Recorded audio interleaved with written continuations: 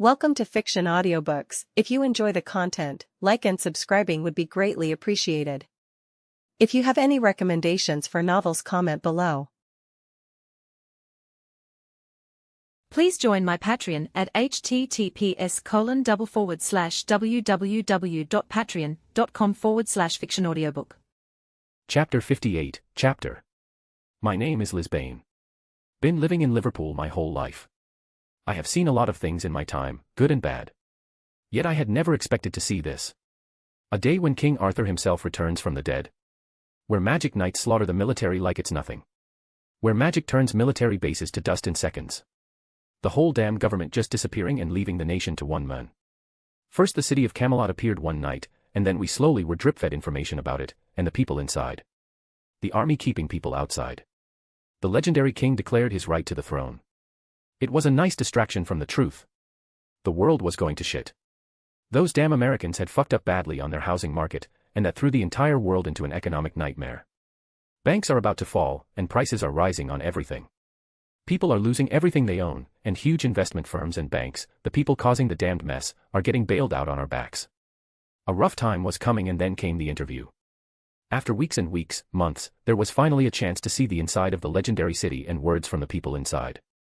After so long with little information, everyone eagerly sat by the TVs and watched every moment. And what an interview. Massive announcement after massive reveal. History books have to be completely rewritten, and the national inheritance has to be rethought. But more than that was the fact that King Arthur declared himself the absolute King of England, Wales, and Scotland. Then, using that claim to make big decrees. No income tax for a year. A stop to all evictions. Those two alone were enough to throw the entire nation into chaos. And everyone quickly supported them. Sure, they were crazy, but they were also different.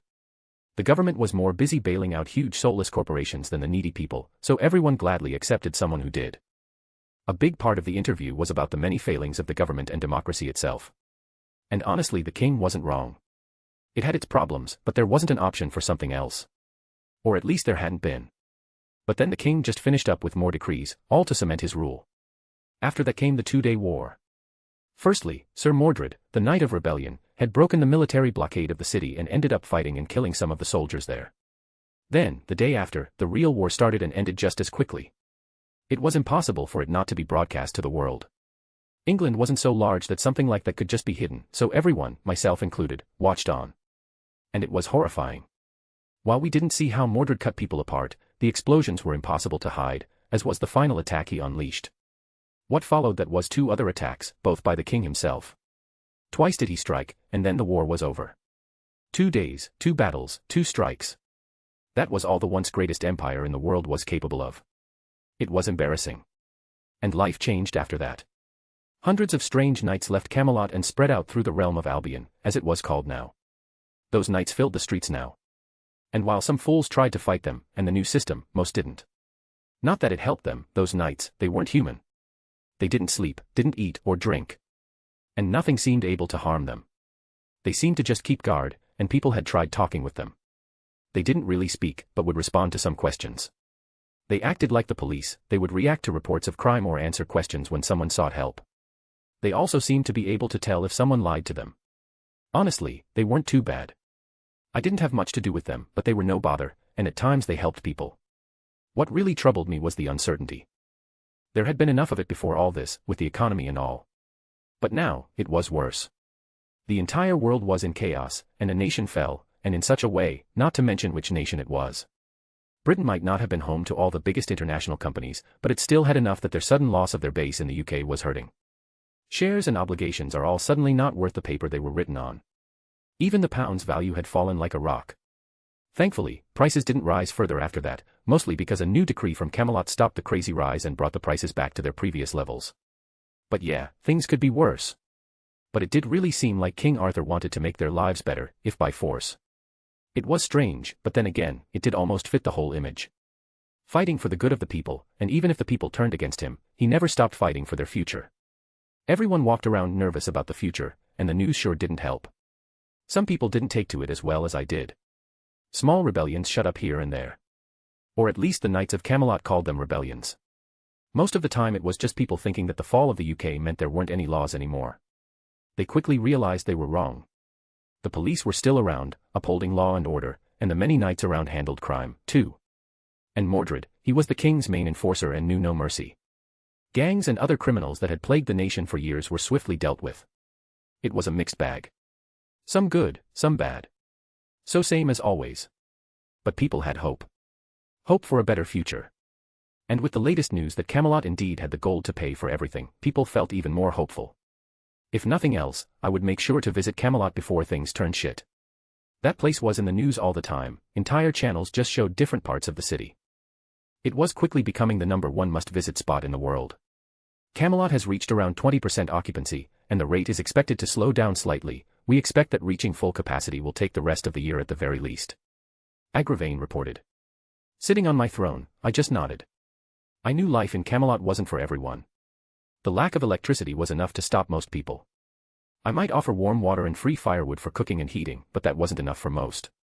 Those who had been brave enough to move in were either older people or those who wished for a simpler life. So, we still had plenty of families with young kids. Another large part of the population was those who sought to make money from tourism. And there were many of those, thousands of them came and went every day. Outside the city, people are planning to build up hotels and more. Though such things took time, more so since getting any kind of permissions took a long time. I was much too busy to deal with such things right now. My time went into keeping the realm together, and improving it would come next. Moving the administration here isn't progressing very well.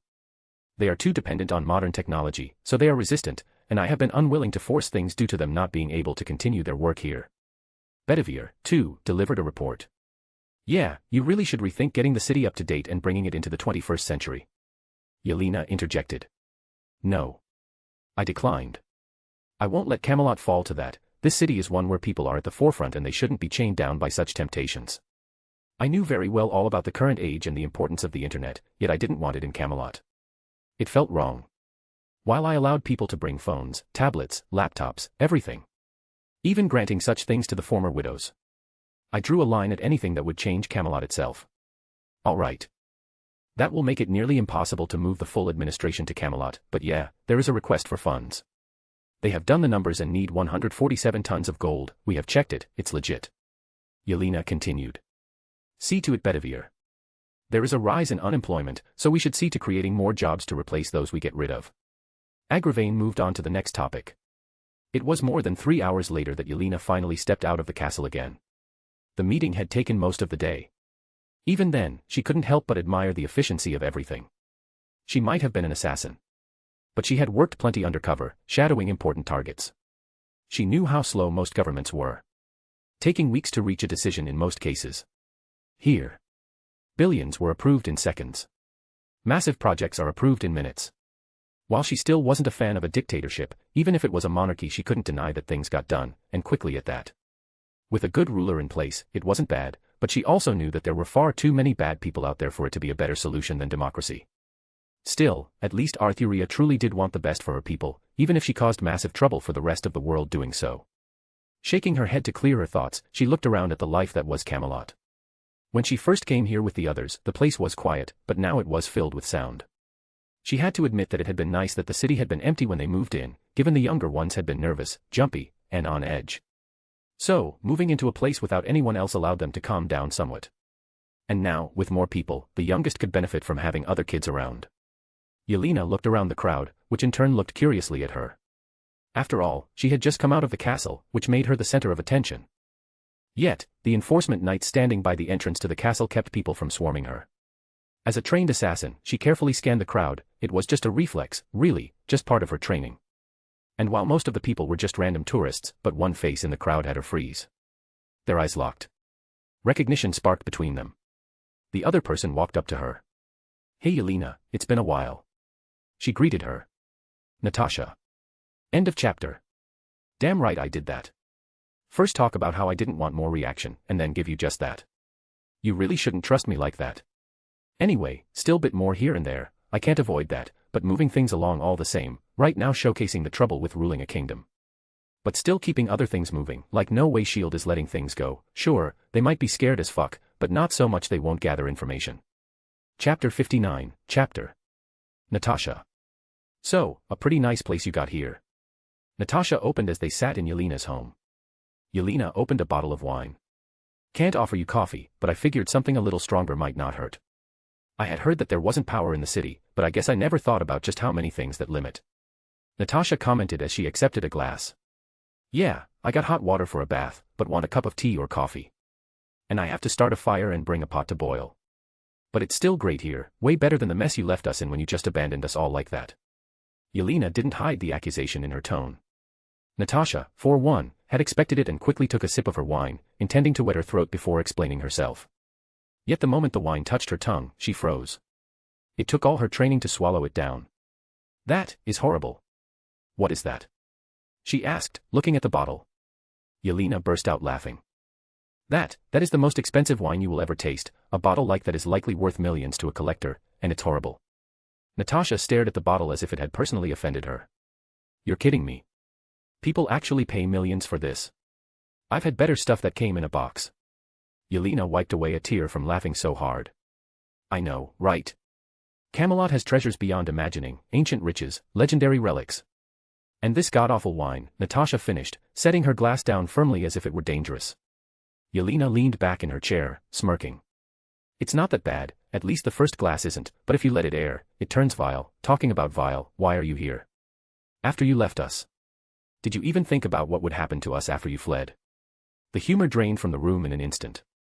Natasha's playful expression vanished, replaced by something heavier, guilt, regret. She set her glass down slowly, as if even the sound of it hitting the table would carry the weight of her past decisions. I thought about it every day, Natasha admitted quietly, not meeting Yelena's gaze at first. I didn't leave because I wanted to. I left because I had to. Yelena scoffed, crossing her arms as she leaned forward. That's what you keep telling yourself, huh? You had to leave. And what about us? We didn't have a choice. We were abandoned, scrambling to survive.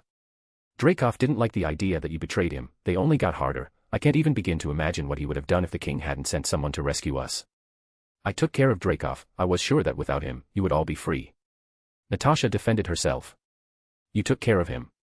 Yeah, right, you tried all right, and he survived, and when he came back. We were worse than ever. The training, the brainwashing, it only got worse. Yelena shot back. Natasha's fingers tightened around the edge of the table, her knuckles whitening as the weight of Yelena's words crashed down on her. I didn't know, she whispered, her voice cracking slightly. I thought, when I blew up that building, I thought it was over. I thought you were free. Well, you thought wrong, Yelena snapped, her eyes blazing with anger and pain. You thought you saved us, but all you did was make him angry. And we were the ones who had to pay the price. The room felt suffocating, the silence between them filled with unspoken memories and shared trauma. Natasha closed her eyes for a moment, forcing herself to breathe. When she opened them, they shimmered with a mix of regret and determination. I'm sorry, she said, the words heavy but genuine. I didn't know.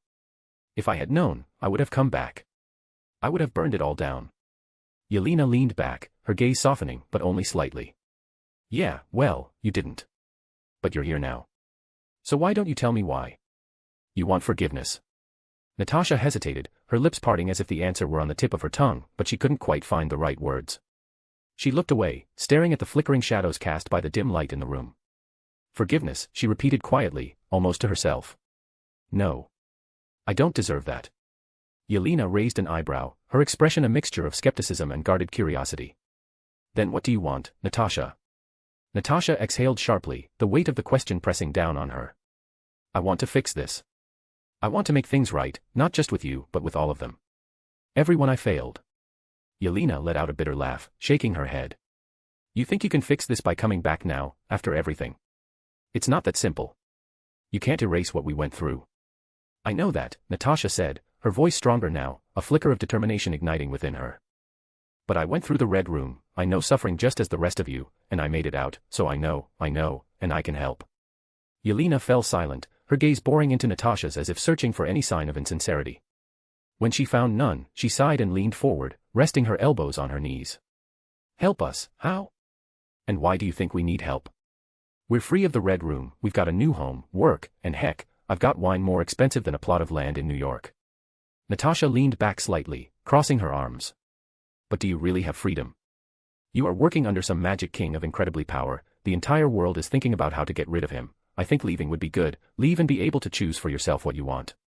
Her words caused Yelena to narrow her eyes. So you think we are kept here against our will? Forced to work. Trained to become killers or something. And then you come, to save us and make us work for whoever you work for. Natasha's eyes widened slightly, her posture stiffening. No, that's not what I meant. I'm not here to recruit you or drag you into someone else's war. She paused, running a hand through her hair, frustration clear on her face. I just want you to have options. Real options. To choose your own future. Yelena's expression didn't soften. You don't think we have that already? And even if not, where else could we go? Dreykov wasn't there when they freed us, he is still out there. Here, in England, in Albion, we are safe. Natasha exhaled slowly, her shoulders slumping slightly. I get it. Safety is important. I'm not saying it isn't, but if Dreykov is still out there, do you really think this place is untouchable forever? Yelena couldn't help but look at Natasha in shock. Are you kidding me? Dreykov. Coming here? Please, Arthuria is a capital G goddess, the entire UN is shitting their pants over his last display. Here in Camelot, I could have assassinated the President of America and be totally safe. Natasha blinked, momentarily stunned by Yelena's bluntness. That's not exactly comforting, she muttered, leaning forward. I get that Arthuria is powerful, but power like that also attracts enemies. The UN isn't going to stay frozen in fear forever. Eventually, they'll act. Yelena shrugged, swirling the wine in her glass absent-mindedly. Let them act. They've already tried once, and Mordred sent them packing. You think they're ready for another taste of that? Trust me, Natasha, we're safer here than we ever were on the run. Natasha stared into her own glass, her fingers tapping against the rim. It's just. I've spent so long running, planning, staying ahead of the next threat. I can't imagine a place where you don't have to. Well, maybe that's your problem, Yelena said, leaning back with a smirk. You can't imagine it, but I'm living it. Sure, it's not perfect, this wine is proof of that, but it's better than anything we had before. No handlers. No missions. Just freedom. Natasha hesitated. But what about choice? Isn't this just another version of being under someone's rule? Yelena's smirk softened into something more thoughtful. Are there anyone in the world who are truly free? Who isn't under the rule of someone else? Here it's a person, sure, but aren't you under a system if not a person? Natasha fell silent, Yelena's words sinking in deeper than she wanted to admit. She knew the truth of it, no one was ever completely free. I guess you're right, Natasha admitted, her voice quieter now. But it's still hard to trust that kind of rule. I've spent my life fighting against control. I get it, Yelena replied, leaning forward and resting her arms on the table. But you don't know her. If you did, you wouldn't be offering to help us get out of working for her, but help us not get fired. Her? Natasha asked. Yelena clicked her tongue. Damn, I forgot you didn't know, but well, cat is out of the bag. The king is a woman. It's crazy, but true. But honestly, I'm not sure if it matters. Being a god and all, she is so different from others. So pure, not at all like politicians and stuff. Natasha blinked, the revelation catching her completely off guard. Wait, the king of Camelot is a woman. And you're telling me she's some kind of goddess? Yep, Yelena said, leaning back with a smug grin. So very different from those greedy men in power normally. She is pretty much perfect, if a bit stuck in her ways, unwilling to allow new stuff. Natasha shook her head slowly. You know, I was among the first to meet him. I mean her, I did suspect it, but it was impossible to judge back then, but still, a god. How does that work? Yelena chuckled, swirling the wine in her glass again. How does that work? Hell if I know. Magic, divine will, fate, pick one. All I know is, she's not normal. She's something beyond us, and she's real. You saw what happened on the battlefield when Mordred fought. You think a normal human can command that kind of power? Natasha leaned forward, her elbows resting on the table as she processed this. So, she's actually all that. Divine, noble, untouchable, but what does she want? Exactly what she says she wants, Yelena replied, shrugging. Order. Peace. Prosperity. A kingdom where people don't starve, and no one fears eviction or war. She's not about control for the sake of it, she just believes that without structure, things fall apart. Natasha tapped her fingers against the table thoughtfully. Sounds almost too good to be true. People like that usually end up disappointing you. True. Yelena admitted. But you forgot, she isn't a person, she is a god, you can't judge her the same way. The way she thinks, it's not like you and me. Even the Knights of the Round Table also think differently, which is why I think it might work. Natasha's lips pressed into a thin line. You really believe in this? I guess I'm just too used to betrayals, to distrust, to believe in it as you do. Yelena smiled softly, a hint of understanding flickering in her gaze. I get it, Nat. You've been through hell, just like me, just like the others. But that's exactly why I believe in this. Because for the first time, we're not being used or betrayed. We're being protected. Natasha exhaled slowly, the tension in her shoulders lessening just a fraction.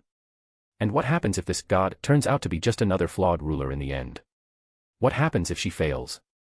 Then the world is doomed. Because what can you do against a God? Weapons mean nothing, you can't kill a God, so let's just hope that never happens. I never was one for that kind of stuff, but meeting a real goddess changed me, I guess. Yelena replied with a hint of humor in her voice. The room fell silent for a moment, the weight of Yelena's words settling between them. Natasha reached for her glass, staring into the deep red liquid. I almost miss the times when the world was simple, it seems that it grows stranger every day. Yelena chuckled, leaning back in her chair as she swirled the wine in her glass. Simple?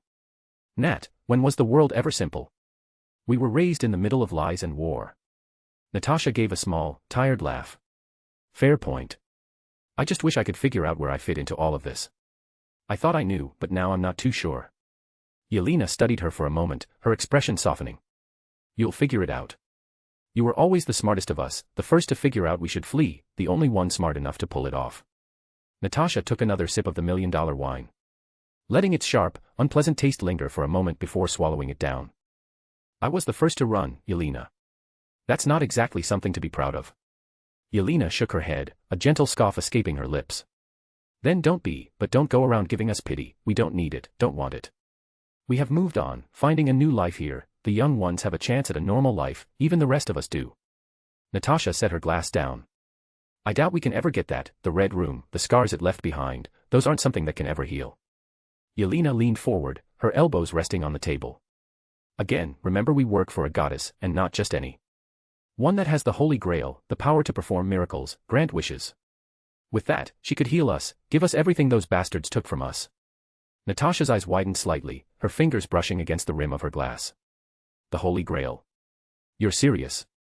Yelena nodded, her gaze steady. Dead serious. And it's not some fairy tale. I've seen what she can do, this wine. She made it from nothing, I gave a list of things, and she used the Grail to wish she had it, and boom, it all appeared out of thin air. Natasha blinked, leaning forward slightly, her voice quiet but intense. She can just create things out of thin air? Anything. Yelena nodded. Pretty much. Food, supplies, weapons, you name it. It's why Camelot is thriving despite the chaos outside. She's not running on hopes and dreams. She's making things happen, literally. Natasha leaned back, exhaling slowly. And you think she'd use that power to fix you? I think it could happen, she seemed a bit unwilling to use it too much, but she is kind. She wouldn't let us go unrewarded, so we work hard because she alone can give us things no one else ever could. Yelena replied confidently. End of chapter. Damn, Yelena is really spilling all the beans, and here I thought she was supposed to be some kind of master spy, she really has let go, hasn't she? Chapter 60, Chapter. And that concludes my report, Director. Thank you, Agent Romanoff, for now, stay where you are and continue to gather information. I will contact you when I have further instructions, consider it a vacation. Fury ended the call and leaned back, letting out a sigh as he started massaging his temples. The information Romanoff had brought back was groundbreaking and head-splitting. The fact that King Arthur is a woman is valuable information. Operating under the false impression that they were dealing with a man was dangerous. After all, the two sexes did think differently. It might not be much, but when it came to situations like this, even small things could have massive impacts. The fact that this female King Arthur was also a self-proclaimed goddess who seemed to think differently from humans quickly complicated matters and was the main reason for his headache. The fact that she apparently possessed the Holy Grail, an artifact able to fulfill wishes, ranked a close second. His main thoughts lingered around the connection between the Grail and her powers. Did she have the Grail due to her power, or did she have the power due to the Grail? While Romanoff's report had given some answers, it had also given rise to more questions still. Knock knock. Yes. Sir. Said Coulson as he opened the door. There has been a development. The private jet hummed as it descended toward the Stark Industries airstrip. Outside the window, the sprawling California coastline stretched endlessly. Its familiar beauty lost on Tony Stark as he leaned back in his seat, nursing the glass of whiskey in his hand. The ice clinked softly, matching the rhythm of his swirling thoughts. He had been gone for 3 months, kidnapped by terrorists, held captive in a cave, and forced to build weapons. He'd survived through wit and desperation, building the Mark I suit of armor that had carried him out of that hellhole. He was free now, free, but different. The arc reactor embedded in his chest was proof of that. However, the change to his body was hardly the only change he had experienced.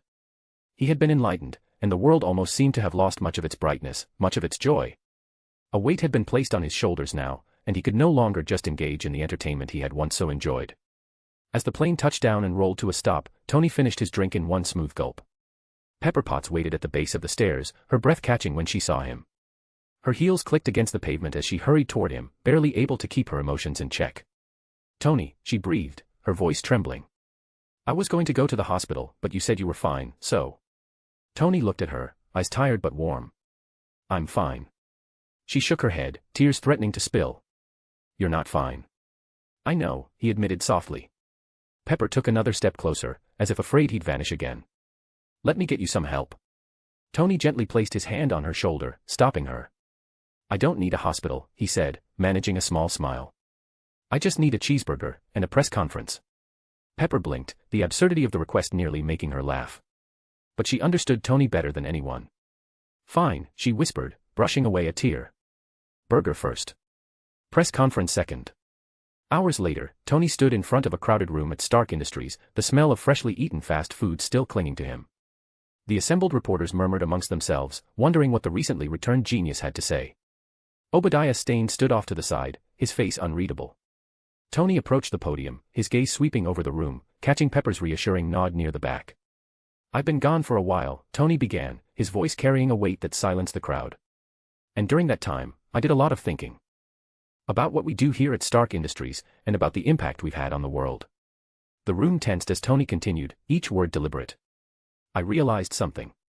We've been building weapons, powerful, destructive weapons, and selling them to people who don't always have the best intentions. And as much as I'd like to say I was blind to it, I wasn't. I ignored it." A reporter raised a hand, but Tony pushed on. "That changes today. Effective immediately, Stark Industries will no longer manufacture weapons." Gasps and murmurs rippled through the crowd. Obadiah shifted uncomfortably, whispering something to a nearby aide. Tony didn't stick around to answer their questions. He stepped back, leaving the chaos behind him as Pepper followed him into the corridor. Back at the mansion, Tony dropped onto the couch in his sprawling living room, exhaling as the tension of the day finally lifted. The arc reactor hummed faintly beneath his shirt, a constant reminder of what had happened in that cave. Pepper entered the room with her tablet in hand. "So, that was subtle." He smirked. "You know me, never one for small gestures." She set the tablet down and sat across from him. "Tony, there's something you need to know." He arched a brow. "What now? Did the board already decide to stage a coup?" Pepper shook her head, her expression serious. "The world's changed while you were gone. And I don't just mean the market's reacting to you shutting down the weapons division." Tony sat up, curiosity sparking in his eyes. "How bad is it?" "It's not just bad. It's different." She tapped a few buttons on the tablet, and the large screen mounted on the wall flickered to life, displaying news clips, headlines, and international updates. Albion rises, King Arthuria Pendragon declares a new era for Britain. Camelot reborn, magic and myth return to the modern world. Global markets reeling after Britain's economic transformation. Tony leaned forward, rubbing his chin as he watched footage of armored knights patrolling the streets of London, news anchors analyzing Camelot's sudden rise, and images of politicians scrambling to adapt to the new reality. Tony was shocked by what he saw. He faintly remembered something about Camelot popping up before his kidnapping. But honestly, after what he had gone through, he had forgotten most of it. Tony leaned back, running a hand through his hair as the screen continued flashing images of Camelot's resurgence. "Okay, hold up. Camelot. As in knights, swords, and round tables. That Camelot." Pepper nodded, her expression as serious as ever. "Yes. And it's not just a PR stunt or a historical reenactment. It's real, Tony. Arthur Pendragon, or Arthuria, as they're calling him, is leading what used to be the United Kingdom." Tony squinted at the name. "Arthuria. A king with a fancy name, huh?" Pepper hesitated, carefully choosing her words. "It's complicated. No one knows much about him, or them, but people are convinced he's the real deal. And the world just let this happen?" Tony asked, gesturing toward the TV where footage showed armored knights patrolling alongside modern police officers in London. Pepper sighed. "Not exactly. The UK attempted to shut them down with military force, but it didn't work out.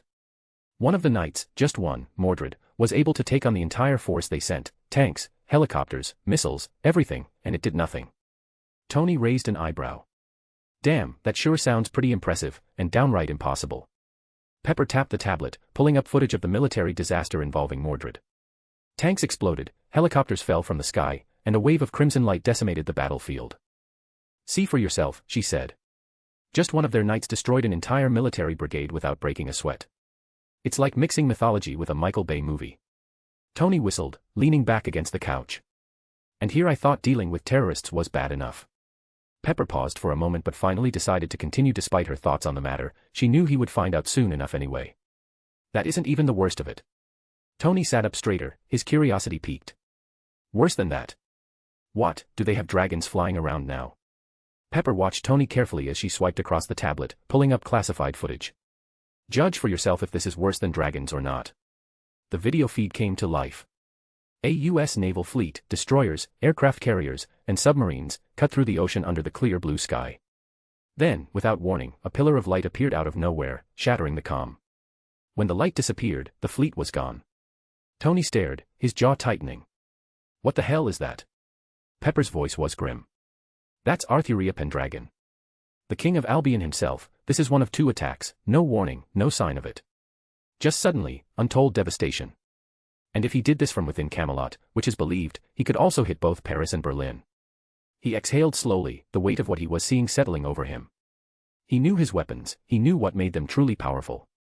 The best weapons were the ones you couldn't defend against. Tony leaned forward, rubbing his hands together as he processed the footage.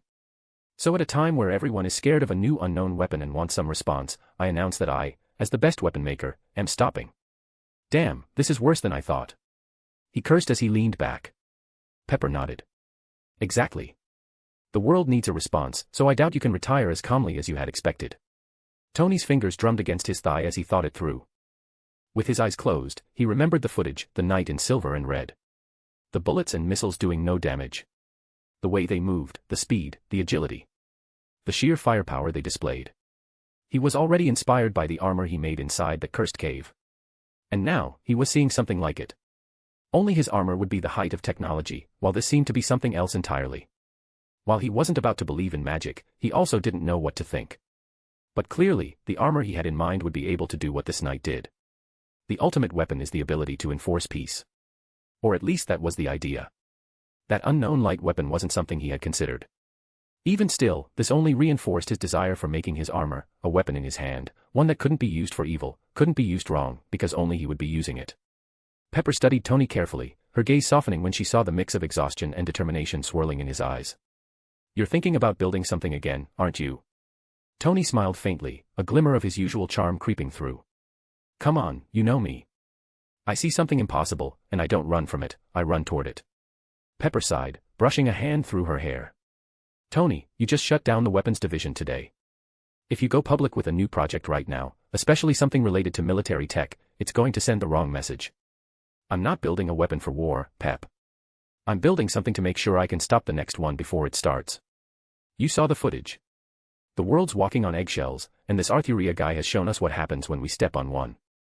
Pepper crossed her arms, pacing a few steps across the room. She was clearly trying to come up with something to say, yet dealing with Tony was never easy. Fine. She sighed. Just be careful, the world has changed since you disappeared. Tony leaned back into the couch, watching as Pepper turned to leave. When has careful ever been my thing, he teased, but his voice held a tinge of seriousness beneath the playful facade. Pepper turned back to face him, her hand resting on the doorframe. That's what worries me. She left the room, leaving Tony alone with his thoughts and the faint hum of the arc reactor beneath his shirt. He picked up the tablet she had left behind and swiped through the news clips again, the headlines blaring at him. Camelot unstoppable, world leaders scramble for diplomatic solutions. Global tensions rise as Albion asserts power. How can technology compete with the power of myths? Tony tapped the screen, bringing up footage of Arthuria's strike on the U.S. fleet once more. He leaned forward, studying the sheer precision of the attack, the way the light pierced the ships as if they were made of paper. Magic, huh? He scoffed. Sure, why not? Might as well add that to the list of things trying to kill us. He swiped to the next video, Mordred's massacre of the British military at the barricade. The way the knight had moved, the red lightning crackling around his blade, cutting through armor and tanks as if they were nothing. Tony's mind buzzed with ideas. The cave in Afghanistan had forced him to build something crude but life-saving. But now. Now he had the resources, the time, and most importantly, the motivation. He wasn't just protecting himself anymore, he was building something to protect everyone. He stood, tossing the tablet onto the couch. JARVIS. The AI's smooth voice echoed through the room.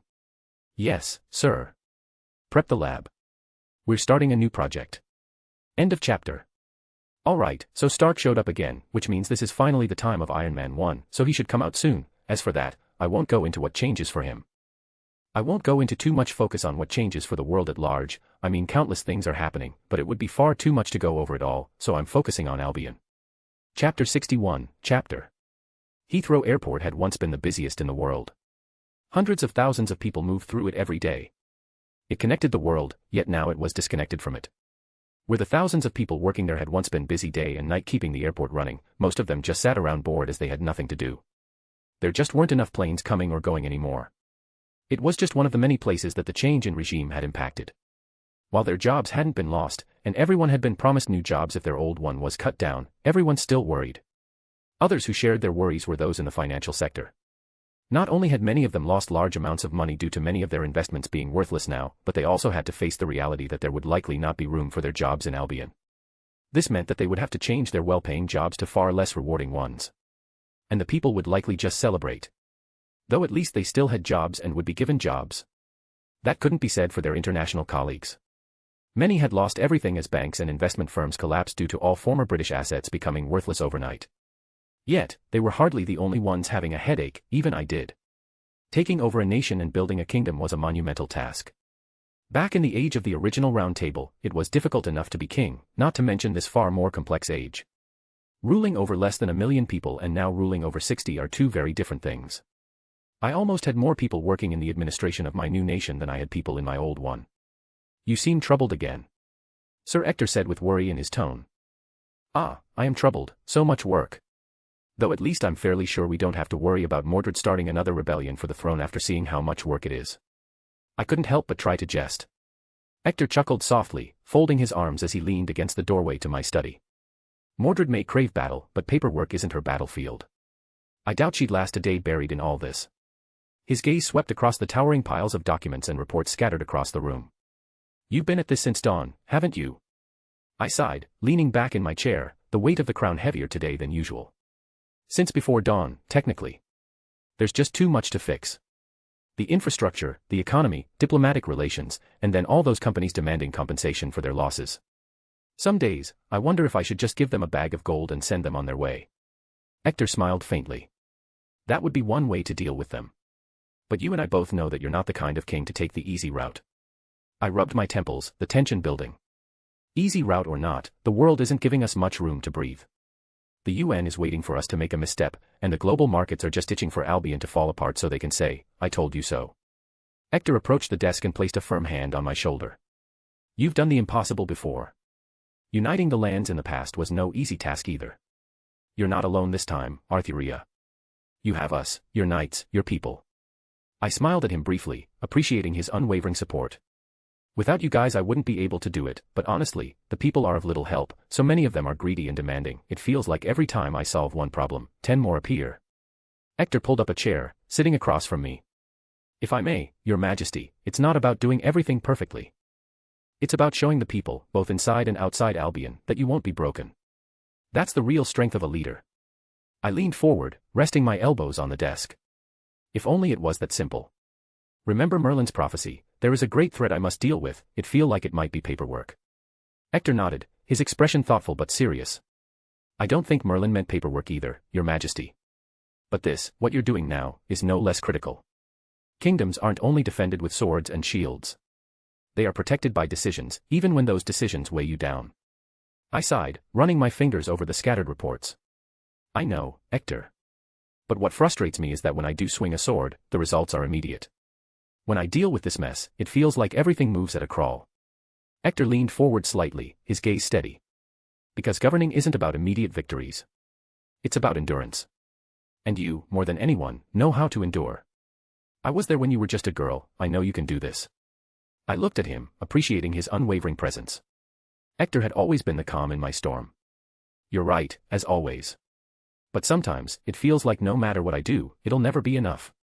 The people demand more, the world expects us to fail, and meanwhile, I'm juggling diplomats, rebels, and collapsing systems.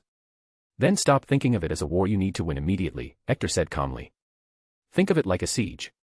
Hold your ground, push forward when you can, and trust that the foundation you're building will last long after these struggles are forgotten. Except I won't forget them. It's almost funny, here I am, a goddess, able to reshape the very earth, rewrite history, and yet I struggle like this. I complained. Hector allowed the faintest smile.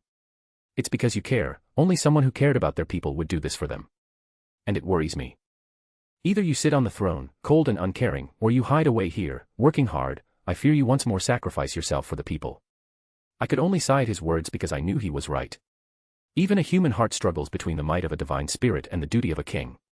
Hector reached across the table, placing a firm but gentle hand over mine.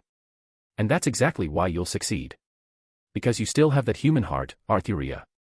You haven't let your power strip away what makes you the ruler people believe in.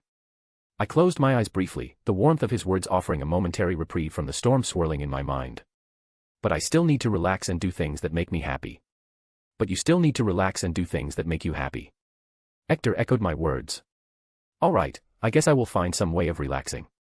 I finally admitted, I too didn't want to spend all my time working, but I was still the ideal king. It was difficult for me to rest while people needed me. The air inside the stables was warm, tinged with the scent of hay, leather, and the comforting presence of horses. I moved from stall to stall, a brush in hand, gently running it over the black coat of my steed, Lamrii. She huffed softly, her breath warm against my palm as she nuzzled my hand for more attention. She was one of my 2 mounts, though hardly the only animals in the stables. I had collected many since taking over Albion, or rather, many had been gifted to me. While I allowed the former queen the title of duke for herself and her eldest son, other noble families naturally also wanted to be part of the new nobility.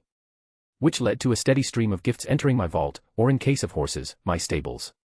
I hadn't paid much attention to it all before, but after my talk with Hector, I had to think long and hard about what I could do. And what I found was this. Here, away from politics, away from the weight of the crown, I could breathe. The rhythmic brushstrokes, the soft whinnies of the horses, and the occasional rustle of hay beneath their hooves created a peaceful symphony that made me feel grounded, even if only briefly. The air shifted slightly as the wooden door to the stables creaked open, the sound of boots against the hay-covered floor echoing softly. I turned my head and wasn't surprised to see Mordred standing there, leaning casually against the doorframe with that ever-present smirk tugging at the corner of her lips. She was dressed in a casual outfit, her cropped red jacket, a simple tank top, shorts, and boots, an outfit that made her look both relaxed and ready for trouble. It was hardly something a proper lady would wear, but it truly did fit Mordred well, outfit. You hiding out here, father? Mordred teased, her eyes scanning the stables before settling on me. Didn't think I'd find the king of Albion brushing horses. I chuckled, giving Lamrii a final stroke before placing the brush down. Even kings need time to rest their minds, I replied. And besides, they're more forgiving than most people. They don't ask for anything except care.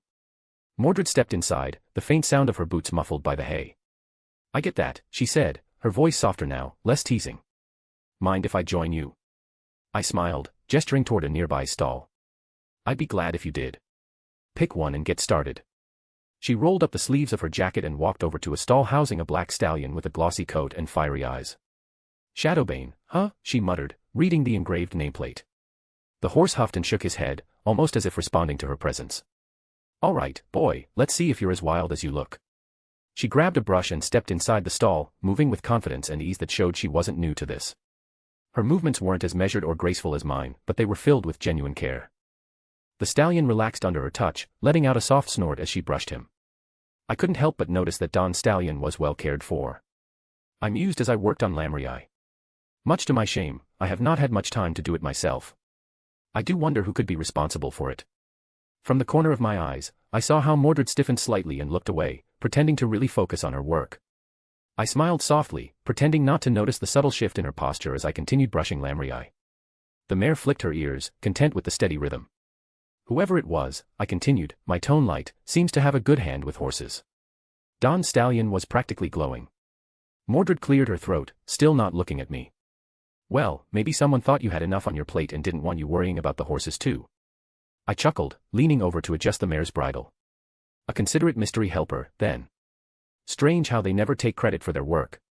She exhaled loudly, rolling her eyes. All right, fine. It was me, okay. I figured you'd want someone to take care of them, and you've got about 1 million things to deal with, so I just did it. I paused, turning to face her fully. Mordred kept her eyes down, her brush gliding through Shadowbane's mane with a little more force than necessary. "Thank you," I said gently. "It means a lot." She finally looked up, meeting my gaze for a brief moment before quickly turning back to the stallion. "Don't make it weird, father. I wasn't trying to be sentimental or anything. I just didn't want the horses suffering because you've got too much to do." I smiled, but I didn't push her further. "Still, I appreciate it. You've done good work." We worked in silence for a while, the only sounds coming from the horses shifting in their stalls and the soft brush strokes against their coats. Eventually, Mordred broke the silence, her voice quieter this time. "Do you ever regret it?" she asked suddenly, her brush slowing. I blinked, taken aback. If I ever regret it? That is a tough question. There are many things I regret. As for taking up the sword, yes, I regret it. I should have let someone more worthy take it, someone who could do better than me. She set the brush down with a huff and turned toward me. "You shouldn't say things like that," she said firmly. I blinked, tilting my head. "Things like what?" "That someone else would have done better than you." Her voice was filled with conviction, her red eyes sharp and unwavering. "No one could do better. No one. You're the king of knights, father. You're the king. The only one that matters." I paused, watching her as she stood there, fists clenched at her sides as if daring me to argue. There was something raw in her words, something deeply personal. "Mordred." I started, but she wasn't finished. "I don't care how hard things get, or how many fools try to say otherwise. There's no one else. You're the one who built Camelot. You're the one who led us. You're the only king worth following." Her voice softened just slightly, but the intensity in her gaze never wavered. "And I won't stand for anyone, saying otherwise. Not even you." For a moment, I could only stare at her. Then, slowly, I set my brush down, turning to fully face her. "You really believe that?" She scoffed, crossing her arms. "Of course I do. And anyone who thinks differently is a fool." A small chuckle escaped me, not out of amusement, but out of sheer affection. "You've always been stubborn." She grinned. "Learned it from you." I stepped closer, reaching out to rest a hand on her shoulder. "Then I'll try to stop doubting myself. If only because I know you won't let me." She straightened under my touch, nodding once. "Good. Because I won't." The moment hung between us, unspoken but understood. Mordred would never say it outright, words like love, admiration, devotion, they didn't come easily to her. But they didn't need to. Everything she just said, everything in her stance, in her fire, in the way she refused to accept that I could ever be less than what I was, it said more than words ever could. I gave her shoulder a small squeeze, then turned back to my work. "Come on, then. We're not done here yet." Mordred huffed, but there was something softer in her expression now. She grabbed her brush again, returning to Shadowbane's side. Yeah. But if you keep slacking off, I will show you up." I chuckled. "I'd like to see you try." And so we worked, side by side, as we always had. And in that moment, I knew that no matter how heavy the crown, no matter how uncertain the path ahead, I would never be walking it alone.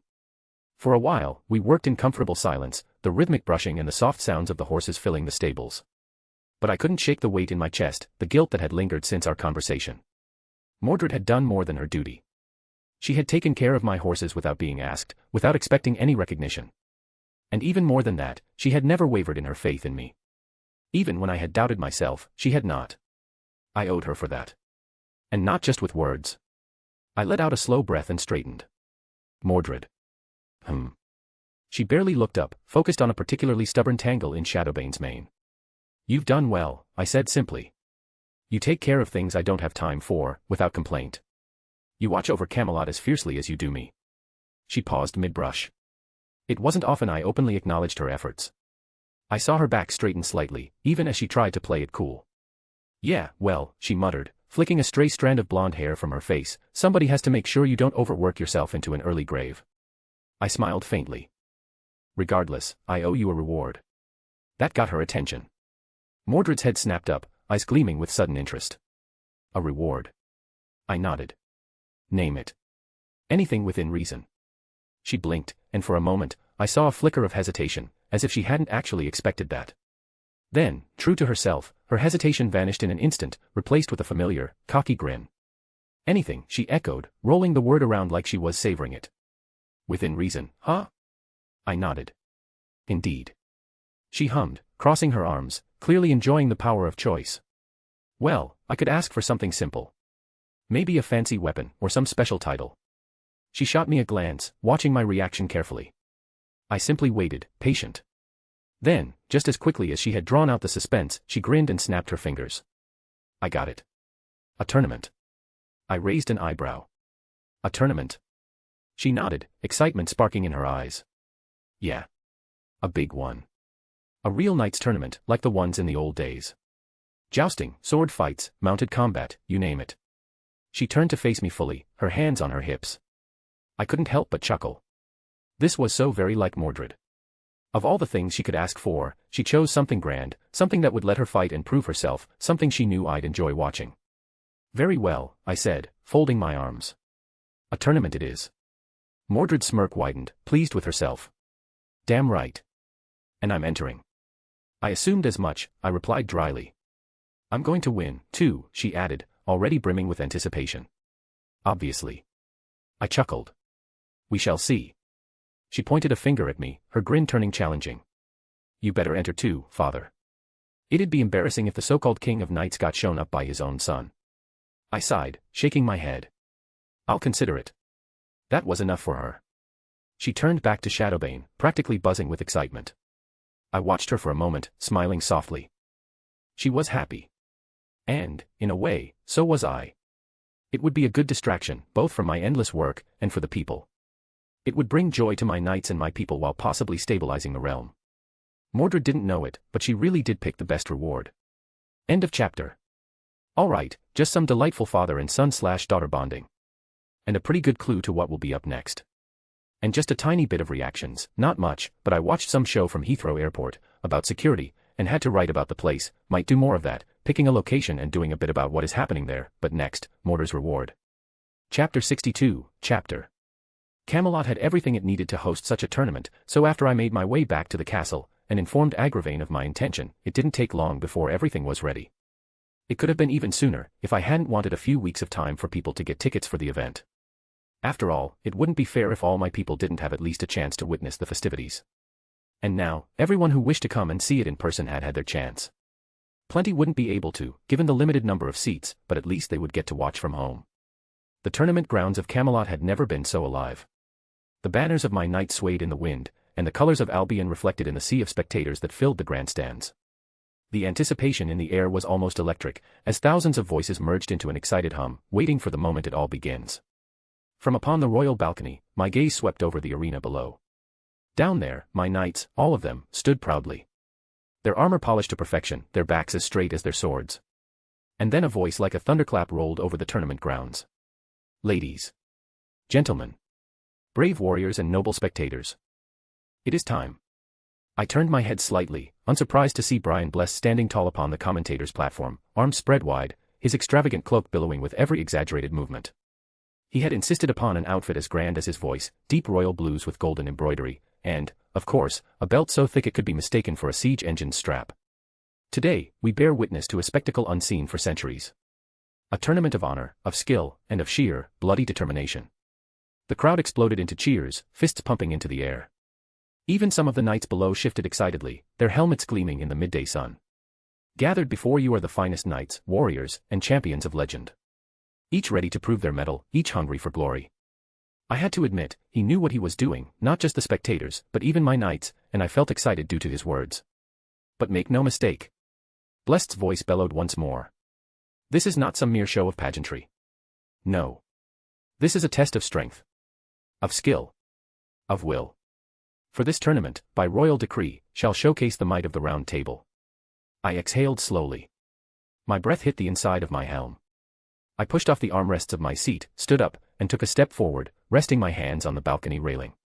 Bless turned toward me now, his arms raised high in grand, theatrical flair. And now, before we begin, it is only fitting that we turn our eyes to the one who has made this all possible. The very heart of Camelot. The king who has returned to lead Albion into a new era. People of the realm, raise your voices for his majesty, the once and future king, Arthuria Pendragon. The sheer roar of the crowd was deafening. It rolled through the stands like thunder, a wave of applause, cheers, and exultation. I was amazed at the reaction he was getting from the crowd. I knew well that there were plenty of people who didn't like me, who didn't yet fully approve of me. Yet, clearly, Brian Blessed was able to make them all forget about that. Truly the voice of God. Gazing over the thousands who had gathered, citizens of Albion, visitors from distant lands, warriors who had come to test themselves under the banner of chivalry. I lifted a gauntlet hand, and the noise slowly quieted, anticipation thick in the air. My people, I began, my voice carrying across the grounds. Today is not a day of war. It is not a day of politics. It is not a day of division. I let the words settle before continuing. Today is a day of celebration. One where my knights act not of duty but desire, a desire to prove themselves, to show off their strength, their valor. To show their worth and earn honor. To test their mettle, their skill, and their resolve. My gaze swept across my knights, standing ready to get up front and center. I know my knights, I know their skills, their resolve, and their worth. Yet to you, they are stories, legends. Today, you too shall see their worth.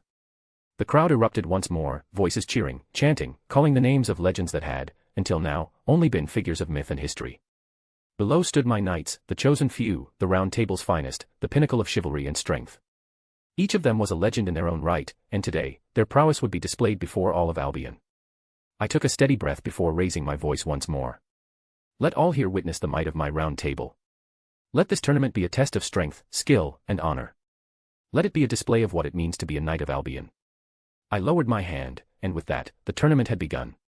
Brian Blest's voice boomed once more, brimming with sheer, uncontainable enthusiasm. And with those words from our king, I say we rejoice.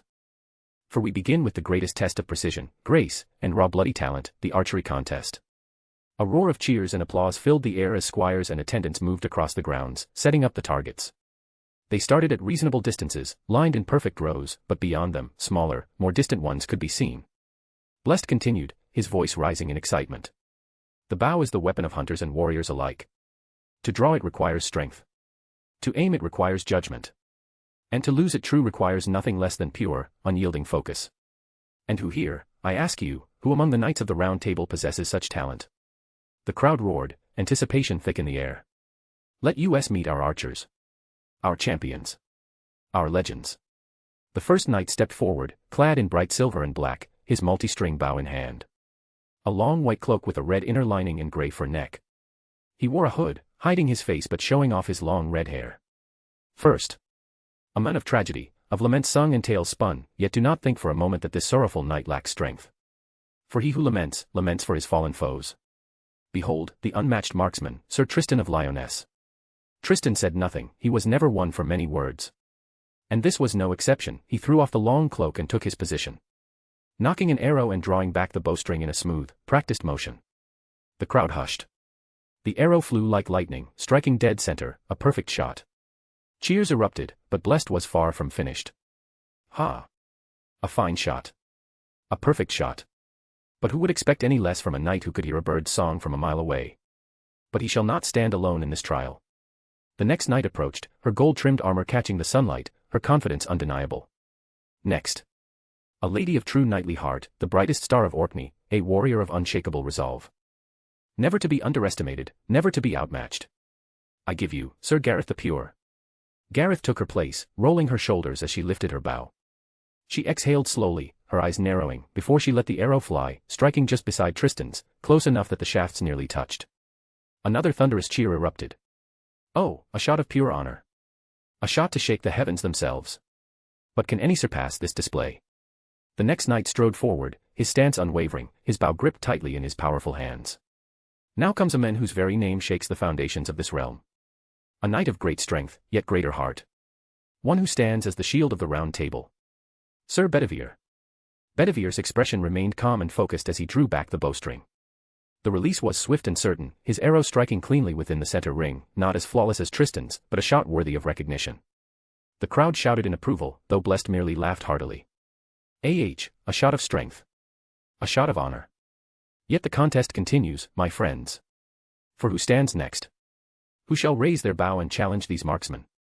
And then, with a swagger only he could manage, the next knight stepped forward, a familiar bull-horned helmet on her head, confidence radiating from every motion. And now. Oh, now, we have a knight who needs no introduction, but I shall give him one anyway.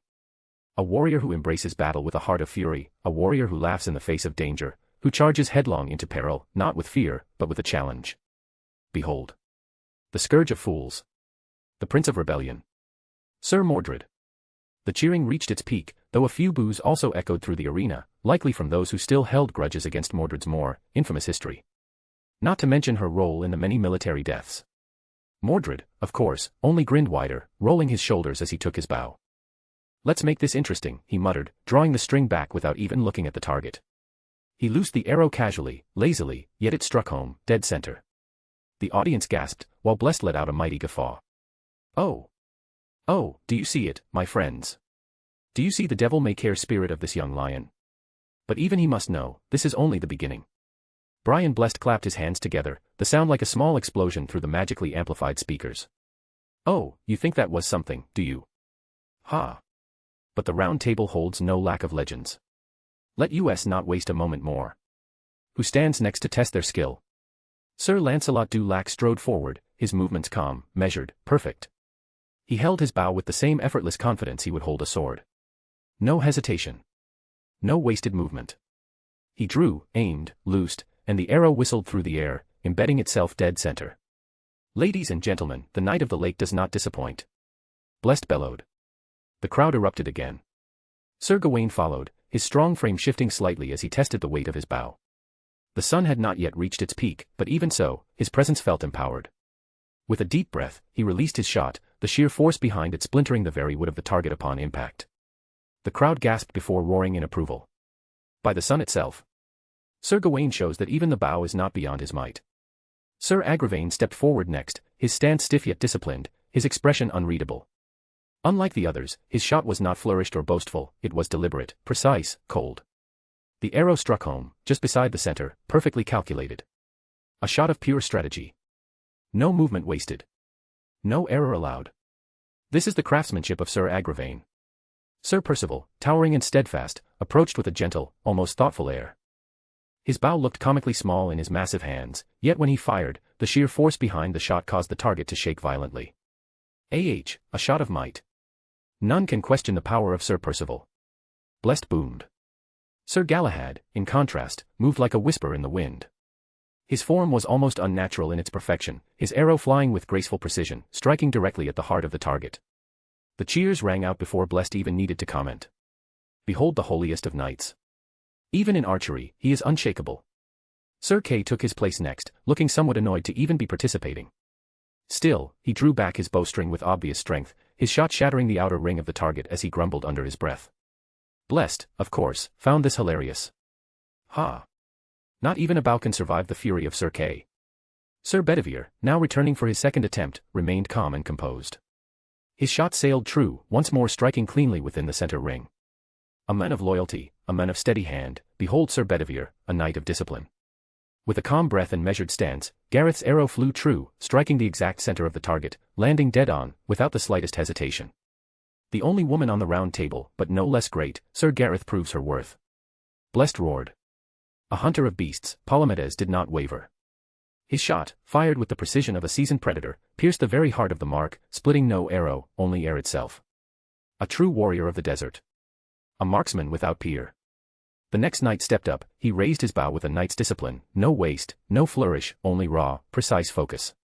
The arrow snapped into the bullseye, as if it had been called there by fate itself. The wilderness knight strikes true. Unyielding as the land he calls home.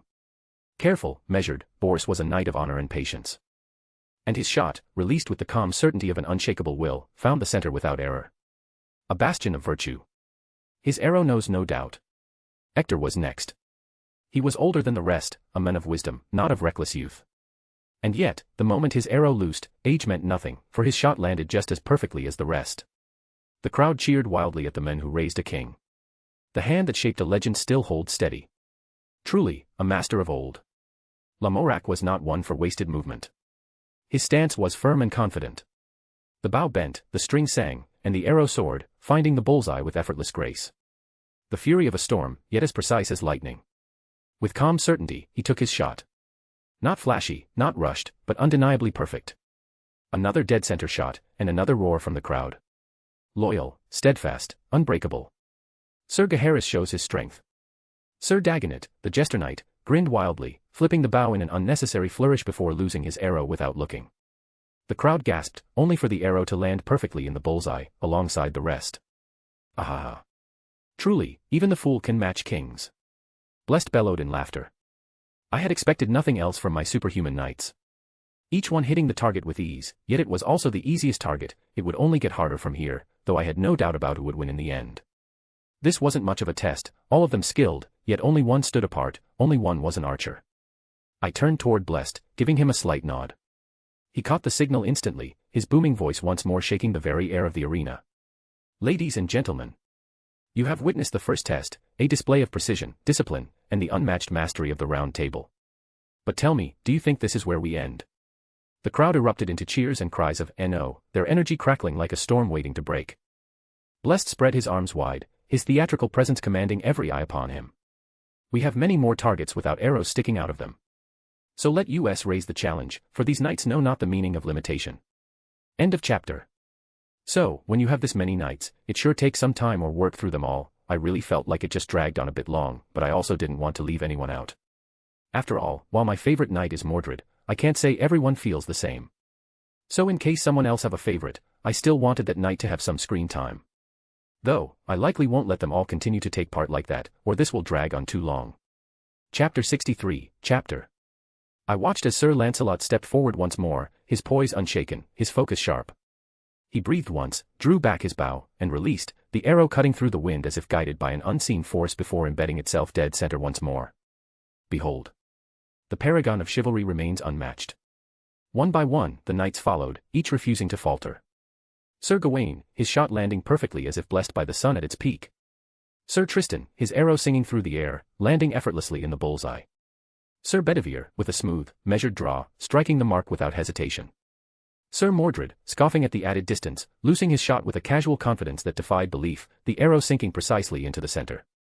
Sir Agravain, ever methodical, calculating the wind and striking without flaw. Sir Gareth, Sir Kay, Sir Galahad, and Sir Percival, each with absolute precision, making what should have been an impossible shot seem effortless. Sir Palomedes, Sir Lionel, Sir Bors, Sir Ector, and Sir Lamorak, each in turn, their arrows never faltering, never deviating from their target. Sir Gaheris, calm and steady, making a perfect shot look as simple as breathing. Sir Dagonet, ever the performer, shot his arrow while spinning on one foot, his arrow still buried itself in the center of the target without fail. The crowd's disbelief turned into raucous celebration, chants of Camelot. Camelot, shaking the tournament grounds as the announcers and scribes scrambled to process what they had just seen.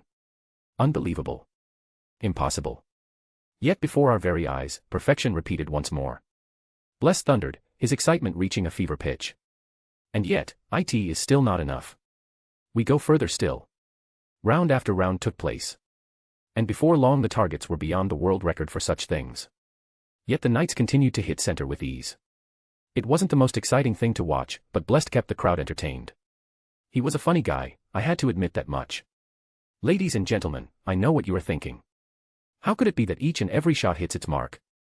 How, you ask, can these knights stare impossibility in the face and call it commonplace?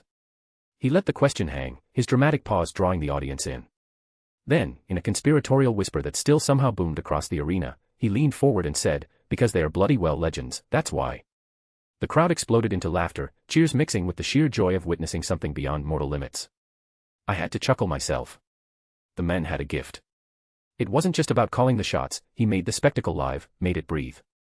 Blessed continued, working up the spectators once more. But we cannot end it here. No, no, no. We have seen their might, but can they show us something truly grand? Something unforgettable. The event took on a more showmanship feel. Soon it wasn't normal targets they were asked to shoot at. But two of them were paired up, and they would both shoot an arrow. With the goal of one hitting the other. The craziness quickly got everyone's attention, and even my knights seemed to enjoy that level of playfulness. The rules were set, and now, the true test of skill and reaction would begin. One knight would fire first, the guiding arrow. The second would fire after, trying to strike the first arrow mid-flight. Then they would swap roles. A feat of timing, precision, and instinct, even the slightest mistake would result in failure. Blessed, practically vibrating with excitement, raised his arms. Oh, I can feel it. Can you feel it?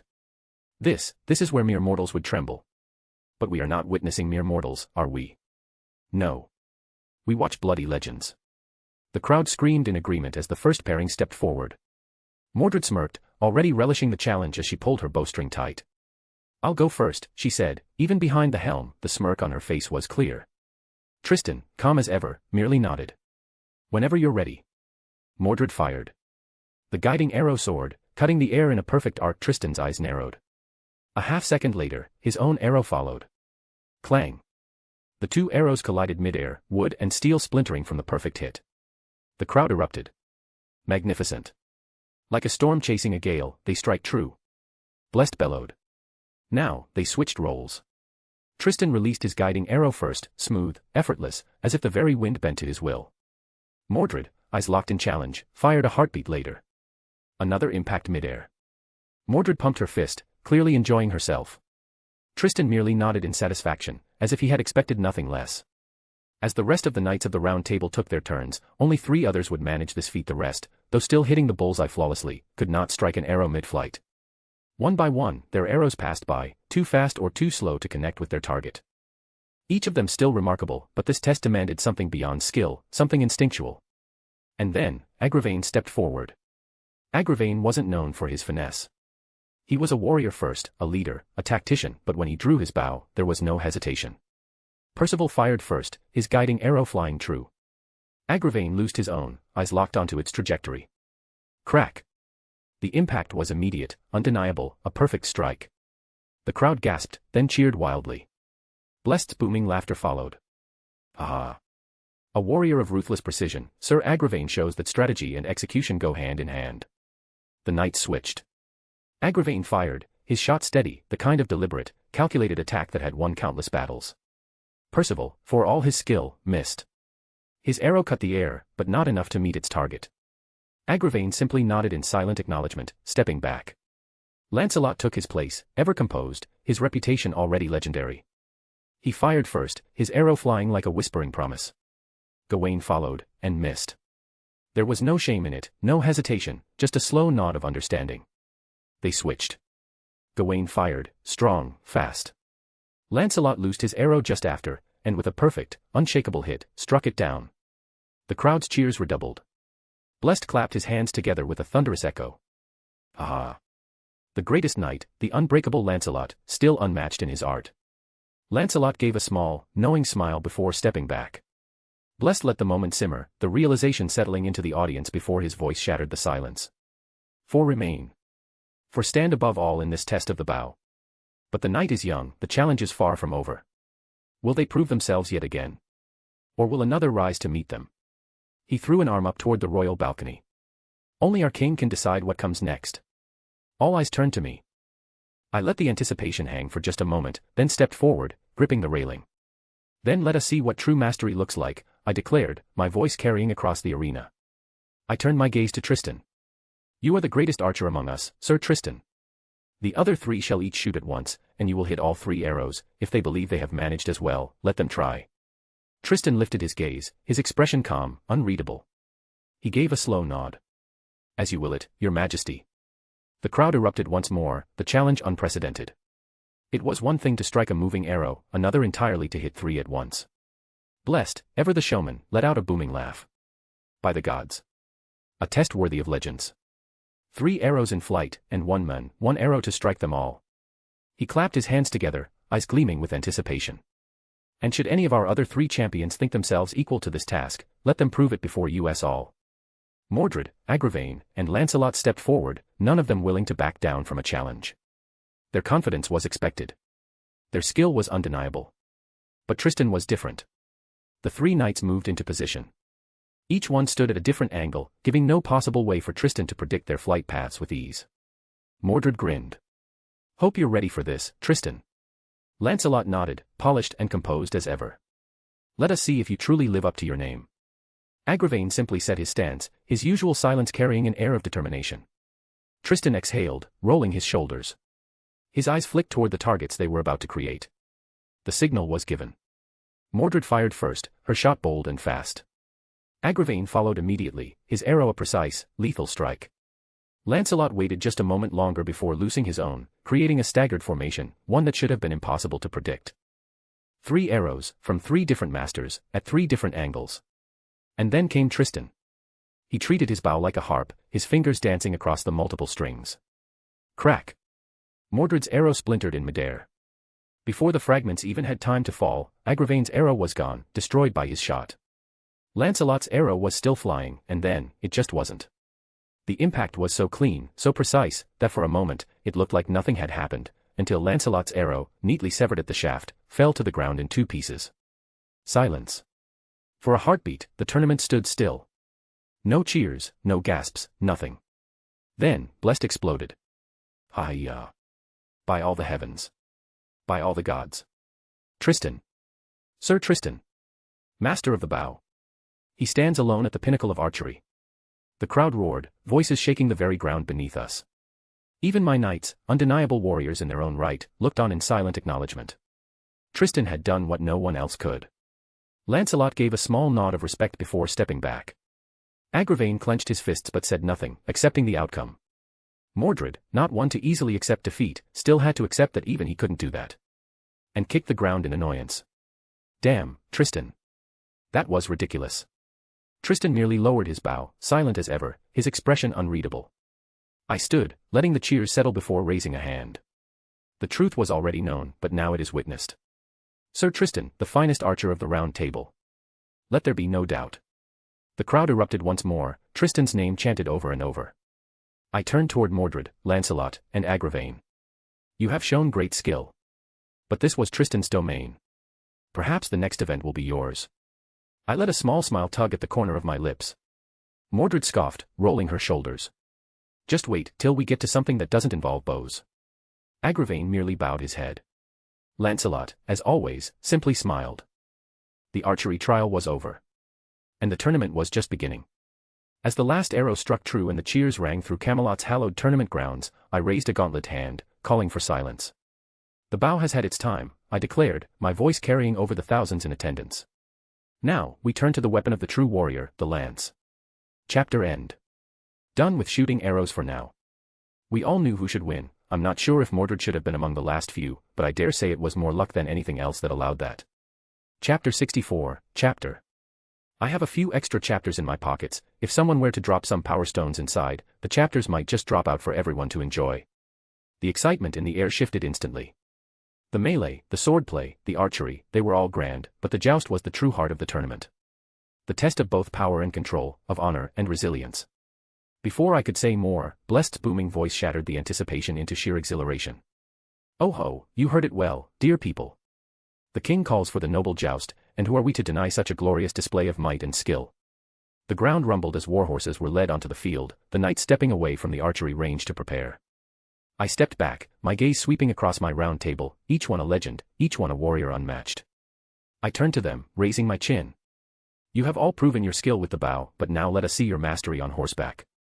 Let Camelot and all of Albion witness the true splendor of its champions.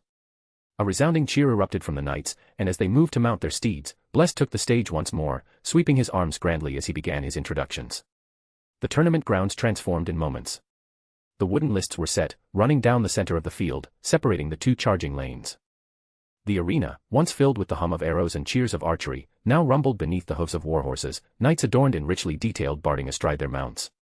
Blessed did not simply introduce the knights. He exalted them, making every man, woman, and child in the crowd feel as if they were about to witness the legends of old ride to battle. And now, as the sun hangs high and our blood runs hot with anticipation, we welcome the greatest knights of our age and ages before us to the field. The crowd exploded into cheers. The White Knight of Camelot. Unparalleled in honor. The purest soul to ever grace the field of battle, Sir Galahad. Galahad, clad in immaculate silver and white, took his position, his lance held perfectly upright, his warhorse, pristine and trained beyond fault. The warrior of the sun. His strength doubles as noon approaches. A man who has never known fear in battle, Sir Gawain. Gawain strode forward, his emerald green cape fluttering as he mounted his destrier, nodding at the roaring crowd. The Black Knight, unyielding as iron, sharp as his words, Sir Agravain. Agravain rode forward, silent, controlled, his lance never wavering. The Wandering Knight. Loved and feared in equal measure. A master of both chivalry and passion, Sir Lancelot. Lancelot's mount trotted forward, controlled, powerful, his mere presence igniting roars of admiration and murmurs of expectation. The Red Knight of treachery, but oh, how glorious is his strength. The most relentless warrior among them, Sir Mordred. Mordred smirked, his crimson cape billowing as he rode forward, his red armor reflecting the midday sun. The shadow of Camelot, the Knight of Grief. The one who never falters, never wavers, Sir Tristan. Tristan, ever composed, guided his horse forward, his expression unreadable beneath his helmet. One by one, the knights rode forward, each a legend, each carrying the weight of their name upon their shoulders. When the last of them took their positions, Blessed took a deep breath, then roared. Challengers! Take your lances. Steel your hearts. And ready yourselves, for glory. The arena fell into an anticipatory hush as the first matchup was called.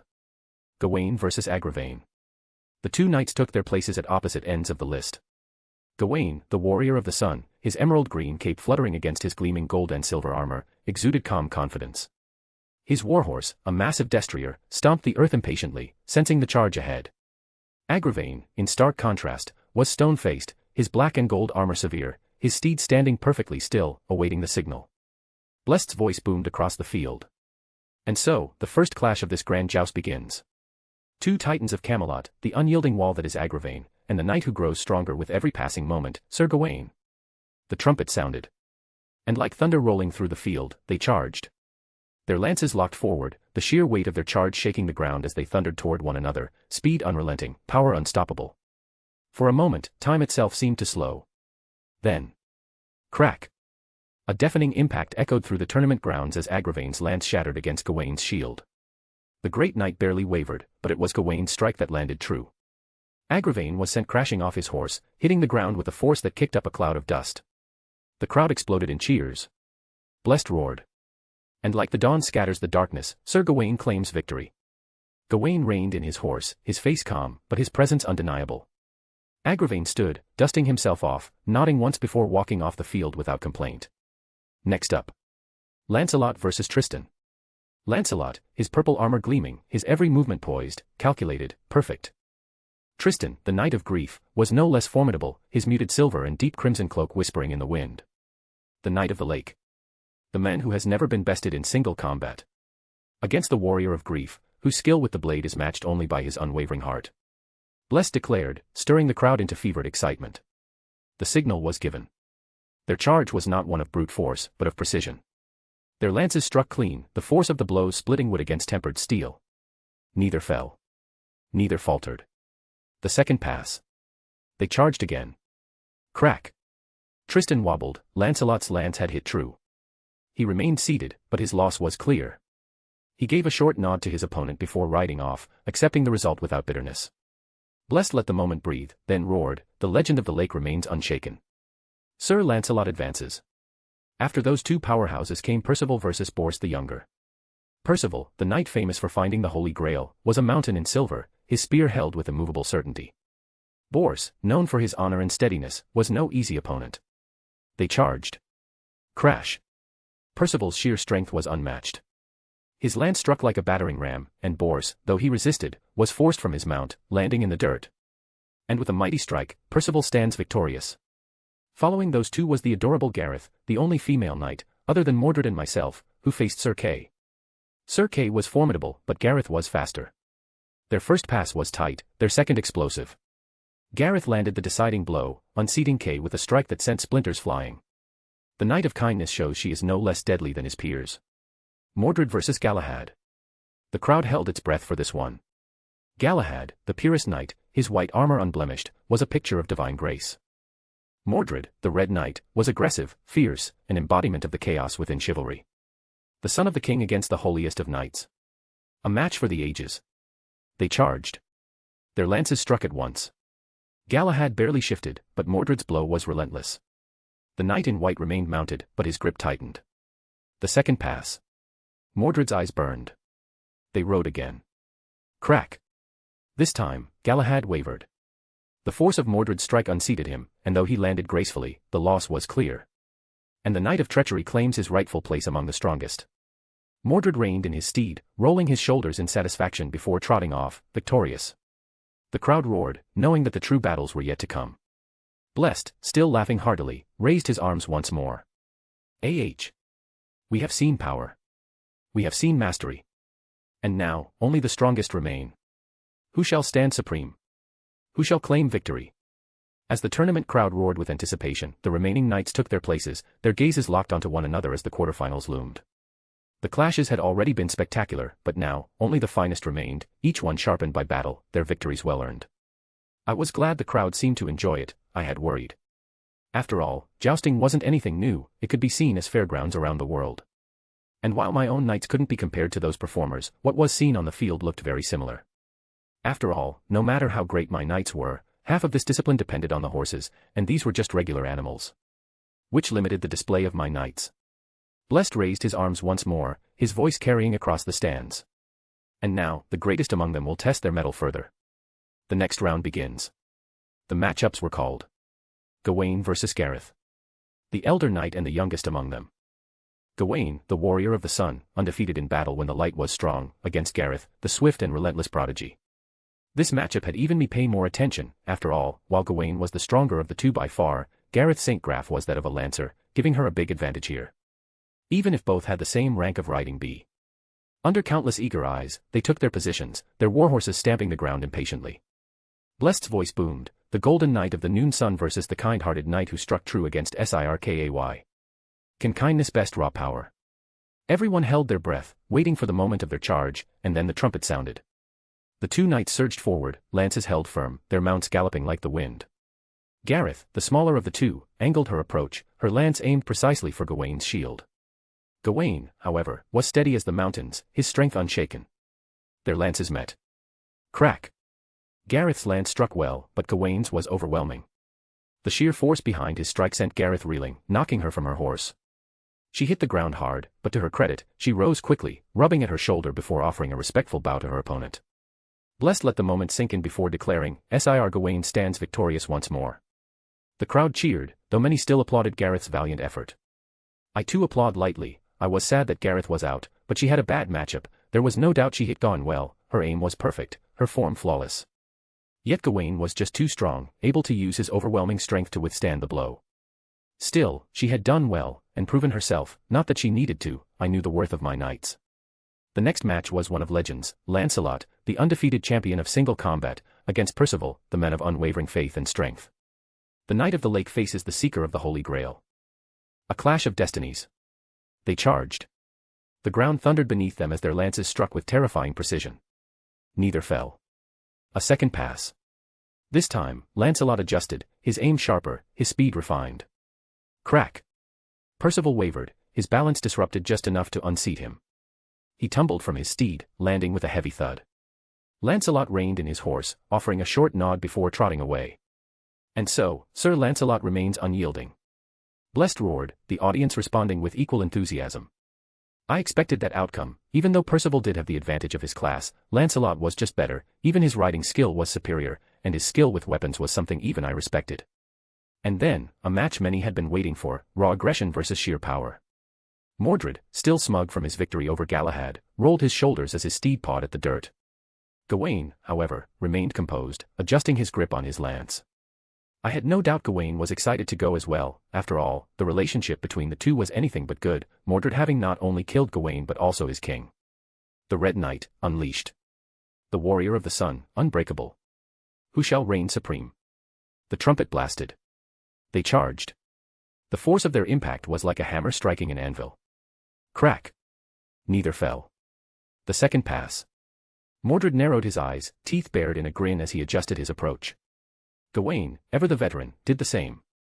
They met again. Crack! This time, Mordred struck first. His lance shattered against Gawain's chest. This time, Gawain wasn't able to absorb the force, and the momentum of Mordred hit him hard, sending the larger knight tumbling from his horse. The crowd roared. Blessed raised a hand. The Red Knight claims yet another victory. Sir Mordred advances. Gawain stood slowly, nodding before walking off the field. Mordred, still grinning, lifted his lance in acknowledgement before turning away. The final match, Lancelot versus Mordred. The tournament had led to this moment. The undefeated knight against the relentless warrior. The final clash of the joust.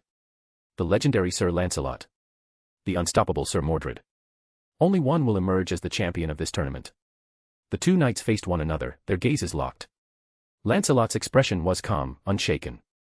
Mordred's was alight with excitement, his smirk never fading. The trumpet sounded. They charged. Two titans, clashing in the center of the field. The moment their lances met. Crack! A shattering impact. And then. Mordred wavered. His grip faltered. His momentum broke. The Red Knight, so dominant in previous battles, was sent flying from his horse. The dust settled. And while everyone was waiting, they held their breaths, they waited, and the entire place was silent. Soon, the arena would be filled with cheers, and even I stood up to offer a few words to both the winner and those who had lost. Yet, it wasn't cheering, nor anything else expected, that broke the silence. Instead, it was laughter. Chapter 65, Chapter. Keep the power stones coming, an extra chapter shall be yours. The laughter didn't come from Lancelot, not that I had expected him to laugh at his victory. He had never been the type to do something like that, and after his affair with Guinevere, well, after all that, he was even less likely to do something like that. Mordred would no doubt be pissed out if he did laugh, and a fight would break out. Yet, neither was it Mordred who laughed. She might be a girl, but her laugh wasn't very feminine. This was the laugh of a woman. Which also ruled out the rest of my knights. It was crisp, clear, and loud, very, very loud, far too loud, and if the sheer scale of it didn't already give off the signal that something was wrong, then the magic I could feel in it did. The laughter echoed through the tournament grounds, cutting through the murmurs of the crowd like a blade through silk. It was neither mocking nor joyous, but something else, something unnatural. It carried power, reverberating through the very air, sending a shiver down my spine. I straightened, my grip tightening on the arms of my throne as I turned my gaze toward the source. The knights, ever vigilant, had already moved to act.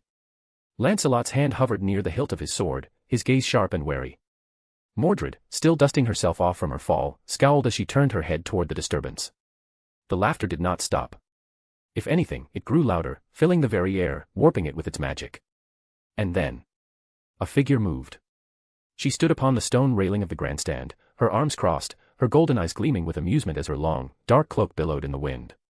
Her silhouette was striking, her presence undeniable. A woman, no, a sorceress. It saddens me as a mother to see my child lose, so I couldn't help but show myself, to come forward to cheer you up, my child, my son, Mordred.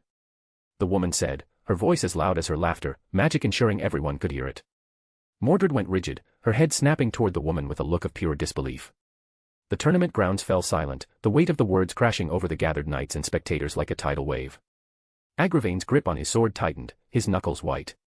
Gawain inhaled sharply, his expression unreadable. Bedivere, ever composed, shifted slightly, his eyes flickering between Mordred and the sorceress who now stood before them. The woman smiled, her golden eyes gleaming with something between amusement and warmth. Have you truly forgotten me, my son? Mordred's jaw clenched. You are not my mother. Her voice was low, dangerous, yet laced with uncertainty. His words seemed to slightly take the wind out of her sails, clearly that wasn't what she had expected, but she was quick to recover. She sighed dramatically, shaking her head. Still so stubborn. Just like your father. Her gaze flickered to me, and she smirked. Or should I say, my brother? That was when the murmurs began. The crowd, confused yet enthralled, whispered among themselves, piecing together the implications of her words. There was only one person in the world who could claim to be the mother of Mordred and my sister, and that was Morgan Le Fay, the queen of fairies and the architect of my downfall. Morgan Le Fay. Her name alone was enough to send a ripple of tension through the air. The whispering in the crowd grew louder, uncertain, fearful. I exhaled slowly, keeping my posture composed. My heart was steady, but my mind was already calculating.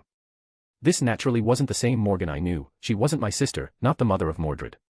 I knew that, my knights knew this, but my people didn't, and neither did she. In fact, even without my knowledge about the situation, just the fact that she had appeared like this was enough to tell me she wasn't the real Morgan. After all, my sister wouldn't show herself in a situation like this. Mordred, however, was far less restrained. She took a sharp step forward, her entire frame tense with barely contained fury. You're lying, she spat. You damned witch, you think I wouldn't know my own mother. You aren't the first pretender I have met so far, neither will you be the first to fall before my sword. The crowd gasped at Mordred's outburst. Her fury was palpable, radiating off her like a wildfire barely contained. The knights of the Round Table stood at the ready, hands twitching toward their weapons, waiting for my command. And I was tempted to give it, because with my eyes, my divine eyes, I could easily see the darkness in the woman down there. Morgan might be called a dark witch, but compared to this woman, my sister might as well have been a saint. Oh, Mordred, my dear child, she cooed, shaking her head. How cruel it is for you to speak such words to your own mother. Have they poisoned your mind so thoroughly? Mordred's grip on her sword tightened. Spare me your nonsense, she growled. I know exactly what you are. You reek of foul magic. You think you can deceive me. The impostor's smirk remained, unfazed. If anything, she seemed entertained. I exhaled slowly, stood up from my seat, and glared down at the woman. She might be the Morgan Le Fay of the Marvel Universe, but I wasn't about to recognize her as such, nor allow her to cause problems here. Which? I have outlawed the use of magic within my realm, only those with permission may use it freely. My sister, if she was here, I would grant permission, yet you. You are not of my blood, and as such, you have no permission. My voice was loud, and each word grew heavier as I slowly began to unleash a bit of my power, the weight of my divine nature pressing down on her foul darkness. At the banquet of kings, we two were introduced, and Iskandar offered the intruder a cup of wine. I said, thinking back to the banquet of the Fourth Holy Grail War. I gripped my own cup of wine and, using wind magic, sent it gently flowing down to her. This wine is as your blood. He spoke those words back then, and now I have repeated them. With the cup moved down before her, easily within reach, I let go. Morgan, no, this Morgan, smirked, her golden eyes gleaming as she reached out and placed her delicate fingers against the silver. Before she let out a pained hiss and ripped her hand back as the cup fell to the ground, the wine spilled. She cradled her hand against her chest, fingers trembling slightly from the brief contact. The air around her shimmered with unstable magic, warping like heat waves on a summer's day. The knights tensed. Lancelot's sword was already half-drawn, his sharp gaze locked onto the sorceress. Agravain stepped forward, his expression grim, while Gawain's usual warmth had been replaced with wary calculation. Mordred, however, grinned. I had long since told Mordred this story, and she knew well how it had ended, and how it would end here. I admit I had played a slight trick. The cup had been infused with a bit of magic, simple stuff. If anyone who had killed someone innocent within one day touched it, they would get burned. It was a test to see if she had killed one of my citizens, and she failed. The false Morgan exhaled sharply, the amusement returning to her face, but now it was forced, brittle. Ah, she murmured, flexing her fingers as if testing their strength. It seems you still have not forgiven me, dear brother, though I must thank you. Thanks to you, I will soon be queen once more. Mordred. That was all I said, but it was more than enough. All my knights stood ready, all of them unwilling to allow this witch to pretend to be my sister or their mother. Whatever the reason it might be, they were ready to deal with it, and the honor, I granted my child and heir. Mordred didn't need to be told twice. With a wicked grin stretching across her lips, she took a single step forward, her crimson cloak billowing behind her as she held Clarent high. The silver edge of the blade gleamed under the sun, adding an almost holy look to what was, by all means, a cursed blade. She wasted no time, already angry from the defeat by Lancelot, the knight of mine she hated the most, and now someone came here, ruining the tournament, which was a reward from her father to her, claiming to be her mother. She was angry and had an outlet. So, in an instant she crossed the distance between them. Her shadow touching the wine-stained ground, ready to stain it with blood. Clarent coming down, it happened so fast, so suddenly, that it might have been a bullet rather than knight and sword. Morgana's golden eyes widened slightly as Mordred closed the distance between them in a flash of crimson and steel. The cursed blade Clarent descended like judgment itself, its silvered edge streaking through the air with impossible speed. Yet, at the very last moment, just before the blade could carve through flesh, a wall of black energy erupted between them. Clang! The sheer force of Mordred's strike sent a shockwave rippling through the arena, shaking the stands, causing the nearest spectators to stumble back in fear. A jagged rift in the cobbled ground split beneath her feet from the impact. But the false Morgan had not been cut down. She stood just beyond the crackling veil of magic, her form untouched, though her smirk had faded into something colder, something calculating. One of her hands remained outstretched, fingers curled as though grasping invisible strings. Tisk, tisk. She clicked her tongue, mock disappointment lacing her tone. Is that any way to greet your dear mother? Mordred didn't hesitate. With a snarl, she twisted her grip and swung Clarent again, this time from the side, a brutal horizontal slash meant to carve through both the barrier and the woman beyond it. The black wall of magic shattered like brittle glass. But Morgan was already gone. She reappeared in the air above, hovering like a spectre, her dark cloak billowing as strands of her long hair swayed in the wind. A faint glow of golden light flickered around her, tendrils of dark magic still coiling around her fingertips. Mordred, undeterred, growled in frustration. Stop running. Morgan's laughter returned, though even to me, I sounded fake, like she struggled to hide her shock or even fear. It seems your dear father has failed to teach you to respect your parents, but that is to be expected from you. After all, you killed him, didn't you? She said, trying to mess with him and provoke him further. Mordred was easy enough to provoke, but if this woman hoped that by doing so, she could cause him to make mistakes she could take advantage of, she was mistaken. After all, Mordred still wasn't going all out, far from it, and before he would make mistakes, he would first go all out. Mordred's grip on Clarent tightened, the cursed blade humming with barely restrained power. Her knuckles went white beneath her gauntlets, but she did not charge blindly. Mana Burst, a fairly common ability back in the Fate universe, all of my knights could use it. It was simple, using an intense burst of mana to enhance physical ability. It made you stronger and faster and increased your magic resistance. Mordred was indeed the most powerful child of Morgan, and much like me, had certain dragon traits, not a full dragon core like myself, but close enough, so when Mordred fully unleashed his mana, it manifested in red lightning. The moment Mordred released her power, the tournament grounds became a storm of crimson energy. Red lightning crackled around her body, arcing through the air and scorching the earth beneath her feet. The witch flying about looked shocked and fearful, no longer able to maintain her arrogance. I figured that my Mordred was far stronger than hers, and it frightened her. Mordred grinned, baring her teeth. "Oh. What's wrong?" she taunted, rolling her shoulders as the raw energy surged through her body. "Getting nervous." Without warning, she vanished. No, not vanished, moved. The force of her mana burst propelled her forward at a speed beyond human perception. The ground beneath her cracked and splintered from the sheer power of her launch, sending dust and debris scattering in all directions. Morgan barely had time to react before Mordred was upon her. Clarent flashed, its red glow burning like a brand against the sky. Morgan raised her arms, magic coalescing into a defensive spell, but it was too slow. Boom. Chapter 66, Chapter. I got chapters if you got power stones, great deal, don't miss out. Ara. Cough gouge. Damn. Ah. Inside a bright and stylish London apartment, a gruesome scene was set up in the bedroom.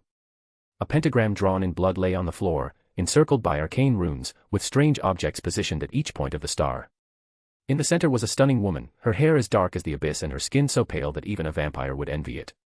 She had been sitting still, without movement or sound, for hours, and now she suddenly awoke, screaming in pain, her entire body shaking. Damn it, who are they?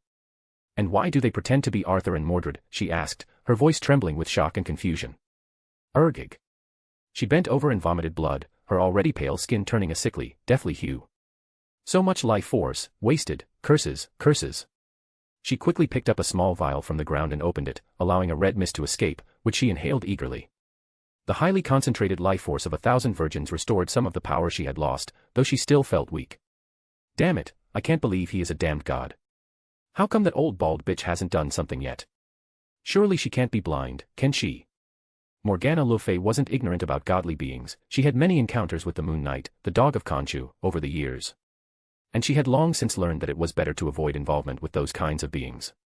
Even while only able to act through an avatar, Khonshu had been trouble, not to mention any god that wasn't bound by such limits. Can't stay here, who knows what kind of trap this is. Even weak, she knew she couldn't waste time. She was in the mortal domain of a god, and in the same city as one of the sanctums of the mystic arts, which meant the sorcerer supreme isn't far. Morgana wiped the blood from her lips, hissing through her teeth as she tried to stabilize her breathing. The ritual had drained her, but more than that, she had underestimated the situation. She had overextended herself and lost an enormous amount of life force. Mordred had been strong, she had seen his display, and she had seen the mighty pillar of light descend from the sky, which was the only reason she had refrained from showing up in person. Instead, she sent a puppet, and she was glad she had. For she hadn't expected just how strong they all were. Mordred alone was strong, she knew that, but really, that shield she used was powered by an entire millennium's worth of life force, and it had barely stopped 2 strikes from his sword. Honestly, it had been one huge disaster, right from the beginning, she had been thrown off her plan. Clearly, Mordred wasn't the real one, something she had expected, but she had thought that they would play along. But rather than that, they had just denied her words, calling her a liar and pretender. Even though they were the pretenders, yet might makes right, and she was unable to do anything. When Arthur unleashed his divine aura, she was only more shocked and uncertain, and it continued to grow from less than that of Moon Knight to more potent than Khonshu himself. Morgana gritted her teeth, forcing herself upright despite the lingering pain ravaging her body. The air in her chamber still crackled with the remnants of her failed spell, the pentagram's runes flickering weakly, as though taunting her. She wanted nothing more than to rest, to recover fully, yet she couldn't stay, she had to get away and behind some more powerful protection spells. She couldn't help but shudder as the thought came back to how easily the person calling themselves Mordred had broken her shield. She pressed a trembling hand against her forehead. It's not just their power. Something about them is wrong. This wasn't merely a revived Camelot. Something else was in play here. Something she didn't understand. But she would find out their secrets, but she would do so from far away. She wasn't foolish enough to go against a god, but she knew people who were, people who could test them for her. I never should have gone myself. What a stupid mistake. She cursed at herself, she had been too arrogant, allowing pride to take the better of her.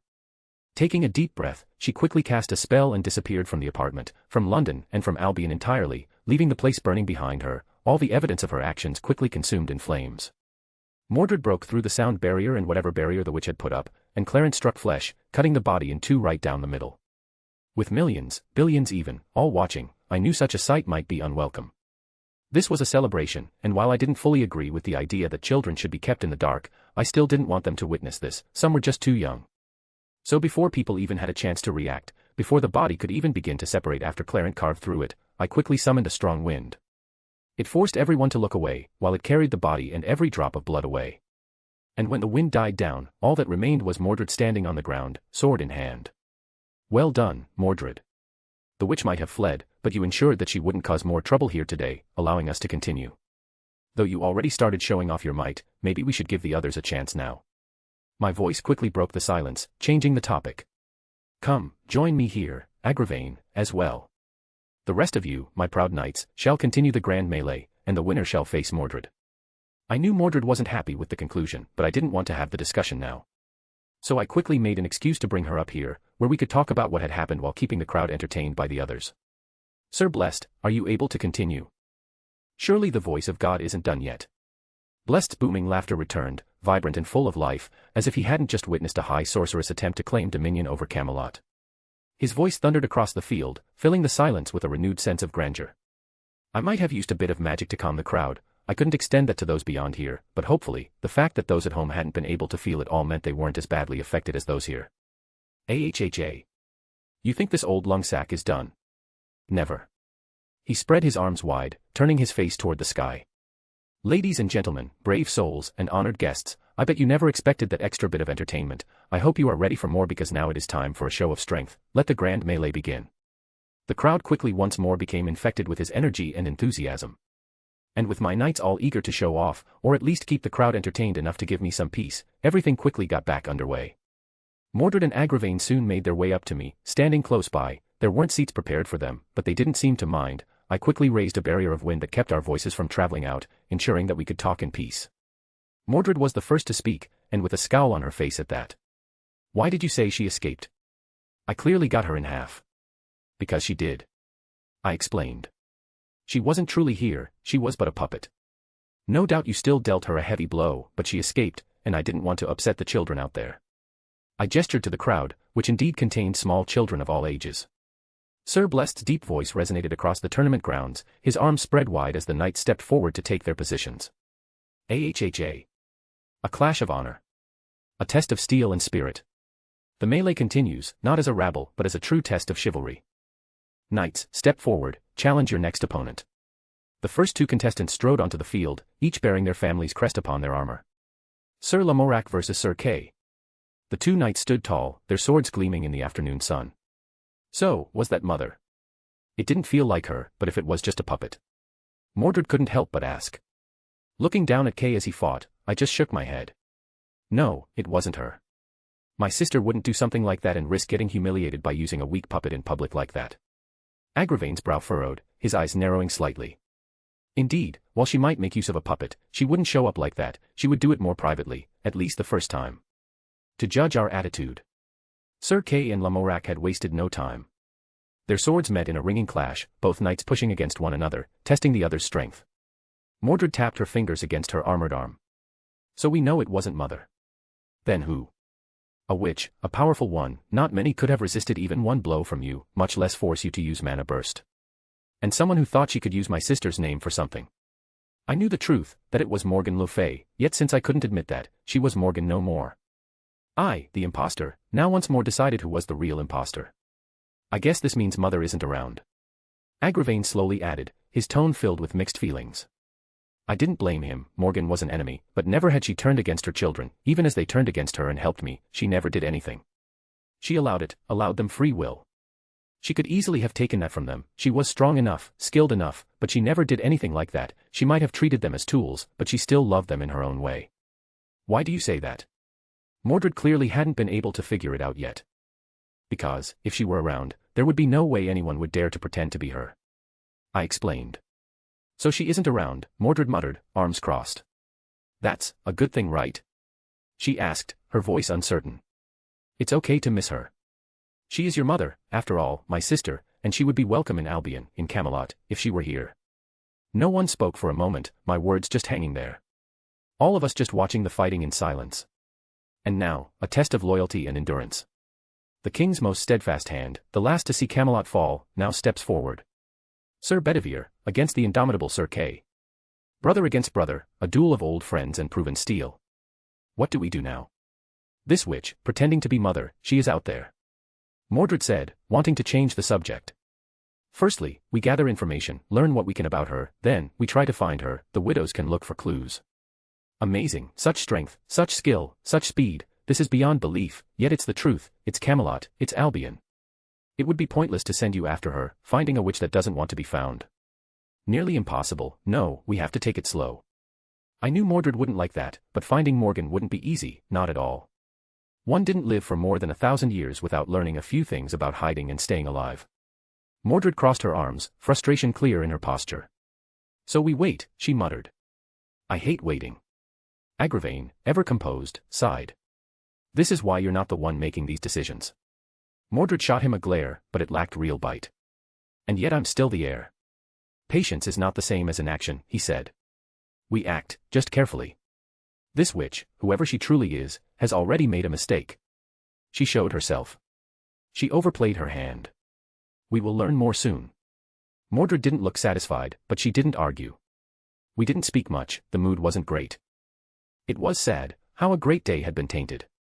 Mordred, it seems Gawain is going to beat Lancelot soon, so unless you plan to let him claim victory, you better get ready. Mordred straightened at my words, her scowl replaced by something more competitive. As if I'd let him take the win that easily, she muttered, adjusting her gauntlets. Down on the field, Gawain and Lancelot's duel was nearing its climax. The two knights circled each other, their blades moving in swift arcs, their battle a testament to both strength and technique. Gawain, ever the relentless warrior, pressed forward aggressively, each of his strikes carrying the weight of his solar-enhanced strength.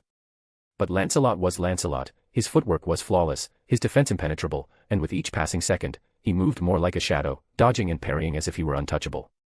Sir Blest's voice boomed once more, his energy keeping the crowd on edge. Oh, what a sight to behold! The Knight of the Sun, Gawain, facing the knight without peer, Lancelot. Their blows ring louder than a blacksmith's forge. Who shall remain standing? The crowd roared, caught up in the spectacle. Agravain watched impassively. Gawain has the advantage with the sun at its peak, but Lancelot is still more skilled. If this continues, it will depend on who makes the first mistake. I shook my head. No need to be modest, Gawain's reputation of being invisible under the sun isn't unearned. Lancelot might be more skilled, but he can't win.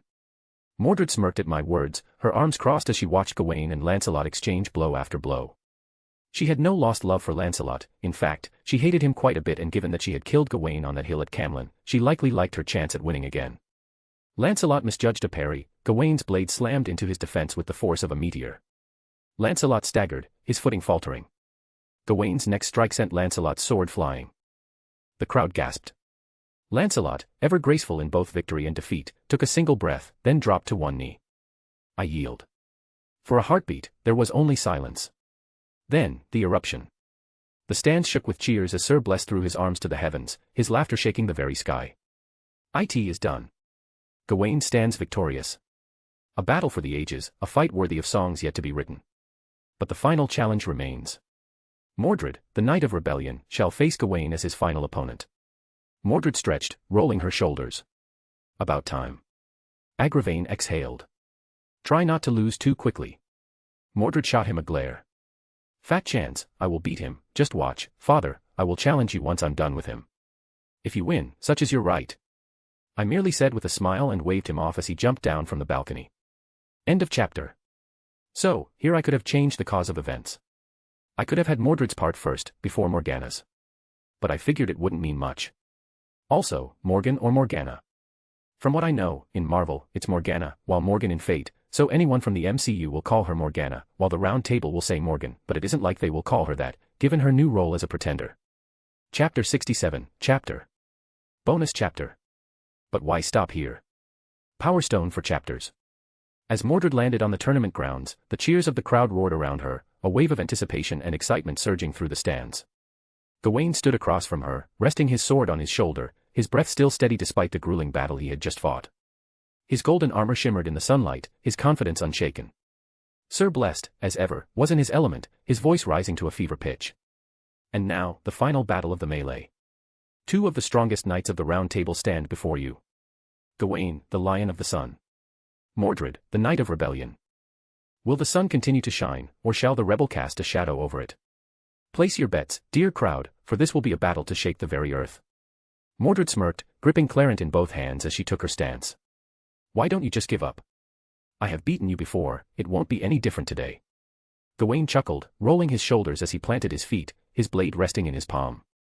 Last time, the sun had gone down by the time you won, and right now, it is at its peak, you won't win again. Gawain had looked forward to this. The reason he fought as hard as he did was just so he could fight against Mordred once more. Just so he could avenge himself. Mordred let out a short laugh, shaking her head as she lifted Clarent slightly. And you think that makes a difference? I will defeat you and then challenge father. I won't let you reach the king, not this time. Gawain said, with a voice as firm as strong as him. Sir Blessed raised a hand, his booming voice cutting through the eager roar of the crowd. Knights, ready yourselves. A tense silence fell over the arena. Mordred tightened her grip on Clarent. Gawain lowered his stance, his golden armor glimmering under the midday sun. Then, the horn sounded. Gawain moved first. He exploded forward like a comet, his blade flashing with golden light as he brought it down toward Mordred with all his might. Mordred caught the strike with Clarent, but the sheer force behind it sent her skidding backward, digging trenches into the dirt. The crowd gasped. Sir Blessed laughed heartily, throwing his arms wide. What a start. Gawain wastes no time, striking like a falling star. But Mordred stands her ground. Mordred gritted her teeth, shaking off the impact. TCH. That all you got? She lunged forward, her sword glowing crimson, slashing at Gawain's exposed side. Gawain twisted, barely avoiding the strike as Clarent cut through the air, leaving a faint red arc where it passed. Would you really allow Morgan to return to Camelot if she came here? Agravain asked while the others fought. You almost sound like you are against it, and here I thought you cared about her. I said, already feeling where this was going, and not looking forward to it. Morgan was a vixen, she spoke poison, seeking power everywhere, she shouldn't be trusted. Agravain said coldly. I nodded slowly, my gaze still on the battle below. And yet, despite all that, she never turned against her own children. Agravain's jaw tightened. That doesn't mean she should be welcomed back with open arms. You, more than anyone, should know what she is capable of. Mordred and Gawain clashed fiercely, their blades striking with enough force to send shockwaves rippling through the ground. Sir Blessed's voice thundered above the fray. Oh, what a sight! The sun meets the rebel's blade, and neither yields. It is as if history itself is watching. Mordred dodged a powerful downward strike, rolling to the side before swinging Clarent at Gawain's legs. Gawain barely managed to leap over the attack, his golden armor catching the sunlight as he brought his sword down once more. Their fight was a brutal dance, Gawain's raw, overwhelming strength against Mordred's speed and cunning. I turned back to Agravain, my voice calm. She was always ambitious. Always reaching for more power, yes. But she gave me my greatest knights, I would gladly deal with her plans and tricks if it meant getting more like you, like Gawain, like Mordred.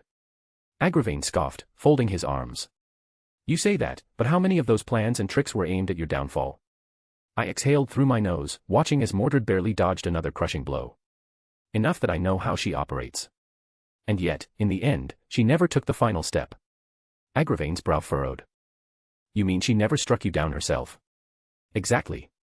The clash of swords below intensified, the two knights exchanging strikes faster than the eye could follow. The crowd roared in excitement, fully caught in the spectacle. Sir Blessed's voice rang through the air once more. Astonishing. Gawain strikes like a solar flare, but Mordred twists and dodges like a shadow in the midst of fire. Who will break first? Gawain pressed forward relentlessly, his blade glowing with the sheer radiance of the midday sun. His strikes became heavier, faster, fueled by his legendary solar strength. Mordred gritted her teeth, shifting her footing, her own strength pushed to its limits against the onslaught.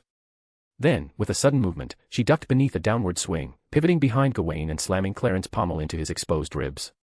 A loud clang echoed across the arena as Gawain staggered, his golden armor dented from the impact. Sir Blessed erupted into laughter. OHHO. Mordred finds an opening. Gawain, mighty as he is, cannot simply rely on strength alone. Mordred smirked, stepping back. You're getting slow, sunshine. Is the heat getting to you? Gawain let out a sharp breath, steadying himself, his grin unshaken. Not slow. Just testing how much fight you have in you. Then, with a sudden burst of energy, he surged forward again. I turned back to Agravain, watching his expression. You don't trust her, I said plainly. That's fine. I don't expect you to. But I trust all of you to keep me safe. Never forget that while my knights were united, she never dared make any move against me." Agravain was silent for a long moment, his gaze fixed on the battle below. Mordred and Gawain clashed once more, their blades sending sparks flying, their strikes reverberating across the tournament grounds like the tolling of a great bell. Mordred's very birth is the result of her moving against you. If she hadn't done that, isn't it possible that Guinevere wouldn't have gotten together with Lancelot? So isn't everything Morgan's fault? I could only sigh at his words. He really didn't like women, not after everything that had happened. I was fairly sure that the only ones he accepted were myself and Gareth. I exhaled slowly, my gaze still on the battle below. Agravain, if we keep tracing every disaster back far enough, we can always find someone to blame. But where does that end? Should I blame my father, Uther, for the way he treated Morgan? Should I blame Merlin for allowing things to unfold as they did? Should I blame the gods themselves for weaving such a tangled fate for us all? Agravain scoffed, his expression hardening. You sound like you're trying to excuse her. I shook my head. No. I acknowledge what she did. She manipulated, she schemed, she tried to bring Camelot down from the shadows. But she never struck the killing blow. Others did that. We did that. Agravain said nothing. Below, the duel raged on. The two fought without pause, yet, as they continued, as minutes passed by, Mordred started to slow. Strong as he was, Gawain was unstoppable, and given that Mordred was forbidden from removing her helm, she couldn't use her noble phantasm, not that such was allowed. But without it, she had only one chance. If she could last until the sun went down, then she would have a chance. But it was unlikely that she could last that long. Even though Gawain had only just finished fighting Lancelot, he was going strong. Mordred gritted her teeth as she barely managed to block another crushing strike from Gawain, her feet digging into the ground as she was pushed back once more. The weight of his blade, enhanced by the burning midday sun, was relentless. Every clash rattled through her arms, sending sharp tremors up to her shoulders. She needed to hold out. She needed to last. But Gawain wasn't giving her that luxury. With a fierce battle cry, he swung his sword in a wide arc, the sheer force of his swing creating a gust of wind that whipped at Mordred's cape. She leapt back, narrowly avoiding the strike, only for Gawain to lunge forward, closing the gap between them before she could properly recover. Damn it, he's faster than before. The moment she landed, his sword was already descending. She barely raised Clarent in time to block, but the impact sent her knees buckling. The ground beneath her cracked from the force. Sir Blessed bellowed over the roaring crowd, his laughter booming through the air. The Lion of the Sun continues to roar. Can Mordred hold her ground, or shall she be overwhelmed by the night of midday glory? Gawain pressed harder, bearing down on her with everything he had. Mordred felt her muscles strain under the pressure. Damn it, this is worse than I thought. Gawain's voice cut through her thoughts, his tone steady, unyielding. You can't keep up forever, Mordred. You know it. Mordred gritted her teeth. Then I'll just have to take you down before that happens. Gawain's lips curled into a confident smirk. Try it. Their blades locked for a second, and then... boom. Gawain pushed forward with an explosive burst of power, knocking Mordred off her footing. She staggered, trying to regain balance. But he was already moving. His sword flashed, a golden arc descending toward her exposed side. She had no choice. Mordred twisted, letting the blade scrape against her armor rather than taking the full force of the hit. Even so, the impact sent her flying, her body crashing against the dirt with a thunderous impact. The crowd erupted in shock. Sir Blessed roared. Gawain strikes true. The Knight of Rebellion has been sent to the ground. Could this be the end? Mordred groaned, her vision spinning. Her fingers twitched around Clarent's hilt. She wasn't done. Not yet. But... she barely had time to push herself onto her knees before Gawain was upon her. His sword, blazing with the full radiance of the midday sun, descended one final time. Mordred raised Clarent instinctively, but she was too slow. With a resounding clang, Excalibur Galatine struck true. A single, decisive blow. Mordred collapsed under the weight of the strike, her sword slipping from her grasp as the force of the impact pinned her to the dirt. Silence. Then, a heartbeat later. The horn sounded. Sir Blessed's booming voice rang out, shaking the very air. It is over. The Knight of Midday Glory stands victorious. Gawain wins the melee. The crowd erupted in a deafening cheer, the stand shaking from the sheer force of the celebration. Gawain stood over Mordred, his breathing heavy but steady, his grip on Excalibur Galatine still firm. I could hear Agravain hold his breath, my knights grew nervous. All of them thinking, fearing that Gawain might continue, that he might kill Mordred. And who could blame him? Who would? Mordred had once killed him, so he was justified in doing so, my knights could understand his feelings. As could I, which was why I wasn't worried. And indeed, Gawain proved himself as he stepped away from the downed form of Mordred, and raised his sword high in the air, and accepted the cheers of the crowd. Sir Blessed, ever the master of spectacle, did not let the moment pass quietly. He threw his arms wide, his deep voice booming across the arena. Rejoice, ye honored gathering! For you have witnessed a battle worthy of the annals of history. Two titans clashed, and now a champion stands. Gawain, the Lion of the Sun, has proven his strength and skill.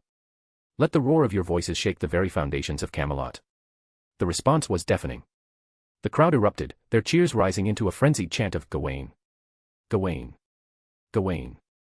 The name echoed across the battlefield, bouncing from stone walls and banners, growing louder with every voice that joined in. As the roaring voices of the spectators finally began to settle, his voice took on a tone of reverence. And now, with the melee concluded, with all who sought glory having fought and fallen, there remains but one question. The air grew tense. All eyes turned toward Gawain. Gawain, victor of this grand contest, you have proven your might before all. As per the customs of Albion, the champion of the melee may claim the highest honor. The right to challenge the king of knights himself. His words once more turned the crowd crazy. They screamed and cheered at the top of their lungs, wanting to see the legendary King Arthur in action. For a moment, they forgot his last demonstration. Mordred, still lying in the dirt, clenched his fists hard. He had wanted that, wanting to fight his father once more, but now, that honor would belong to Gawain instead. Gawain, however, did not move. He remained silent for a long moment, Excalibur Galatine still raised high. Then, slowly, he lowered his blade. He turned to face the royal balcony, where his king, his liege lord, watched from above. And then, Gawain knelt. In one fluid motion, he dropped to one knee, bowing his head in deep reverence. He placed Excalibur Galatine before him, its tip touching the ground in solemn respect. The crowd fell silent. Sir Blessed, ever the showman, knew when to let the moment breathe. Gawain's voice, steady and filled with unwavering devotion, rang across the battlefield. I decline. Gasps rippled through the audience. Gawain did not waver. His golden hair shimmered in the sunlight, his expression serene, absolute.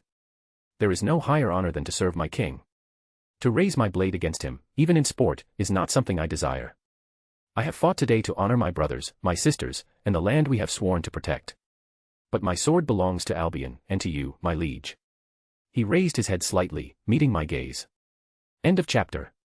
So, the event comes to an end. Enough playing around, time to get serious, since a great tournament isn't serious enough, even if most people could hardly even see the knights move. Chapter 68, Chapter. Still got more chapters if you have power stones. Are we gonna see the funny number today? With the tournament coming to an end, even with the unexpected entry of Morgana Le Fay, it was now time to deal with just that.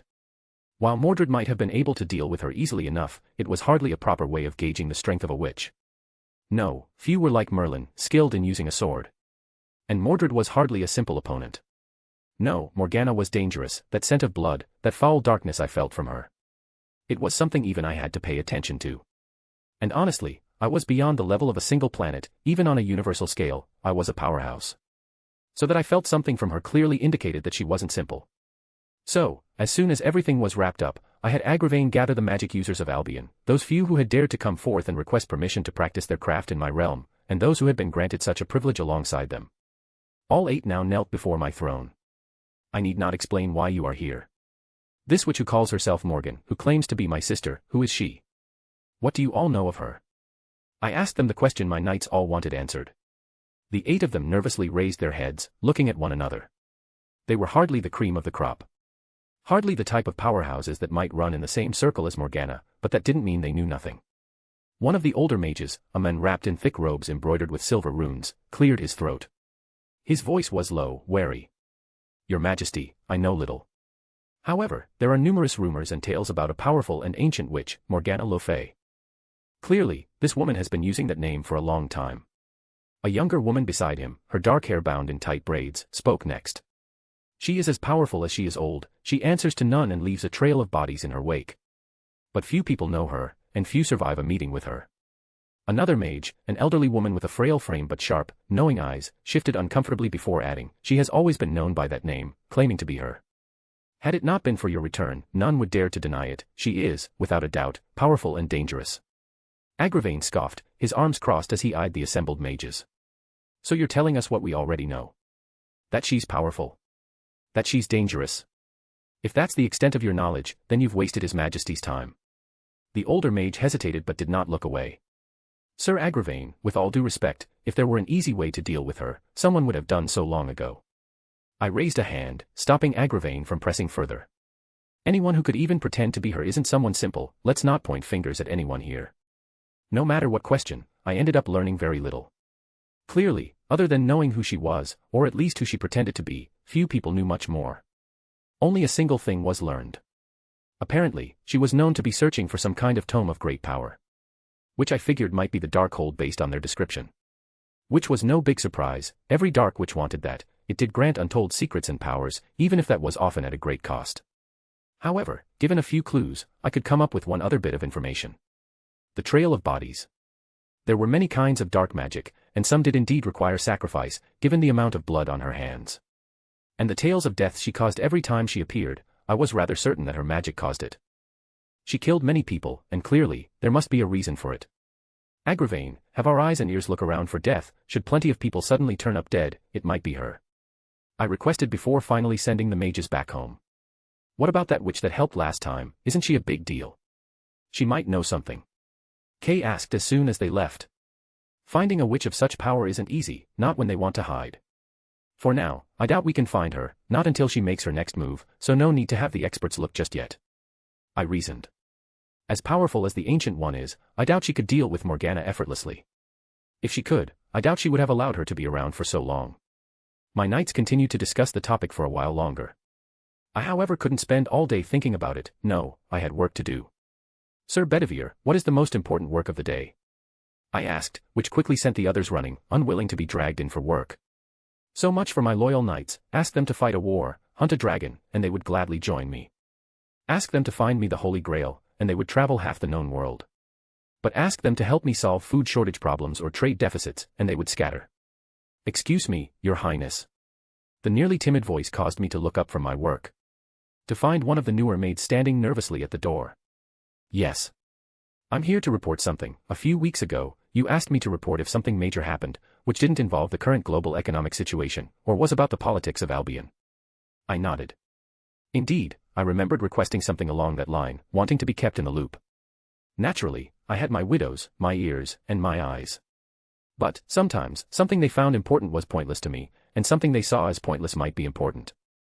So I requested one of the maids to help me out. Yes, I remember. What has happened? Well, I saw a lot of news stories this morning, all about a new superhero, over in America, called Iron Man. She nervously explained. I instantly knew what this was about. This was Stark. He had no doubt said his iconic line and entered headfirst into a world of the extraordinary. Which also meant that many events were soon going to take off. Thank you. This is indeed interesting news. I offered the nervous maid a soft smile before waving her off. Poor girl nearly stumbled over her own feet as she made her exit. I do believe she might be smitten with me. After all, I could hardly keep my helm on all the time, allowing those working inside my castle to see my face. Leaning back, I quickly began thinking about the future, as well as the current state of things. From my limited knowledge about the world's current situation, my taking over of Albion had changed little. Although the global economy suffered, the major plot points shouldn't have changed significantly. Stark had been kidnapped, escaped, made a suit, and still ended up fighting his fat uncle, and then decided to come out as a hero. That should set in motion the events of future Iron Man plots. Those were of little importance. At most, it would cause some chaos and a few deaths. If things went wrong, there might be a dead president, small things. Thor should still come down, though I might have to pay attention to that. He is, after all, a god, and behind him is all of Asgard. I had yet to meet a god from the Marvel Universe, so I couldn't say whether or not they compared to the Fate gods. I didn't believe so, but Odin could be dangerous. If anything had changed, then it was the fact that S.H.I.E.L.D. might start playing around with the Space Stone before schedule.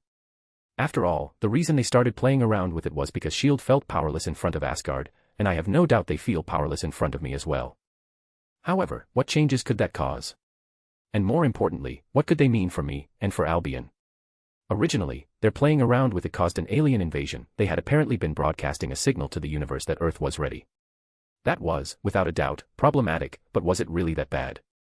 After all, Earth had Asgard, which should keep most away.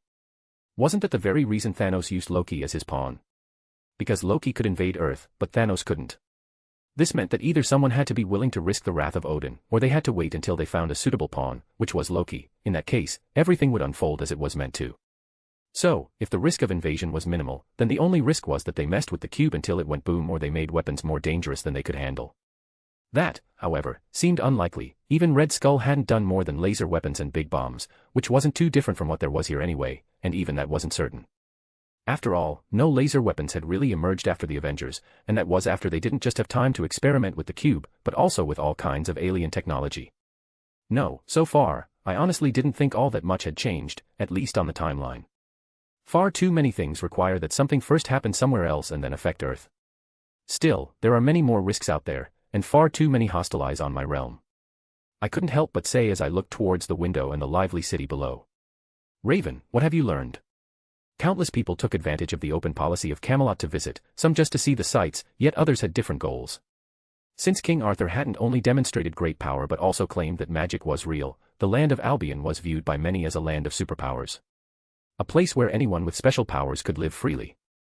Good to see you too, Eric. How have you been? Raven fired back with sarcasm as she reverted back to her untransformed self, showing off her blue scale-like skin. On the other side of the call, Raven heard a sigh. Before Eric finally spoke again, "It's good to hear from you again, Raven. I couldn't help but worry that something had happened to you, so tell me, how are you doing?" Raven couldn't help but laugh at his attempt at being friendly. It was rare for sure. Every year, he seemed to grow colder. She couldn't blame him for it. They saw so much suffering for their kind, so many innocents killed by monsters. "I'm doing well, Eric. Honestly, most of Albion isn't different from the rest of the world or from the last time I was in England, but fewer tourists around in London, which isn't too unexpected," she lazily said, fully knowing it wasn't what he wanted to hear. Raven was all Eric, no Magneto, said, his tone cold and demanding. "Fine. There haven't been any problems so far. Either they can't see through my disguise, or they don't care. Even at the tournament, in full view of the king himself, nothing happened." Raven had spent weeks in Albion. Almost as soon as it became Albion, she was there, trying to learn as much as possible about the place and see the changes as they happened. She had seen plenty of other people doing the same, no doubt working from foreign intelligence. But unlike them, she had the advantage of blending in perfectly. No one suspected anything. She even changed her appearance from time to time, so no one noticed she had been around so long. "And the people?"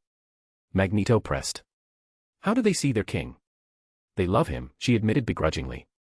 "It's not just respect or fear, it's real admiration. You see it in the way they talk about him, the way they look at the city walls and the knights in armor. They think they're living in some golden age, Eric." "Are they?" was the only response. "So far, it looks like it, though I can't say if it will last. However, at least he appears to be trying to address problems, although there will likely be many more before the dust settles." "What about the tests?" "I assume that no news is good news." Chapter end. So, lots happening here. Firstly, 8 people with magic. They won't play much of a role, just wanted to show off magic, slowly letting it become something more normal. There can't be a Camelot without magic at least. And Iron Man, yeah, things are happening, and plot-wise, things won't change too much, though more things will happen, given mutants and all those around. So things might not go the same, but they will happen on schedule. And again, mutants, and their test. What tests? Chapter 69, nice. Since arriving in Albion, Raven had, on behalf of Eric and the entire Brotherhood, carried out some tests, even having other mutants come over and risk themselves. All to see what the current view on mutants is within the newest nation in the world. Most of the tests involve exposing mutants, allowing them to showcase their powers or mutations in public. That required both some of the weaker mutants, whose mutations were easily viable, and more or less just cosmetic disabilities. Getting them into Albion wasn't easy, as they couldn't really fly around on a normal airplane, but they had managed. And the results came soon after that. "Yes, the tests have gone well enough, the people still act as expected," Ash was reported, Devon was, all of them got reported, but the knights, the real law enforcement, they just asked if they practiced magic, and when they said no, they were let go. Clearly, no laws against being a mutant, no interest in them either. For a while, the call was silent. Eric was clearly thinking deeply about what he heard. No place in the world was mutants not hunted, not hated, and clearly, the common people in Albion still hated them, but what about the leaders? Did they hate them, or were they still unaware of them? Was the result of the tests the result of acceptance or ignorance? "I need you to get an audience, I need to know what they think, it will be dangerous, but I believe you can do it." Raven sat in the small, dimly lit room, the only sound the faint crackle of the fireplace and the distant murmur of Camelot's bustling streets beyond the thick stone walls. Eric's words echoed in her ears. I need you to get an audience. She frowned, swirling the half-filled goblet of wine in her hand. This was no small request. Few people had ever received such a thing, and it was always the king who summoned others. Rarely did anyone request it, and even fewer had their request granted. That wasn't to say it wasn't possible to meet the king. Hundreds of people moved in and out of the castle every day. The king, after all, was the sole ruler of the nation, and he needed to meet with many officials to ensure stability and resolve problems. Raven could easily replace someone going to meet the king, but that wasn't a good idea. It was well known that lying was impossible in front of them, and she didn't know if he could see through her mutation. It was far too dangerous, which meant she had to go as herself, which was where things got difficult. She was, after all, an internationally wanted criminal. As to whatever that was fair, that hardly mattered. She was, and that made things difficult. She would place herself at great risk, even asking was dangerous. But she didn't blame Eric. He would likely have come himself if it wouldn't have been even worse. His powers were well known, and few would feel safe around him, much less if they were dressed in metal armor. No, him going personally would be seen as a threat, maybe even an attack, so someone else had to do it, and only she could. The rest of the Brotherhood, well, even combined, she doubted they had even half the smarts needed for something like this. She tossed and turned on the couch, trying to come up with a good idea for how to accomplish this. Life had changed in Camelot since they took over all of Albion. At the beginning, the city was empty, but now it was filled with people and with life. Mordred hadn't thought much about how things would change once they got other people into the city. She remembered Camelot from back in the day and mostly just expected more of the same. She had been wrong. Very wrong. Worst of all was the fact that for a short time, she had been able to walk around freely without her armor, being able to wear whatever she wanted. That was something she hadn't done even in her time, as she had to hide the fact she was her father's son. Now, she once more had to walk around in her armor, her helm on. She didn't like it one bit. But apparently, it was for her own good. Yeah, right. She cursed under her breath as she walked. Mordred. Can I get a selfie? Mordred, can I hold your sword? Mordred, please let me get a picture with you. This was the most significant difference from her time. Back then, most people didn't bother her, a lot even feared her, primarily due to her helm, but still, she was left alone most of the time. Now, however, she couldn't walk through the city without getting mobbed by people wanting something from her. It hadn't been bad at first, she liked the attention, and had let people take pictures and such, but it just never stopped. Day after day, they kept coming. They had no fear, which was good, but they treated her like some kind of monkey that would perform for their amusement. If they weren't her father's subjects and her future ones, she would have beaten them all up, but she couldn't, so she just had to ignore them. She had even had to order a few enforcement knights to follow her around just to keep the crowd from swarming her. She hated it, she really did, but father promised he would solve it. So she just had to wait. She never was good at that. She got impatient easily, and all these screaming fans didn't help at all. Finally, she made her way to the stables, and without wasting a moment, she went inside. She couldn't help but let out a sigh of relief when the doors closed behind her. The stables were one of the few places she could be in peace. Here, most people weren't allowed to enter. Which was the main reason she spent so much time here. To further relax, she removed her armor, which, sadly, wasn't as easy as she wished. After all, she wasn't a servant but a living, breathing person, so the armor had to be removed piece by piece. She stretched, rolling her neck until it popped. Gods, that felt good. It had been hours since she'd been able to move properly. The armor was strong, powerful, but it wasn't made for comfort. One of the horses let out a snort nearby, shifting in its stall. Mordred turned her head and smiled. Yeah, I know, she muttered, stepping forward and reaching out to scratch the beast's muzzle. You're probably just as tired of seeing me as I am of all of them. The horse merely shook its head in response, flicking its ears. Mordred let out a breath, resting her forehead against its strong neck. At least you don't talk. For a moment, she just stayed there, listening to the quiet sounds of the stables, feeling the warmth of the creature beneath her fingers. This was peace. The only peace she really got these days. But, of course, peace never lasted. The doors to the stables creaked open. Mordred tensed, snapping her head up. Who the hell? The figure that stepped inside wasn't a stable hand. It wasn't one of the knights, either. It isn't often I see one of your type around here, looking for the kids again. She cracked a joke as one of those widows entered. Mordred didn't care much for them. The kids weren't too bad, but the rest weren't her type, sneaking around and all that. Now, that wasn't her at all. The fact that she turned away from her as soon as she recognized the face meant she missed the shocked expression on her face as she froze there for a moment. Cat, got your tongue. What brought you down here? Did Agravain need something? Mordred asked as she began brushing the horse. Behind her, Raven, Mystique disguised as someone else, struggled to understand the situation she was in.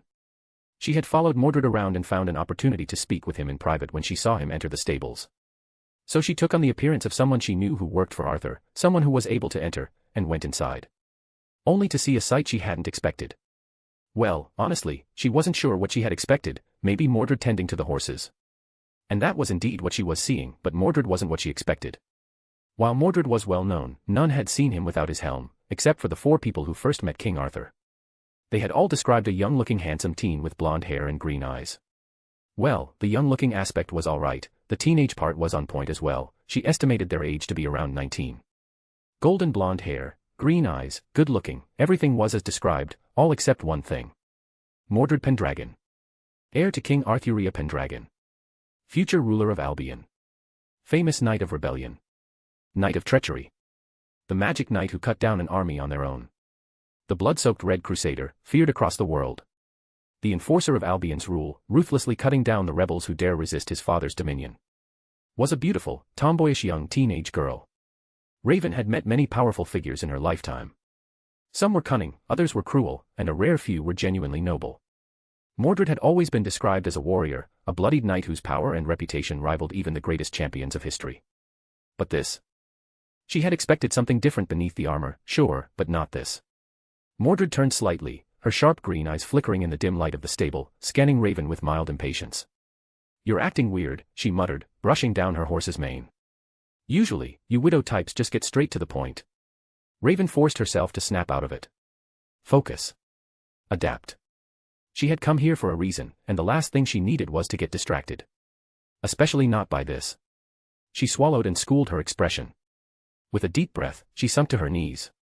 "Forgive me, Your Highness, for I have deceived you." She decided to admit her deception. Mordred froze. For a moment, the only sound in the stable was the steady breathing of the horses and the distant hum of the city beyond the walls. Then, slowly, deliberately, she turned. Raven kept her gaze downward, her head bowed. She knew better than to meet Mordred's eyes right now, better than to provoke a knight known for her short temper. A long silence stretched between them before Mordred spoke, her voice low and dangerously calm. "What do you mean?" She moved her hand down to the hilt of Clarent, which hung by her hip. Raven could feel the tension rise in the air. The grip Mordred placed on her sword wasn't for show, it was instinct, a reaction born from countless battles and the expectation of treachery. A lesser spy would have panicked, stumbled over their words. But not her. She took a slow, deep breath and lifted her head slightly, enough to meet Mordred's gaze. "I mean exactly what I said," she replied, her voice even, measured. "I deceived you. I am not who I claim to be." Mordred narrowed her eyes, her fingers twitching around Clarent's hilt. "Then who the hell are you?" Raven exhaled. "No more games." With a thought, her form shifted, her stolen face melting away like water. Gone was the familiar courtly spy Mordred had recognized. And in its place, the blue-skinned, golden-eyed face of Mystique. The breath that left Mordred's lips wasn't one of surprise or fear. It was annoyance. "Great." Mordred let go of her sword and rolled her eyes. "A shapeshifter. Because I needed more of those in my life." Raven tilted her head. "Not the reaction I was expecting." Mordred scoffed. "What, did you think I'd scream?" She crossed her arms. "Shapeshifters aren't exactly new to me. Merlin pulled worse tricks on all of us back then." That reaction was unexpected but not unwelcome. She could work with this. End of chapter. And there we are, the funny sex number. And we are setting up the mutants to start, will be a while before all that really kicks off, but I hope everything will make sense once we reach that point. Many eyes are on Albion, and mutants around the world, even Magneto isn't going to do something foolish. And Mordred, well as she said, Merlin was a trickster, so I'm sure she isn't new to all of this, not to mention she isn't going to kill someone kneeling before her, she isn't rude. Chapter 70, Chapter. So let me get this straight, your shapeshifting isn't due to magic, but instead an ability you were born with. That's correct. And this ability only lets you shapeshift. Yeah, only shapeshifting, well, I guess it also has extended my lifespan a bit. And your true appearance is now that of some kind of strange fae, all due to something called a mutation, which gave you and others strange powers. Yes, I know someone who can read the mind, someone else who can control metal, all kinds of abilities. So, let me get this straight, you and others, all with great powers, are being hunted down by normal humans who hate you all due to them being fearful and are jealous of your powers, and they experiment on kids and stuff. Raven felt like she was repeating herself, and that maybe Mordred was a bit slow, but at least she was willing to hear her out, which was good. And you work for, like, the Lord of Mutants or whatever, who wants to speak with Father. So he sent you to get an audience. Because tons of you mutants are weak as heck and need a place to call home. I don't know if I would call Eric the Lord, but he is our leader. Mordred groaned. She had just wanted to hide away from everything troublesome, and yet, it seemed trouble kept finding her. Honestly, the situation felt ridiculous to her. Some superpowered people, getting knocked around by weaklings. Heck, she had taken down an army on her own, so why couldn't these mutants? Still, they didn't seem like the bad guys here, and with an example like the Red Room, it sure did seem likely someone else was torturing kids. So, no matter how annoying, she couldn't just ignore it, not to mention it might be an excuse to get out and do something fun. Alright, I guess I will tell Father about this, I'm sure he will be interested in hearing what you have to say. Mordred sighed and rubbed the bridge of her nose. Raven exhaled slowly. That was easier than she had expected.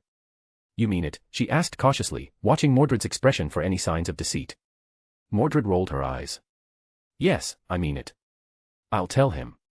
Doesn't mean he'll listen, but hey, not my problem. Raven frowned. And if he refuses? Mordred shrugged. Then I guess you're out of luck. Raven pressed her lips together. That wasn't exactly reassuring, but she supposed it was better than nothing. Mordred stretched, rolling her shoulders. Look, if what you're saying is true, and I still think it sounds like the plot of a bad play, then it's worth hearing out. Albion's new and still figuring itself out, so maybe you lot can find a place here. Raven tilted her head. You don't seem all that bothered by the idea of mutants. Mordred snorted. Lady, back in my days, the forests were full of demons and other monsters. Heck, Father killed a dragon once. Compared to this age, I have seen some shit. Raven blinked. That's an interesting way to look at it. Yeah, well. Mordred sighed, rubbing the bridge of her nose. Not everyone's gonna feel that way. Father won't, probably. He's real kind, can't stand innocent suffering, most of the others are like that. Well, except Agravain. She let out a humorless chuckle. Raven stiffened. Will that be a problem? Mordred waved her off. Nah, he hates everything. You get used to it. That wasn't exactly comforting. Still, this was progress. Raven shifted slightly. When can I expect an answer? Mordred frowned, tilting her head. Dunno. Tomorrow? Depends on whether Father is busy. She sighed. And since it's Father, he's definitely busy.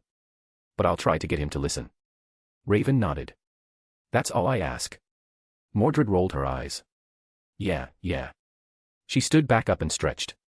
Anyway, since you interrupted me and gave me something else I have to do, you stay here and take care of the horses. Raven blinked. Excuse me. Mordred smirked, hands on her hips. You heard me.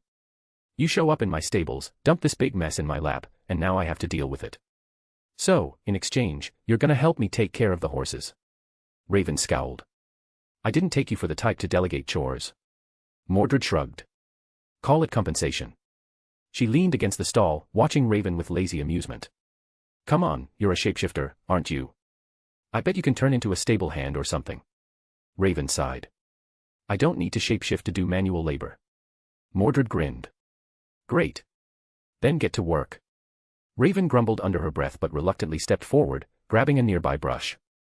Mordred, clearly enjoying herself, grabbed a hay bale and tossed it into a stall. So, tell me more about this brotherhood of yours. What's the deal with your boss? Raven hesitated but figured there was little harm in answering.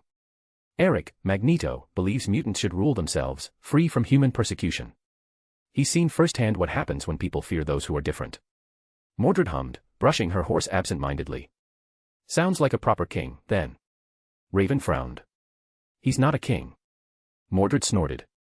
He's got subjects, he's got laws, and you're out here playing messenger. Sounds like a king to me. Raven paused, considering that. I guess, in a way. Mordred chuckled. Let me guess, he's also got enemies. Raven let out a humorless laugh. Plenty. Mordred's grin widened. Yeah, that sounds about right. Any ruler worth their salt does. They worked in silence for a few minutes, the rhythmic sounds of hooves shifting and hay rustling filling the air. Eventually, Raven spoke again. You don't seem too fazed by any of this. Mordred shrugged. Father taught me that strength comes in all kinds of forms. If people are born with power, then that's just life. No different from a knight being born with a strong sword arm. Raven studied her carefully. And you think Arthur will feel the same way? Mordred sighed, tossing a handful of hay into a feeding trough. Father got a big heart. He won't like the idea of people being hunted down for what they are. Whether or not that means giving you all a place here. She trailed off. Raven nodded. I understand. They continued to work for a bit longer, until Mordred was sure the strange blue woman was able to do an even half-decent job. All right, I will go speak with Father about this while you finish up. Oh, and no telling anyone about this, nothing. Raven wiped a strand of red hay from her sleeve, exhaling sharply. Yeah. I know how to keep a secret. Mordred tilted her head, giving her a lopsided smirk. Good. Because if anyone finds out a shape-shifting spy snuck into the castle and had a private chat with me, I'll have to pretend I don't know you. Raven arched an eyebrow. And here I thought you were starting to like me. Mordred barked out a laugh. I don't even like most of the knights, why would you be any different? Raven gave her a small, amused smile. Fair point. Mordred stretched, letting out a yawn. All right, I'm off. Once more, dressed in her armor, and looking very much like the bloodthirsty knight, she left the stable, leaving poor Raven with a dozen horses to care for. The mutant exhaled, leaning against the stall door. Well, that went better than expected. Mordred was rough around the edges, brash, and impatient, but she wasn't stupid. That much was clear.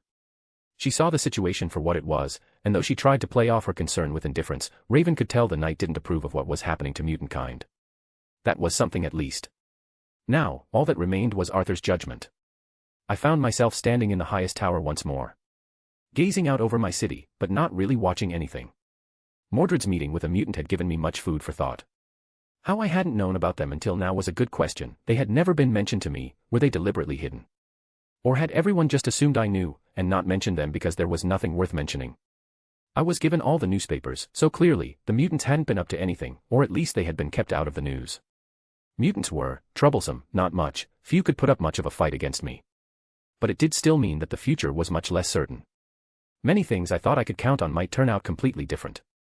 Plus, the Phoenix Force was troublesome, and if I remember correctly, the X-Men also ran into many aliens. Mordred really dropped a headache in my lap. Because if mutants like X-Men were around, then who else might be around?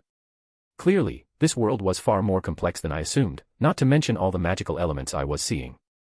Given the mystery surrounding the mutants and their very real plight, I decided to hear them quickly, so less than a day after Mystique showed herself to Mordred, I summoned her to my throne room. Since Mordred was the cause of this problem, no matter how little it was his fault, I forced him to attend to the audience. And so he stood by my side, without his helm for once, since there were little reason to hide himself from someone who knew. To my other side stood Agravain, who rarely left my side unless work had to be done. He often worked as my voice, speaking on my behalf, allowing me to sit behind my desk doing work while he passed my orders on. Finally, Mystique herself knelt before my throne, her blue skin on full display as she had decided against hiding herself or wearing clothing. Lilith Dana. I began after looking her kneeling form over. My voice caused her to react violently, her head jerked up, and she looked straight at me, shock and disbelief etched on her face. I understand why you don't wish to use that name. Clearly, you didn't have an easy childhood, so I shall allow you to use the name Raven Darkholm in my court. She didn't respond at first, clearly shocked beyond words. It wasn't until Agravain cleared his throat that she snapped out of it. Mystique took a measured breath, her voice steady, but with a guarded edge. Thank you, Your Majesty. I haven't been called that in a long time. It caught me by surprise. You are not the first to discard a name, I admitted. Nor will you be the last. But you shouldn't be so surprised that I would know. Few can keep a secret before my throne. I guess. I just never really considered it like that. Was her response, and I could feel the honesty in it. She was a spy, someone who had spent her life in darkness and deception. She had no doubt expected much from me, that I would see through any lies and tricks. She was so busy thinking about plans and schemes that she failed to consider other things. It hardly matters, after all, you didn't wish to speak with me to discuss matters of name and identity, so tell me, right hand of Magneto, what are you here for? I decided to change the topic and get the talk on track. Mystique hesitated only briefly before nodding. Very well, as you are no doubt aware, my kind is being hunted the world over, our enemy is the system itself, every mutant born finds themselves hunted by the very government that should protect them. We wish to know Albion's stance on mutants. Rather than answer her, I stood up and dismissed my armor, sending it into my soul with where my mighty weapons normally resided and smiled to myself as she gasped in surprise upon seeing me. Picture of outfit. Without a word, I walked over to the balcony that overlooked my city and looked out. You are mistaken. End of chapter. 2 things I want to mention from this chapter. One is the name I gave Raven. Because honestly, Raven Darkholm is too cool to be a real name. So in this story, she already had signs of her mutation from birth, and so she was named after the demon Lilith. This is of no importance and won't ever come up again. 2. Mordred's arrogance. The fact that England fell and became Albion is shocking and extreme. It isn't normal. Should Magneto try to take over a nation, the entire world will do everything to stop that. He can't just do something like that. Rebelling against the system isn't easy. The reason it worked here. Arthuria, power, and lack of knowledge. After the big attack, the 2-day war, I imagine this conversation happened in the UN. How did he do that? We don't know. Can he hit us here? We don't know. Can we defend ourselves? We don't know. How many times can he do that? We don't know. Can we defeat him? We don't know. It's just, they don't know what they can do, and so they are afraid of acting, plus the fact that Arthuria has legend and public support behind her, it's difficult from the rest of the world to do anything. That doesn't mean they will let it pass, but until they know they can deal with this, they won't dare do anything. After all, Mordred did show that normal weapons means nothing, which means that the only weapon left is nuclear weapons. And given that it is known that the Knights of Camelot were able to leave without being seen, it isn't known if Arthur could somehow escape a nuke, and since they can't defend themselves from their attack, the world is forced to watch and wait. Chapter 71, Chapter. Bonus Chapter. Raven honestly didn't know what to think. Once more, she had been shocked beyond belief by the Knights of Camelot. First was the sheer power they held. Then the fact that Mordred was a woman, then the fact that she didn't seem to care about mutants at all. Then, after finally meeting the famous King of Knights, King Arthur himself, she realized why his name was Arthuria, because he was a she. Camelot truly was a magical place where nothing was as it seemed. Yet, at the same time, her mind quickly tried to work through what this meant for her goals and the world at large. A woman in charge. One with such power. And how was that different from a man in charge? You assume I know about your kind. In truth, I know little. Until Mordred alerted me about you, I knew nothing. An oversight by my advisors, that they didn't think to bring this to my attention. I slowly explained after giving Raven a moment to collect her thoughts. My apologies, Your Majesty, that is my fault, I should have gathered more relevant information. Agravain, ever loyal, bowed his head. He wasn't truly at fault, but saying that would do nothing, so I just nodded. Which means, Lady Darkholm, that I need you to fill me in on all the details, and don't try to lie. I had 2 things in mind with that request. For one, it would fill in Agravain, and it would allow me to know the current situation, and how much of what I knew was correct. After all, the X-Men seemed to jump around in time again and again, so who knew what was relevant in this universe? Raven remained kneeling, head bowed respectfully. She didn't dare rise. Barely dared to look at the breathtakingly beautiful woman that was the King of Albion. No lies, she echoed softly. Understood. She inhaled deeply, then began to speak, voice calm but edged with old wounds. Mutants are born different. We don't ask for it, and most of us don't want it, not at first. Our powers emerge during puberty, often under stress. For some, it's something subtle, like seeing in the dark or healing faster than normal. For others, it's dangerous. Fire. Ice. Telepathy. Things that can't be hidden. She paused only briefly, never lifting her gaze. There's no logic to it. It doesn't pass through bloodlines. It doesn't follow rules. It just happens. And that alone is enough for people to fear us. Mordred scoffed lightly. Sounds like magic to me. It's not, Raven answered without raising her voice. It's evolution. Something buried deep in our genes. But no one cares about the science. All they see is power. Power they don't control. Her hands curled lightly against her knees. They track us. Cage us. Kill us. Doesn't matter if we're peaceful, young, or innocent. If you're a mutant, the world treats you like a bomb waiting to go off. Agravain's eyes never left her. He said nothing, but his silence was like a blade drawn in judgment. And the Brotherhood? I asked. We're those who chose not to die quietly, she replied. Mutants who've lost families, homes, everything. Our leader, Eric, has lived through more than any of us. He wants what you have here, a home. Or at least it used to be. Another pause. She finally raised her head just enough to meet my gaze, but she remained kneeling. Over time, I feel like he has lost hope for a better future. Each attempt at anything is met with cruelty. Eric is strong, and he has helped countless of our kind who have been captured, but each time he does, he sees more of the darkness against our kind. Stare into the abyss, and the abyss stares back. I interrupted her. You fear that he seeks more than just a home now, he seeks revenge, he seeks peace, the kind that only comes when one vanquishes all their enemies. Raven hesitated for a long moment, her breath shallow. Yes, she finally admitted. I fear he's not looking for sanctuary anymore. He's looking for an end. An end to the fear. An end to the hate. Even if it means becoming what they accuse us of. There was no pride in her voice, only resignation. I still believe he can recover, that he will once more become the man I once knew. He isn't lost, he has just lost hope. She nearly pleaded with me. Hope? Yes, without hope, it is easy to turn towards darkness. But what do you seek from me? I can hardly change the view of mutants. Plenty of people, particularly those in power, hate me just as much as they do your kind. Raven nodded slowly, still kneeling, her voice quiet but steady. I know. I don't expect you to change the world with a word. But Albion is something different. A place born from the impossible.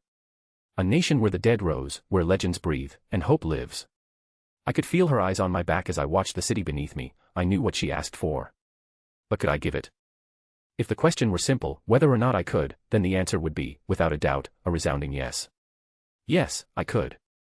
The difference between 60 and 61 million people to rule was forgettable. So yes, I could offer asylum to the million or so mutants hidden around the world. And I could do it without fear. Most of them were weak, and with my enforcement knights, I could handle any troublemakers with ease. Only about 100 or so mutants could go up against them. And I had a lot of knights.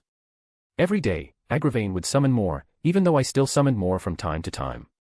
I didn't like it, but I couldn't hide from the truth. My reign was built on fear. I was a tyrant. I needed a massive force to uphold order, to keep people from rebelling. I knew that I was offering a better future for my people, but it would take time for them to see that. Sure, plenty were happy, but many were just afraid. Mordred hadn't bloodied Clarent time after time for no reason. So, I had the ability to take them in, and keep them in check, but should I? There was silence in the throne room, broken only by the gentle wind outside brushing against the stained glass windows. Raven did not press me. She was wise enough to know that a ruler did not respond well to pressure. Instead, she remained still, kneeling, humble, waiting. Agravain shifted beside me. You cannot possibly be considering this, he said at last. Your Majesty, inviting in an entire people, known for chaos, for destruction. I am considering everything, I said evenly, not taking my eyes off the city. It is the burden of the crown, Agravain. He fell silent again, though I could feel the tension in his posture. I turned slowly to face Raven once more, and made my way back to my throne. It is because I consider everything that I will make this decision. I said as I slowly sat down on my throne once more. Raven. Raven, I can't simply open my realm to your war, but I shall shield those who can't fight it. If you are to be believed, and I do, then most of your kind can't fight, they are weak, they are prey, and they can find shelter in my realm, allowing you to fight without fear. I don't want war or suffering. But I understand that one must fight for fairness and justice. I can't end the war, and you know that, it must be fought, it must be won. Only then will there be peace. Raven's breath caught in her throat. For a moment, she didn't respond. Her eyes lowered again, not in submission, but in something closer to reverence. Not for the throne, not for the crown, but for the fact that, finally, someone powerful enough to matter had listened. Thank you, Your Majesty, she said, her voice hoarse and her emotions held in check.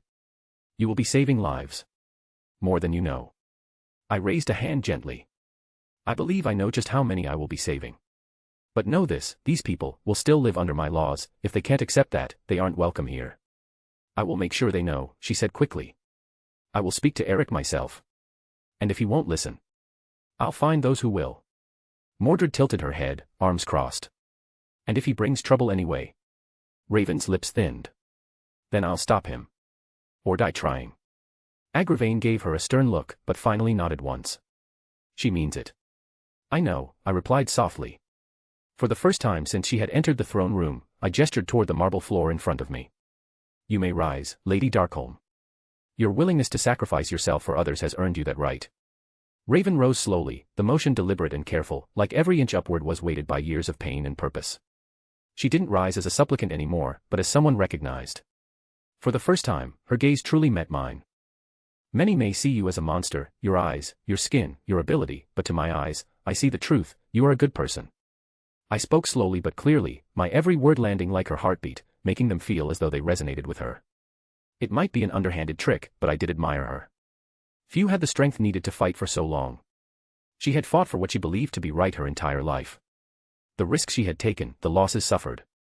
Whether or not the mutants were in the wrong or not, Raven was a hero of her people. And personally, I didn't believe the mutants were in the wrong. Sure, Magneto might be extreme, but he was forced to be so. He did start out as an innocent boy, and was made a monster by the world's darkness and evil. While I didn't want to get too caught up in the war between mutants and their haters, I didn't want to turn a blind eye either. Raven lowered her eyes once more, not in shame, but in something closer to humility.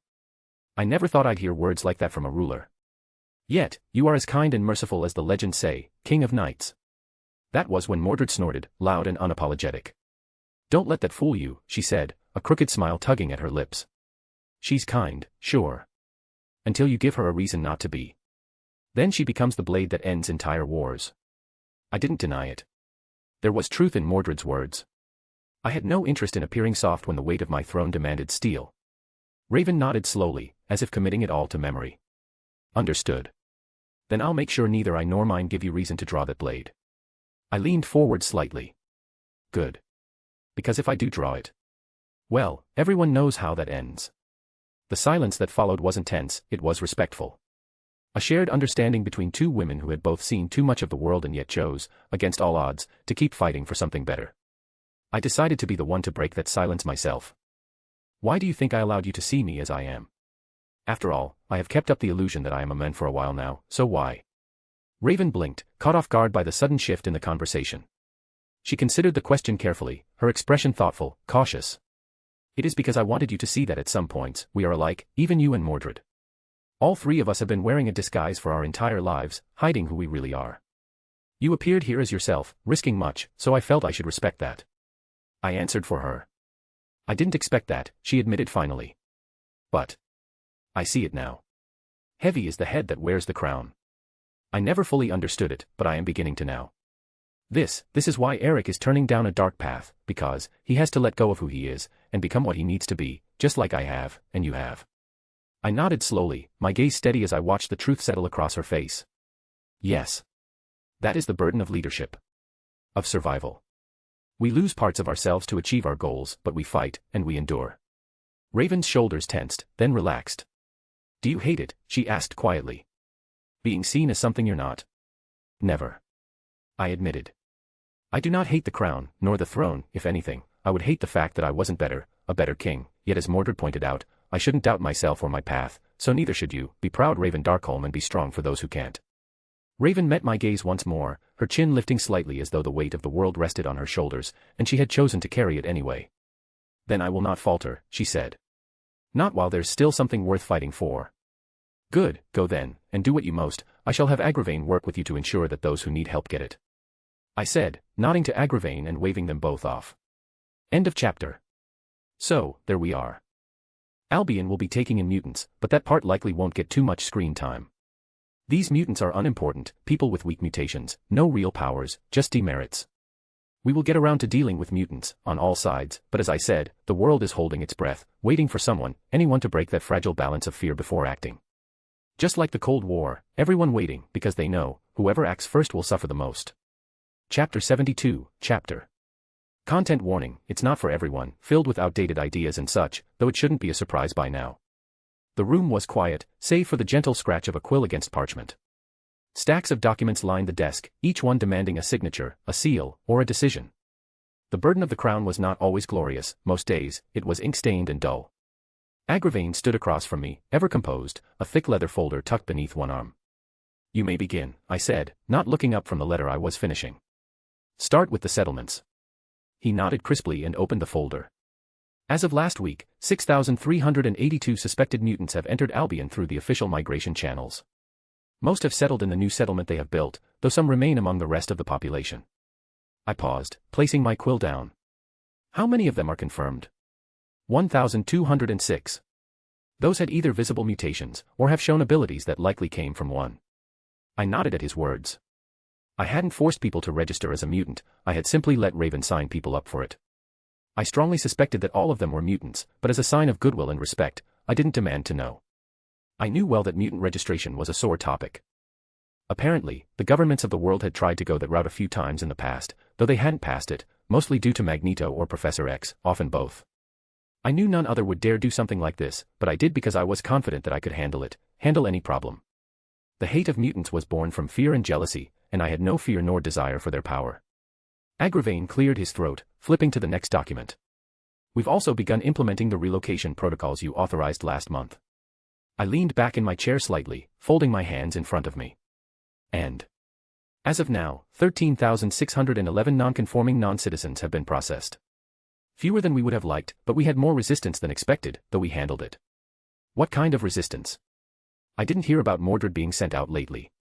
I asked. Mostly from the international community, and a few citizens who didn't agree with the policy. It wasn't violent resistance, so it was handled locally, just taking a bit longer. We also struggled to get the nations in question to agree, but in the end, we sidestepped them. Sidestepped them how? I asked, more curiously. We had the people in question loaded onto planes, sent them to the nations, and just unloaded them there, or in a few cases, left the planes since they were of older models. He explained. Agravain spoke with perfect calm, but I could feel the weight behind his words. Practical. Cold. Efficient.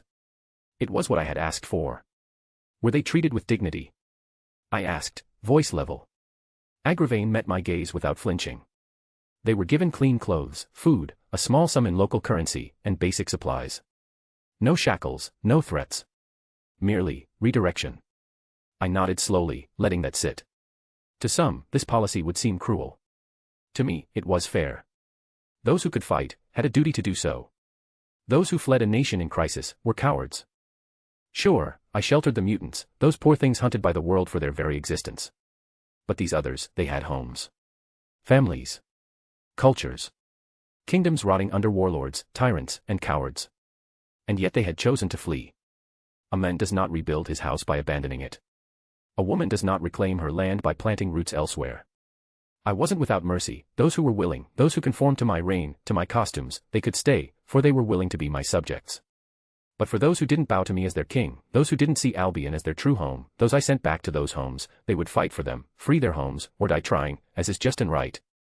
I picked up another document, scanned it briefly, then set it aside. My desk felt heavier than usual. There will be talk, I murmured. The world will call us cruel.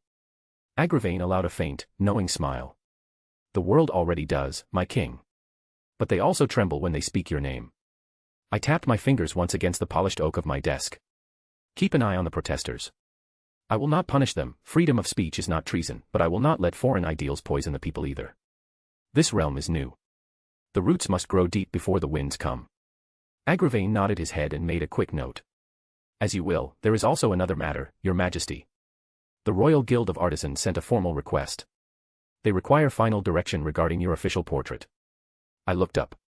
They've been asking for some time, haven't they? He nodded.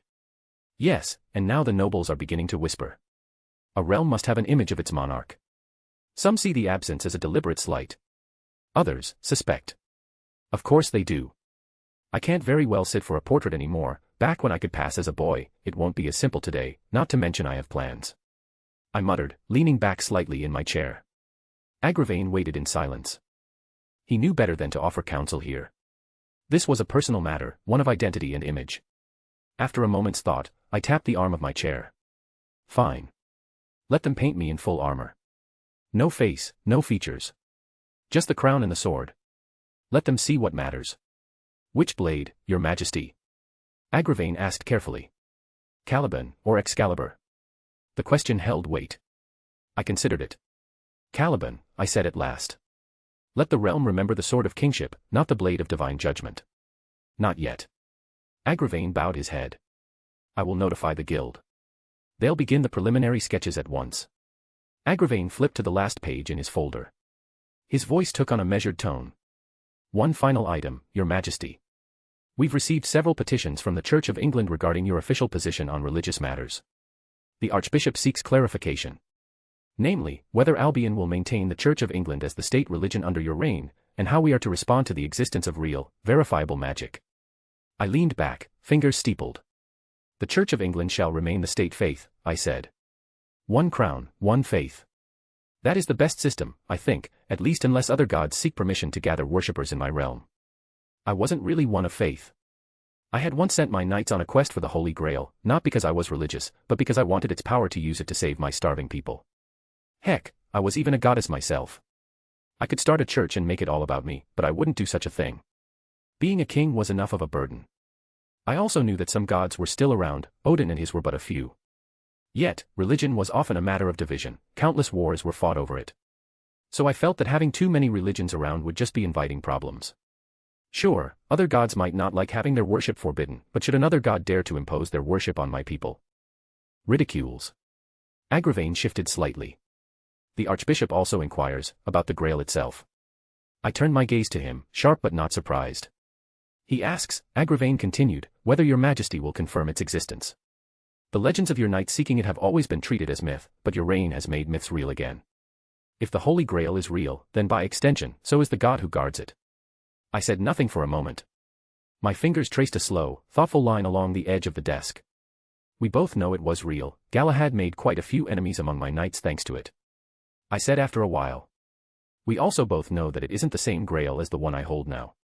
But I see no problem with confirming it. Agravain gave a faint nod, his expression unreadable. Then the church will take strength in your words. A confirmation from your majesty will solidify doctrine, and perhaps calm the faithful. I leaned back in my chair again, fingers laced together. Let it be known, then, the Holy Grail my knights once sought was real. Galahad found it. And it was divine. I let the silence hang a moment longer, letting the weight of that truth settle. Though, I added with a faint smirk, if they begin proclaiming me as a prophet or chosen king of God, you may remind them that I drink wine, wield a sword, and once threatened to hang a bishop for tax evasion. I am not here to be canonized. Agravain did not smile, but his eyes glinted with something dangerously close to amusement. Understood, your majesty. I am a divine king, but that divinity is my own, not something granted to me by some god. No, let the Church of England or Church of Albion be the one religion I allow on my land, all others shall be banned. I commanded. Agravain inclined his head deeply, the shadow of steel beneath his calm. Then it shall be written into royal decree. One crown, one faith. The Church of Albion will serve as both spiritual guide and guardian of tradition.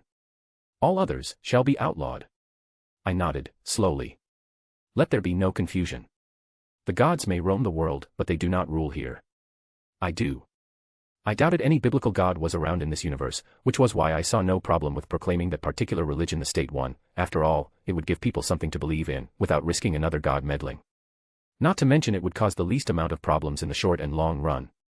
Tell them this as well, if they dare use their pulpit to spread fear against magic or mutants, if they begin another inquisition beneath my banner. I let the words trail off, but the fire behind them remained clear. Agravain bowed. They will be warned. And watched. I returned my attention to the stack of parchment on my desk, the symbol of my crown etched into the wax beside each signature.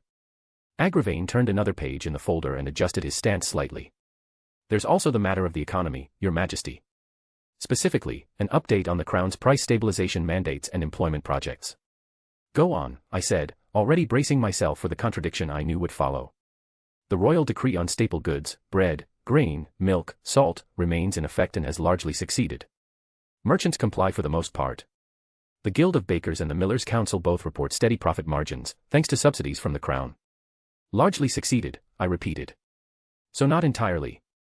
No, he admitted. There has been a notable slowdown in global trade reaching Albion, which is leading to some signs of potential shortages, driving prices up despite our efforts to keep them low. I had expected as much, though it was still annoying, but at least it was better than my people starving. How fare the people? They suffer not, though personally, I do see one problem with the current state of the economy. I couldn't help but give him my full attention at that comment. It was rare for him to openly share his thoughts like that. Do speak freely, I value your input greatly. I reassured him while urging him to speak. He nodded once. It is this, your majesty, too many households now require 2 working adults simply to remain afloat. It is not a failure of policy, but rather of expectation. A man's labor should suffice to feed, clothe, and shelter his family. That, to my mind, is the proper shape of a kingdom. I leaned back slightly, listening. If a man works full hours in your service, your majesty, Agravain continued, then he should not return home to find his wife equally worn, his children raised by strangers, and his household half-managed. It breeds resentment. It weakens the hearth. And it suggests that labor in Albion is undervalued. He didn't say it aloud, but I knew what he meant. He viewed the current state of things not only as inefficient, but unseemly. Agravain would never say outright that women ought to stay home, he was far too disciplined for such a thing, but the shape of his ideal was clear as glass. I let the silence stretch before speaking. I share the ideal, I said slowly. Though not the reasoning. A stable household is important, and all your reasoning is good, I fully approve, though reaching that state won't be easy. Agravain gave a small nod, seemingly satisfied with my agreement, even if I had sidestepped the deeper implications of his beliefs. Nothing worth restoring ever is, Your Majesty, he replied. But if any realm can achieve it, Albion can. You have brought back kingship, honor, and order. Let us now bring back balance. I tapped my fingers lightly on the desk. Start with a review of wages in the public works sectors. Focus on the Crown's enterprises first, the forges, the rail lines, the mines. Let me know what we would need to raise the base pay to a level fit for a family of 4 to live comfortably. And if the guilds resist, he asked. The companies. I said, slightly correcting him. Shall be reminded that I will support my people, not them, and if they are unwilling to pay my people what they deserve, then they don't deserve to exist in my realm. Agravain bowed. It shall be done. For a moment, I looked past him, toward the window. The clouds outside were heavy, but the light still managed to break through. One man's labor should build a home, I said softly. Not just shelter a body. Yes, Your Majesty, Agravain replied. And one woman's peace should raise a nation. I gave him a look but said nothing. I worried about him, wondering if he would ever overcome his hatred of women and if he would ever find happiness, but it wasn't my place to speak of such things. Anything else that require my attention for the day? I asked, moving along. He looked over his notes. Yes, there is one last thing, Your Majesty, an important one. End of chapter. Yes, I know, you aren't happy, you think I am scum, that I should just go die, all that good stuff, but well, fuck you. For the heck out of here. And now that those are gone, it's time to really discuss this chapter, because damn, it's a spicy one. Agravain hates women, he never had many good ones around him, and often saw them as the cause of problems. His mother, being an evil witch, Guinevere being unfaithful, unable to resist temptation, all that. And learning about Mordred's rebellion hasn't done anything to help. He is split in his hate, because he loves his king, and Gareth is a woman in this version as well. But, I feel this is just right for him. Now, other things, mutants, yes, we will visit them, but as I said last chapter, those are small powerless ones, hardly worthy of more than a reaction segment at some point. As for deportations. Yeah, that does seem like a rather tense subject these days, but I felt it fitting with the line of thinking from the age of Camelot. Everyone not of Albion is mostly an enemy, and those not, all prove that. So for the knights, the fact that people flee their homes, and settle somewhere else, without truly becoming part of it, isn't right. And religion, damn, we got around this chapter did we? So, I feel things were explained well enough in the chapter. Arthuria cares little, but knowing gods are around, she isn't happy with them being worshipped, as it could draw their attention. So, just one church, one religion, and everything else is gone, you can believe, you can not. But not worship. Is that fair? Is it right? Maybe not, but it is easy. Religion is a heck of a subject to deal with, so Arthuria takes an easy option. Chapter 73, Chapter. One last thing. Very well, I might be able to finish all my work today as long as it isn't too bad. I lightly joked, or so I wished, I truly rarely was able to finish all my work in one day without working well into the night. The reopening of domestic coal mines has eased the burden in some regions. We now produce roughly 37% of our national energy needs internally, he reported. However, the remainder still relies heavily on foreign oil and refined fuel. With prices climbing and certain nations refusing to trade, we're vulnerable. I let out a slow breath and rested my chin against my steepled fingers. How long until it becomes a crisis? 2 winters. Perhaps 3, if we continue rationing in the industrial sectors, Agravain replied. But growth will stall.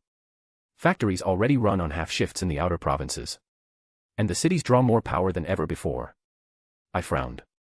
After opening old mines, taking back oil rigs from overseas private firms, and taking control of all power production, we are still running this low.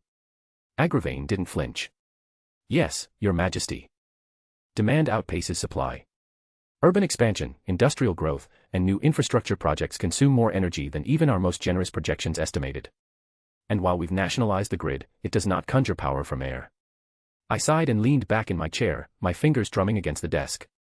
No, but I expected more resilience. It is disheartening to know that the former reign allowed things to get this bad. Agravain gave a sharp nod. Their priorities were elsewhere, commerce, finance, global image. Not the spine of a nation. They sold what they could not maintain, and leased what they no longer understood. I rose from my chair and walked slowly toward the hearth, the fire within it low but steady. And now we pay the price. He said nothing, but I could feel his eyes on me. Waiting. I turned back to face him. We cannot build an empire of iron if we lack the fuel to forge it. I trust that before you brought this to my attention, those in charge have already attempted to solve the problem. They have, Agravain said. The Ministry of Industry proposed increased coal imports from South Africa and Indonesia, but both routes have grown costly. And oil prices have been rising for the entire world, and more so for us. Then it's not a solution, I said flatly. What else? There have been suggestions, he continued, to revisit Albion's dormant nuclear program. The old facilities are defunct, but the knowledge remains. So does the risk. He did not elaborate, it didn't need elaboration. The idea of divine, absolute rule didn't pair well with meltdowns and evacuations. I turned from the fire and walked slowly back to my desk. What about renewables? Wind has potential along the northern cliffs, but the turbines are costly to build and vulnerable to sabotage. Tidal generators have been proposed along the southern coast, but that faces the same problems of cost, time, and reliability. I nodded slowly, considering each of the options, none of them perfect. Each came with risks, economic, environmental, political. But sitting idle was not an option. So the question was there a better option? I knew that coal and oil had their problems, mainly the pollution they caused. Which meant alternatives to those would be for the best. Coal was important, even if it was not used for power generation, it was used in Camelot for heating and cooking, and blacksmiths utilized it. So mining it wasn't a waste, even if I got rid of coal generators. Replacing oil also wasn't easy after all. Cars, planes, and boats all needed it. So if I couldn't produce enough myself, I would either have to buy it or reduce the amount needed. Agravain, ever perceptive, caught the direction of my thoughts. There have been some early proposals, he said, to shift segments of the transportation sector to electric infrastructure, public trams, electrified rail, more trolleybuses in major cities. It would ease dependence on fuel imports over time. And the power for them? I asked. He didn't answer. He didn't have to. I exhaled through my nose. We cannot build a future by robbing from the present. Shifting everything to electric without securing the source is folly. And yet, we cannot remain tethered to foreign oil forever. A moment passed, as I thought.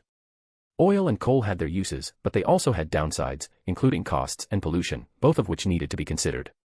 As someone from the ancient age, the twilight of the age of gods, I had breathed air without pollution. Even now, I disliked leaving Camelot due to the foul air outside it. So, even if not for the cost of oil, I wouldn't force my people, future generations, to have their skies poisoned. So I need to limit the use of those too. Coal for burning in the home was fine. It honestly wasn't worse than burning wood. Oil, I didn't have the same soft spot for. But I also knew that replacing it was far more difficult, at least for fuel used in cars and planes. To combat the rising energy costs, which I was paying using gold, I had to change the energy source from coal and oil to something else. And while gas was an option, it also led to pollution, so that wasn't the best choice. Which left renewable energy and nuclear energy. Both had problems of their own.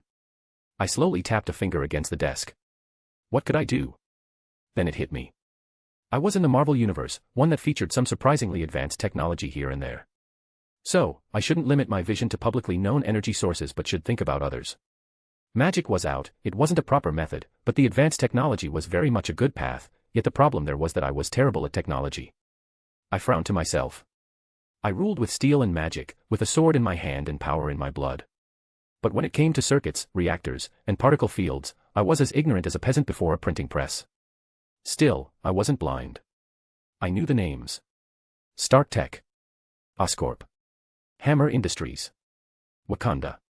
Latveria. These were the domains where power had been redefined, not just political or military, but literal, raw energy. And some of them had cracked the problem I now faced. In particular, Stark, he should have energy cracked, and I knew how to deal with him. After all, he was dying, so surely he would be willing to sell me the secrets of at least the large-scale reactor for some help.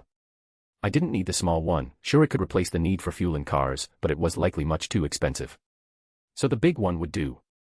Thank you, Agravain, I have an idea, allow me to think it over for a bit, and I will get back with a solution. I offered him a small smile. Agravain gave a short, respectful bow. As you command, Your Majesty. Shall I inform the Ministry of Energy to prepare for a potential shift in long-term strategy? Yes, I said. And we will likely be needing to construct some new facilities, so ensure we are ready for that, the price is no concern. Agravain straightened. Then I will alert the relevant offices to begin preliminary site surveys. Locations near major urban centers, with access to both infrastructure and secure perimeters. Thank you, Sir Agravain, I wouldn't know what to do without you. Agravain inclined his head, the faintest flicker of emotion crossing his otherwise stern features. "It is my highest duty to ensure that your majesty never has to find out." With that, he gathered the last of his documents and closed the folder with a quiet snap. No flourish, no grand gestures, just the efficient finality of a man who had served his king across lifetimes. I leaned back in my chair, staring at the ceiling for a moment as I allowed the silence to stretch. Beyond the stone walls of the office, the realm moved on, factories humming, forges burning, children playing in streets rebuilt by decree and steel. The lights in the chamber dimmed as the holographic feed flickered to life, casting a cold blue glow across the obsidian-tiled floor. The air was still, reverent, the silence only broken by the soft mechanical hum of the emitter. A kneeling figure materialized within the projection, cloaked in dark leather, marked with the subtle insignia of the war dogs. The operative bowed his head low. "My king. My prince. My princess." King Chaka sat tall upon the obsidian throne, his face unreadable. Prince Chala stood at his father's right, arms folded tightly across his chest, gaze fixed. Princess Shuri, the chief scientist of their kingdom, sat below, legs crossed. "Proceed," Chaka said, his voice low and steady. The agent's voice came crisp through the feed. "Albion has accepted over 6,000 mutants since the decree 3 months prior. Of those, more than 1,000 are confirmed to possess abilities, some minor, others formidable." "Formidable?" Chala asked, one brow raised. "Yes, my prince.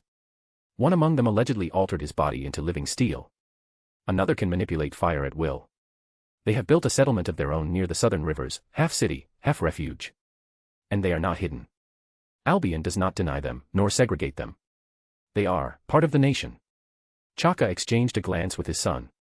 "And the people? There is fear, but it is controlled. The people still have growing faith in their king's ability to protect them. And those strange inhuman knights are indeed more than able to suppress the mutants should they rebel." The king leaned slightly forward.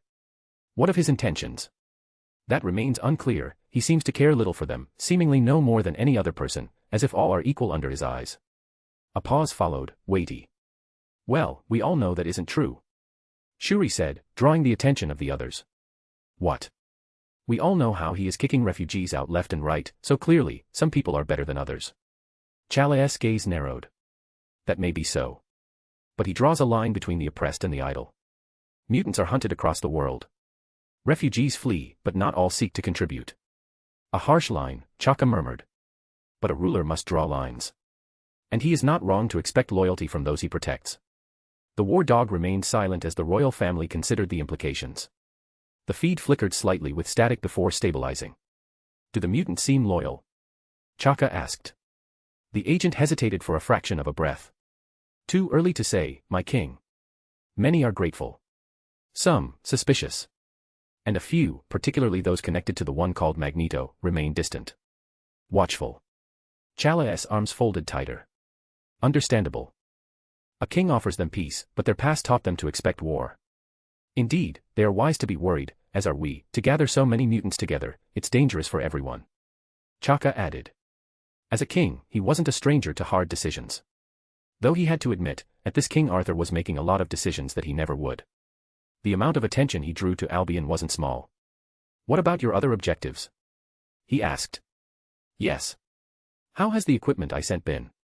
"It worked right." "Of course, it worked. I made it after all." Shuri started but was silenced by her father's hand on her head. "Please, continue," he told the war dog. The war dog straightened slightly within the projection, his tone shifting with the weight of new information. "The equipment Princess Shuri sent over has been tested. The so-called enforcement knights had no response to it, likely unable to detect it. However, we only got partial results. I'm no expert, but the results didn't match what we expected from reading the information about it." Chala's brow furrowed. "Explain." The war dog inclined his head. "The suits they wear, those armored constructs, function unlike any standard technology or known mutant ability. We attempted to analyze their heat signatures, motion patterns, even their response times during a simulated threat scenario. The results were inconsistent. It's as though the suits do not operate on conventional principles of energy or mechanics." Shuri perked up at that, all previous playfulness vanishing behind a veil of scientific curiosity. "Are you saying they're not machines?" "I don't know what they are," the war dog admitted. "But if they are no less advanced than what we have. They seem to require no power, no rest. They appear able to discern truth from lie, having been tested multiple times. Scans show nothing, except that the new equipment reveals an unknown energy reading, with no indication of anything on their inner workings." "Send me the data." I don't believe my new scanner can't get a reading on them. All the talk of magic is nothing but nonsense. There is no way something like that could be real. Shuri was almost frothing at the mouth as she jumped up. Chaka could only sigh as he nodded at the war dog. Return the data and equipment, and continue to monitor the situation. The war dog bowed his head. Yes, my king. I have one more observation to share. It appears that those knights receive orders, although I couldn't detect any signals, as I couldn't attempt to search for telepathic ones with the equipment I had. Given that there are mutants with that ability, it is likely that they used it. Shuri, can you make equipment to detect it rather than just block it? Shuri tilted her head, thoughtful now rather than dismissive. Her earlier frustration gave way to fascination. I can try. Telepathy is slippery, she admitted. Not like electromagnetic signals. But if there's a pattern, any sort of brainwave variation, psychic feedback, or psionic signature, I might be able to tune something to catch it. Chala raised an eyebrow. Even if it's magic? Shuri scoffed. Magic is just science we don't understand yet. And I plan to understand everything. Chaka remained quiet for a moment, watching his children. Then he turned his gaze back to the war dog. You've done well. Remain patient. Watch the mutants. Watch the knights. Watch their king. We must understand who this Arthur truly is, before we decided how to deal with him. The war dog bowed his head once more, the image flickering. Yes, my king. For Wakanda. End of chapter. So, a bit more work, reaction, but won't be long until we get some action. All this kingdom building is draining. And poor Mordred wants to go on an adventure. Wakanda is keeping an eye on things. Here they don't really know anything about magic. Do they? I mean, they know about gods. But I feel that at least from what they showed during the MCU, they shouldn't know much. And given how arrogant they are, I think it wouldn't be wrong for them to deny anything they couldn't and didn't master. Chapter 74, Chapter. After a night of thinking and planning, I decided that there was no reason to put my plans off. I couldn't foresee a time when I would have less work to do, not anytime soon, at least. Which meant that either I put it off by years or I might as well go now and get it dealt with. And honestly, sitting around on my throne all day was getting old real quick. I had my knights gathered in the throne room by noon. Not an informal meeting like we sometimes had in the halls or over food, no. Full court. Everyone kneeling before the throne, armor polished, banners unfurled, with the weight of tradition thick in the air. They already looked tense. I hadn't told them why I'd called them all, and if there was one thing that unsettled seasoned knights more than war, it was mystery. I didn't waste time.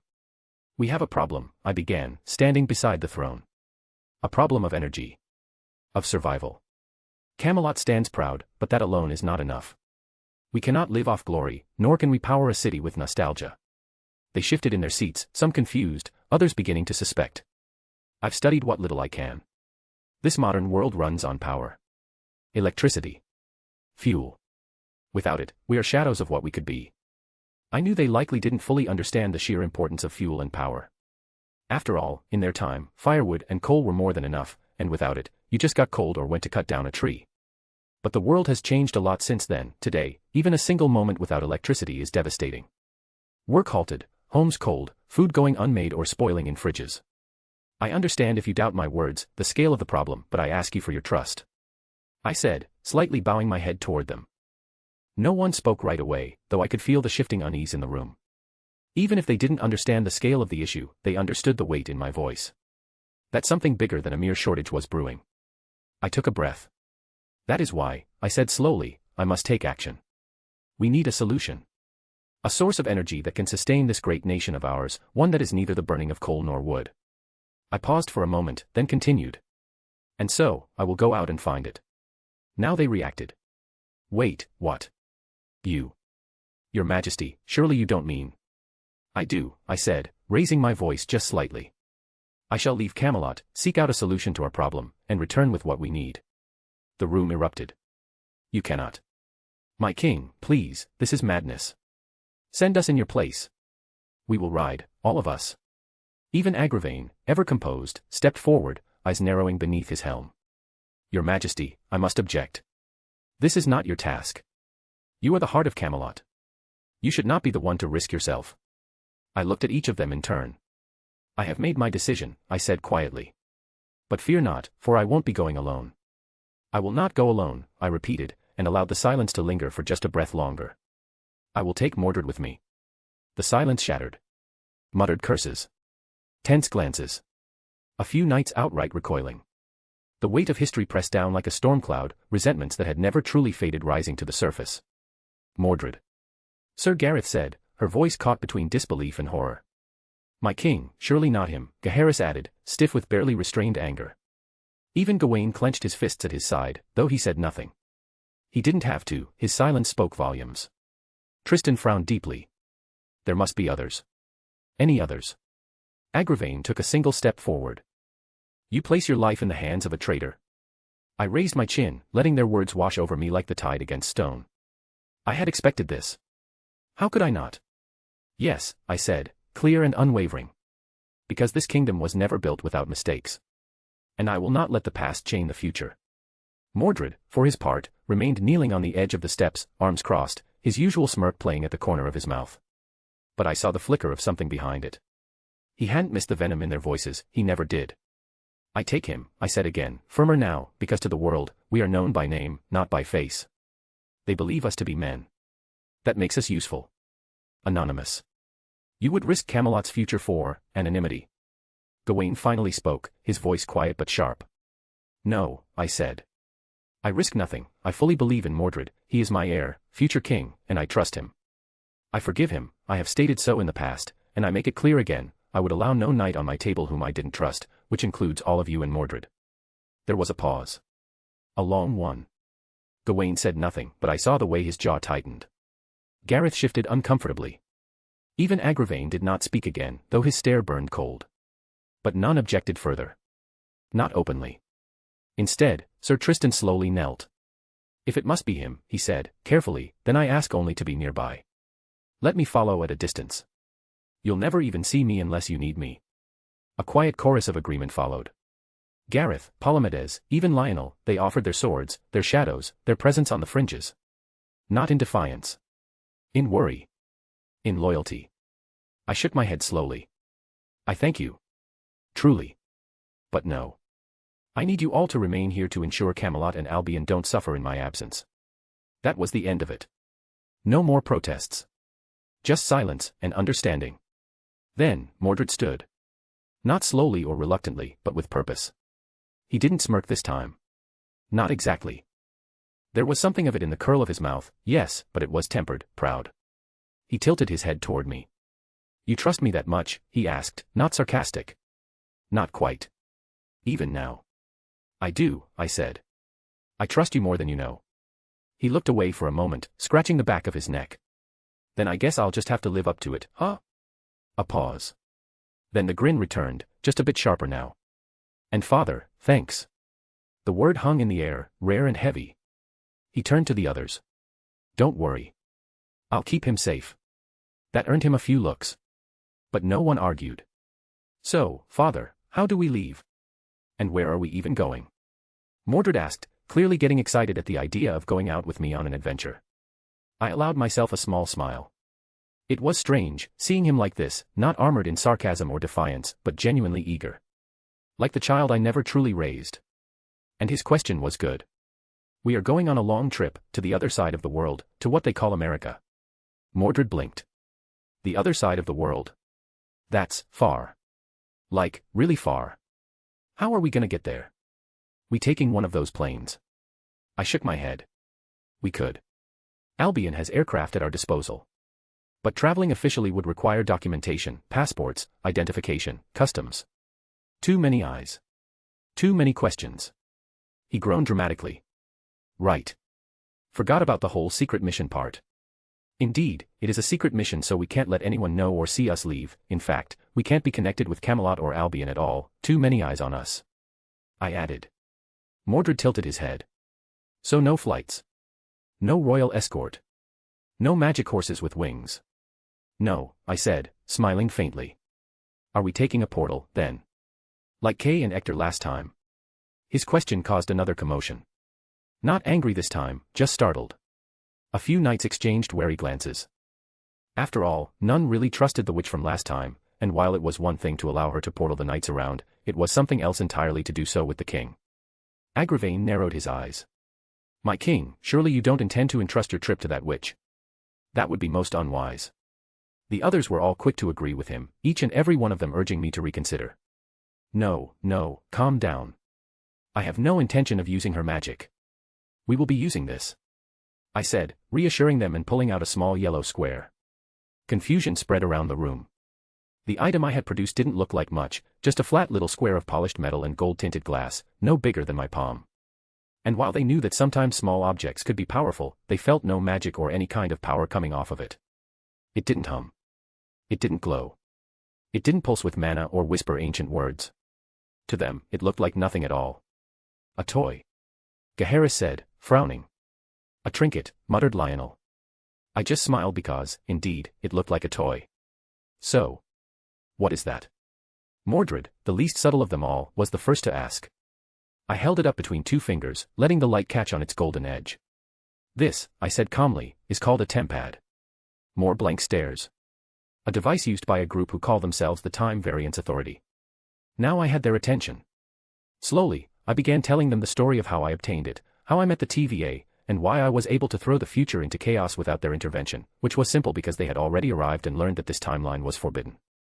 It happened the moment I was alone after meeting Natasha, when I realized I was in the Marvel Universe. I went to the top of my tower to think, for the revelation weighed heavily on me. This world was not my own. I had so much more to consider than ever before. And I needed time to think, to breathe. And so I stood there, far from my knights, alone. The wind moved gently through my hair. The stars, the constellations, they suddenly felt foreign to me. Even the moon felt strange. Familiar in shape, but wrong in its silence. I had fought wars. Slain dragons. Borne kingdoms on my back. But nothing had prepared me for the idea that I did not belong in the world I now stood upon. And then. I felt someone behind me. Camelot was my domain, it was an extension of my lance, my body, my divinity. I could feel every slight change in it. Normally, I didn't. I muted those feelings. But this place, this high tower, it was special. It was here I once fought against the last master of humanity, here I was reunited with Excalibur, here I was reminded of my humanity. It was here the Lion King fell, willingly. This place was special in more ways than one. This tower peak had no walls, even the roof was little more than a circle of stone held up by large pillars. Yet, none could see me here. Wind would find me, but rain never would. And since it was so special, I had a constant sense of the place, which was how I felt when someone appeared from nowhere. I turned. Behind me were yellowish squares cut into the air itself. I felt no magic, nothing of that sort at all. And from the squares stepped three figures in black. No flash of magic. No scent of sorcery. Just geometry, surgical, clinical, wrong. The first one was tall and broad, helmeted in gold. The second held a rod sparking with temporal energy. The third never looked at me, only studied a small device on his wrist, muttering calculations to himself. The one in front spoke first. Arthuria Pendragon, he said. Variant designation confirmed. Unregistered timeline event. Unauthorized anchoring of a myth-class structure, Camelot. His voice was flat, bored, as if it were just another day at the office, devoid of much life, with only a hint of annoyance, the feeling of yet another paper needing to be signed and filed. You are a threat to the sacred timeline, he went on. And are hereby under arrest, don't resist while we prepare the timeline to be pruned. I tilted my head ever so slightly. I was confused, I could feel the temporal power on their weapons, it was faint, but I could feel it, yet I felt no mana, no magic. It took me a moment to realize who I was dealing with, the TVA. End of chapter. Lots to unpack here. It's one of the costs of long chapters, I sometimes can't finish them on one train of action, without having to pad it like crazy. So here we have two, Arthuria announcing that she will leave, and the beginning of the TVA encounter. And it is only fitting that someone who messes with time, appears back in time from the current events. So, energy. A big problem for sure, and while I did think it would be funny to make a big wheel to have Mordred run around in, I figure that going to Stark would be for the better. So yeah, soon a big old adventure. And TVA, yeah, they are out there, as for why they don't show up all the time, read the next chapter. Chapter 75, Chapter. It made sense, this was, after all, the Marvel Universe. And while the TVA wasn't the most prominent organization, it was a powerful one that, if it were around, would for sure want to deal with me. I see, I said aloud, my voice calm. You're from the TVA. My words seemed to break them out of their thoughts. They seemed surprised that I knew about them. The one with the cracked gold visor tilted his head, just slightly. That information is not supposed to be available to you. I raised an eyebrow. And yet, here I stand. Knowing it. Well, I guess we will have to find out how you knew about that. Nonetheless, you are coming with us. The one in the rear said as he pushed a few buttons on his wrist device. All right, they are ready to be bagged, let's clean up and get out of here. Bagged. I blinked slowly. Did they truly think it would be that easy? Did they think that they, mere mortals, could beat me? I was divine, I was the goddess of the Tower of the End, eternal and unbeatable. And here, they considered the act of taking me down, something so simple. The one in front stepped closer, raising his pruning rod. Don't resist. It will be painless. That made me smile. Nothing about this will be painless, I said, and reached out. Caliban came to my hand with a shimmer of gold, graceful, inevitable. Its edge glowed like the sun filtered through memory. This was no battlefield, no war-torn field of screams, but Camelot's high tower still knew the sound of steel being drawn in judgment. The agents flinched. Hostile action confirmed, one of them muttered. Escalate to neutralization. The one in the back once more clicked away on his device, and I felt a wave of temporal energy spread out. And as it did, the other two moved to attack. The first agent lunged, his baton crackling with energy. I narrowed my eyes, and raised my arm, placing my free hand in the way. I did so slowly, and he seemed pleased with himself as his stroke hit my palm. What? He asked, confused and shocked as nothing happened. I kicked him in return, hard. His body immediately bent in a very unhealthy way before he shot backward like a cannonball, disappearing back inside the square portal. The two remaining agents stood frozen. Not by hesitation. By raw disbelief. She caught it, the second agent whispered. She caught the strike, with her hand. The operator in the back staggered back a step, jabbing at his device. No, there's no precedent for that. That's not supposed to be possible.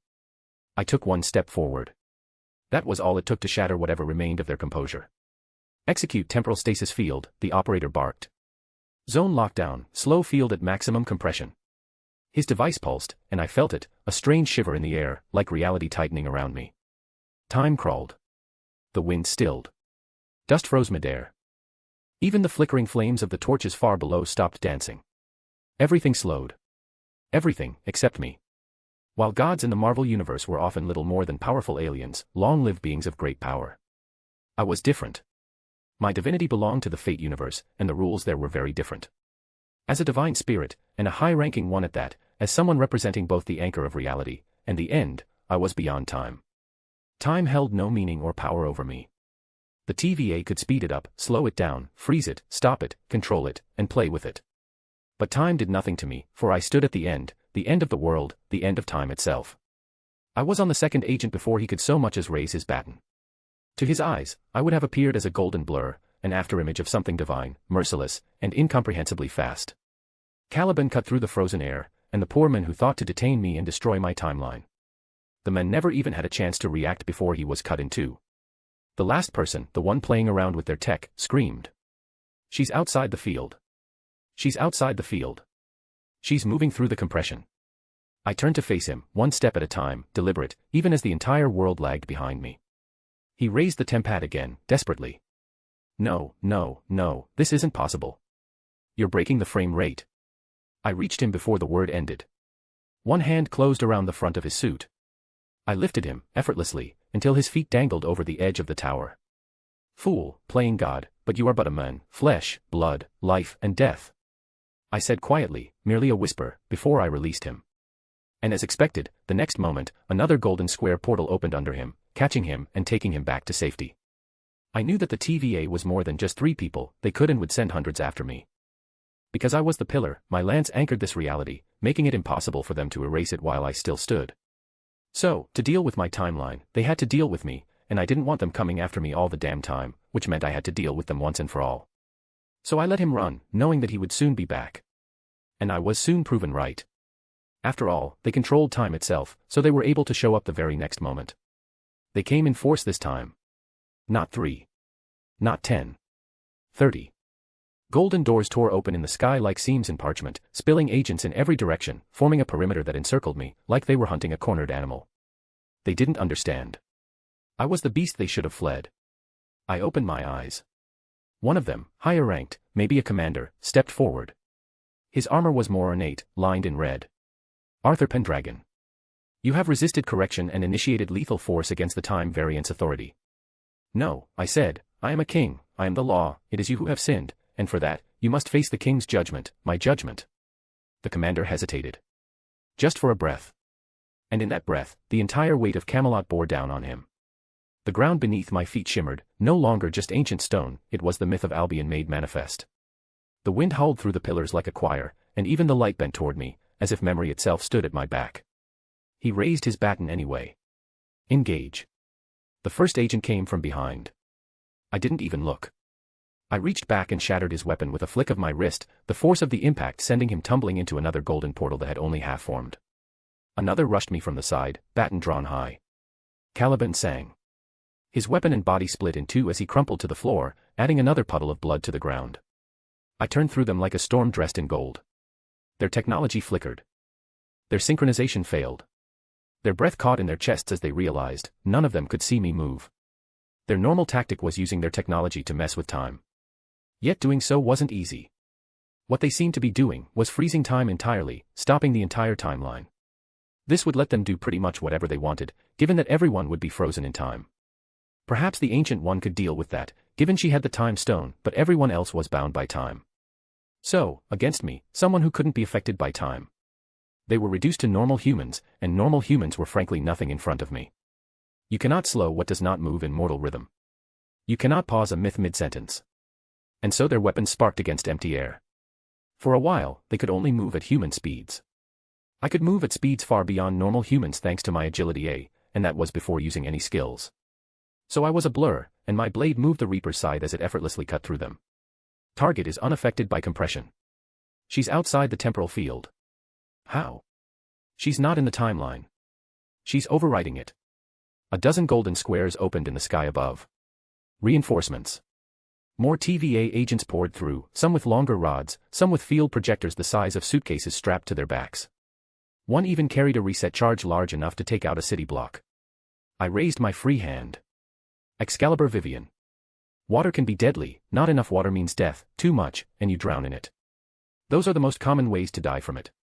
Yet it wasn't the only way, another was cutting, putting enough pressure behind water, and slicing through steel like a hot knife through butter. And Excalibur Vivian did just that. With a light spin, I cut straight through all of the latest wave of attackers. Even their gates didn't get spared, as the powers of my weapon cut through time and space itself. It was a noble phantasm after all. The agents fell in heaps, halved or flung like dolls into the night sky. The one with the city block-sized reset charge had his containment pack carved open mid-jump, the volatile device exploded behind him in a shower of golden sparks that didn't even touch me. They couldn't. The water kept flowing. Ribbons of liquid death danced around me, each movement of my blade refining the storm into elegance. It wasn't just power. It was art. The kind of terror only grace could instill. They kept coming. They kept dying. Another gate opened, 5 more emerged. Gone before they took 2 steps. Another portal, this one opened sideways, low to the ground, trying to catch me off balance. I spun and drove Excalibur Vivian downward, cleaving through the gateway as if it were a puddle, shattering the horizon with the crash of myth crashing into law. One agent turned to flee. I didn't chase him. The tide did. Water coiled through the tower like a serpent, caught him by the waist, and dragged him screaming through the air before smashing him into a collapsing time field. His scream distorted as he vanished, broken and folded into static. All around me, hundreds of bodies lay all over, most cut in half, some crushed, some pierced by highly pressured beams of water. It was total devastation, except that the tower itself was unharmed. I waited, though not for long. Next, portal after portal opened up all around me, trapping me in a tight circle with no gaps. Even above me was blocked. I was trapped. I had no doubt they tried to put one below me, but my feet couldn't be removed from my tower against my will. They didn't let that stop them for long. Within moments, their attack came from all around. Hundreds now. Hundreds. Temporal anchor jammers. Compression fields. Null cages. Reset detonators already armed. I heard the whine of energy winding up, the hiss of rods being primed, the calculated cadence of their assault, synchronized down to the nanosecond. To them, it was a trap. To me, it was a gift. They surrounded me to contain me. But all they'd done was gather in one place. I let them come. I would teach them a lesson they would never forget, I would put the fear of the divine into them. Letting both Excalibur Vivian and Caliban dissolve into golden motes of light, I raised my hand, and summoned the one weapon that could answer this arrogance. Rangaminiad, the lance that shines to the ends of the world. The air trembled. Reality shuddered. The very concept of distance warped around me as the golden pillar took form, taller than a man, vast as a monument. It did not gleam, it radiated, not with heat, but with order. O tower eternal, spine of the world. O pillar divine, forged from light and will. Let thy unyielding radiance declare my rule. From sacred Camelot to the stars unseen. My law is stone. My word is steel. Reality itself bows before the throne. Come, Rongaminiad. Split the sky. Banish the false. Let none deny the right of kings. The words ignited the storm. The glyphs along the lance's shaft burst to life, ancient and divine, each syllable of the chant echoing across the fabric of space. The TVA agents froze, not in time this time, but in awe. In terror. Through their gates, their portals, I sent the light of the end. I brought the very end to their base, for distance meant nothing before my lance, and with their portals to aid me, I had an easy target. As the light came to an end, the portals were gone. And as I stood waiting, no new ones opened up. With a sigh, I dismissed my lance and finally allowed myself to relax a little. Well, that wasn't too bad. And honestly, it hadn't. They couldn't do anything to me. Not because they were weak, honestly, to toy with time like that was bullshit. They were just unlucky to meet someone more bullshit than themselves. Slowly, I bent down and picked up one of their little toys, a tempad. And I almost immediately got a headache. I didn't understand it at all. It wasn't as simple as a smartphone, it was alien. Sure, it was made by humans, for humans, but it was so far removed from current technology that it might as well be alien. Not to mention, how the fuck do you open a portal through time and space? Like, sure, a space portal is one thing, just put in some coordinates, and it should be good, but what coordinates? How do you find those on a universal scale? Surely X and Y aren't good enough, and throw in time as well. It would likely take me a while to figure out how to make it work. End of chapter. So, not much of a fight. But then again, the people fighting weren't on the same level at all. Only real powerhouses gets to go toe-to-toe with heroes of legend. Also, once more I used Caliban over Excalibur. That is because I see Caliban as more of a one-handed weapon, while Excalibur can be used in one hand, it's best used in two. Chapter 76, Chapter. I finished telling my knights the story of how I came into possession of the funny little device in my hand. And that is how I acquired it. Silence. For one breath. Then two. Then. You were attacked. Gawain roared, surging to his feet so violently his chair scraped backward across the stone. In Camelot. In your own tower. My king, Bedivere said, breath catching in his throat. You were alone. And we didn't even know. Agravain's voice followed, low and cold, like steel drawn beneath the table. Who are they? Where are they now? Give the order, and we'll burn their entire bloodline out of existence. They aren't like that, they are not as much a faction as a company. Even I had trouble explaining just what the TVA really was, more so doing it in a way my knights could understand. That doesn't matter. Even the gentle and sunny Gareth couldn't keep herself in check. What kind of knights are we? You were under attack, and we didn't even know it. Lancelot stood, not yelling, but shaking. We failed. Not just in duty. In devotion. They came into Camelot, Tristan said. They set foot in the sacred tower. They drew weapons on you, and we didn't know. Palamedes kicked over his own chair, fury radiating from every line of his body. Why didn't we feel it? You unleashed your lance, and we felt nothing. Because of time. I sighed. They toyed with it, as if it were but a toy in their hands. I might be beyond time, but you all aren't. That battle took place and ended in a single moment, you had no chance to notice anything before it was done. That's not good enough. Mordred shouted. His voice cut through the chamber like a blade. He was shaking with rage, with hate, and with disappointment. You think that explains it? That it justifies it? You think we care that we couldn't have moved in time? The emotions in his voice were intense. They came for you, father. With weapons. With intent. And we were here. Playing court. Smiling. Sleeping. While someone tried to erase you. I didn't answer. Why didn't you tell us, he demanded, voice cracking. Afterward. Immediately. Why now? A few other knights nodded grimly, not speaking, but burning with the same shame. I didn't tell you, I said softly, because I knew this is how you'd react. Angry. Wounded.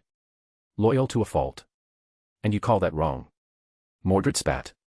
No, I admitted. But as much as you are pained by hearing it, I am pained by your reaction, and I didn't want that, this, for you, or for me. He clenched his jaw so hard I could hear his teeth grind. "We are not here to be spared," he said. "We are not made of glass." "No," I said gently. "But you are still mine. And I will not see Camelot bathed in grief because I brought battle to those who could not fight it."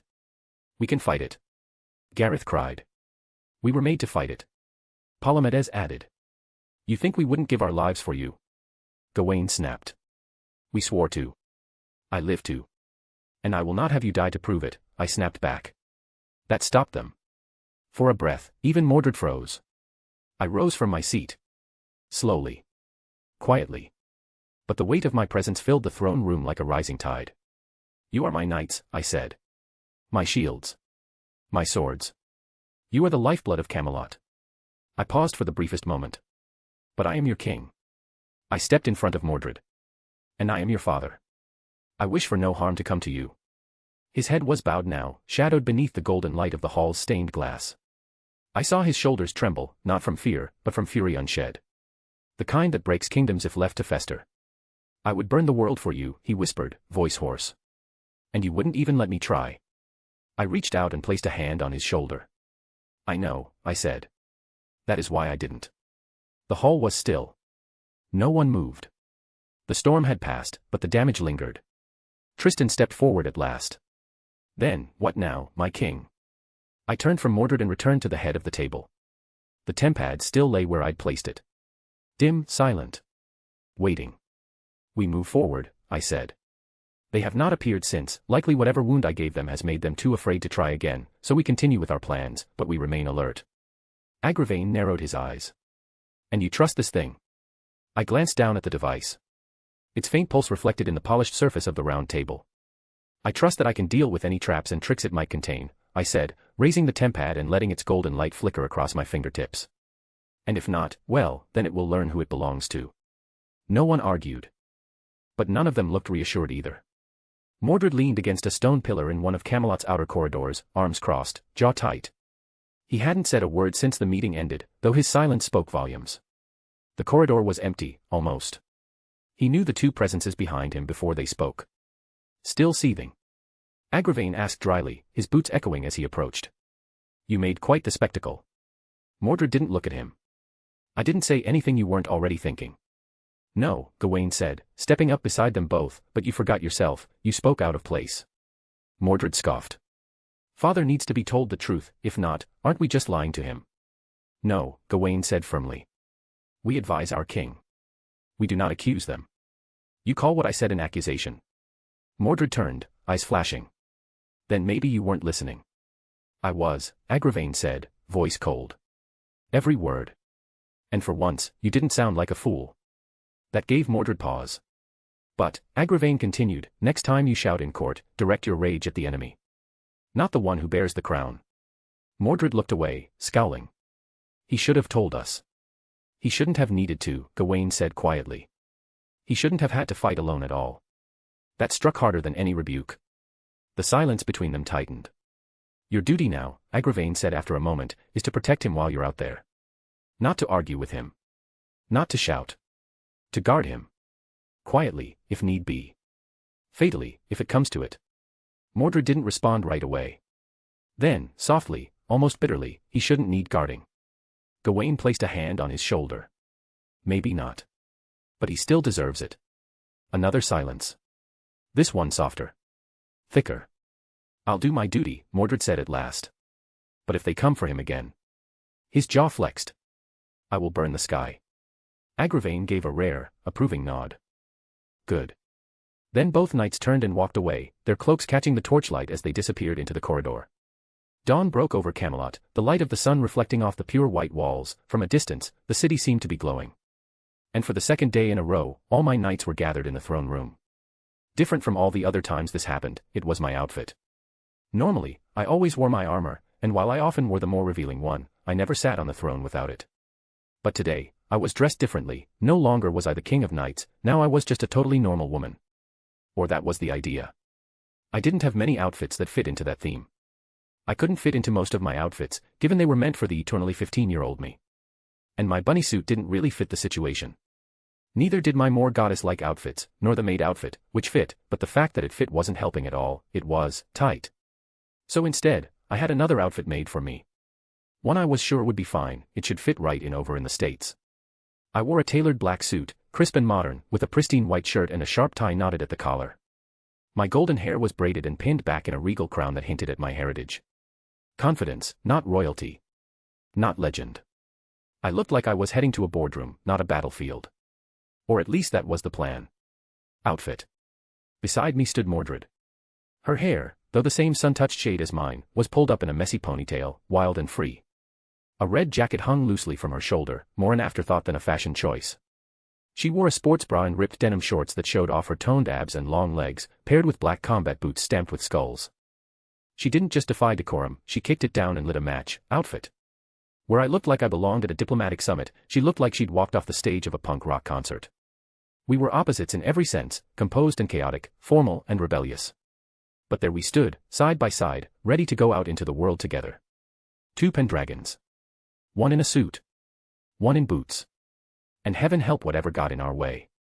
The silence in the throne room was thick enough to choke on. Not even the banners dared to stir. Gawain's jaw worked uselessly as he tried to reconcile the image before him with the figure he had sworn fealty to. "My king," he said at last, voice hushed with reverence and alarm, "where is your armor?"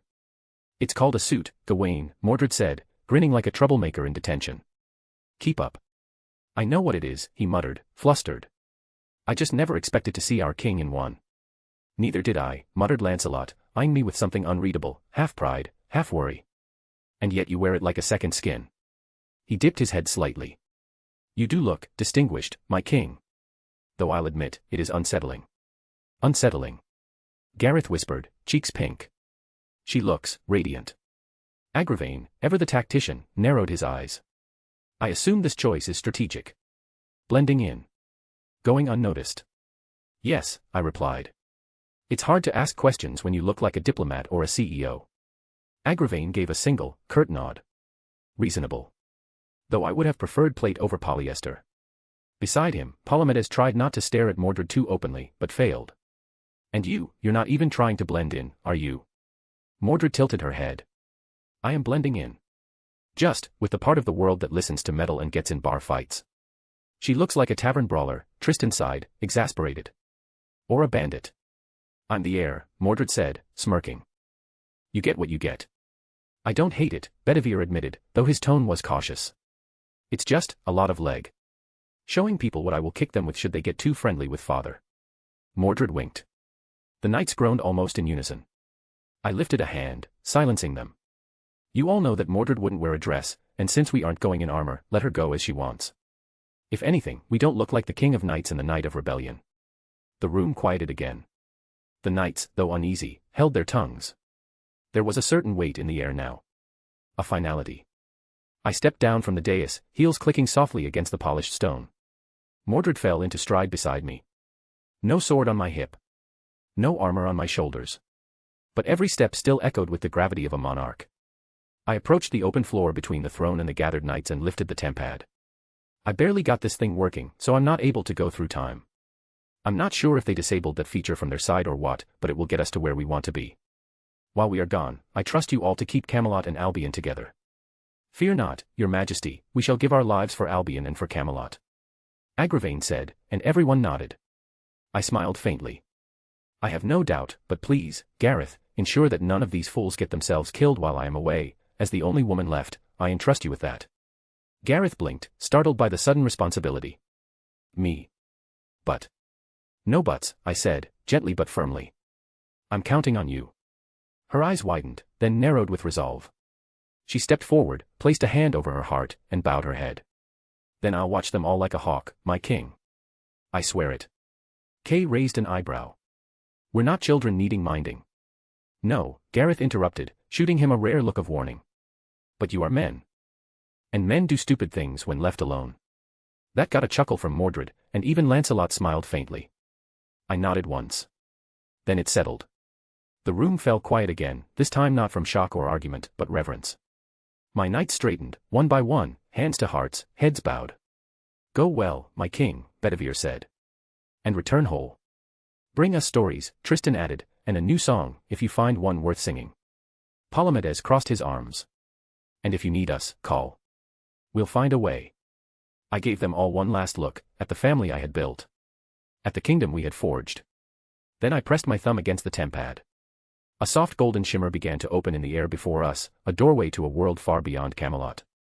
Mordred cracked her neck, grinning. Finally. Let's go cause some trouble. Let's go find a solution, I corrected, stepping toward the light. And together, we vanished into it. Chapter end. So, time to set off from Camelot. This is really the first time since we entered. And now, it's a whole new world out there waiting for us to explore. So, next will be a new big arc, one with much more happening. New people, new interactions, new and more is the name of the game. But with Mordred along, every step is bound to be fun. Chapter 77, Chapter. Mordred and I stepped through the gate, and with another tap on the tempad, it closed. Sure is warm here, isn't it? I couldn't help but commend myself while putting the device in my pocket. Heh, I bet you wished you dressed more like me, don't you? Mordred said with a cocky grin on her face. One I quickly wiped off. Sure, if you don't mind, every man we come across starts drooling over me. Mordred could be rather protective of me. And as expected, the smile instantly turned sour as she pictured it, and she didn't like what she saw. No way, they aren't worthy of you. Well, let's see where we are, shall we? I said because, honestly, I had no idea we were in the middle of a damned desert because teleporting using technology you don't understand is hard. Mordred squinted at the blazing sun, wiping imaginary sweat from her brow. Okay, fair, this heat is brutal. Even I'm regretting not bringing sunglasses. I looked around, shielding my eyes with one hand. We stood at the edge of a two-lane road stretching endlessly in both directions, the kind of place where mirages danced and civilization felt like a myth. In the distance, a skyline of towers. I guess we go there. Sure, let's just walk into the nearest mirage, Mordred grumbled, but she started walking anyway, kicking dust with her boots. Next time, I'm picking the destination. Sure, as long as you find and read the manual.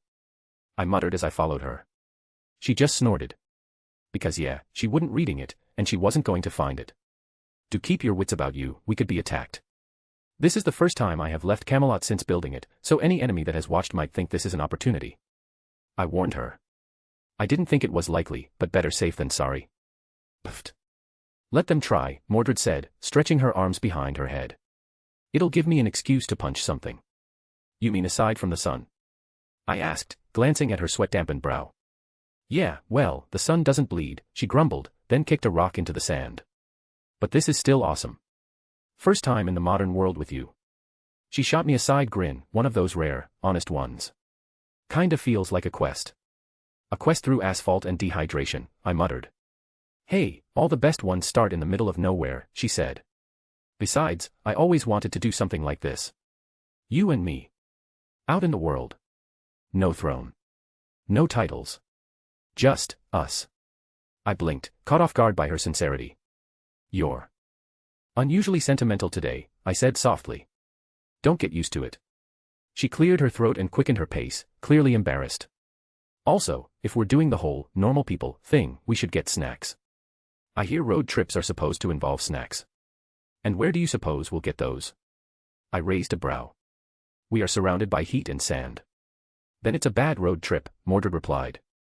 Fix it, oh wise teleporting father. I did just say I barely understand how the device works.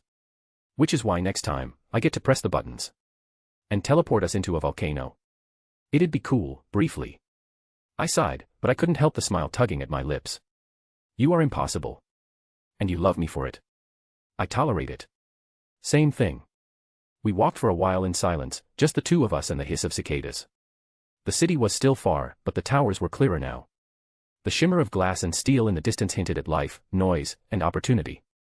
Goddess, I might be, but the sun sure was annoying, and here I was, wearing a black suit. It was fortunate that, although I might joke about dehydration, I couldn't suffer from it, Mordred, however. I suppose that was fine too. Endurance A and all that. At least I couldn't sweat, well I could, if I wanted to, but why in the world would I? So no, thankfully, I was spared that discomfort. We walked in silence a while longer, the heat rising from the pavement in lazy waves. Then came the sound. An engine. Low, rumbling. Approaching from behind. I glanced over my shoulder just in time to see an old convertible roll up beside us, red, sun-faded, and filled with too many people for the seats it claimed to have. For young men, all sunglasses, tank tops, and far too much cologne. Hey there, ladies, the driver called, grinning far too wide. Need a lift? One of the passengers leaned forward from the back, elbow resting on the door. You lost. 'Cause we'd be happy to give you a ride. Anywhere you want. Another let out a sharp whistle. Damn, tall one's got legs for days. Mordred stopped walking. So did I. The car slowed to match our pace. Come on, don't be shy. We've got AC, cold drinks, and the best company this side of Vegas. Mordred turned her head slightly. Do I look like I need your company?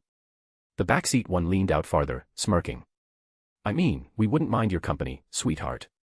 Especially you, suit lady. Power look. Real nice. There was a long pause.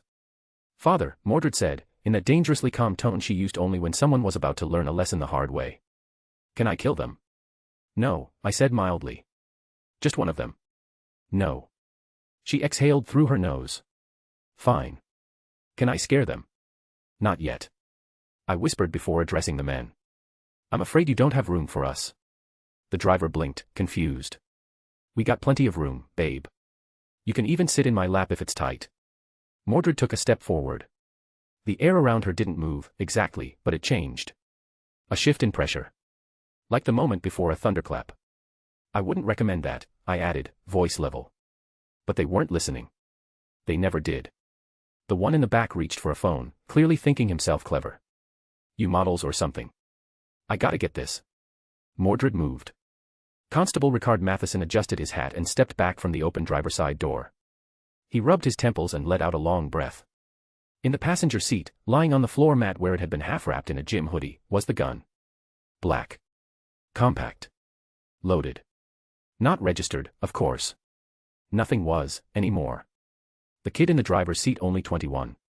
Shaved sides, track jacket, face a little too sharp for his age. Sweat clung to his temples.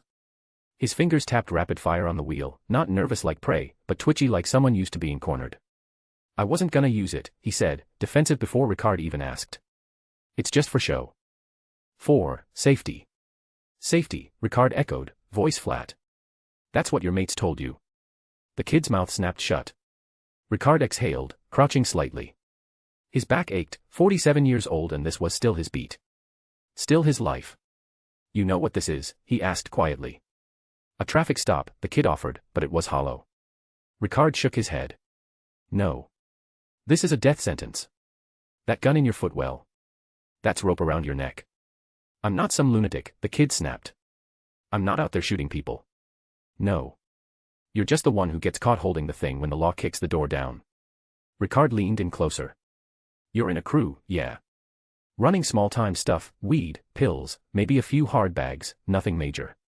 Turf fights. Respect. That sound about right. The kid stayed silent. You're not a murderer yet, Ricard said.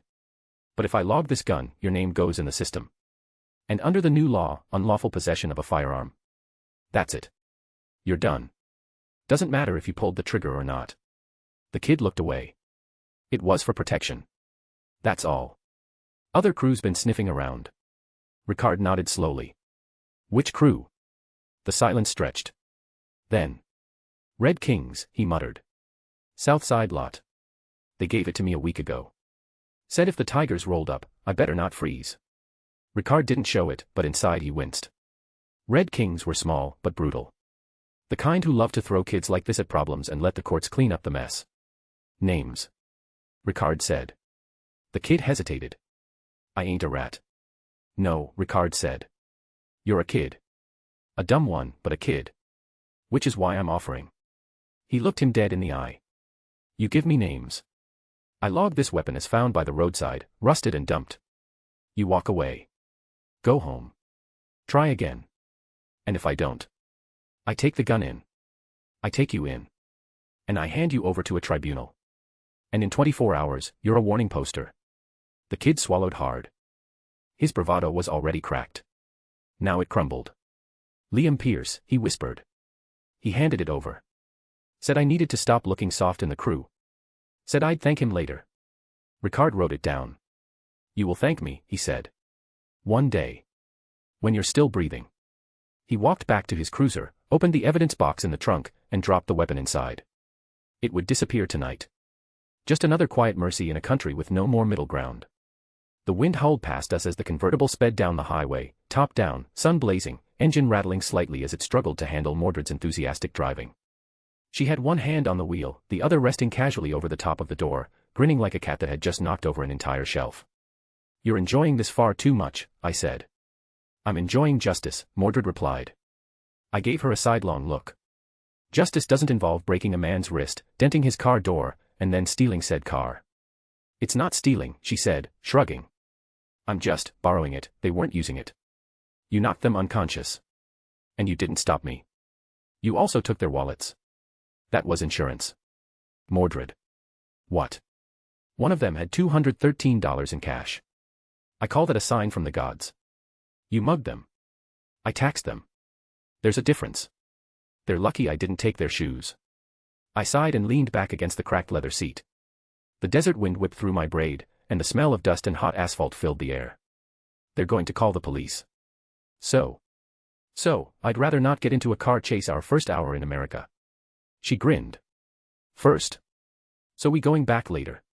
"Well," I said. "We can't do that if we get caught in a stolen car. It's fine. It will take them hours to walk to town, we will be long gone by then." Fine, just don't crash," I said as I went back to counting the money she had taxed from those poor fools. The highway stretched endlessly ahead of us, heat rising in waves off the tarmac. With Mordred at the wheel and a wad of stolen, or rather, taxed, cash tucked into my inner pocket, we were making good time. Too good, really. I glanced down at the speedometer. "Mordred." "What?" "You're going 102. Which, according to the metric system, is like, not that fast." I rubbed the bridge of my nose. "Fine, how fast can we go?"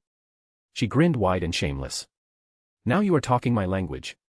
With my approval, Mordred floored it, and the car almost flew down the road, pushing it to its limit. Billboards, gas stations, and the occasional monstrous roadside sculpture flashed past us as we neared the city of sin. Las Vegas. Loud. Flashing. Alive. Towers of light reached toward the sky, glittering with temptation. Giant LED screens rolled ads for shows, casinos, and questionable magic acts. Everything screamed excess and confidence. Mordred let out a whistle. "Now that's more like it. Mordred, take us to whatever casino you want, we need to multiply the money you found." Mordred grinned, already scanning the skyline like a kid let loose in a candy store. "Ooh, that one," she said, pointing to a towering building wrapped in faux gold plating with a massive neon dragon curling around its sides. "That one looks like it might explode at any second." "Excellent. That's exactly what I want in a financial institution," I said dryly. "It's got a giant dice fountain. Look." Mordred leaned across the wheel to gesture like a maniac. I let out a sigh that had far too much fondness in it. "Fine. It's my fault for suggesting we pick our destination, just let me handle the playing," I said, almost as if I were praying that she would listen. "Damn right it is." She cheered, already veering toward the valet lane with reckless glee. The car screeched into place, prompting a pair of attendants to step back on instinct. One of them blinked at us like we'd just descended from Olympus. They weren't far off. I stepped out first, heels clicking on marble, suit immaculate despite the desert dust. Mordred swung her legs out next, all red leather, denim, and attitude. Together, we walked into the casino, side by side. End of chapter. There we are, on an adventure, a little look at some of the situations back in Albion. The laws there aren't merciful. They might be changed, but if you break them, punishment is a lot harsher. Death is cheap now, but life is expensive. Someone fuck you over. Rob you, rape you. They are done for. As long as you do nothing wrong, you are fine. If you do something bad, you are dead. That is the kind of place it is now. Chapter 78, Chapter. The glass doors parted before us, and we stepped into another world. Cool air washed over my skin like a balm, scented with cologne, expensive alcohol, and the faintest trace of ambition. The lighting was low but dazzling, gold and crimson everywhere. The marble floor gleamed beneath our feet, and the chandeliers overhead sparkled like constellations brought down to earth. Slot machines rang in the distance. Chips clinked. Laughter rose from crowded tables. This wasn't some low-end casino, it was classy and expensive-looking. Yet even so, the moment we stepped through the doors, we gathered attention. People noticed. They always did. But here, it wasn't just the usual polite glances or passing curiosity. No, this was the pause of conversation.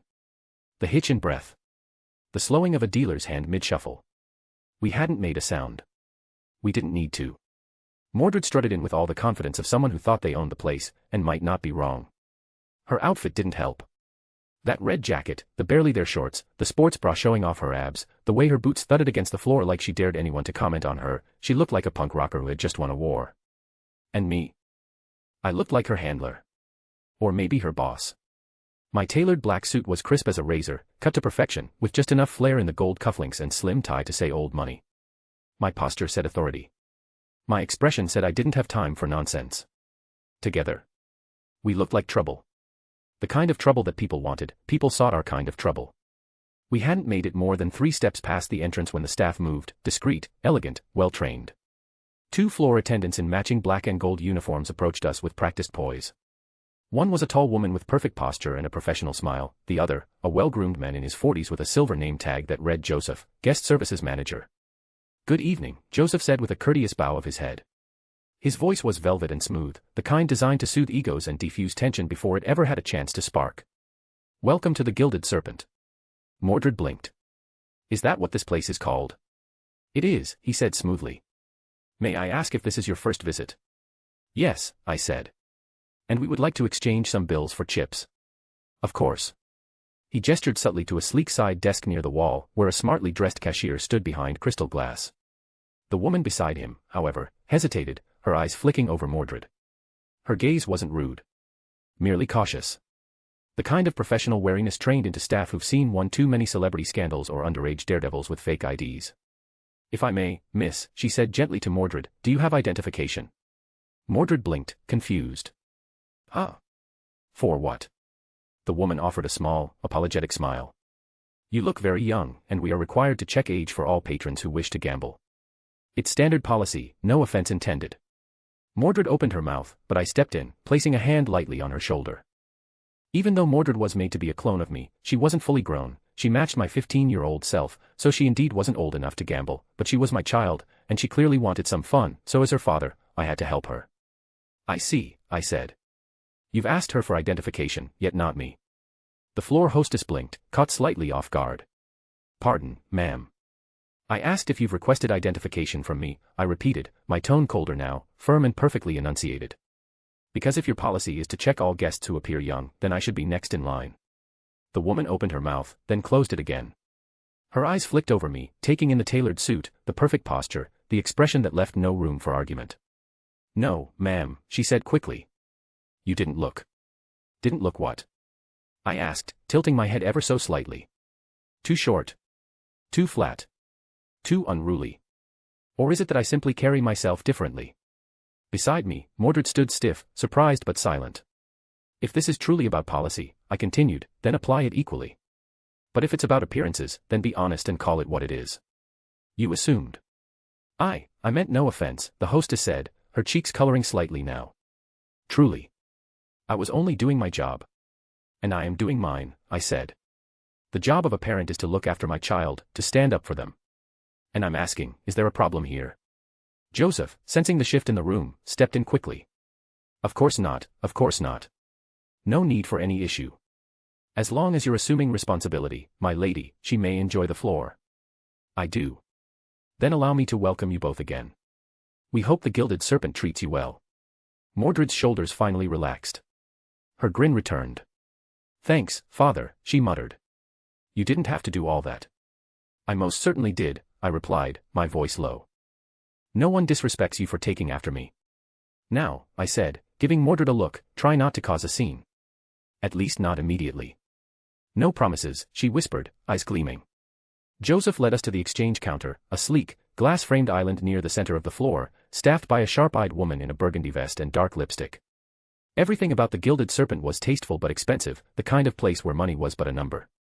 I pulled a folded stack of bills from the inner pocket of my suit. The lion's share of our taxation from earlier. $1,000, I said simply, sliding the notes across the marble. The cashier counted quickly but discreetly. No raised eyebrows, no questions. In a place like this, 1,000 was likely just a drop in a bucket, but it would be enough. She tapped a few keys, and a drawer opened with a satisfying mechanical click. She presented a polished tray, lined with stacks of elegant casino chips, deep crimson for hundreds. 10 in total. 1 chip is enough. I said lightly and pushed the offered chips back. The woman barely raised an eyebrow before she exchanged it for a single black chip with gold edges. Your exchange, miss, she said with a nod. Good luck tonight. I took the chip with a smile and a nod before turning back to Mordred, who was practically bouncing on her heels. No, I said before she even asked. But later, first I got to multiply this one, I said, flicking the single chip into the air and catching it as I walked deeper into the den of debauchery. The chip felt heavier than it should have. Smooth, cool, etched with gold. One chance. One play. That was enough. I approached the blackjack table with the quiet confidence befitting the king of the casino. A tiny part of me wanted to bust out the bunny girl outfit, which would indeed boost my luck. But I didn't need that, not against normal people. They had most had luck D, nowhere near enough to win over my luck A+, not to mention I had royal card B+.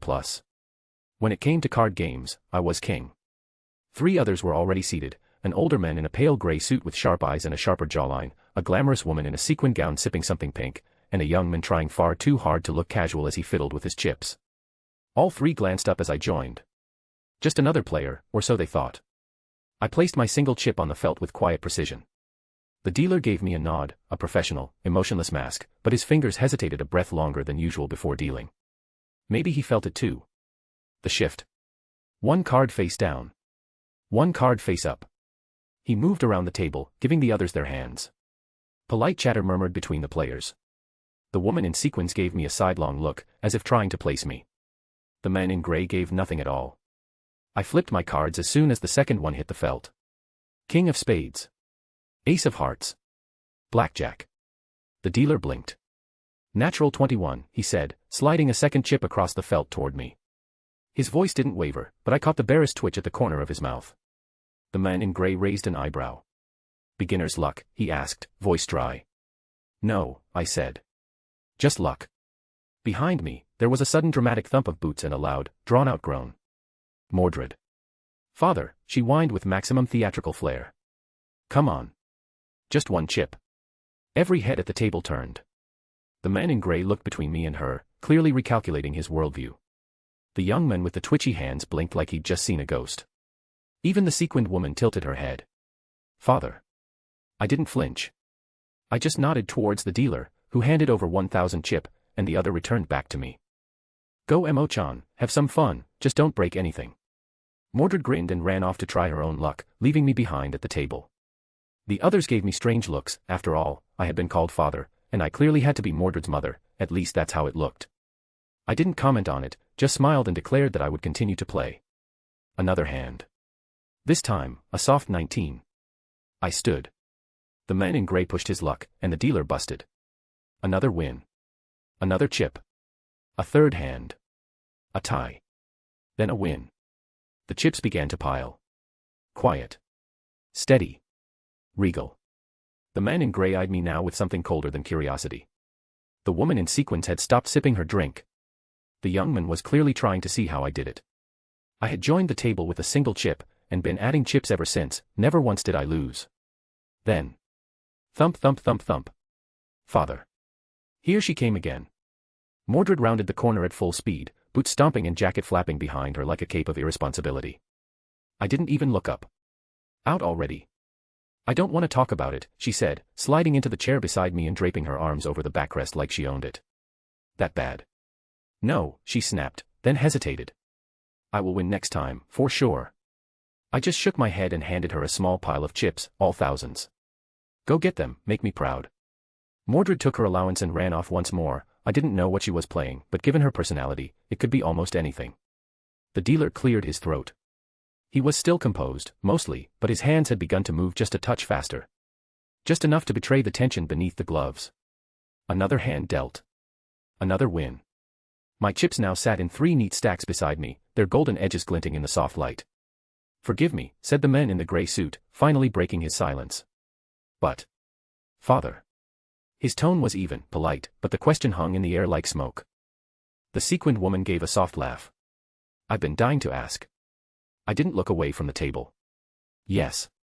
That's what she calls me. She seems. The gray man trailed off. Loud. I offered. Energetic, the woman supplied.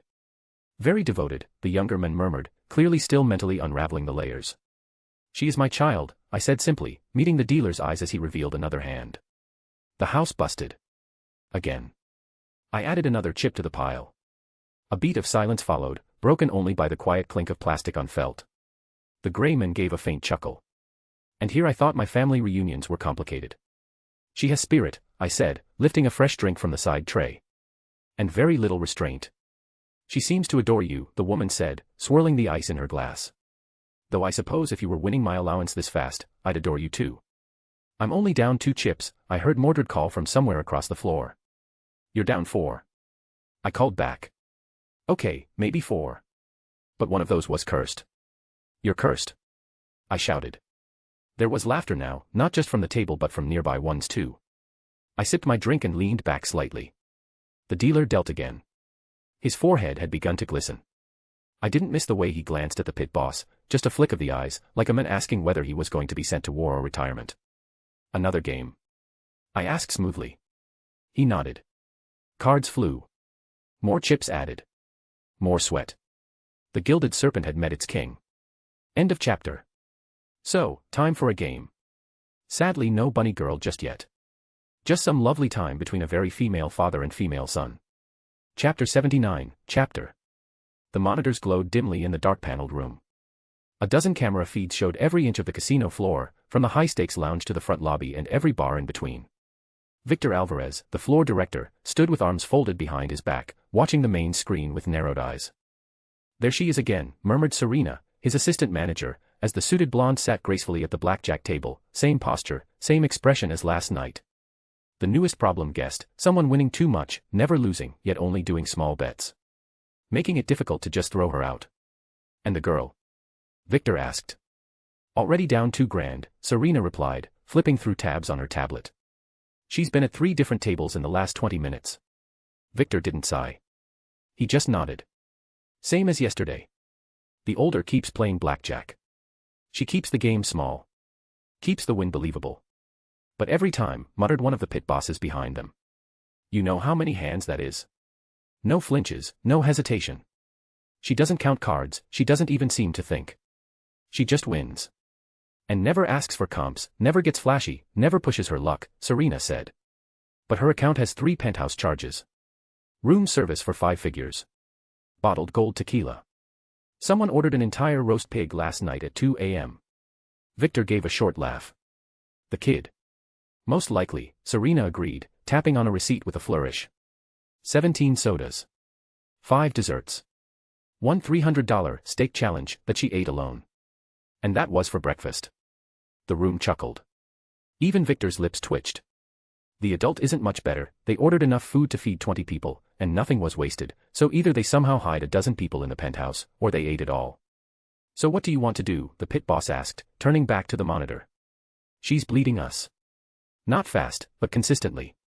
Dealers are getting nervous. That's 10 clean hands she's taken in as many minutes. Victor watched the mystery woman lean back in her chair. Calm. Unshaken. She took a sip of something from a crystal glass and gave a single nod to the dealer. Another win. She's not cheating, he said slowly. We've watched. No marked cards. No signaling. No sleight of hand. She just plays. And wins. And the kid keeps losing. Serena nodded. She plays much more normally. We have seen some abnormal behavior, at times, she gets unbelievably winning streaks. But she is reckless, she likes poker, and goes all in whenever she gets a king. It's lowering our losses for sure, but it's still a problem. Serena frowned as she flicked back through the guest records. Still nothing on names. They used cash at first, and have been paying with chips ever since. The kid is being called Emo-chan, but no way those two are Japanese. Victor leaned in closer to the monitor, eyes narrowing as the blonde, flawless, unreadable, tapped the table once for another hand. She's using chips. High-value ones. No credit lines, no markers, no player card. Technically, she's not even gambling under a name we can log. Serena gave a soft hum. Which means no ID requirement. We ask for ID when someone opens a line of credit, or if they want comps, or try to cash out beyond the federal threshold. But they haven't done any of that yet. She walked in. She paid cash. She uses chips. Then spends the winnings on food, drinks, and they're sweet, Victor murmured. Legally, they're ghosts. They are polite, but keep to themselves, while they respond to others, they don't start any conversations. And they tip nicely, in chips, and big ones, they seem to disdain smaller value ones. The pit boss folded his arms. So what's the play? Victor turned from the screens to face the room. We don't press. We don't ask for ID. They've broken no rules, and if we start harassing guests for looking too perfect, we'll be out of business soon enough, but keep an eye on them. No one wins that much. She is doing something, figure it out, and then we can throw them out, or if they really start winning big. He paused, then added, that said, what's the current number?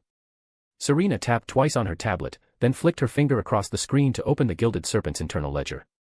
As of this morning, they're up exactly 66,000, she said. All of it spread out in clean $1,000 wins. Blackjack only.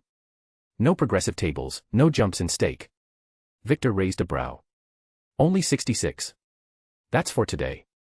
Serena clarified. Yesterday, they did 311,000. The girl lost 14,000, and they spent 62,000 on staying here. Victor's arms unfolded slowly. 311,000, he repeated. Serena nodded. Clean. Mostly blackjack. Never more than one chip at a time. The little one did end up with some winnings at the end, but she is down big time overall. One of the pit bosses let out a low whistle. Still, this is not luck. It's divine intervention. Victor didn't smile. Or something worse. Victor nodded at the screen. If they were both winning like that, I'd shut them down. But as it stands, we haven't lost enough to throw her out, and given she clearly is too lucky, I don't want to mess with her. But inform those people, Victor added, his voice dropping lower, darker, as you said, that luck isn't normal. She could be enhanced. That hung in the air. Serena tapped her nails against the tablet, slow and nervous. You really think she's one of them? Victor didn't answer right away. Instead, he turned back toward the row of monitors. The blonde woman in the tailored suit hadn't changed position in over a minute. Her posture remained perfectly straight, her hand still resting against her chips with royal indifference. Unbothered. Untouchable. He finally spoke. I've been in this industry a long time. I've seen people cheat. Count cards. Hide transmitters. I've seen mirrors in watches and microcameras in cufflinks.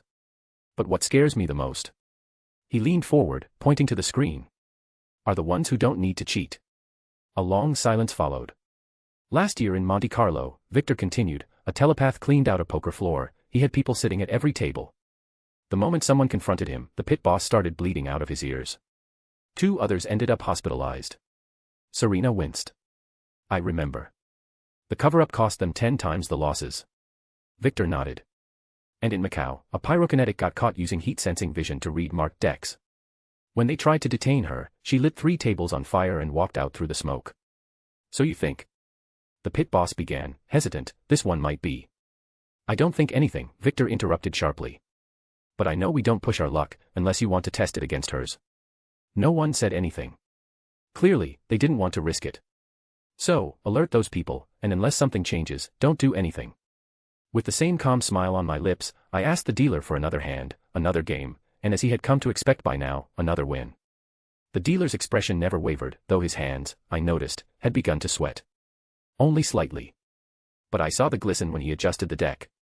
I had only been here for a day, and already I was sure I had gone through every dealer they had. But it hardly mattered, I wasn't cheating, I was just getting lucky. I only used card King B+ to make me tie if I was on a bad hand, never cheating to win, just not wanting to break my streak of not losing. The others at the table were new today. The people yesterday had been nice enough. And since we didn't play against one another, they didn't get scared off by me. However, they did underestimate the dealer and suffered a few losses. The man to my left, bearded, mid-40s, Hawaiian shirt, was on his 3rd whiskey and 3rd loss. Yet he still grinned at me between plays. You're my lucky charm, you know that, he said, nodding at me as he placed another bet. You don't talk, you don't twitch, you don't even blink. It's unnerving. But damn if I don't win more when you're here. I'm glad I can help, I replied smoothly, sliding another black chip forward. The woman across from me, mid-20s, sharp eyeliner, a tattoo of a spade on her collarbone, smirked. You know, I've been watching you for an hour. You haven't lost once. I'm very careful, I said. Bull, she laughed. You've got some kind of superpower, don't you? I smiled politely. Just luck is all, I might have been a hero who saved the world in a past life. The table chuckled. Another hand.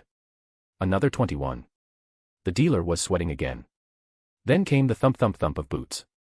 I didn't look up. "Feather," Mordred whined, sliding into view like a lazy comet. She leaned dramatically on the back of my chair. I swear, I almost had them that time. Just needed a little more funding. I wordlessly slid her a small stack, about half of today's earnings, but I had just started, and I would make much, much more. She snatched them up with a cheeky grin on her face. "I'm gonna beat them this time for sure. I can't believe I lost with a king. That's bullshit. Kings always win," she said, running off again. The Hawaiian shirtman leaned closer. "So, you're her dad?" "Yes." "She calls you father?" "Yes." "She's, wow. Okay. Didn't see that coming." I didn't respond. The woman with the spade tattoo gave me a sly smile. "I like her energy. Total disaster. You, though. You're terrifying. If I ever get married, I want someone like you standing next to me to make the priest nervous." I quirked a brow. Noted. Another hand. Another win. The dealer looked like he wanted to crawl under the table. At this rate, they might swap him out by lunch. Behind me, Mordred shouted, all in, loud enough to be heard across the entire casino. I sighed. "She seems fun," the man in the Hawaiian shirt said. "She is," I said flatly. "That's the problem." Still, I didn't pay Mordred much mind. She was doing fine, and money hardly mattered. And as long as she didn't start breaking stuff, or worse yet, kill people, I just stayed there playing. I ignored the man's attempt at flirting, as well as the woman's. The guy became so drunk that he had to be escorted out. Replacing him were many more people. After all, the fact that I kept winning spread, and people wanted to see. "Hit," said the Newman to my right, mid-30s, dark suit, face like a hawk. His tone was clipped, aggressive. He got a 3. 20 total. He grunted and stayed. I slid another chip forward. The dealer gave me a queen and an ace. Blackjack. Again. The hawk-faced man cursed under his breath. "You're rigged," he muttered. "You've gotta be. No one wins this clean." "Then perhaps you should be grateful I'm not betting against you," I replied smoothly, accepting the payout with a graceful flick of the wrist. The woman with the spade tattoo from earlier had moved to watch from behind now, arms crossed and eyes sharp. "I'm starting to think you're a goddess. With luck like that, you must be," she said. "And pretty enough to be one as well." Someone else added in. Laughter bubbled from the group. Even the dealer cracked a weak smile, though he looked like he was trying to remember if he updated his resume this month. She came again. Mordred this time didn't walk, she bounded. Sprinting with the force of someone who had once led armies and now couldn't beat a pair of 10s. She skidded to a stop, panting slightly. I swear to God, this table had it out for me. I had a king and a queen, and then BAM. Full house on the flop. What kind of game is that? I passed her a few more chips without a word. "You're the best, father," she said, grinning and about to bounce off again. "Once you're done playing around, come back and we can have something to eat. It's high time we take a break." Mordred paused mid-bound, rocking back on her heels with a dramatic gasp. "Wait, food," she said, eyes going wide. "Real food. Not just peanuts from the poker table." "Yes, Mordred. Food," I replied dryly. "With a fork and everything." She pumped her fist into the air. Victory. Finally. All that losing worked up an appetite, you know. "You always have an appetite," I muttered as I rose from the blackjack table, collecting my chips with practiced grace. "Let's try not to break anything on the way." Mordred threw me a mock salute and started marching ahead, arms swinging exaggeratedly. Onward, to meet. End of chapter. So yeah, I don't know anything about casino life, but I did my best. So yeah, I might have gotten numbers wrong. It all depends on time, right? If every hand is 1K, then it just came down to how many hands you could do. It shouldn't take long to rake up a lot in a day and a half. And with mutants, magic users, and the like around, I would imagine that some showed up trying to make easy money, so throwing someone out for winning too much is risky. Chapter 80, Chapter. It didn't take all that long before Mordred and I found ourselves sitting in the main restaurant. A place far finer than anywhere in our time. Velvet curtains, crystal glasses, fine, impossibly white linen tablecloths, and everything made with the finest woods. I, with my fine suit, fit in well, though Mordred, with a more punk look, stood out like a sore thumb. The staff, however, didn't bat an eye. A waitress approached. Young, professional, with sleek dark hair tied into a bun and a crisp uniform that matched the casino's black and gold aesthetic. "Welcome," she said. "May I start you off with anything to drink?" "Bring one of everything that has sugar," Mordred said immediately. "No, 2 of everything." The waitress blinked. Then smiled like she had seen worse. And for you, ma'am. Everything else, let us try a bit of everything. I said calmly, not willing to be outdone by Mordred when it came to eating or drinking. To this the poor woman froze. Firstly, she didn't take Mordred's order serious, no doubt expecting me to correct it, and secondly, she was in disbelief over the fact that I ordered everything. Given the high-class nature of this place, it had some very expensive wines and champagne on the menu. The waitress hesitated for only a moment longer, just long enough to remember where she was, who she was serving. Since I had stayed there for more than a day now, I was well known, mostly because I was both stunning and had performed stunningly. Not to mention Mordred handed my chips out like they were worthless, tipping anyone around her with big chips, often ones she won. After all, she was lucky, just not very good at playing. Very good, she said with a professional nod, masking her surprise. I'll have the bar begin the preparations immediately. Will you be dining à la carte, or? We'll take the full menu, I said simply. Everything that's house-made, from starters to dessert. Served as it's ready. Mordred leaned back in her seat, lacing her fingers behind her head. Make that double, not triple. Just keep it coming. I gave her a long, narrow-eyed glance. What she said. Mordred grinned wider. Within minutes, the table began to fill. Sizzling wagyu bites on slate tiles. Buttered escargot in golden dishes. A tower of caviar toasts, still glittering with chilled roe. Candied carrots, truffle risotto, seared duck, roasted bone marrow. In addition to more glasses than either of us could count, each sparkling with a different color of liquid, from clear sodas to blood-red wines and effervescent, petal-infused cocktails. And that was only the first part. The poor waiter had to inform us that all we ordered couldn't fit on our table, or any table for that matter, so they had to bring it out bit by bit. Mordred's eyes went wide. Holy hell, she breathed, reaching for a strawberry soda and a tiny lobster roll in the same motion. I don't even know what half of this stuff is. I couldn't help but agree, even I only knew the name of the stuff because I was told that before it was sat on the table, but beyond that, I didn't know what it was. Expect that it was food. Let's learn then, we have plenty of it after all. Mordred dug in like a woman possessed, fork in one hand, soda in the other, occasionally reaching across the table with zero shame to spear something from my side of the spread. This is amazing, she said through a mouthful of honey-glazed duck. I didn't even know food could taste like this. What is this one? Foie gras, I said, glancing at the little slice she was waving in the air. She stared at it. Then at me. That sounds like a spell. It's liver, I added, sipping delicately from a flute of something floral and cold. Her chewing slowed. Still tastes good. I smiled faintly. So. Are you having fun? Mordred looked up, blinked once, then gave me the biggest, most unfiltered grin I'd seen from her in forever. Hell yes, she said, leaning back in her seat and stretching, arms above her head. This is insane. Cards, booze, food, more cards. I feel like I'm in some kind of fever dream, and Agravain to come wake me up anytime. Careful, I said with a half-laugh. If you have too much fun, he might feel it and come running just to stop you. Mordred snorted mid-sip, nearly choking on a fizzy grape soda. I can see that happening, but with you here, I'm good. What am I? A shield. I cracked a joke. The very best. I watched her for a moment, laughing, wolfing down 3 desserts at once, dipping fries into a bowl of hollandaise like it was ketchup, and I couldn't help but feel a strange warmth settle in my chest. You're happy, I murmured. She blinked. Yeah. I guess I am. Then her expression softened. You. I paused. The weight of Camelot. The duties. The secrets.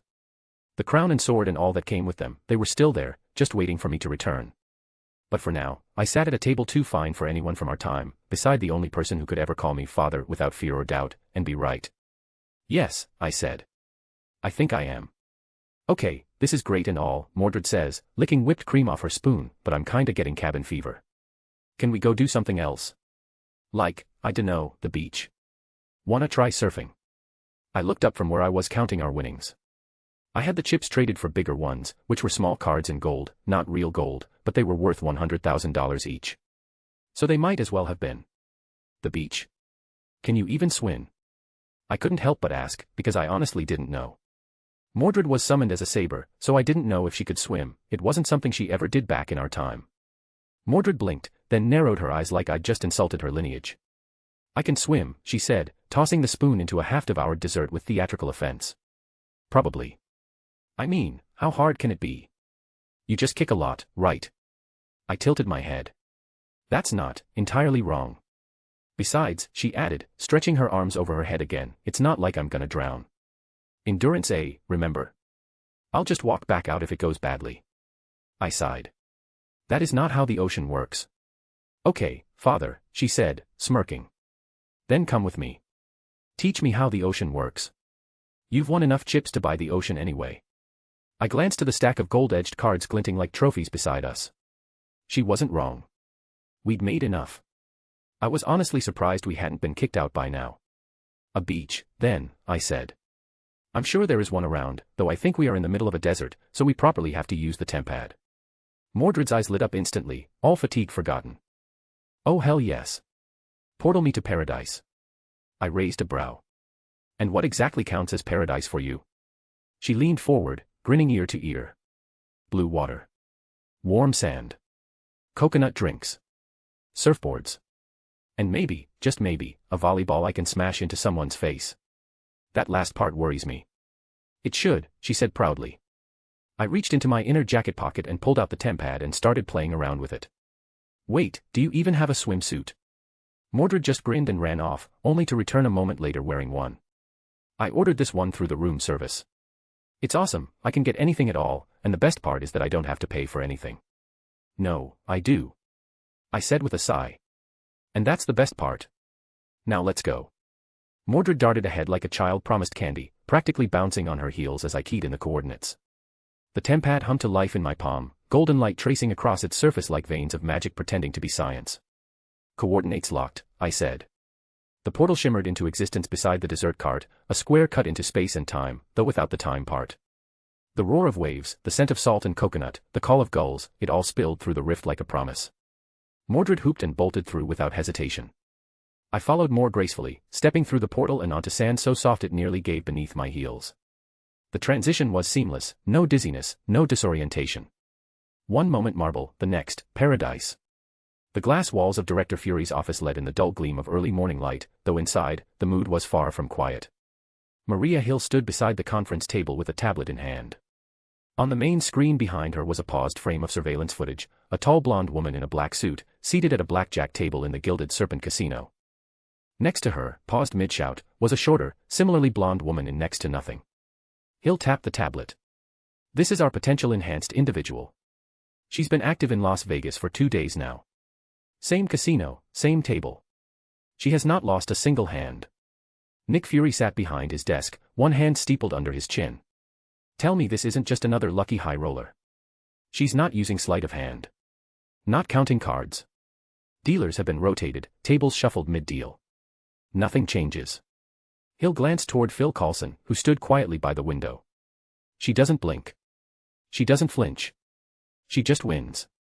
Fury leaned back slowly. And the other one? They appear related, Hill replied. Facial analysis shows a strong resemblance. Could be sisters or mother and daughter, but the age gap doesn't quite match either theory. The younger one calls the elder father, not mother, not by name. Just father. That's odd, Coulson finally spoke. Hill nodded. Exactly. Staff at the casino took note but didn't press. The pair tip in 4-digit chips like it's nothing. The younger one, called Mo-chan, nothing suspicious about her playing, she wins, she loses, mostly loses, but she just plays badly. But the older one, she's the problem. She is the one who is suspicious, never losing, that isn't normal. Fury murmured. Over 300,000 yesterday, Hill confirmed. All in small, consistent wins. She doesn't stop after 1 or 2 hands. She plays for hours. She sits like she's carved from marble and cleans the place out. Fury tapped his fingers against the edge of his desk. Any record? ID. No names on file. No credit accounts. They paid cash, converted to chips. They've been staying in the penthouse suite and charged over 60 grand to the room on food and drinks alone. All paid in chips. Hill brought up another still image, Arthuria leaning back in her chair, the chip stack in front of her glowing under the table lights. They're ghosts. Normally I would send Natasha, she fits in well in such a setting. But with her still assigned to Camelot. Fury paused as he turned his one eye over to Coulson. Fury gave a short nod. Then it's you, Coulson. Coulson turned from the window. Sir. You're going to Vegas. You'll observe, you play next to her, you carry all our best equipment to see if you can detect anything. Fury pushed away from his desk and stood, the room seeming smaller for it. Don't spook her. Don't provoke her. Just figure out what she is, and if she's a threat. Coulson gave a faint nod. And if she is? Fury didn't answer right away. He walked to the window, staring out over the city as the morning sun caught the edges of his coat. You still do nothing, but we will send a team to grab her once she leaves. Too many people are after enhanced people these days, and we can't let them get more. Hill exchanged a look with Coulson, then tapped a final note on her tablet. Jet's ready. You leave in 10. Fury didn't turn. Good luck, Coulson. Coulson exhaled, straightened his coat, and headed for the door. I hope it's just good luck, yeah. End of chapter. Beach, beach, beach. We are going to the beach. Chapter 81, Chapter. The beach is a wonderful and horrible place. Sun, salt, and sand. Those are the three words that best describe the place. Sure, the roaring sounds of the ocean and the laughter of people having fun did bring a bit of a smile to people's lips, but really, sun, salt, and sand. Thankfully, I was smart enough to change in the same moment I stepped through the portal. I wouldn't want to be on the beach wearing my suit, it wasn't the place for such things. Instead, I wore my own swimsuit, which I thankfully had, and more than one. As my archer self had one, but more importantly, my ruler self had one. One that fits my current body. Swimsuit. Damn. This place is crazy. Nothing like back home. Mordred was excited, she was easily impressed at times. Let's get going, we need to gather all the beach supplies. I said calmly as I unfolded my sun umbrella. Getting what we wanted wasn't too difficult, blankets, pillows, snacks, sunglasses. Everything one could possibly want in this situation. I had easily been able to get my hands on some more cash, plenty of people around the casino willing to handle the exchange for me, for a fee. So we just went around to every little overpriced beach booth and bought it all. The only problem we encountered was the sheer amount of attention we got. Mordred lived for the attention. She loved it. Back then, she had to hide under her armor, but she still sought attention. She wanted to be the best, to prove herself and gain the approval of others, mainly me. Her lively personality, loud, excited voice, and the very aura she exuded were enough to draw people's attention. Before taking in her good looks inherent from me, which had every teenage boy at the beach stop and stare. And then there was me. I, with my more mature looks, drew plenty of looks my way. And that was without my own regal bearing drawing even more attention. We honestly couldn't walk 3 steps without getting stopped by some guy what couldn't help himself but drool over one of us. I was very worried that Mordred would start leaving a trail of bodies behind us. You want me to start punching them? Mordred asked, already flexing one arm as she adjusted the massive inflatable tube slung over her shoulder like a war trophy. Because I can start punching them. No, I said firmly, adjusting my sunglasses with all the composure of a reigning monarch. You may not. Just a little, she muttered, but relented. The walk from the stalls to the waterline took longer than it should have.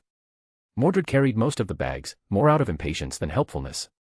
We looked around for a good spot away from the main crowd. However, I quickly realized that the main crowd we wanted to escape seemed to be following us. One group of college-aged boys in particular had been trailing behind us for a while now, just close enough to overhear but not brave enough to say anything, until one finally did. Hey. Excuse me. Are you, models or something? Mordred grinned without turning. Or something. The boy, tall, sunburned, clearly trying his best, rushed to keep up. Well, I mean, you look like you stepped out of a movie. Are you, sisters? She's my father, Mordred said without hesitation. That shut them up for a moment. Wait, you're, what? Another one mumbled, clearly regretting every choice that led to this moment. But before they could spiral into awkward questions, another of the boys jumped in, trying to steer the conversation. Anyway, if either of you are single, maybe you want to hang out later. I am, I said without pausing, eyes still on the open sand ahead. But not for you. The words landed like stone dropped in water, no drama, no malice. Just truth. Mordred gave them a grin sharp enough to slice. She likes men who can lift more than a surfboard and talk less than they breathe. You boys don't qualify. They lingered for a beat longer, unsure if they'd just been insulted, then took the hint and veered away. Think they'll recover? Mordred asked, tossing a dirty look back at the retreating guys. I didn't bother answering her. Instead, I just shook my head and moved on. So, we just had to deal with it. Mordred wanted the beach experience, and she would get it, the good and the bad. So we sat down in a rather central spot, the best spot I could find. I didn't even have to ask for it, the people there were more than happy to move. Just a bunch of young guys who lost their minds and ability to speak at the mere sight of us. I began laying everything out, meticulously.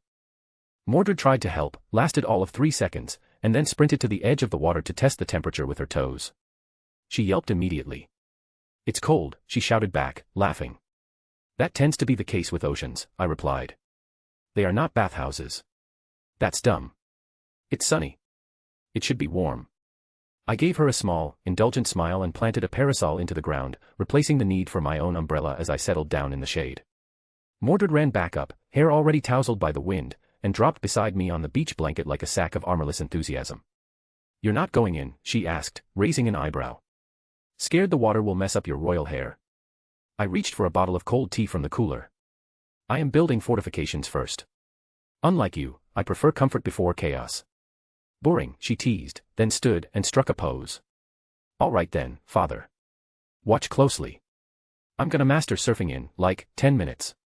Just keep in mind you can't blame the ocean if you fail," I said, but my tone was dry with humor. She flashed me a grin, grabbed the rental board we'd overpaid for, and jogged off toward the waves like she had been born with fins. I sipped my drink, adjusted my umbrella again, and leaned back against the pillows, watching her go. Sun, salt, and sand. Horrible and wonderful indeed. Out on the waves, Mordred was already making a scene. She wasn't good at surfing, not yet, but she was fearless, and that counted for something. Every time she wiped out, she popped back up laughing, dragging the board behind her like it had wronged her personally. The lifeguards were already watching her with mild concern. At one point, while adjusting her board and shaking out her hair, a guy on a neon green surfboard paddled up beside her. Mid-20s, deeply tanned, bleached curls, necklace of shark teeth. He wore his confidence like SPF, applied thick and everywhere. "Hey," he said, flashing teeth. That was a gnarly wipeout. Mordred looked over, blinking salt water out of her eyes. "Yeah. You're next if you distract me mid-wave." The guy laughed, unbothered. "Feisty. I like that. You, come here often." She raised an eyebrow. "Are you trying to flirt with me while we're both floating like wet logs?" "I mean, it's not working." Mordred snorted. "Buddy, I just spent 15 minutes losing a fight to gravity and salt. If you think that's peak romantic timing, you might want to rethink your strategy." He grinned again, clearly thinking he was charming. All right. What would impress you, then?" She gave him a long, assessing look, then pointed at a huge wave forming just behind them. "Ride that. Don't fall. Don't scream. Bonus points if you don't crash into anyone." He looked, hesitated a half-second too long, then committed. He wiped out halfway down the crest with a splash loud enough to earn applause from the shoreline. Mordred howled with laughter and paddled away before he resurfaced. "I said you were next," she called over her shoulder, still grinning as she caught the tail end of the wave and rode it all the way in, half standing, half hollering. From my spot on the beach, I simply shook my head and sipped my drink. I was proud of her, able to deal with her suitors like that. I had feared she would challenge them to a duel to the death. But I guess I didn't give her enough credit. She wasn't stupid, she just hated thinking. A few more waves passed. Mordred wiped out twice more, once impressively, and even accidentally took out a kid on a boogie board, whom she immediately apologized to with a sheepish grin and a pat on the head. But she was improving. Then it happened. She caught a wave. A big one. I sat up a little, raising my sunglasses with mild curiosity as she turned the board just right, popped up to her feet, and for a few precious seconds, she actually rode it. Wobbling, arms flailing, mouth open in sheer disbelief, but she stayed up. Then she let out a scream. Not of fear, but pure triumph. "Woo-woo," she howled, carving clumsily along the crest like she was leading a cavalry charge. "Father, look. I'm doing it. I'm surfing." A group of beachgoers nearby cheered. One man clapped. Someone whistled. Mordred soaked it all in like sunlight, grinning so hard I thought her face might break. She rode the wave all the way in, practically collapsed off the board as it hit the shallows, then immediately scrambled to her feet and sprinted up the beach like a victorious warrior returning from the front. "Did you see that?" she shouted, hair soaked and sticking to her cheeks, surfboard dragging behind her. I was like, swoosh. And the wave was all foie. And I didn't even fall. I sipped from my tea and gave her a calm nod. "You flailed like a dying bird. But I didn't fall." "You didn't fall." She dropped the board dramatically onto the sand and collapsed beside me, panting but radiant. "I am the king of the beach," she declared. "I am here, so therefore, I am the king." She paused. "I'm the king of the waves?" she asked. "Sure, go for it. I'm the king of the waves," she declared with more conviction. She was still catching her breath when she tilted her head toward me. "You know," Mordred said, brushing sand off her arms, we could stay here a little longer. Just you and me. Forget the world. Camelot, the throne, all of it. Her voice wasn't serious, not entirely. But not a joke either. I turned my gaze out toward the water, watching the glittering horizon where the sea met the sky. The sound of waves crashing, laughter drifting across the breeze, children building castles we never finished back home, it all had a strange, haunting peace to it. We could, I said softly. It's tempting. She looked over at me. But you won't. No, I said. I won't. Because of duty. Because of who I am. She was quiet a moment. Then she nodded, plucking a chilled soda from the cooler and popping it open with a hiss. Still, she said, after a sip. This is nice. It is. It really was nice to relax a little. And to think about leaving it all behind. To just accept the past, my kingdom gone, a new age, a new time. To move on. And a big part of me wanted that. The part that is upon the hill of Camelot requested Sir Bedivere to take Excalibur and return it to Vivian. I knew what would happen if I did that, my death. However, I accepted that, or at least part of me did. I like to think that I truly found a human heart on that hill. To want many different things, to be so conflicted, that was human, wasn't it? I wanted to just die, to leave it all behind, to give up Excalibur and the burden of the crown. Yet, I did regret what happened, I wanted to change it, which is why I later answered the call of the Grail. To want to live, to die, to move on or cling to the past all at once, that was human. Honestly, I was a mess, so many different aspects of the King of Knights all mixed together. An altered form meant nothing, the darkness within me, the one who wanted to end everything, to burn the world, was there. So, I liked this, a time to just relax, forget everything, and enjoy everything I never had, a chance to do what I couldn't back then, except Mordred. Chapter 82, Chapter. We made it back to the casino safely, not that much could have honestly stopped us. But after enjoying a day in the sun, Mordred had worked up quite the appetite, and while she had devoured about every bit of ice cream half a mile around our spot, it wasn't enough. Though before we left the beach, Mordred did take the chance to get some revenge on all the guys trying to hit on us. Given that we would be leaving, and wouldn't really need any of the stuff we bought and rented again, and that food was waiting. Mordred didn't feel like spending the time to carefully go around and return stuff or throw out the trash. And I wasn't about to allow her to leave it all there in the sand. Which was when Mordred, much to my surprise, got a clever idea. She ticked a few of them into taking care of all that, with the promise of us joining them for a drink. And as tempted as I was to force her to honor that promise, I wasn't about to let her suffer, or more accurately, let those guys die. They might be annoying, but they didn't deserve death, and no way Mordred would be able to resist ending them should they really start flirting with her. So, while they eagerly worked on maintaining the beach, Mordred and I found a hidden spot and opened a portal back to our room. Where I was greeted with the sad sight of my suit, on the floor. I couldn't just stuff things into my soul, it wasn't really an inventory, only my special things, outfits, weapons, and things belonging to my many spirit origins could enter. So while I could instantly equip my ruler swimsuit, I couldn't place the suit in there. So when I changed, that outfit just kind of fell to the floor. Mordred, we will be eating in our rooms, and get our clothes washed, so anything you need cleaned, including that swimsuit, pile it up for room service. I called out as I went to grab the phone. Mordred emerged from the bathroom a moment later, still damp from a rinse, dragging a towel behind her like a fallen banner. Why would it need to be washed? It was in water all day. She asked, holding up the red swimsuit by their straps. Salt water, I sighed. It was in salt water all day, trust me, it needs to be washed, not to mention getting the sand out of it. I heard her curse as she threw it into the pile, which was when I also realized that it was pointless. I didn't think we would ever get to use the outfit again, so it would just be thrown out soon anyway. But given that I had already said it needed to be washed, I could hardly take that back now. So I just shook my head as the room phone connected. A pleasant voice answered, and within minutes, arrangements were made. Laundry collected. Food ordered, enough for 50 people, because of Mordred. Yes, Mordred, sure, she didn't ever manage to eat more than me, but she was at fault for sure. I was elegant, not a glutton at all. While waiting, I settled into one of the plush chairs by the suite's window, sipping a chilled glass of wine from the minibar. The city below was just starting to light up again. Neon came alive. Music drifted faintly up from the street. Mordred joined me, now wearing the other fluffy white robe the hotel had provided. It looked hilariously oversized on her, with sleeves trailing behind as if she were trying to cosplay a sorcerer. She collapsed onto the couch with a dramatic groan. This is the life. Gambling, food, and beach days, the only thing we need is some violence, and it would be perfect. I gave her a tired look. We are not adding violence to our vacation itinerary. Mordred snorted and reached for one of the hotel's complimentary chocolates on the coffee table. Come on, just a little. A bar brawl. A sword fight at sunset. Nothing major. No. She popped the chocolate into her mouth, dramatically chewing as if sulking. You're no fun.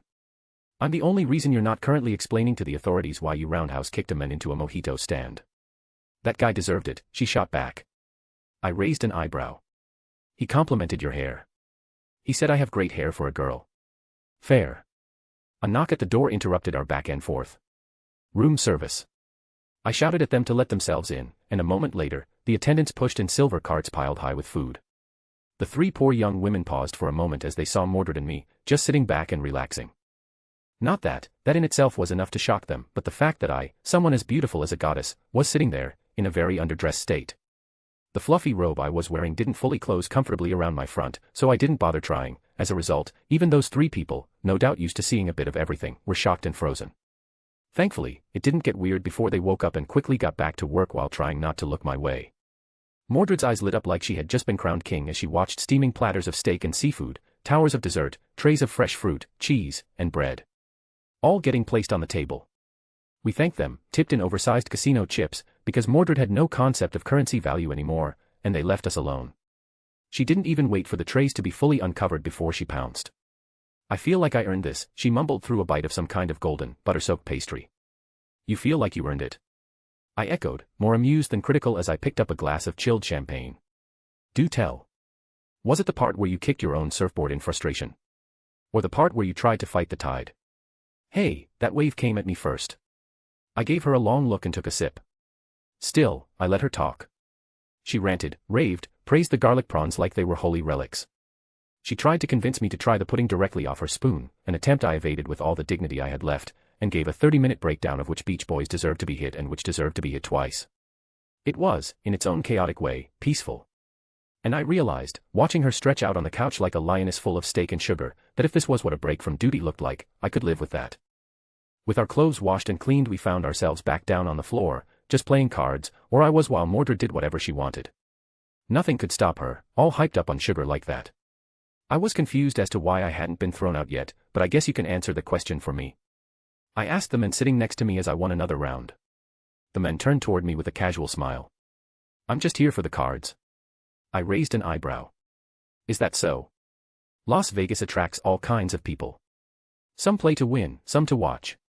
He set down his untouched drink and gave a little shrug. I'm more the latter. I looked at him fully now, tilting my head just slightly. And yet you've barely looked at anything else around here. He gave a light chuckle, the kind people use when they think charm can distract from their intent. Maybe I'm just distracted. You're not here to flirt, I said coolly. He didn't flinch, but he stopped smiling.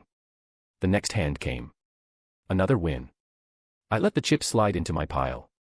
Tell me, Tony, do you know how much I have won so far? I asked the dealer. Tony hesitated, glancing at the mountain of chips beside me, then back to his count. Hard to say, ma'am. Quite a bit. I looked to the men beside me. He hadn't touched his cards in 4 rounds. What about you? I asked, calm and pleasant.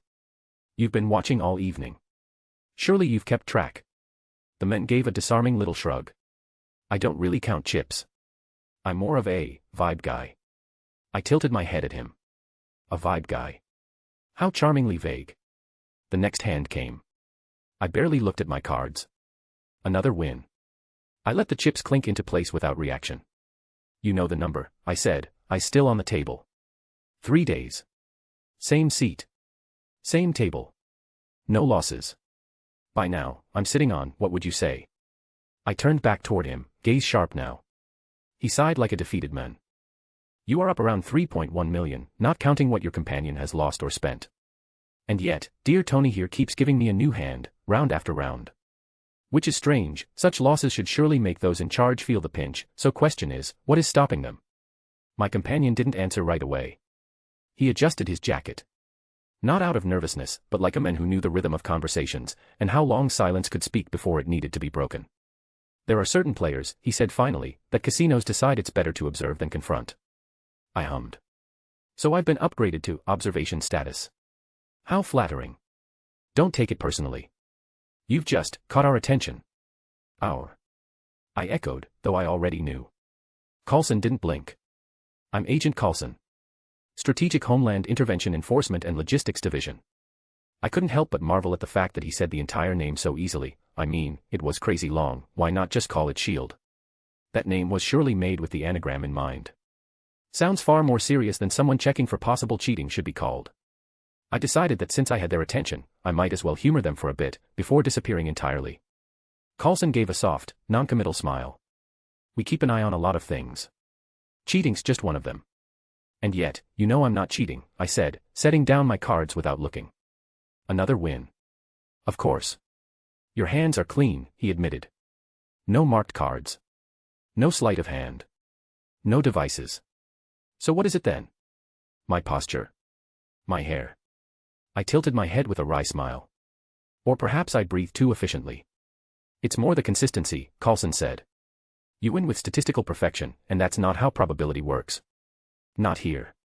I reached for my glass, swirling the golden liquid. You'd be surprised how far one can get with practice, focus, and a bit of charm. I believe you, he said. Then he paused. But we don't bet on charm alone. I leaned in, just enough to meet his gaze fully. And what do you think I am? He studied me, eyes unreadable. We're still figuring that out. Well, I said, sitting back again with lazy grace. Do hurry. I'd hate for you to waste your time chasing a tourist. Coulson gave a tight smile. Tourists usually have some kind of paper trail, not to mention even citizens do, and yet neither of you seems to have anything like that. You got me, I'm Mystique, earning money for the Brotherhood. Coulson didn't even blink. A good attempt, but we do know her current location. I could have an agent take a picture of her within a minute.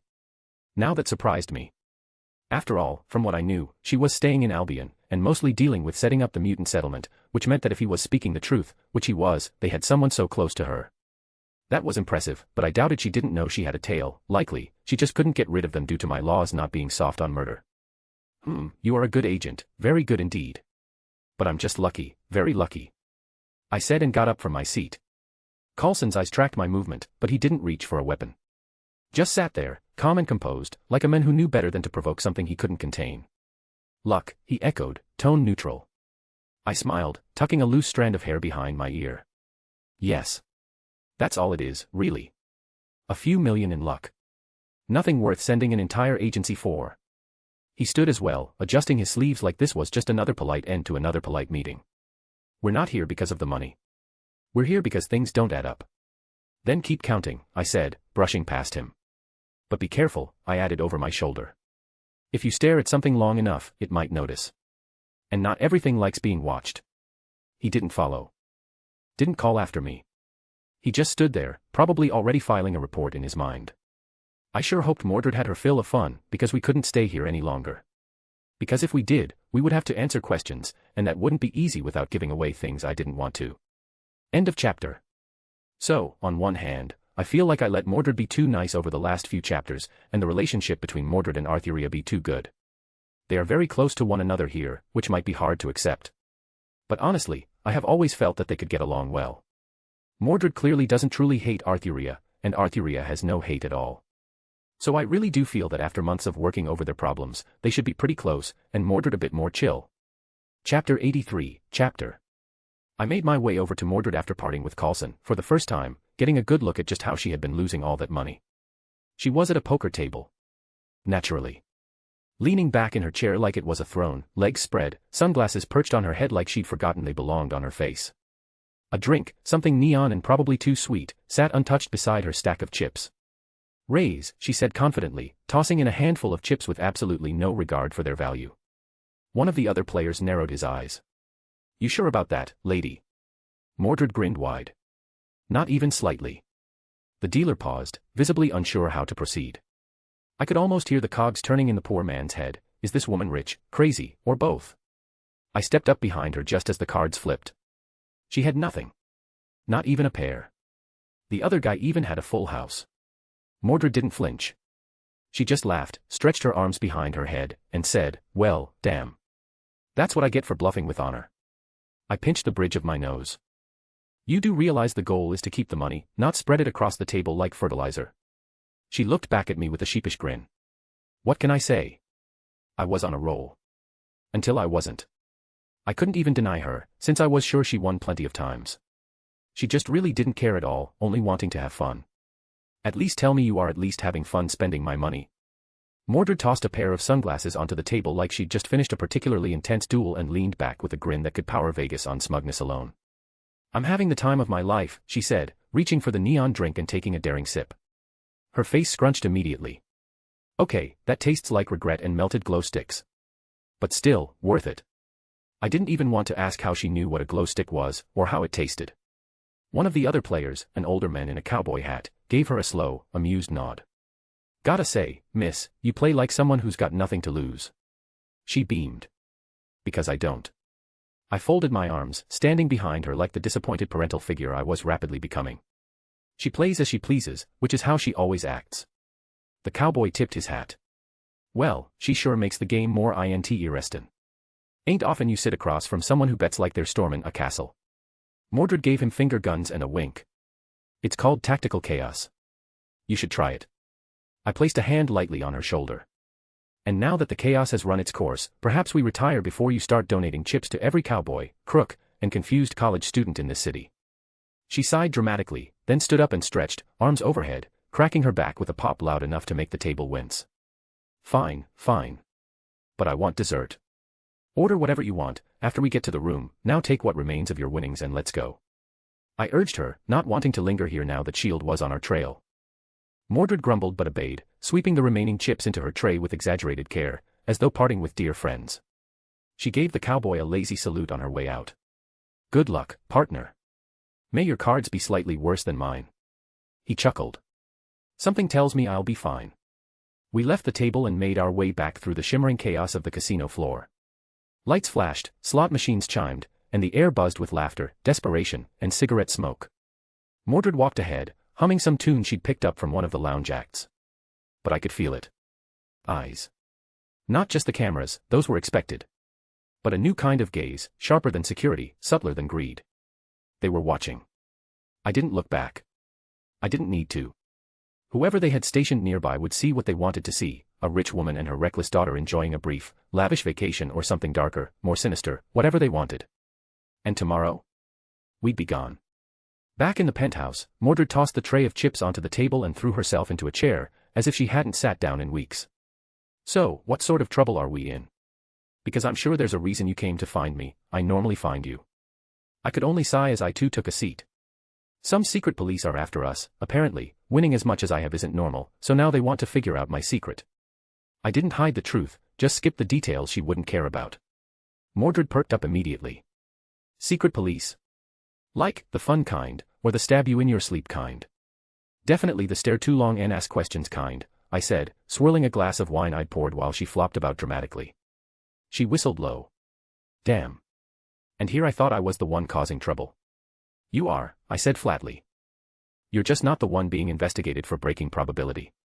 Mordred sat up and crossed her legs on the couch like a child about to hear a bedtime story involving murder. So, why did you do it? Do any of this? I mean, surely you didn't do it just to make money, you are a king, you are filthy rich. I knew I couldn't pull one over her eyes so easily, she might act like a fool, but she was sharp when she wanted to. She had led a rebellion against me, and managed to bring down my kingdom, and while Morgan played a large part, Mordred herself wasn't without her own smarts. You are right. I admitted and pulled out a small bank card from my inner pocket. This is something the veiled hand prepared for me. It connects to something called a Swish bank account and holds untraceable money. I explained how the widows had gotten the money, how it could be used without worry, and that nothing could be used to reveal our connection with Albion. So, why all this? I mean, I had fun, but why go through with it? What did you want? Mordred asked, pleased that she had been right, been able to see through me, but also curious. I smiled faintly. Couldn't it just have been for fun? Mordred blinked, clearly not believing me. So, what's the real reason?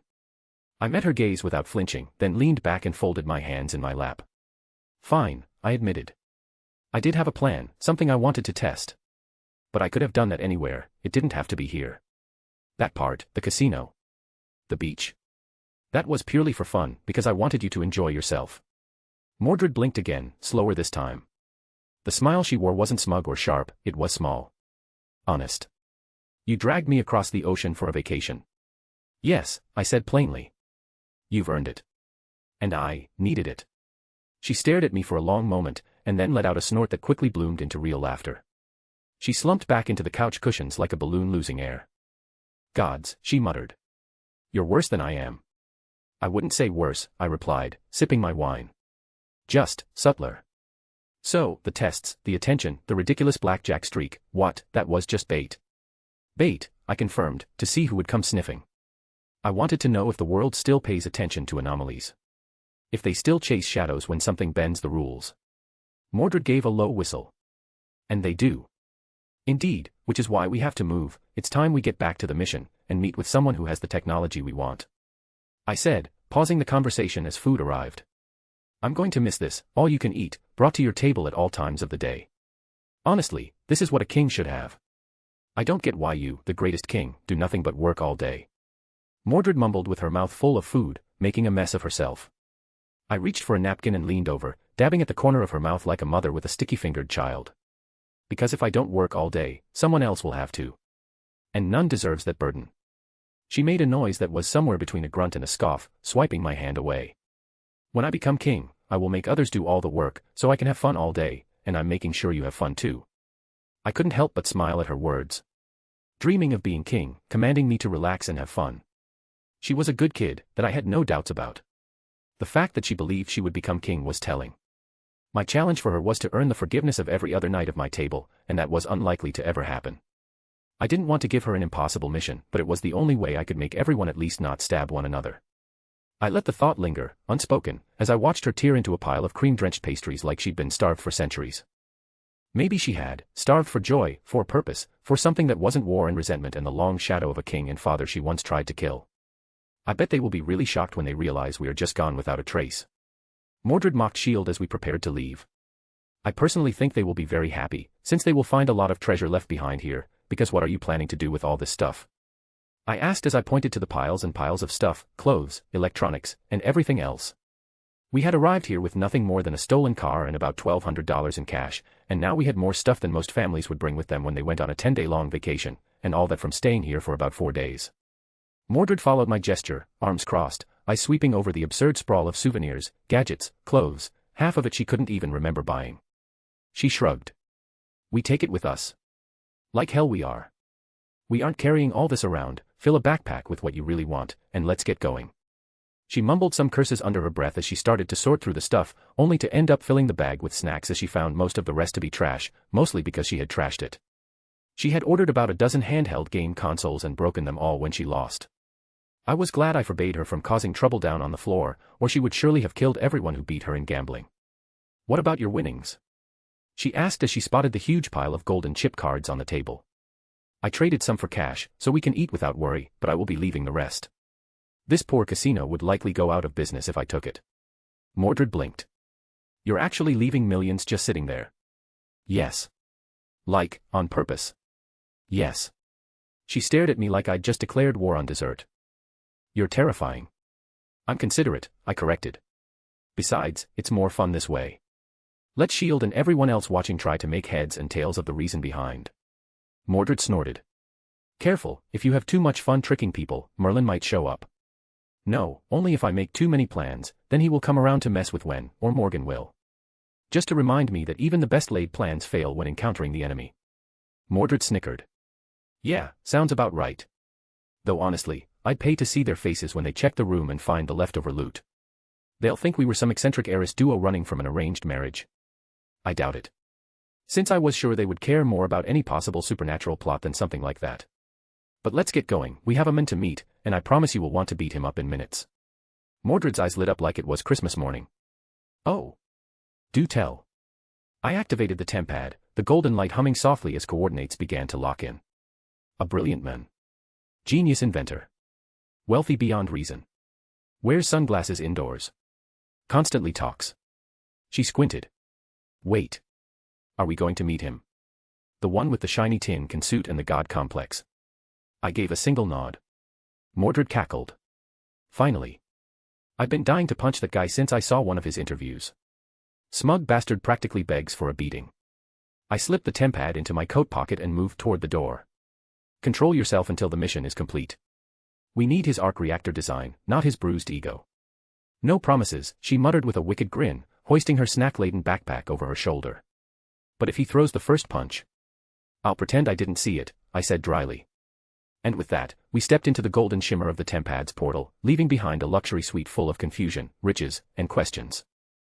End of chapter. Alright, so done with the playing around at the casino, and time to meet with Stark. Likely no big fighting for the first meeting, but fear not, action will come soon enough. Chapter 84, Chapter. The walls were steel and silence. Monitors flickered in a dimly lit room, casting pale glows on the faces of those seated around the black glass table. A man in a lab coat adjusted his gloves as he stood beside a projected hologram, a grainy still of a beautiful blonde woman at the blackjack table, her expression unreadable, her eyes glowing faintly in the filter. She's gone, he said without preamble. Off the grid. No customs records, no private flights. One moment she's winning half the casino, the next, nothing. A sharp-featured woman seated across from him exhaled slowly, irritated. Shield interference. Yes. They were watching her the whole time. We couldn't make a move without exposing the operation.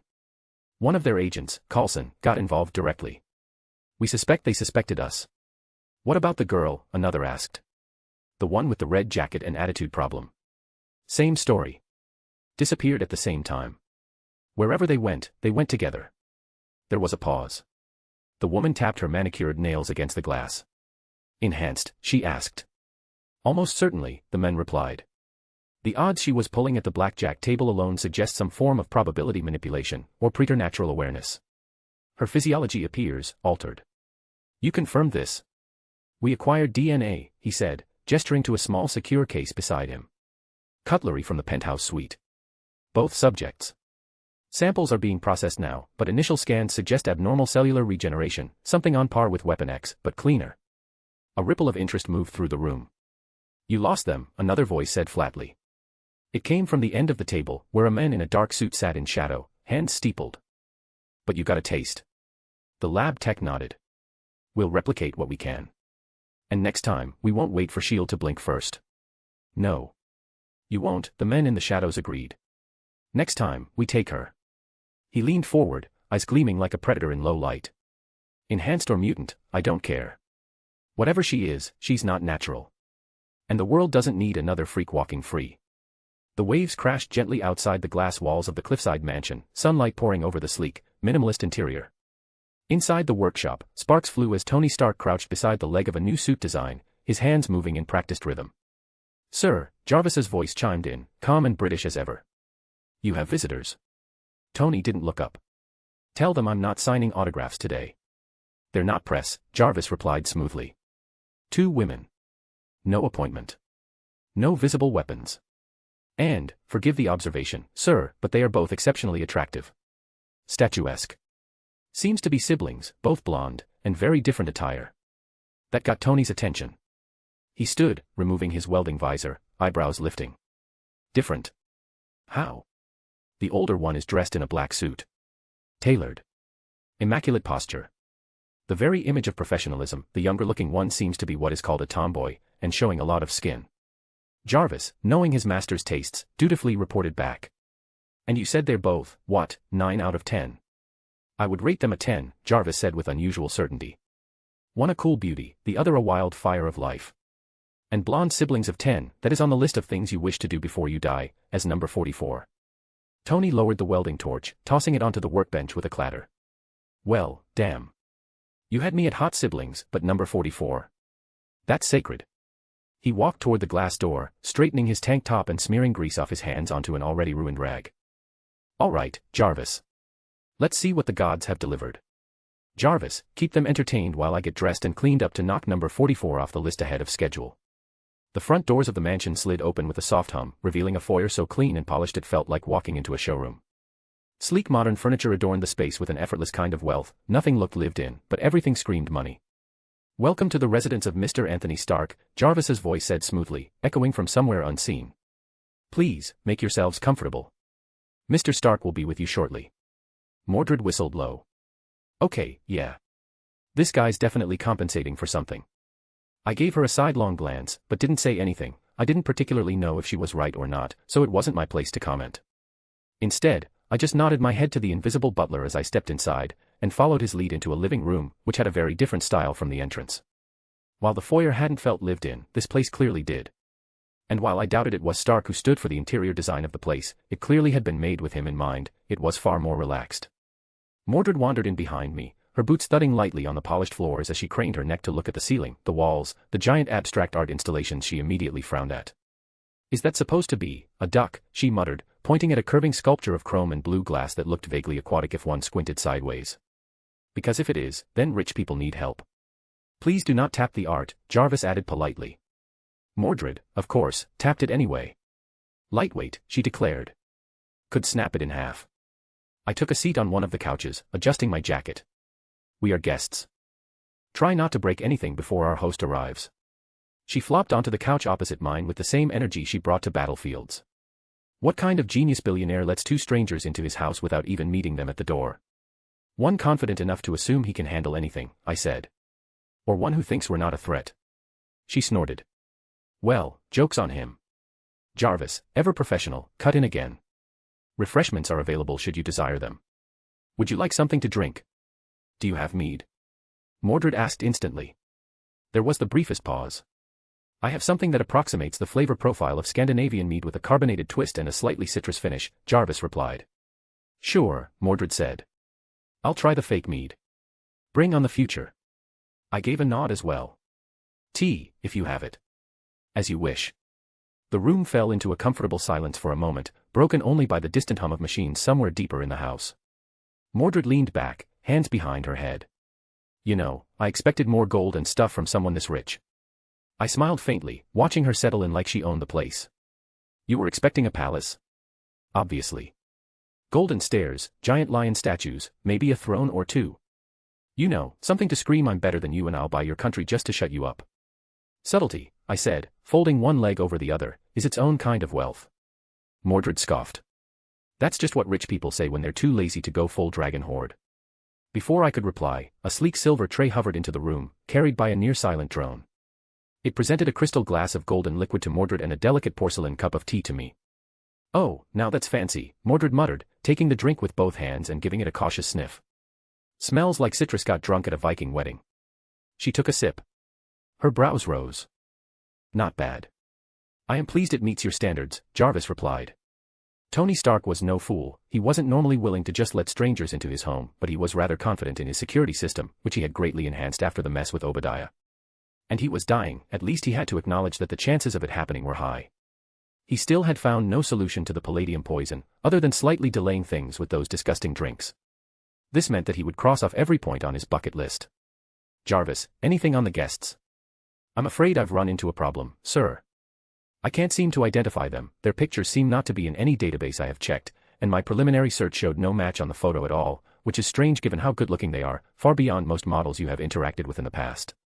Tony arched a brow at the monitor as he unbuttoned the last clasp of his stained tank top and tossed it into the laundry chute. "No matches." "Really?" "I figured the tall one in the suit at least did runway in Milan." "She did not," Jarvis replied. "Nor has she ever been a public figure in any known capacity. The younger one is equally anonymous. No government records. No social media. No paper trail. As far as the world is concerned, they do not exist." Tony's brow furrowed. "Okay, now that's interesting." He turned and crossed the room, grabbing a fresh shirt off a hanger. "Something practical, just in case this meeting ended with lasers and lawsuits." "All right," he muttered, buttoning it quickly. "So, two beautiful blondes, one of them dressed like a mob boss and the other like she's 5 minutes from crashing a motorcycle through a convenience store window, both with zero background, and they just show up at my door." He paused, looked at his reflection in the glass. "Either this is the start of a very weird dream, or I've just become someone else's target." He didn't sound worried. He sounded excited. "All right, Jarvis. Give me 5 seconds, then let them know I'm on my way. And keep the AI-controlled turrets on standby, just in case this turns into another wannabe assassin punches me through a glass table kind of day." "Already done, sir." Tony smirked and made his way toward the living room. The doors at the far end of the room hissed open a moment later. In walked Tony Stark, freshly showered, wearing a designer shirt that looked intentionally half-buttoned, and a smirk that probably cost just as much as the shirt. His gaze swept the room, immediately locking onto us, first at a distance, then with the sort of focused interest reserved for puzzles and very fast cars. "Well," he said, spreading his arms as he strolled in, "this is definitely not what I was expecting when Jarvis said I had guests." "Nor were we expecting an AI with taste," I replied calmly. But here we are. Tony gave a low whistle and gestured at the couch. You sit like a queen. And you look like one as well. Clearly you are used to being treated just right, and I promise, I will treat the both of you just right. Mordred made a choking sound halfway through another sip of her future mead. Wow, she said, wiping her mouth and grinning wide. You don't waste time, huh? Tony shrugged, striding in with the lazy confidence of a man who had both too much charm and too little shame. Time is money. And flirting with gorgeous strangers who break into my house is a sound investment. We didn't break in, I said evenly, setting my teacup down with delicate precision. We walked in. Your AI welcomed us. I was amazed as I watched the man of iron just stride in like that. After all, his greeting had caused an intense amount of bloodlust to spill forth from Mordred. She was but a single wrong word away from going full murder on him. Tony, naturally, didn't flinch. If he noticed Mordred's glare, or the quiet tension curling in her shoulders, he didn't show it. Either he was the bravest man alive, or just the dumbest genius on earth. Hey, father, do we really need this guy? Personally, I think we should just deal with the AI thing, he seems nice. Tony raised an eyebrow, pausing mid-step. Wait, did she just call you father? Mordred grinned wide, baring teeth. Got a problem with that, her voice begging him to push his luck so she could deck him one. Tony held up both hands in mock surrender, but the amused glint in his eye never faded. Hey, no judgment. I've seen weirder family dynamics. I once dated a girl who called her parrot dad, long story, don't ask. I doubted that his definition of dating was very much the same as mine or Mordred's, but even I couldn't say anything about the absurdity of that family dynamic. He moved to the bar and poured himself a drink, something dark and probably aged longer than Mordred had been alive, not that she looked it. He sipped, eyes never leaving us. So, he said, setting the glass down and leaning casually against the counter, you've got no records, no aliases, no internet footprint, and your daughter got an attitude that says she doesn't like me much, don't tell me, am I the mother? Shatter. Everyone turned to the sound of glass shattering, which came from the glass in Mordred's hand, which was now completely destroyed. Mordred slowly looked down at her hand, shards of crystal falling like glinting snow onto the sleek tile floor. Her expression had gone completely flat, save for the vein pulsing dangerously at her temple. Tony blinked. Okay. That one might have been a little much. You think? Mordred said, her voice oddly calm for someone radiating the energy of a bomb about to go off. I rose slightly in my seat, not enough to make a scene, just enough to prepare, if necessary. That was not the right joke. Tony held up his hands again, this time with a hint of genuine concern. All right, I crossed a line. My bad. No offense meant. It's just how I deal with strange situations, bad jokes and bourbon. Try not to anger my son, he is trying very hard not to shove your head up your rear. I advised while sending Mordred a look that said, calm down. Son.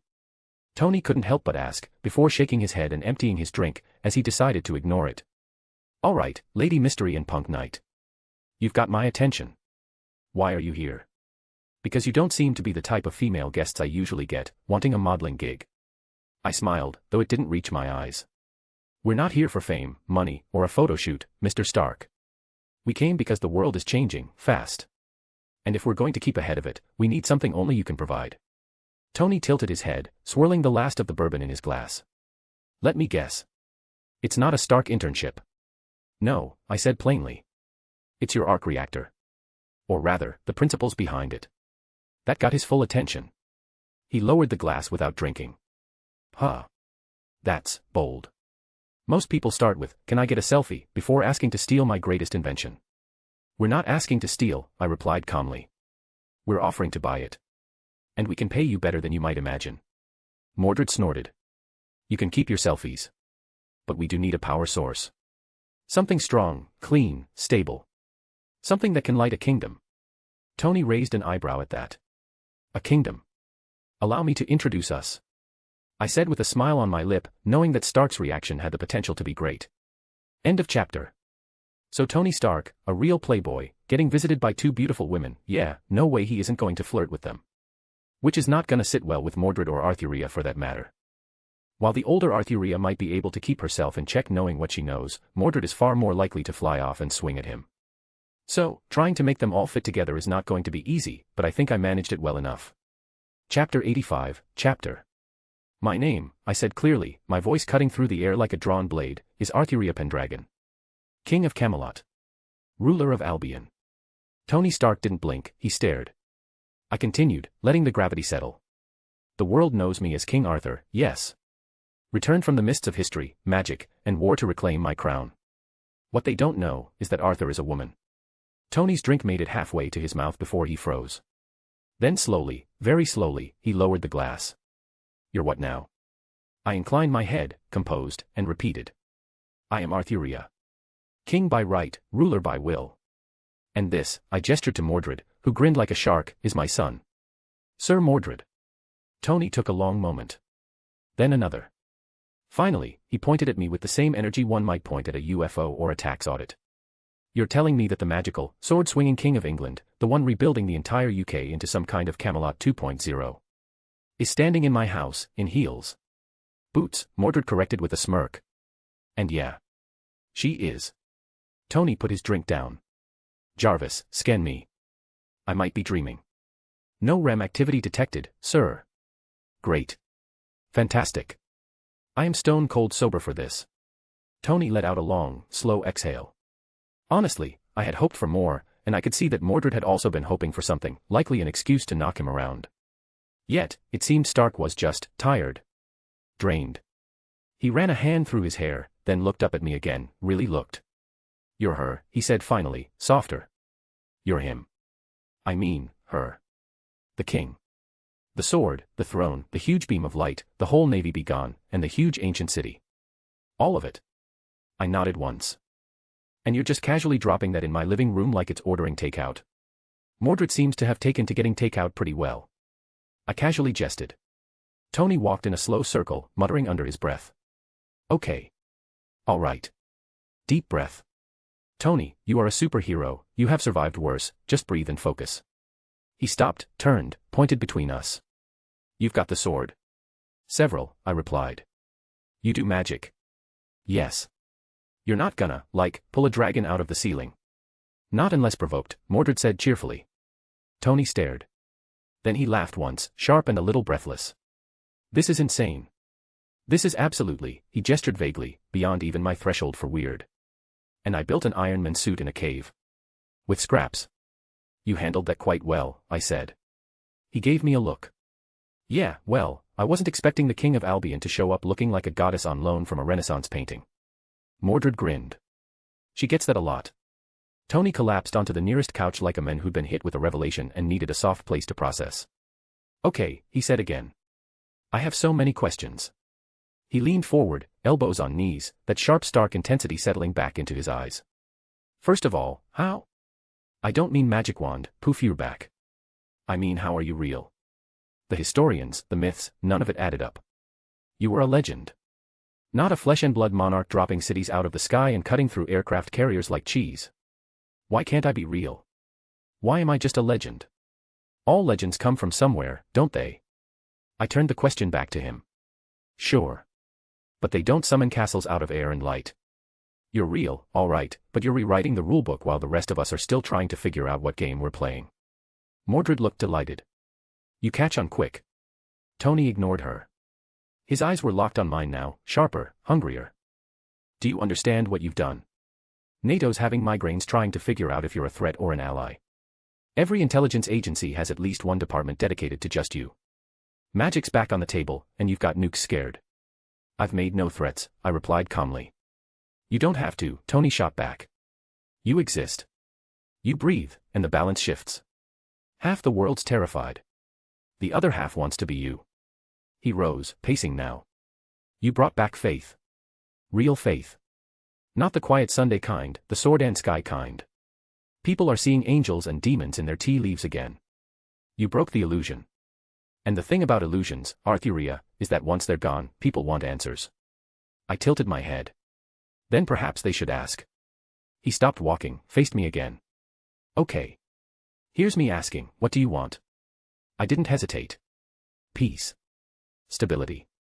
My kingdom restored, my people happy and cared for. So, what you already have? Yes, I have most of it already. Tony considered that. Sounds noble. But the world isn't about to just accept that, you must know that already. They are scared of you, but that won't last forever. Let them come. Mordred said as proud as she was loud. Tony opened his mouth like he was about to rant more about international tensions, but then stopped himself. He waved a hand vaguely in the air, like clearing a chalkboard. You know what? No. Screw NATO. They'll spin in circles whether I care or not. Let's talk about the real bombshell here. He turned, eyes bright, almost childlike now. Magic. Real, actual, capital M magic. I've read every file, every theory, every fringe crackpot scribble out there, and none of it, was ever proven. Then you show up, and suddenly people are talking about ley lines, incantations, and cups that give eternal life. It is real, I said simply. No, see, you don't get to just say that. You don't walk into my house, say, I'm King Arthur, also I'm gorgeous, and by the way magic's back, and expect me to go, oh, cool, pass the salt. How does it work? Where does it come from? Mordred snorted into her drink. She has a sword that cuts through space. That not proof enough. Tony shot her a glare. That's proof of effect. I want cause. I want mechanisms. Rules. Is it physics we don't understand yet? Dimensional bleed. Nanoscale manipulation via neural command. Or are you telling me it's just, what? Belief. I sipped my tea, steady. It's not easy to explain, and dreadfully boring and technical, so maybe we should get some food. Or something else to entertain Mordred while we have this discussion. Hey. I can be part of this, I know about magic. Mordred clearly didn't approve of me treating him like a child. Tony turned to look at her, and after giving her a look over, he nodded. Sure, Jarvis, please take care of our guest, and record this conversation, I might need to go over it later. Jarvis responded smoothly, of course, sir. Refreshments and entertainment options will be made available to Sir Mordred in the lounge. May I suggest the Armored Combat Simulator? Mordred lit up like a kid on Christmas. You have a simulator? Fully modular, multi-environment, and responsive to melee-based engagements, Jarvis said. I love this house, Mordred said, already hopping to her feet and following the blinking drone that had emerged to guide her. Shout if you need me, father. Or if he says something dumb. I gave her a patient nod, and then turned back to Tony as she disappeared down the hallway. All right, he said, refocusing. No more distractions. What is magic? I sighed and I got ready to explain magic. This was hardly the first time I had done that, be it the members of the Veiled Hand, the former widows, or officials from Albion, everyone had been curious. All right, the most basic way I can explain it is by saying that magic is using energy to achieve the desired result, and in general, magic can't do anything that is impossible. Tony immediately raised a finger.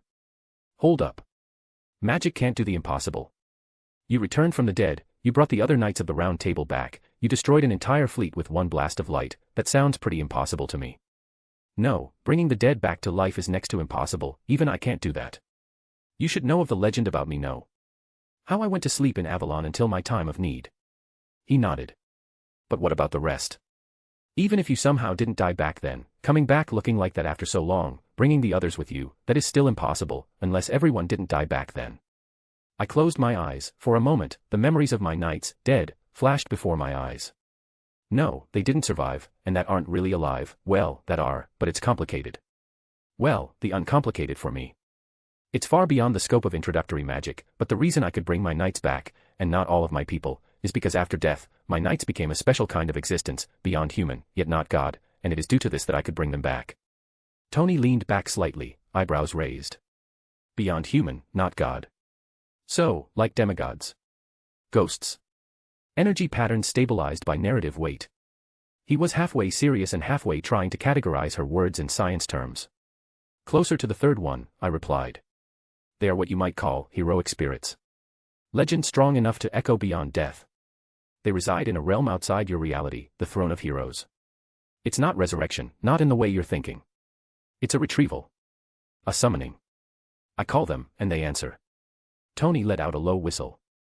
So you're pulling power from a sort of cosmic archive of famous dead people. In a sense, I said. But don't confuse them for puppets. They are who they were, memories made manifest, souls made sharp again. That's why I can bring back the knights. Because they became more than men.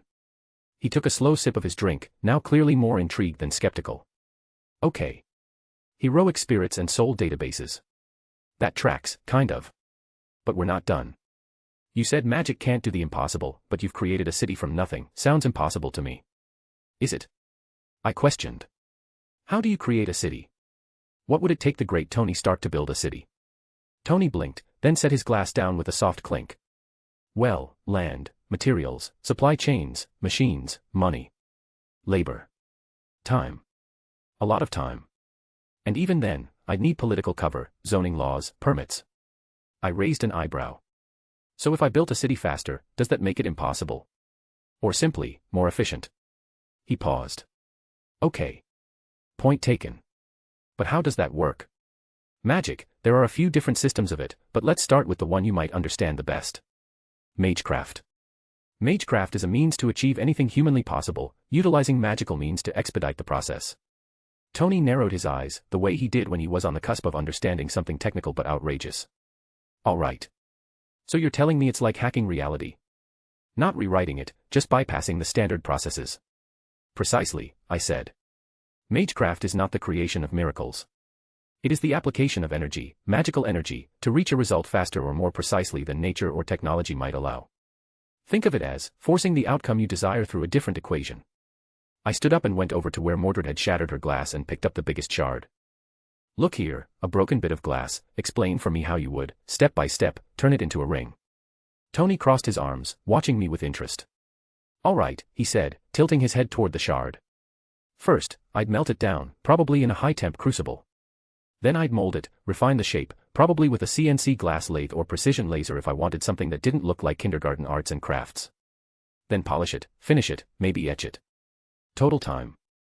Anywhere from 6 hours to 2 days depending on gear and design. I nodded. And now, watch. End of chapter.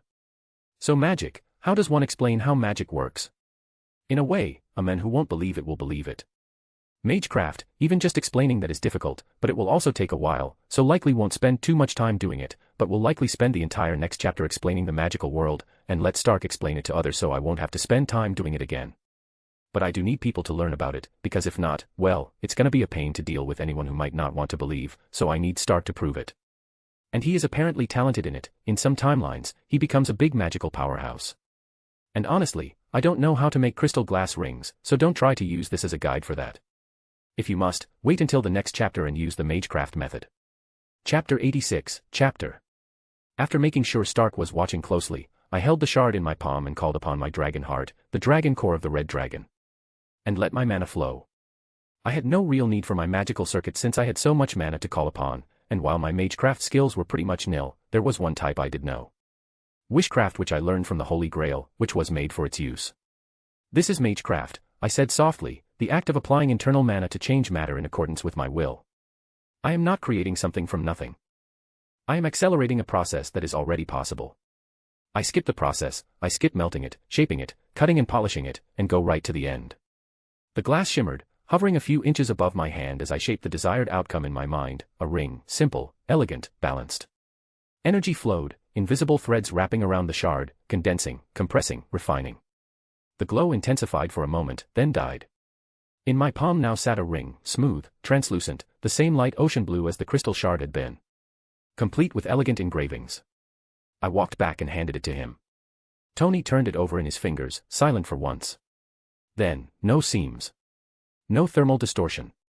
The etching's internal must have been a phased molecular displacement or. Jarvis. Got anything? Jarvis responded smoothly, though with the faintest hint of hesitation, rare for him. Scanning complete. No evidence of conventional thermal restructuring. No particulate residue. Internal lattice structure appears reconfigured at the atomic level but with no measurable energy discharge. The process is unaccounted for. Tony arched a brow.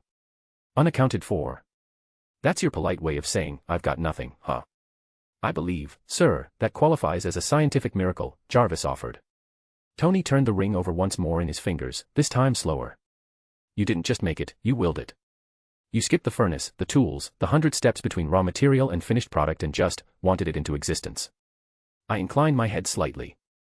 More accurately, I imposed the outcome on the material. Magic bends the process, not reality. The glass could become a ring through traditional means. I simply made it happen without the steps. The mana does the work. Tony sat back, the ring now resting in his palm like it was made of stardust and question marks. All right, I admit, it's hard to deny that you just did that. Which means that as much as I hate it, I can't really find a way to deny magic. So, tell me everything. He said as he gazed at me with the intensity of the sun. Very well. I folded my hands in front of me. As I said, magic, at least in the form of Magecraft, is the use of energy to achieve a result that is possible within the laws of nature, just not through normal means. All forms of magic require energy, which comes in two forms, internal and external. What I used there was internal energy. Some are born with more, while others are born with less, which dictates who can use magecraft and who cannot. Although one can use external energy, it's not quite as simple as that. But what is this energy? Jarvis couldn't detect anything, and I don't mean to brag, but I made his sensors, and well, they are good. Tony asked. I smiled gently. Of course they are. But you were trying to detect something that exists outside the spectrum your instruments are calibrated for. Magical energy, mana, is not part of your standard model. It's not electromagnetic, not gravitational, not weak or strong nuclear. It is, in a sense, primal. Tony leaned forward again, the ring forgotten on his knee. So you're saying it's a fifth fundamental force? Something that predates even quantum theory. I believe you're familiar with the theory of dark energy. Counterpart to dark matter. You can think of it this way, this type of energy is manipulated using the soul, so a soulless machine cannot use or detect it. Tony made a face like he'd bitten into a lemon made of metaphysics. Wait, hold on, run that back. You're saying mana's like dark energy, but soul reactive. That the user's soul is what interfaces with it. He pointed a finger like he was trying to lasso the idea. So not only is the energy exotic and undetectable by tech, but the interface is biological and metaphysical. Correct, I said. Your instruments measure particles and waves. But mana responds to will, purpose, and spirit. It is intimately tied to life, to consciousness, to what some might call meaning itself. So it's metaphysical electricity. Fantastic, Tony muttered. And here I thought quantum entanglement was the hardest concept I had to learn. He stood up again, pacing. So internal mana is soul-based, personal. That I can sort of wrap my head around. But you mentioned external energy too. What is the difference between those two? I nodded. External mana can come in several forms. The primary way to use it is the one used by the Order of the Mystic Arts. The group you allowed to use magic freely. He asked. Yes, those. They use external energy, which is drawn from other dimensions. Let me try to explain that in a way you can understand. Stark looked torn between whether he should be angry that I treated him as if he were stupid, and thankful that I took the effort. These dimensions are numerous and small pockets of pure energy, all with one kind of essence. Like a dimension with nothing but kinetic energy, or magnetic energy. The dimensions can sometimes gain their own consciousness, and as all beings, they too wish to grow. But the only way for that to happen is if they grow more complete. Complete? He asked. Yes, a dimension with only kinetic energy is naturally incomplete, as it lacks everything else. If our universe is a fully developed dimension, then you can see the path those others have to take, they need to gain everything else. And how do they do that? He pushed. They need to be taught what it is. A being of pure kinetic energy doesn't understand what heat is, because they don't understand what cold is. So to learn, they need someone to teach them, someone who knows. I paused. I wasn't sure how much I should explain to him, what risks it could have. However, I had to admit, I was curious about what he would do with this knowledge. The Order of Mythic Arts uses external energy from these dimensions, borrowing it through contracts with those beings. They lend power in exchange for something, such as understanding or even souls, which the dimension's lords can use to feel and learn. Tony blinked. Okay. Wow. So, let me get this straight.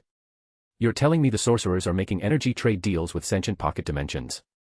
That they're, what, bartering mana for knowledge? Souls for power. He ran a hand through his hair. That's like wiring a generator to a black hole and promising it a playlist of Earth's greatest hits in return. An inelegant analogy, I said, but surprisingly close. He looked back at me, skeptical. And they just hand over energy. What's stopping them from overrunning our universe? A few things. Their essence is not fully compatible with this reality. Imagine trying to pour an ocean through a needle. It's why they need intermediaries, humans, mostly. Sorcerers. Seeing how deep he was in thought, I suddenly felt like I needed to warn him about the dangers that came with playing with dimensions, before he recklessly did something. That said, some of these dimensions can and would want nothing more than to devour all of Earth. They just need someone to open the gate, and the Mystic Order is like the magic police, stopping fools from trying to do just that. Tony stopped pacing. His gaze turned sharp again, calculating, concerned, and now just a little bit afraid. So, we've got magical border patrol agents keeping a lid on extra-dimensional monsters who want to eat the planet, he muttered. And they're doing that by babysitting the very people who give those things access. Correct, I said. But there are failsafes in place, so as long as nothing too big happens, and the Order is around, Earth is safe, which is why even I don't do anything to them. I could see that he didn't like that. He was, after all, someone who enjoyed being in control, not as bad as Fury, but close. And the idea that his fate, and the fate of Earth itself, was apparently completely out of his hands didn't sit well with him. Okay, I'm not liking this. We went from cool things like turning glass shards into glass products to being about threats to Earth itself. He said after a moment. Is that any different than talking about technology and alien civilizations? There are dangers all around us, we must simply do the best we can to navigate them. Great, he exclaimed, throwing his hands into the air.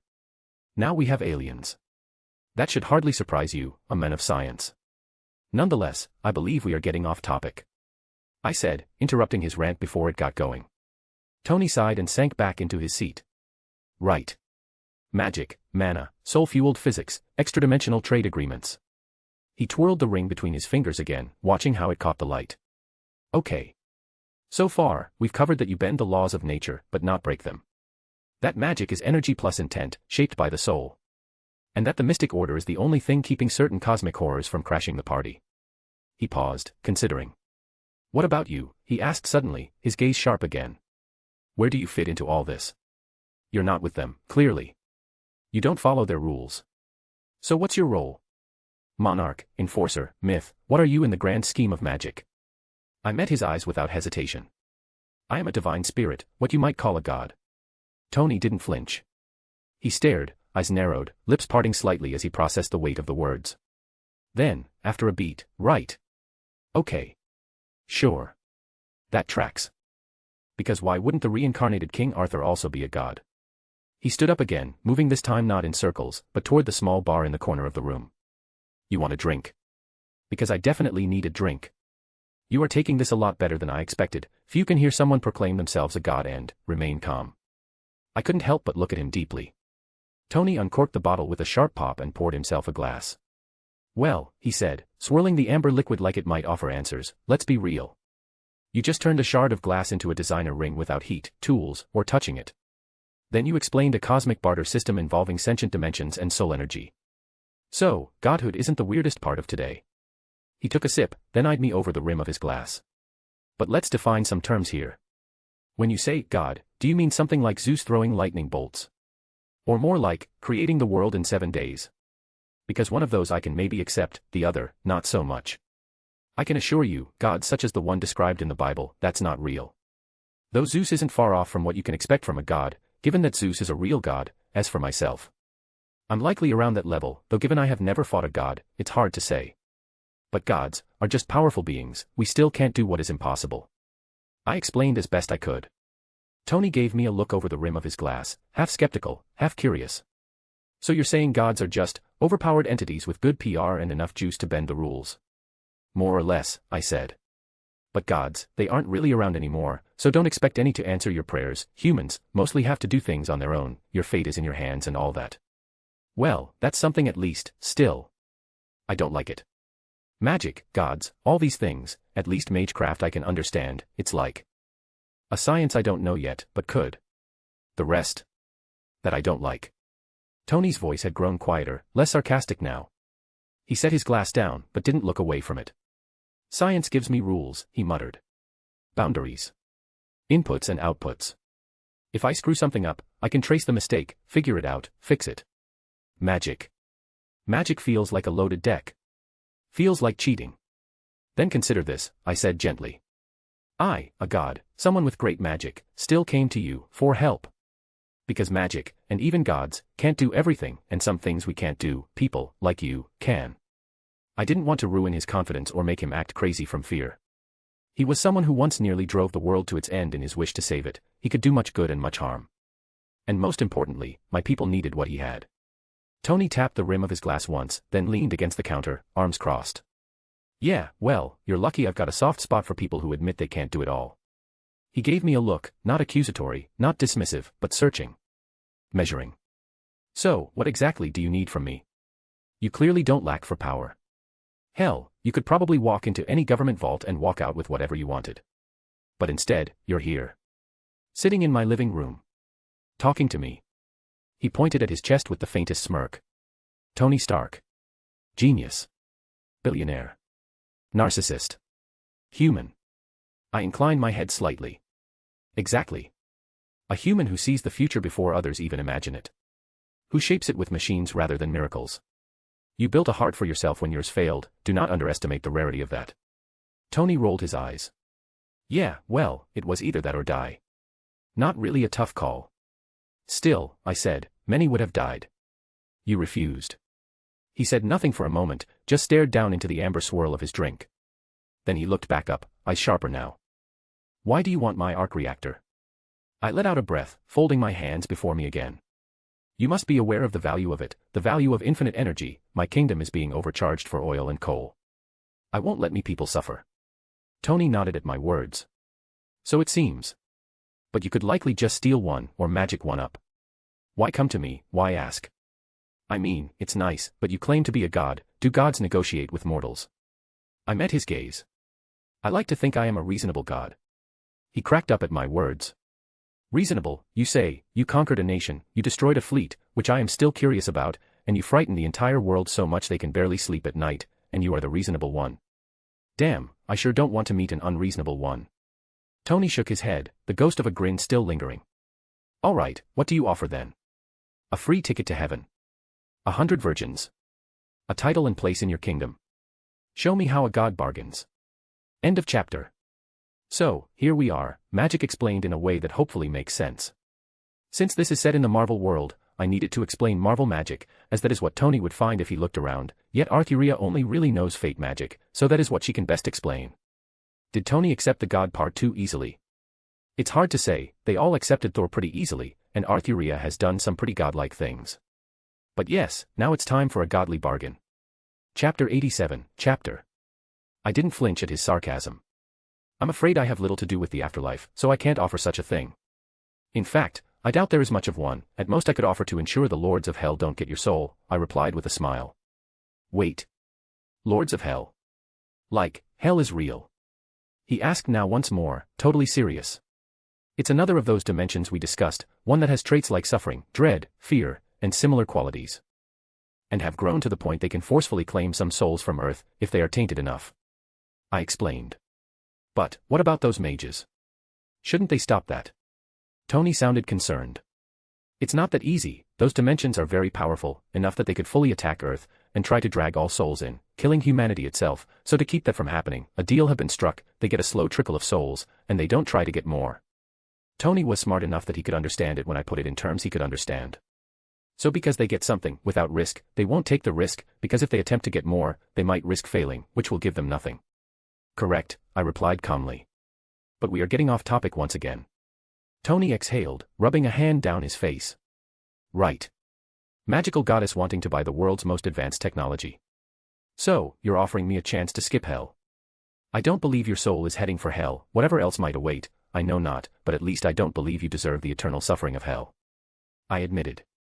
He might not be a good person, but he was on his way there, someone like him, who could just drown himself in sin and excess, but put his life and all he had on the line for others, expecting nothing in return. That didn't sound like a true sinner to me.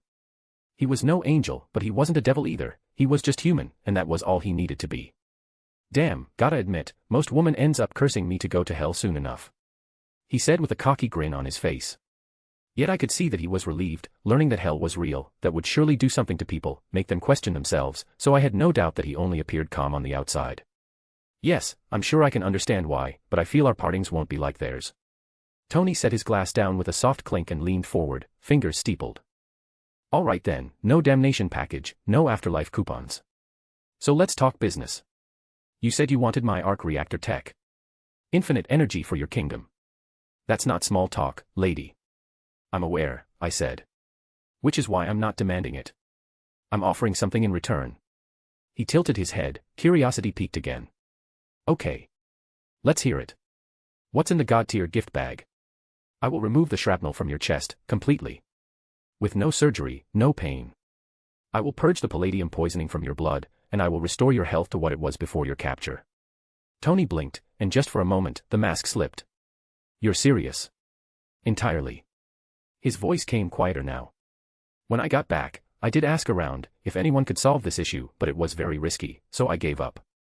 I mean, I had a solution already, didn't I? He gave the reactor in his chest a small tap. Yet, now that 2 is slowly killing me, leaving me with no way of living. But, given you are apparently a god, I guess it's simple enough for you, eh? I can heal all wounds, but what I can't do is change the laws of the world. I can't make palladium safe, so if you continue to use it, you will still die. Tony let out a breath, shaky, bitter, laced with a touch of dry amusement. Yeah, figures. Even gods have limits. He looked down at his chest, fingers grazing the arc reactor like it was something sacred and damned all at once. I built this in a cave, with a box of scraps. It saved my life. It made my life. But now, it's just killing me slower. You could stop using it, that would save your life. But you know that already, and you won't. I said, and a silence fell over us as he accepted my words. Tony didn't argue. Didn't crack a joke. He just continued to stare at the reactor, that dull, familiar glow humming in his chest. It was his cage and his crown, both punishment and proof of survival. I can't stop, he said finally, voice low. Not yet. Not when there's still work to do. I nodded. Which is why I'm offering you a way forward. I will heal your body, clear your blood, and remove the fragments inching closer to your heart. And I will help you replace palladium with something else, because I won't let poison power my nation. Tony's head snapped up. His eyes locked on mine, sharp and searching. There's a replacement, he asked, the words slow, disbelieving, like he was afraid to speak too loud and scare the idea away. Yes, I said simply. He let out a breath that wasn't quite a laugh. I've combed every periodic table, every theoretical alloy, every lab I have access to. I've simulated compounds that don't even exist yet. And I found nothing. I would never have expected that it would take literal divine intervention to find the answer. I let the silence hang for a moment, then offered a small, knowing smile. You're not wrong. Divine intervention did play a part. Though perhaps not from the god you expected. Tony raised an eyebrow. Don't tell me Zeus left a blueprint under Mount Olympus. No, I said softly. Odin. He blinked. Once.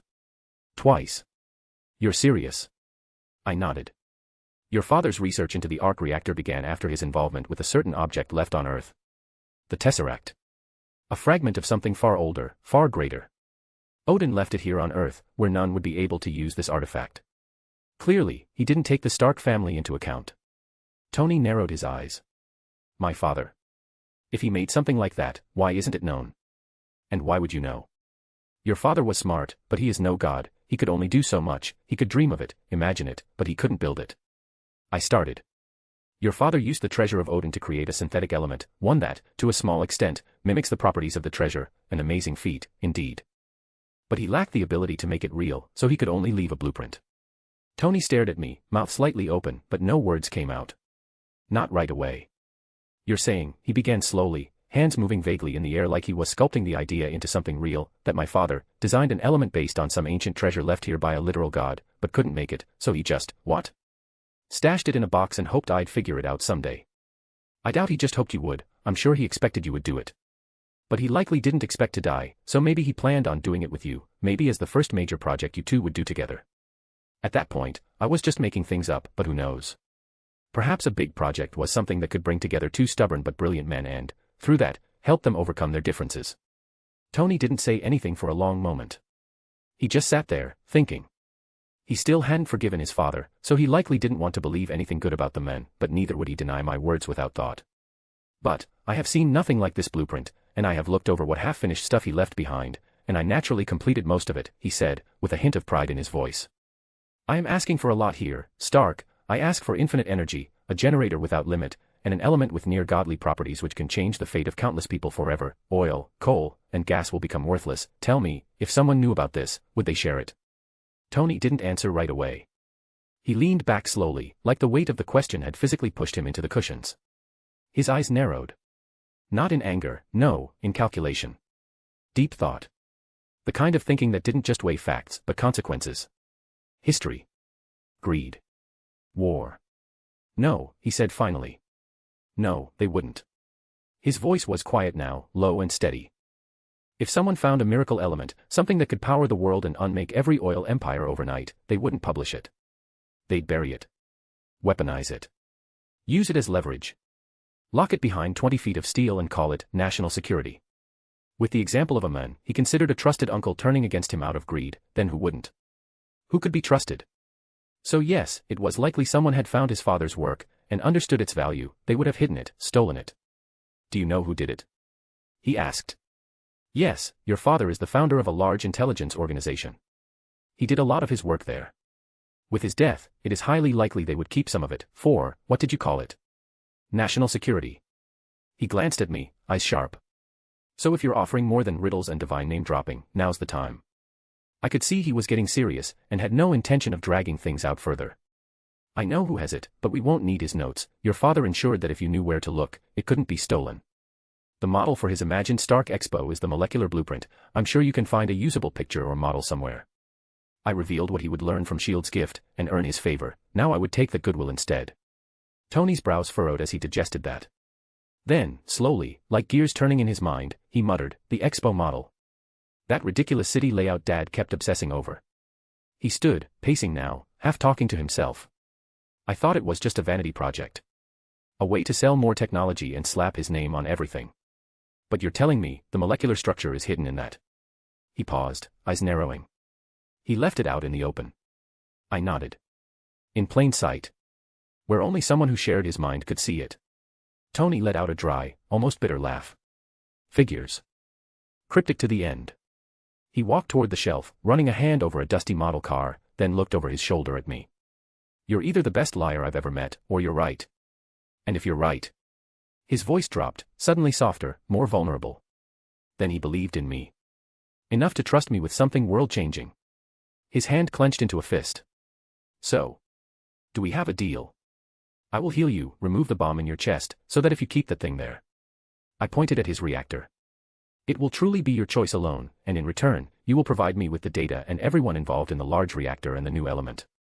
I have no need for the small one, nor do I need you to slave away to make what I want. Tony was silent, then slowly turned to face me fully. His expression was unreadable, somewhere between guarded calculation and raw, exposed trust. All right, I will give you what you want, you have earned it, and honestly, if I don't give it, I'm not sure what will happen, and I'm not about to try you. But promise me, don't use this for military use. He said. I nodded. Agreed. I want a light to guide my people, not a sword to cut down my enemies. His lips twitched at that. So, how does healing magic work? I'm curious. Tony's curiosity was expected. Of course it was. He masked his pain with snark, but there was wonder behind the words now, a flicker of hope. So I gave him the truth.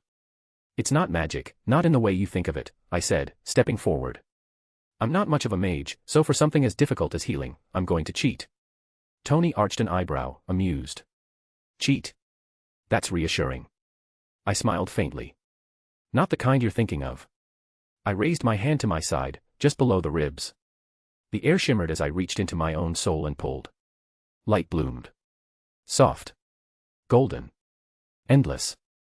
From my palm unfolded a sheath, not leather or steel, but a relic of dreams itself, one as old as life itself, the dream of all dreams, the desire of everyone and all things.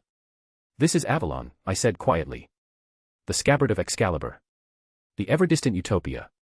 So long as one possesses it, their body shall not decay. No wound shall be mortal. No corruption shall remain. I knew he wouldn't understand just how impressive that was, but it didn't matter. Without a word, I pushed the end of Avalon against him, much like Loki would one day poke him with a scepter. Tony's quip died on his lips as the golden light touched his chest. There was no pain. No explosion. No dramatic sound. Just stillness. Avalon's light spread across his torso in smooth, radiant waves, flowing like water, burning like sunlight, but warm, gentle, clean. The glow passed through his shirt, his flesh, his bones, sinking into the very structure of his being. Tony's breath caught. He didn't cry out, but I saw his fingers twitch, his jaw tense. His eyes widened, blinking against something he could not see, only feel.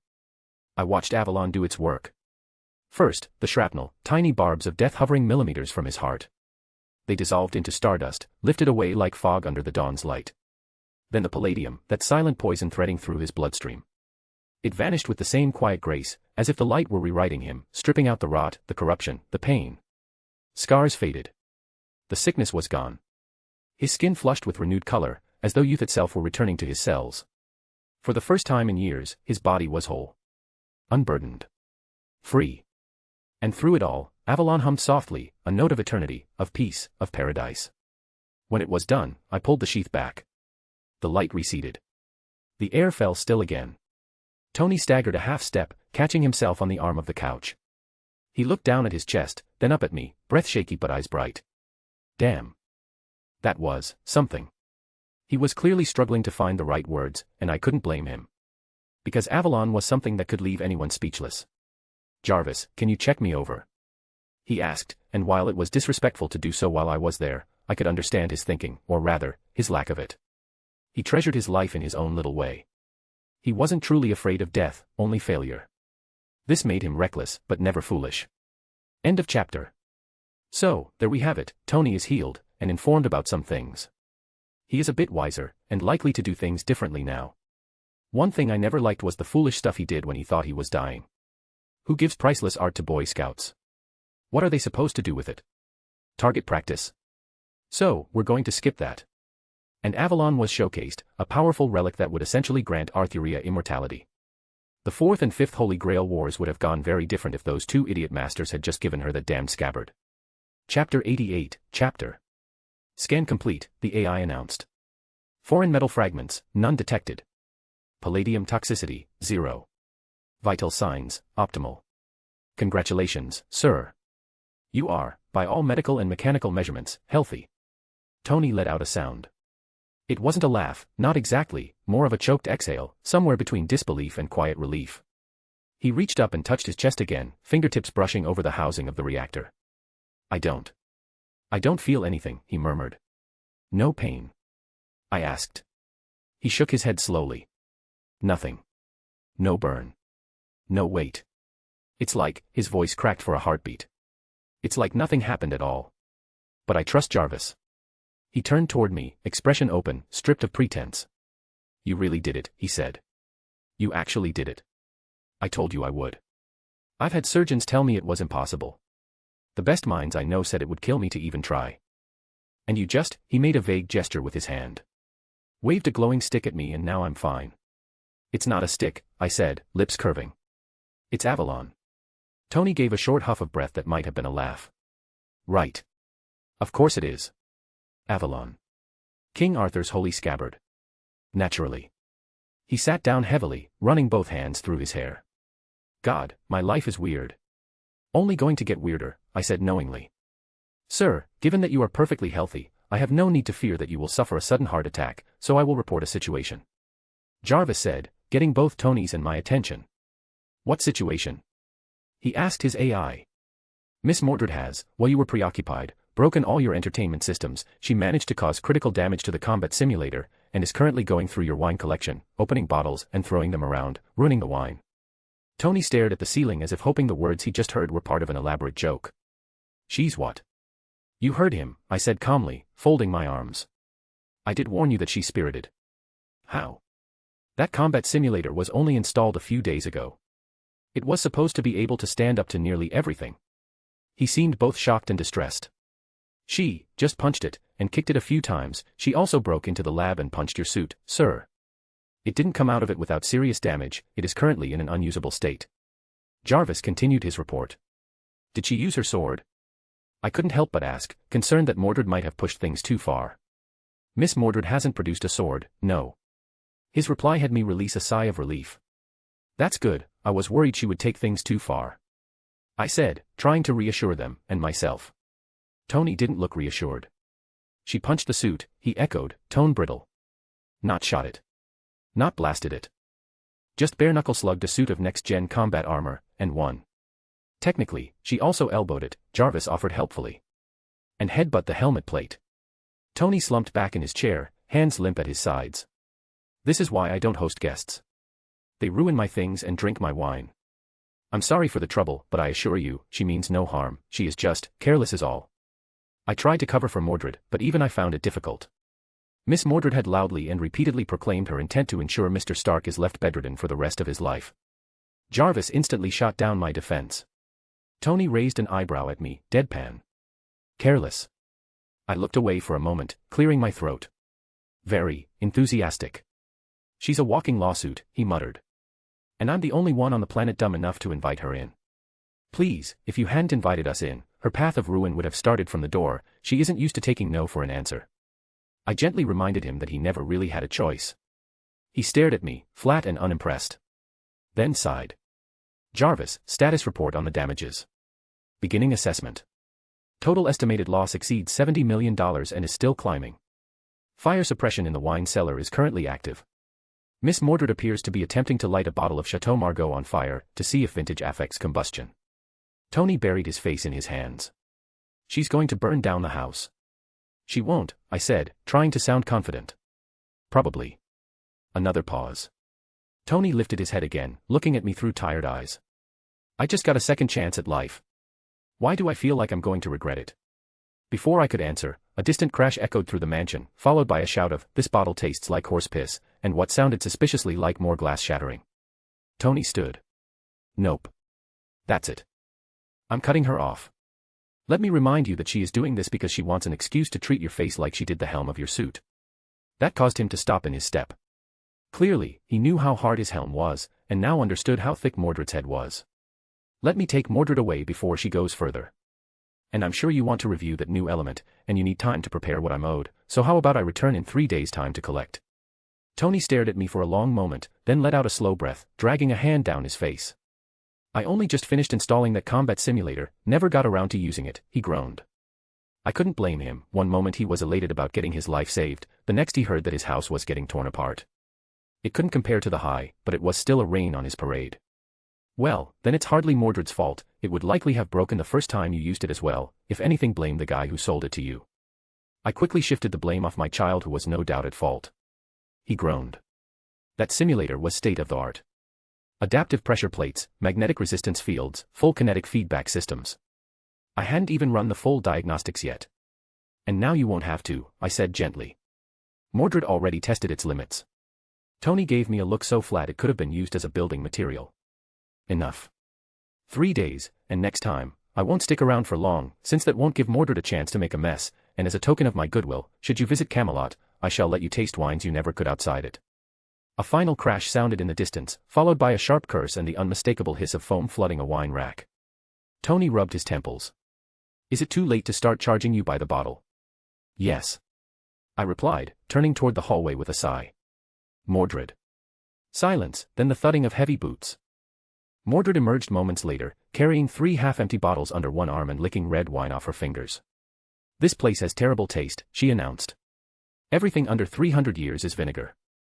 I stepped forward and took the bottles from her, handing them off to the nearest flat surface. That's enough. We're leaving. But I haven't tried the brandy cellar yet. Mordred. She groaned like a child being dragged away from a candy shop, then glanced at Tony and gave him a wide, fang-toothed grin. Hey, Tin Man. That simulator of yours was trash. Next time, build one that fights back. I'll be sure to consult a medieval warlord for my next design, Tony muttered. Mordred's grin only widened. Glad we're on the same page. She slung her jacket over one shoulder, shot a wink at Jarvis's nearest camera, and walked toward the hallways like she owned the place. I followed with far more grace, pausing beside Tony once more. 3 days, I said quietly. You have until then. He nodded, shoulders still tense. I'll have it ready. Just do me a favor. What is it? Next time, bring fewer knights. I smiled. That depends entirely on how well you behave. The Vatican had not slept well since Camelot returned.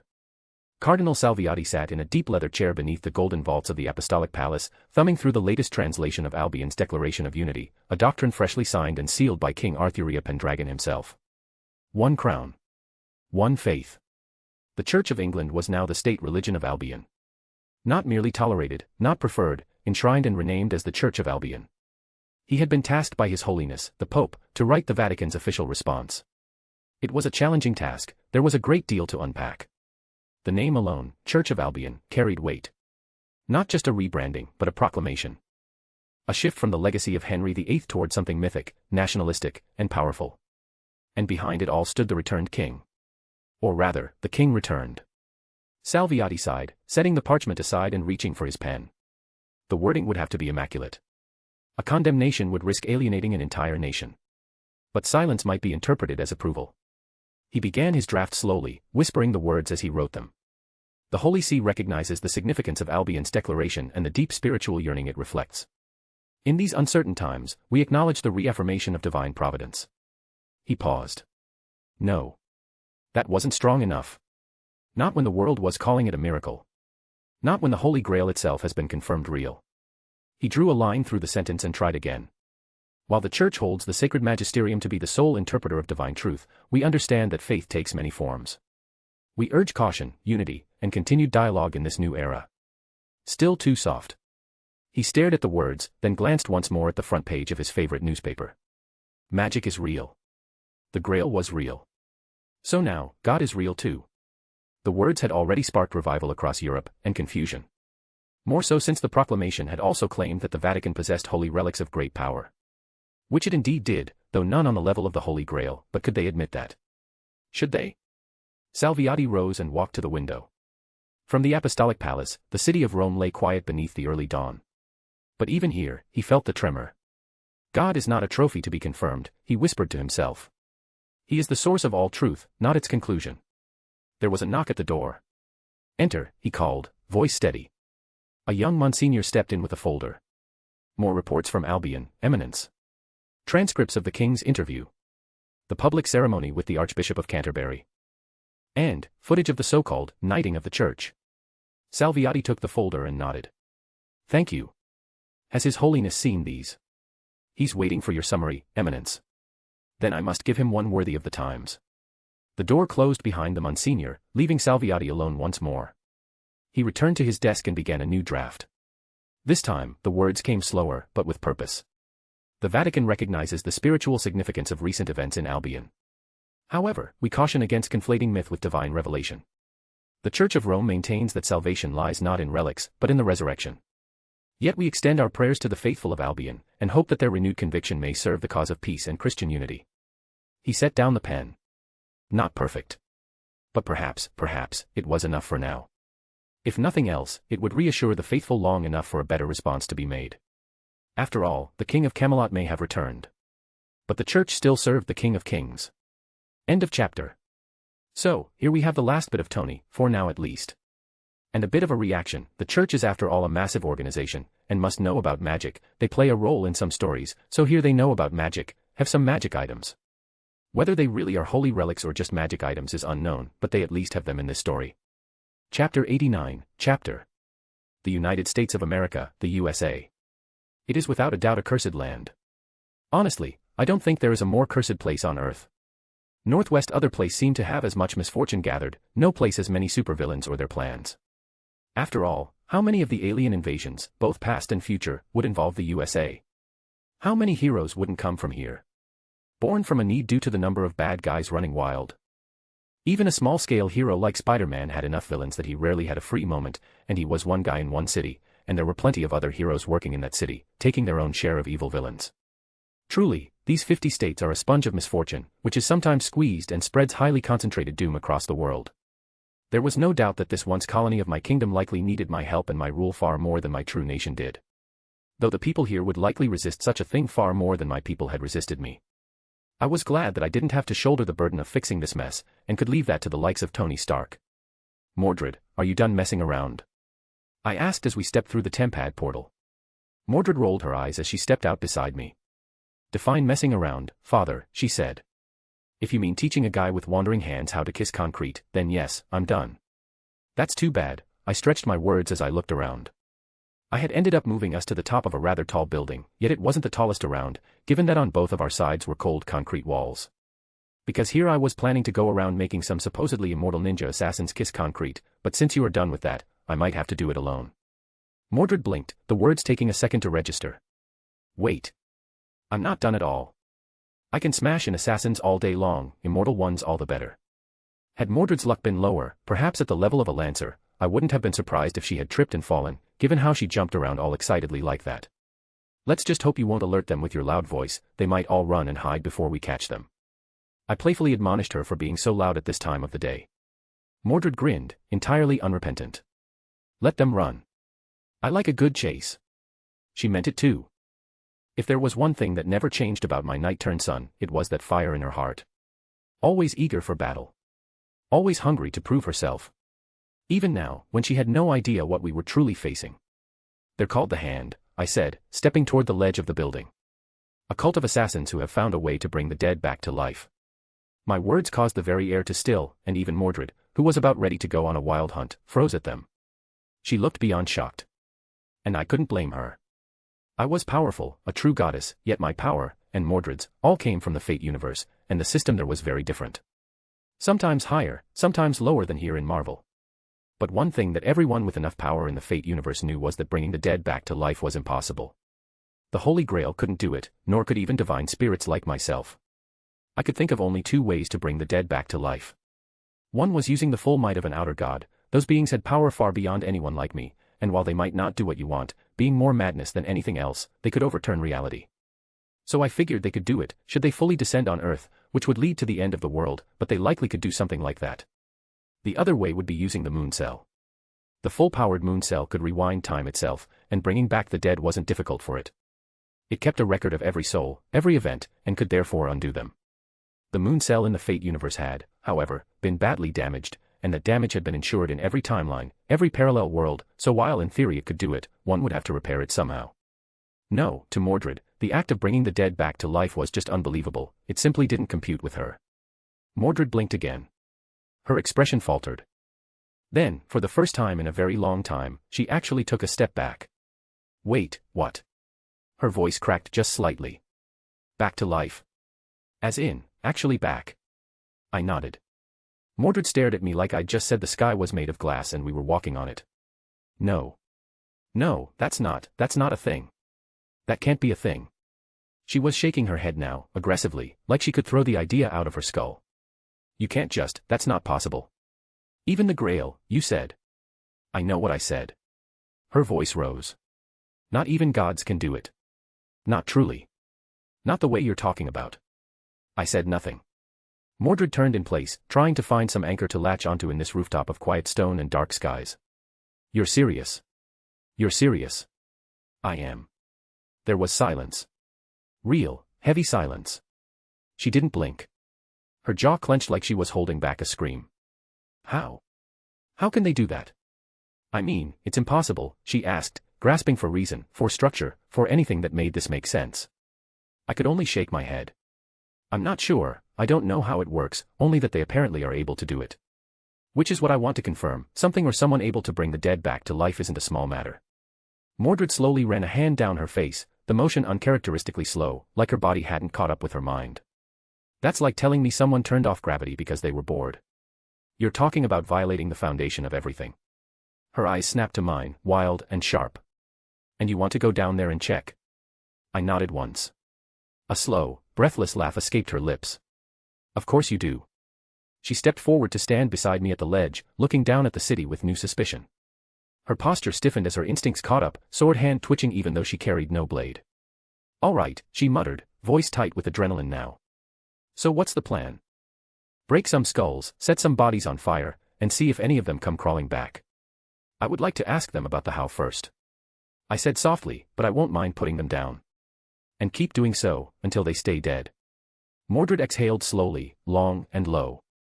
Then a grin, sharp and a little unhinged, returned to her face. I've never been more horrified. Let's go make some monsters scream. The night air was sharp, cool against my face as I stepped to the edge and surveyed the city. Manhattan's skyline stretched out beneath us, metal and glass gleaming under the moonlight. Somewhere down there, hidden in the cracks of civilization, the hand moved in shadows. But tonight, I intended to rip those shadows apart.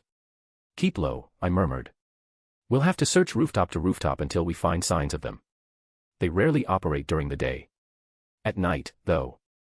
I hate stealth, Mordred said immediately. Can't we just shout their name really loud and wait for them to jump out like rabbits? We could, I replied dryly, but these are assassins, they would hide away if they knew we were after them. Only by finding them, can we force them to fight us. Mordred groaned but crouched beside me, bouncing once on her heels. Fine. We do it your way. But I get to punch the first guy. No promises. We leapt. Wind roared in my ears as I soared across the chasm between rooftops, landing in a whisper of motion. Mordred landed beside me a half-second later, with enough force to rattle the old AC unit she nearly crushed beneath her boots. Oops. I gave her a look. She gave me a thumbs up.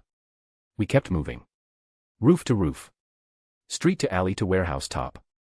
New York had a rhythm to it, a pulse underneath the glass and grime. I tuned into it, feeling for dissonance, for the unnatural. But the hand were patient vermin, always hiding just under notice. Mordred, on the other hand, was getting bored. After the seventh empty rooftop, she finally snapped. Okay, seriously, how do these guys live like this? Just hanging out in the dark? Do they have tea breaks between murders? Secret club meetings about laundry? Who the hell wakes up one day and says, you know what I need in my life? More lurking. Remember, if they truly have the secret to true resurrection, then countless people would want to steal that, so they hide because they have to. I reminded her as I looked out through the darkness. The city was truly a horrible place, so foul that the air stank. It was loud, and beneath the brightness of massive signboards were unfathomable darkness and misery. Mordred just cursed under her breath as we kept moving along. Looking for assassins wasn't easy, and the Hand was far more than just assassins. Finally, we came across a classic New York scene, some creeps armed with knives and guns and a screaming young woman in a dark, nasty alley. Mordred grinned, and without waiting, she launched herself off the edge. Wait. Too late. She shot through the air like a missile, shouting, "Hello ninja death cult. I'm here to break your spines." I honestly doubted it was the Hand. It was likely just some normal criminal lowlifes, but Mordred clearly wasn't interested in that. She saw action, so she acted. I sighed, muttered a quiet prayer for restraint, and followed her down. The first man didn't even have time to question the meaning behind the strange shout before Mordred crashed down on top of him, planting a booted foot on each of his shoulders. Mordred wasn't particularly heavy, not outside of her armor, but even then, the force of a human body landing from such heights on another had only one possible outcome. The man's body was crushed, the loud sound of bones snapping broke the silence, the guy didn't even get to scream, only a sickening sound of air leaving his lungs escaped him as he was stepped on. Mordred, however, didn't seem to care and instantly pushed off, further messing the body up as she shot forward, her hand balled into a tight fist as she hit the other guy before he even had a chance to realize his pal was dead. The second man went flying, literally flying, back into a graffiti-covered wall. His head snapped to the side as he collapsed in a twitching heap, his cheap pistol clattering to the pavement. A third man screamed and raised his weapon, but Mordred ducked low, swept his legs, and planted her elbow in his gut on the way down. His breath exploded from his lungs as he slammed into the ground with a pained grunt. "That's 3, Mordred said, panting only slightly, grinning like she was at a festival. "You see. This is how you announce yourself. This is fun." I landed lightly behind her as the young woman who had just been held at gunpoint started to catch up with the sudden turn of events. She stood frozen for a moment, staring between the collapsed bodies and Mordred, who was now dusting off her hands with the nonchalance of someone swatting flies. Her lips moved, as if to say something, but only a confused little noise came out. Are you one of the X-Men?" the girl asked, wide-eyed. Mordred looked at her, tilted her head, and frowned. "What's an X-Man?" I stepped forward before that conversation could spiral. "You're safe now," I told her gently. "Go home. And don't take alleyways at night." She hesitated, still dazed, then nodded quickly and stumbled off, heels clicking awkwardly as she ran.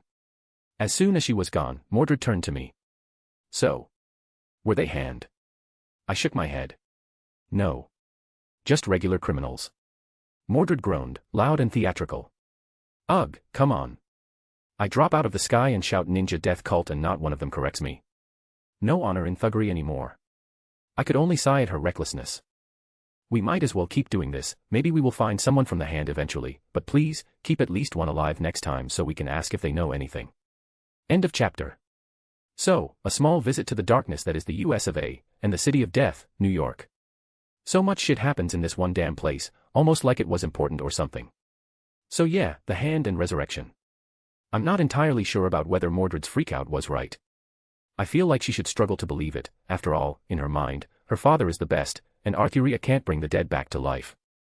So I feel it's only right she has trouble accepting it. Chapter 90, Chapter. We became something of a legend that night. Not the sort born from prophecy or thrones, but the kind whispered by terrified lowlifes on the street. "There's a girl in red," they'd say. "Jumps down from the roof like a hammer from the sky. She laughs when she hits you." Mordred called it fun. I called it justice. We moved from rooftop to rooftop, dropping in on drug deals, muggings, gang disputes, and one very unfortunate attempt at grand theft auto. Though Mordred did end up smashing the would-be car thieves into the car, which left it trashed. And all she did was sheepishly giggle as I called her out on it. She was a wild spirit, and she had been unleashed in Hell's Kitchen. Each time we struck fast, hard, and without mercy. I kept my presence subtle. I rarely acted myself, mostly just following Mordred around, appearing to others like some kind of handler. And I couldn't blame them. After all, I was wearing a sleek black suit, all I needed were some sunglasses and I would look like some kind of secret agent. Mordred, on the other hand, fought like a thunderclap. She shouted, laughed, roared her way through every scuffle, fists swinging, feet stomping, treating every alleyway like a battlefield.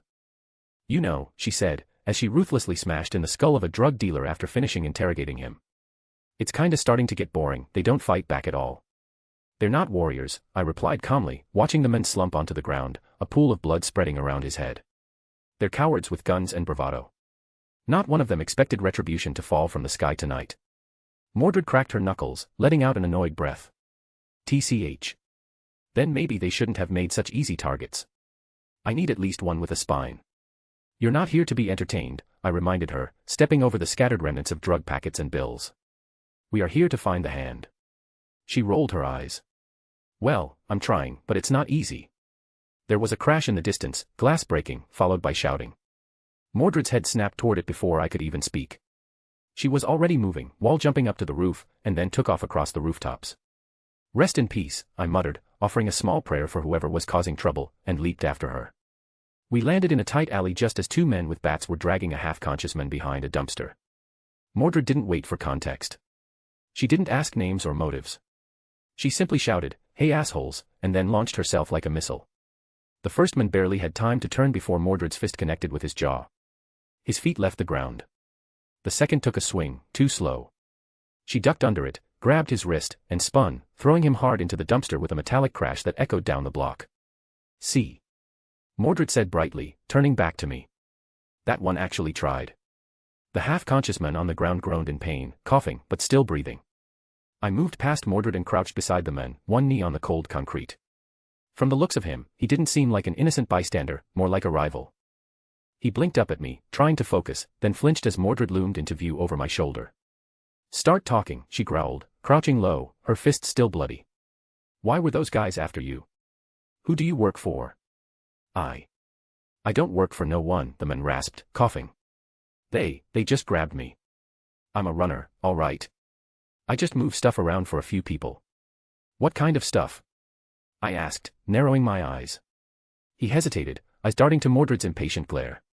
"Answer," she snapped, her tone like snapping steel. "Money. Sometimes packages. No names," he wheezed. "But lately, it's been weird. Quiet. Everyone's been on edge. Like they're scared of something." That caught my interest. "Scared of what?" I asked. He swallowed. "They will kill me if I talk." "Well, we will kill you if you don't, so talk now." Mordred threatened. He looked fearfully at Mordred, and then at me, as if pleading. Yet, I offered him nothing, letting Mordred put pressure on him. "Something have been happening lately, the big gangs, they are all involved, and the big boss is planning something big, that's all I know," he said, pleading for mercy. I gave him a long, quiet look. "Who's the big boss?" I asked. "I don't know his name," the man said quickly. "I'm just a small guy, working for whoever pays. All I know is that Hell's Kitchen has a big boss, that's all. I swear." Mordred grabbed the front of his jacket and lifted him partway off the ground, her eyes glowing faintly under the dim light. "You'd better hope that's enough, rat." "Wait. I heard something," he stammered, clawing at her wrist. "Warehouse, down by the docks, west side. Meatpacking district. Red doors, no signs. Always quiet, but people go in and don't come out. That's all I know, I swear." She held him there a moment longer, then let him drop with a grunt. "Not bad," she muttered, cracking her knuckles. "Still want to punch him though." "He will die," I simply said as I stood back up. "Well, no significant loss, is it? He is just another lowlife." Mordred scuffed. "I can't say I disagree with you, but I feel that our guest might not agree," I said as I slightly looked up towards the roof of the building behind us. There was a pause. Then, from the shadows above, a voice answered, calm but firm. "Indeed. I wouldn't let you kill him. He might be a criminal, but he doesn't deserve death." Mordred tensed, turning on her heel and looking up with narrowed eyes. "Who the hell?" A figure dropped down, landing with the practiced silence of someone who had done this 1,000 times. Red suit. Horned mask. The billy clubs on his belt swayed slightly as he straightened. "I've been following the trail," the man said, voice steady, quiet, almost gentle. "Broken bones. Crushed skulls. Dozens of men, brutally beaten to death across Hell's Kitchen. And it led me here." Mordred squared her stance, clearly unimpressed. "And who are you?" "Their union rep." He didn't flinch. They're criminals. But even criminals have rights. You don't get to decide who lives or dies. Mordred took a step forward. I'm pretty sure I do, actually. I raised a hand, and she stopped, barely. You're Daredevil, I said. The devil of Hell's Kitchen. He tilted his head slightly in acknowledgement, still keeping a cautious distance. His attention shifted between the two of us, eyes hidden, but I could sense his focus. He was reading us, listening. Measuring everything. You're not with the gangs, he said at last. But you're not exactly heroes either. Who are you? And what are you doing in my part of the city? Even though he was blind, I could feel his phantom gaze on me, so I met his gaze evenly. We're here for the hand, I said simply. That got his full attention. His jaw tensed. Beneath the calm exterior, I could feel the shift, his stance sharpened, his hands subtly repositioned, ready for a fight or flight.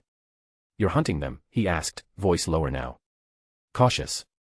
Curious. I took a moment, trying to figure out what to say. I heard rumors of them, of what they can do, and I want answers, so yes, we are hunting them. Daredevil's lips pressed into a thin line. And what will you do once you meet them? I would rather not trade one evil for another, and you too, have saved some people but left bodies in your wake. Hey. Mordred spoke up angrily. You don't get to interrogate us like this, tell us what you know, or I will beat it out of you. Daredevil's stance shifted in an instant.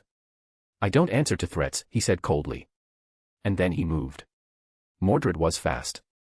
Daredevil wasn't slow.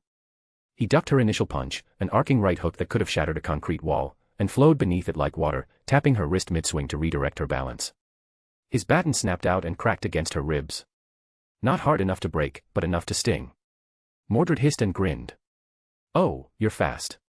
I just stood back and watched it happen. Mordred had grown tired of people unable to fight back, and while Daredevil was no threat, he could at least last longer than the normal thug we found, at least as long as Mordred didn't get serious. She stepped in again, this time feinting low and swinging up with a rising elbow. Daredevil blocked it with his forearm, pivoted, and tried to wrap her arm into a joint lock. But she didn't twist out. She powered through. There was a sharp snap of motion, and Daredevil was sent skidding backwards across the alley, boots scraping against the concrete as he braced himself with a hand. I like you, Mordred said, cracking her neck. You might actually give me a workout. I'm not here to spar, Daredevil muttered, rising. I'm here to stop more blood from being spilled. Then maybe stop bleeding, Mordred snapped, lunging again. Then maybe stop bleeding, the girl snarled, and she lunged. Matt heard it before anything else, the crunch of her boots, the sharp exhale of breath, the rush of displaced air parting around her as she moved. She was fast. Faster than most metas he'd encountered. But speed wasn't the real threat here. It was the way she enjoyed it. He dropped low, twisting just under her strike. Her fist passed overhead with the compressed whump of sheer force, it displaced the air like a bat breaking the sound barrier. Then came the follow-up. A pivot, her coat rustled, a kick incoming. He braced. The impact cracked against his forearms like a sledgehammer wrapped in muscle. Pain flared, but he stayed upright, absorbing it. He countered with a quick jab of his baton toward where her diaphragm would be, aiming to knock the wind out of her. She caught it. Flat-palmed. Effortless. He registered the rough texture of her gloves, the faint tremor of muscle tension, controlled, coiled. Cute trick, she said, breathlessly amused.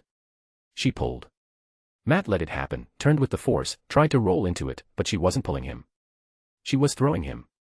He slammed into a wall. Brick dust shook loose behind him. The pain was familiar. He catalogued it. Ribs, fine. Spine, bruised. Head, clear. Move. He adjusted his grip, batons ready. Her heartbeat was steady. Not racing. She was enjoying this. She came again, a flurry of strikes, rapid but measured. Her fists were meteors, her footfalls rhythmic and brutal. She was trained, yes, but not by anyone he recognized. This wasn't dojo precision, it was battlefield instinct, shaped by blood and war. He blocked. He deflected. He ducked a punch and felt the heat of it miss his jaw by less than an inch. The girl was chaos incarnate. But the other woman, older sounding, larger, she hadn't moved. He could feel her. Still. Quiet. Her heart was beating slowly, her breathing too smooth, she was too calm. She reminded him of Stick, someone sure of themselves, someone who feared nothing. He shifted slightly, adjusting his stance between the two of them. This was going sideways fast. And then the voice came, not loud, but absolute. Enough. It wasn't a request. It was a command. The girl stopped immediately. Not because she was afraid. Because she obeyed. Matt's breath came heavy, his arms aching. But he didn't lower his weapons yet. I'm not here to fight you, the woman said, stepping forward. Her steps were light, deliberate. He could hear the subtle friction of soft soles against concrete, the whisper of fabric brushing against itself. We came for the hand. Not for you. But if you stand in our way. She let the sentence hang like a blade suspended above his throat. Matt exhaled slowly. Every instinct screamed that these two were dangerous. But if they were telling the truth. I don't trust you, he said flatly. But if you're really hunting the hand, then we share the same enemy. Finally, the other muttered, stretching her shoulders with a satisfied sigh. And here I thought I had to beat the answer out of you. Matt didn't reply. He sank into thought. End of chapter. So, a bit of cleaning the streets. I had to make Mordred hold back a lot to let the fight happen, but I'm sure it's fine. However, I do feel like I need to find some stronger enemy sooner rather than later. Thor is still a bit away after all. But yes, we have a superhero team-up. A classic thing in New York, we can't visit the city and not have that now, can we? Chapter 91, Chapter. Matt groaned as his entire body hurt after that very short but very brutal fight. He wasn't a stranger to getting beaten up, but after all his training, it was rare he got knocked around this badly. He couldn't help but think back to the chain of events that led to this painful situation. It all started that morning. He heard about a series of grisly discoveries around Hell's Kitchen, bodies, broken and beaten. Someone had spent the night going around killing every lowlife they could find. And they found a lot. The killings themselves were also brutal, blunt force, no signs of weapons. This led the authorities to suspect some person enhanced being behind it. In particular, they were quick to shift the blame onto a mutant. He couldn't blame them for thinking that. It happened more often than he would like.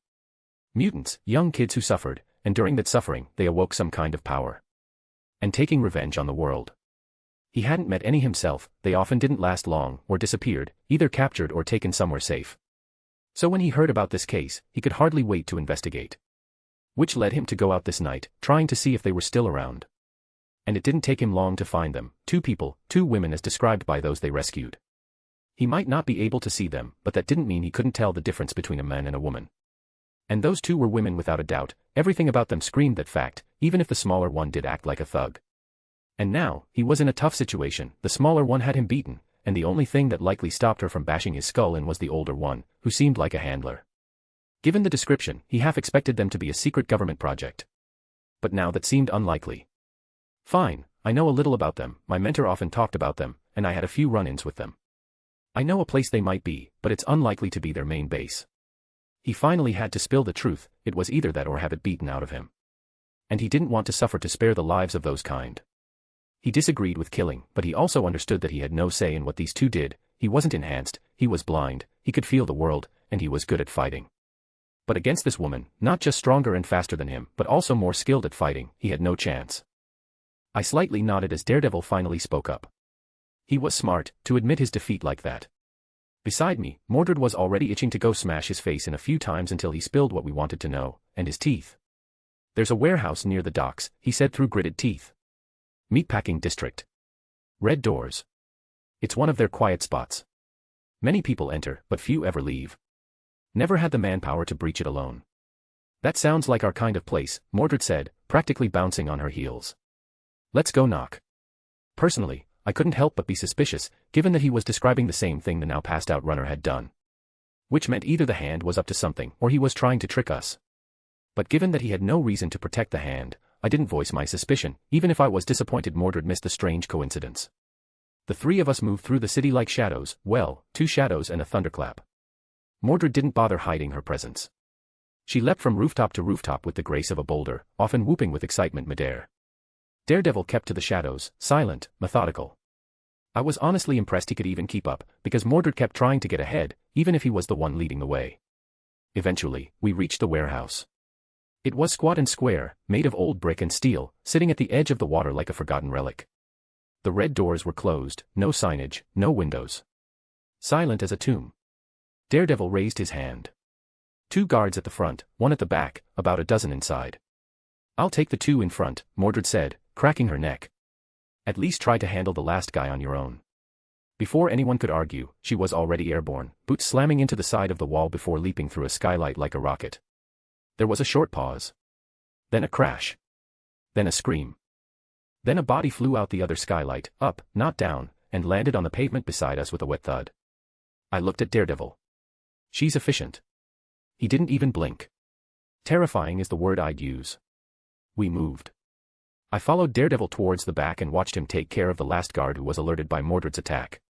Knowing that they likely were on guard inside, we didn't waste time entering. While it was silent as a grave outside, once we were inside, it was totally different. It was a hive of activity. Inside, a large number of guards were waiting for us, enough that a lone person like Daredevil would be helpless, so I understood why he hesitated to go on his own. Mordred, however, didn't hesitate. She grinned like a devil and charged headlong into their ranks, fists swinging like iron hammers.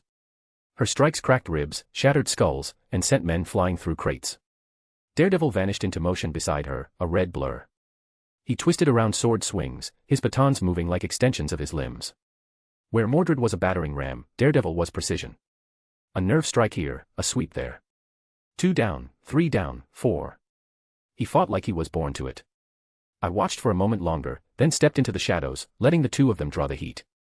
I wanted to see how many came, and from where. A door burst open and 6 more spilled out, weapons flashing. One dove toward Daredevil, only to be intercepted by Mordred, who drove her knee into his stomach with a grunt.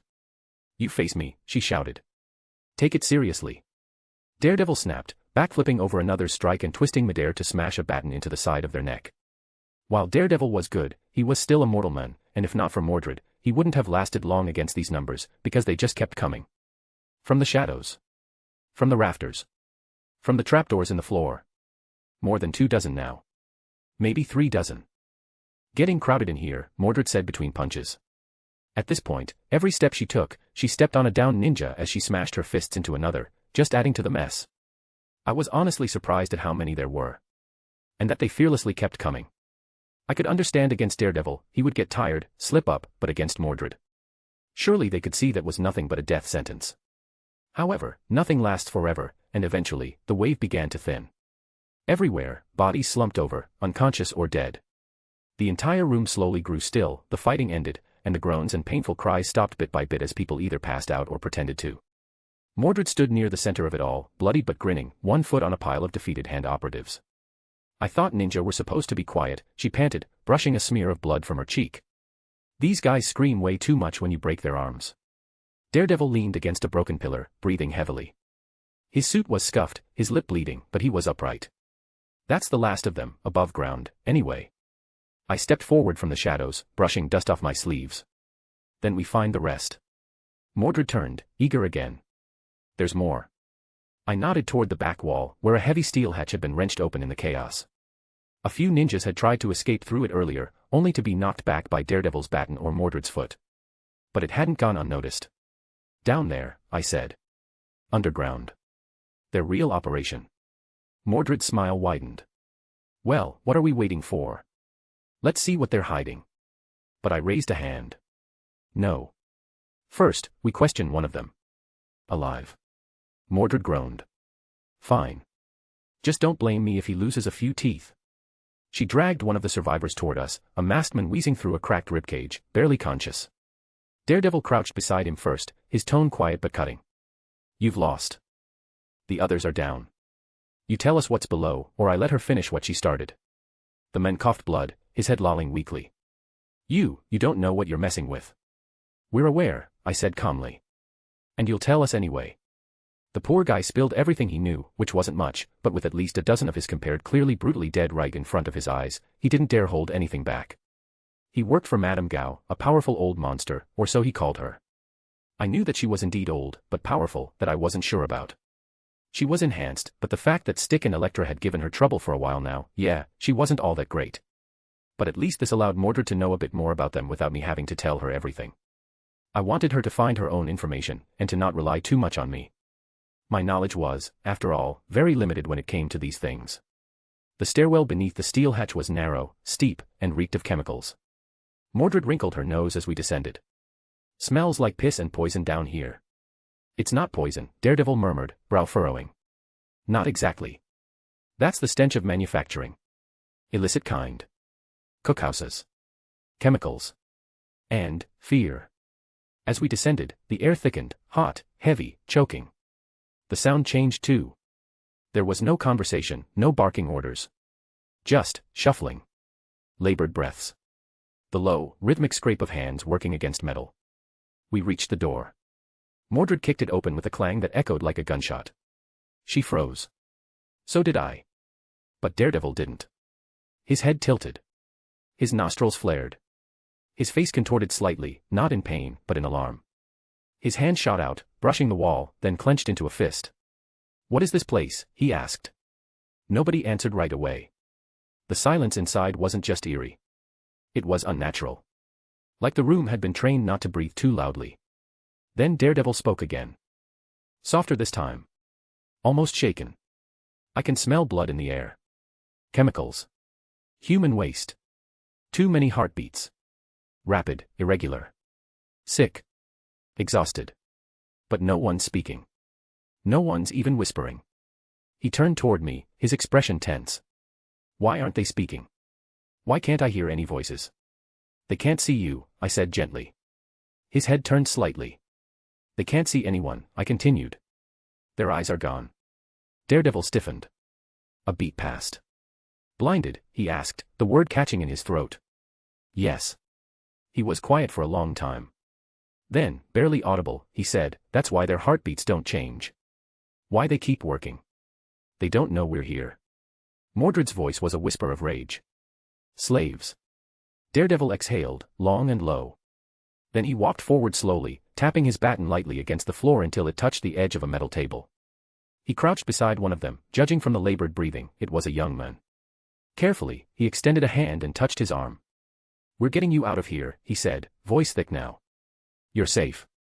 The men flinched, confused. But didn't stop working. Fear kept them all working. They ignored everything, the loudness of our entrance, the gentle voice of Daredevil. Fear kept them from thinking, so beaten and abused they were, that even that they feared doing. I could only sigh. This was human misery made manifest. The rot of this age, pure greed at its worst. Where a human life was reduced to a number, the amount of profit they could earn for someone else. "Come, let's gather information. We need to find the ones behind this, the real enemy." I said lightly and placed a hand on Mordred's shoulder. She shook with rage, wanting nothing more than to rip everything apart. But she had no one to punish for this, everyone already down. "Matt Murdock," I said, getting his attention. "Help these people," I said, pulling Mordred towards a pair of doors, looking for an office or something like that. End of chapter. So, here we have a team up. But not a happy ending. But this is a cold, dark world. Where not everyone gets a happy ending, and not every hero is left smiling. Still, they are a step closer, aren't they? Surely they will find what they are looking for and everything will turn out just great. The bad guys are in jail, and everyone else is happy, dancing, and singing under a rainbow. Chapter 92, Chapter. New York was the city that never sleeps. Even now, as the sun set, the city was a hive of life and activity. Here, in the seedy underbelly, far from the hotel Mordred and I stayed in, it was particularly active. Matt Murdock had done as I asked and helped the poor people who had been imprisoned in that cursed factory. I could have healed them all, it would have been easy, but I didn't. There was a world of difference between 100 blinded dying people being rescued and totally healthy people who claimed to have been blinded and kept locked up for months. And to change this city, it would need to be forced to change. So the people needed to know the darkness, see it. Only when they knew just how dark it was under their feet would they be willing to act. Saving a life was easy, but saving a nation was not. Once more, Mordred and I found ourselves on the hunt. Having spent the day going over the information we recovered, we had a few clues we could follow up on. And now that night had fallen, it was time to get moving. The rooftop overlooked a stretch of concrete and neon. Beneath us, Hell's Kitchen stirred with unease. There were sirens on every street corner, flashing red and blue like warning lights on a dying machine. Police cars clustered near alleyways. Officers knocked on warehouse doors. Civilians whispered behind closed curtains. Criminals vanished like ghosts into cracks too narrow for justice to follow. Even though Hell's Kitchen was a place the police liked to ignore, a place where crime rules, after yesterday, the world paid attention, and as it did, so did the law. "Feels different," she muttered. "Like the whole place is holding its breath." "It is," I said softly. The truth crawled out of the shadows last night, and now the city doesn't know what to do with it. Below us, news vans were parked at the far end of the docks. Police tape flapped in the breeze. Someone had found the warehouse. Mordred squinted. "Think they'll figure it out? What was going on down there?" "No," I said honestly. "I think they will just find someone else to blame, and then forget about it." They don't want to admit something like that happened here, so they likely won't, unless they are forced to. She gave a low, frustrated grunt. She didn't like it, but she also knew that there was little we could do about it. The air shifted behind us. I didn't turn. You're quiet, Daredevil. But you're not invisible. From the edge of the roof, Daredevil climbed up, having hidden himself out of view, and listened in on our discussion.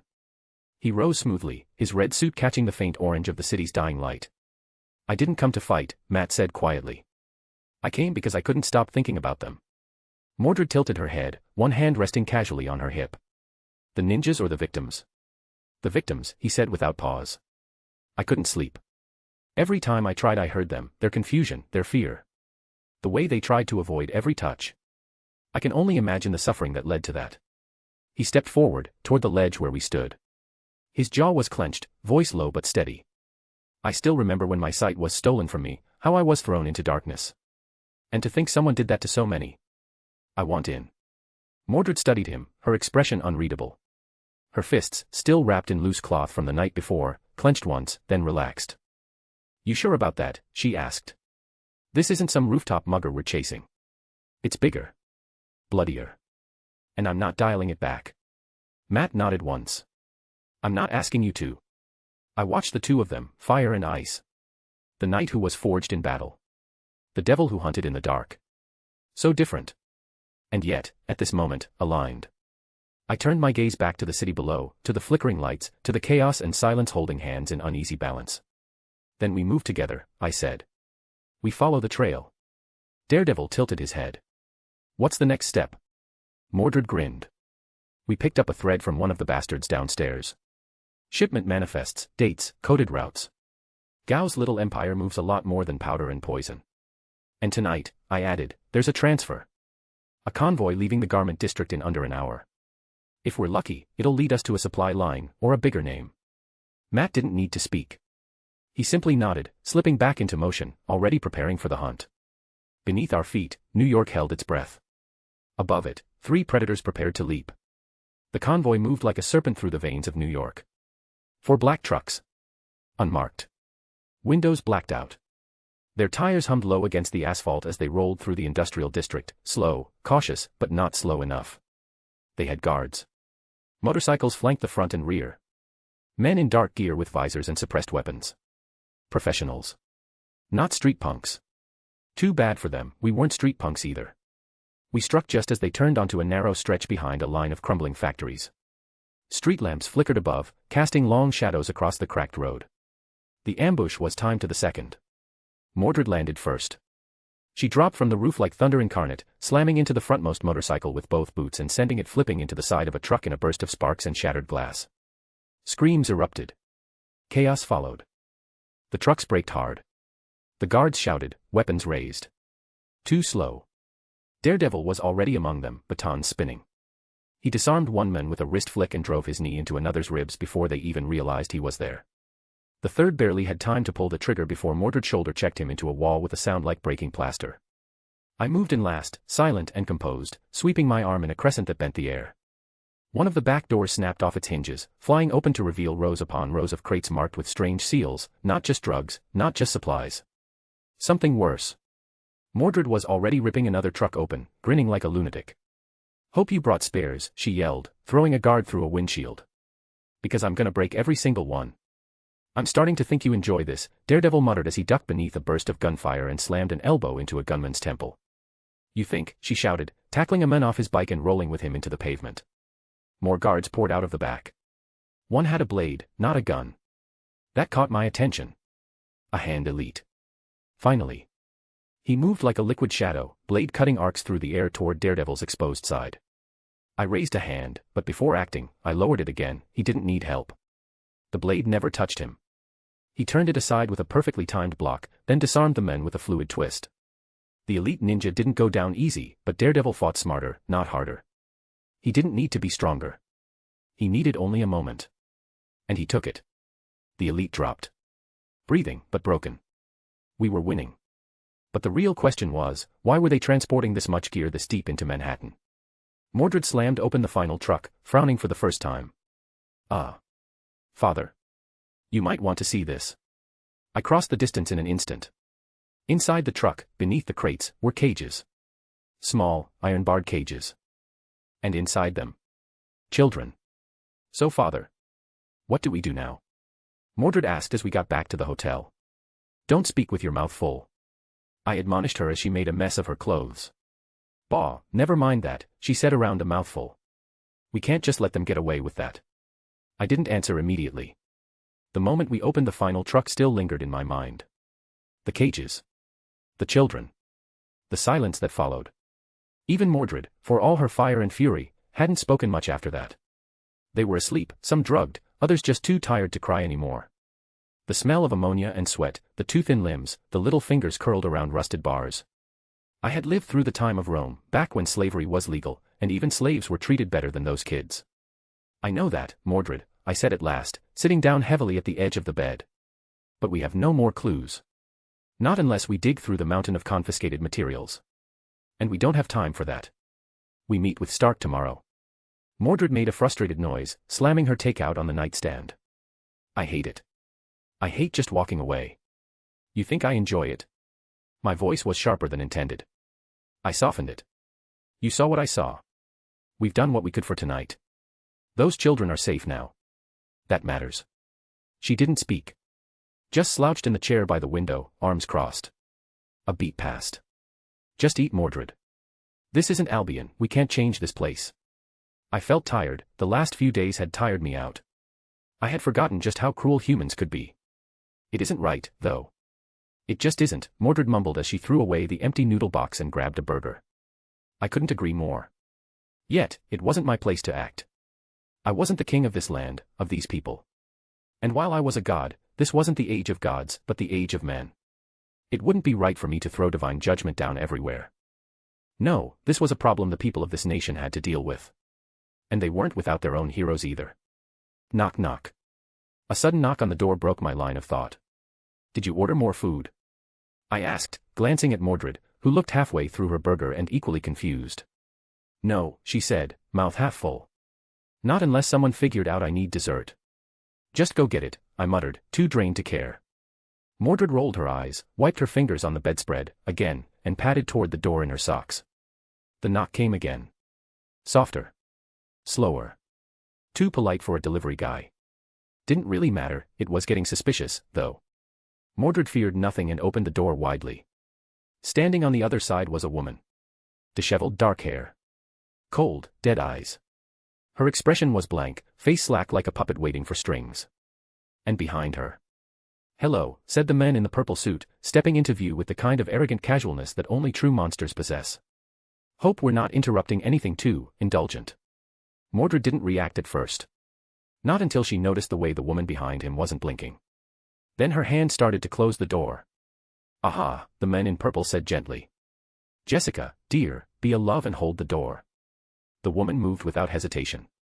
A hand slammed against the door and held it in place. Mordred blinked, caught off guard by the sudden strength. I insist, the man said, stepping closer.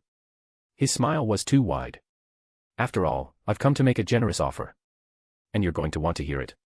Mordred looked them both over closely, seeing nothing that hinted they were from the hand, and with the example of Daredevil, she didn't immediately treat them like bad guys, even though she really felt like smashing the guy's annoying face in.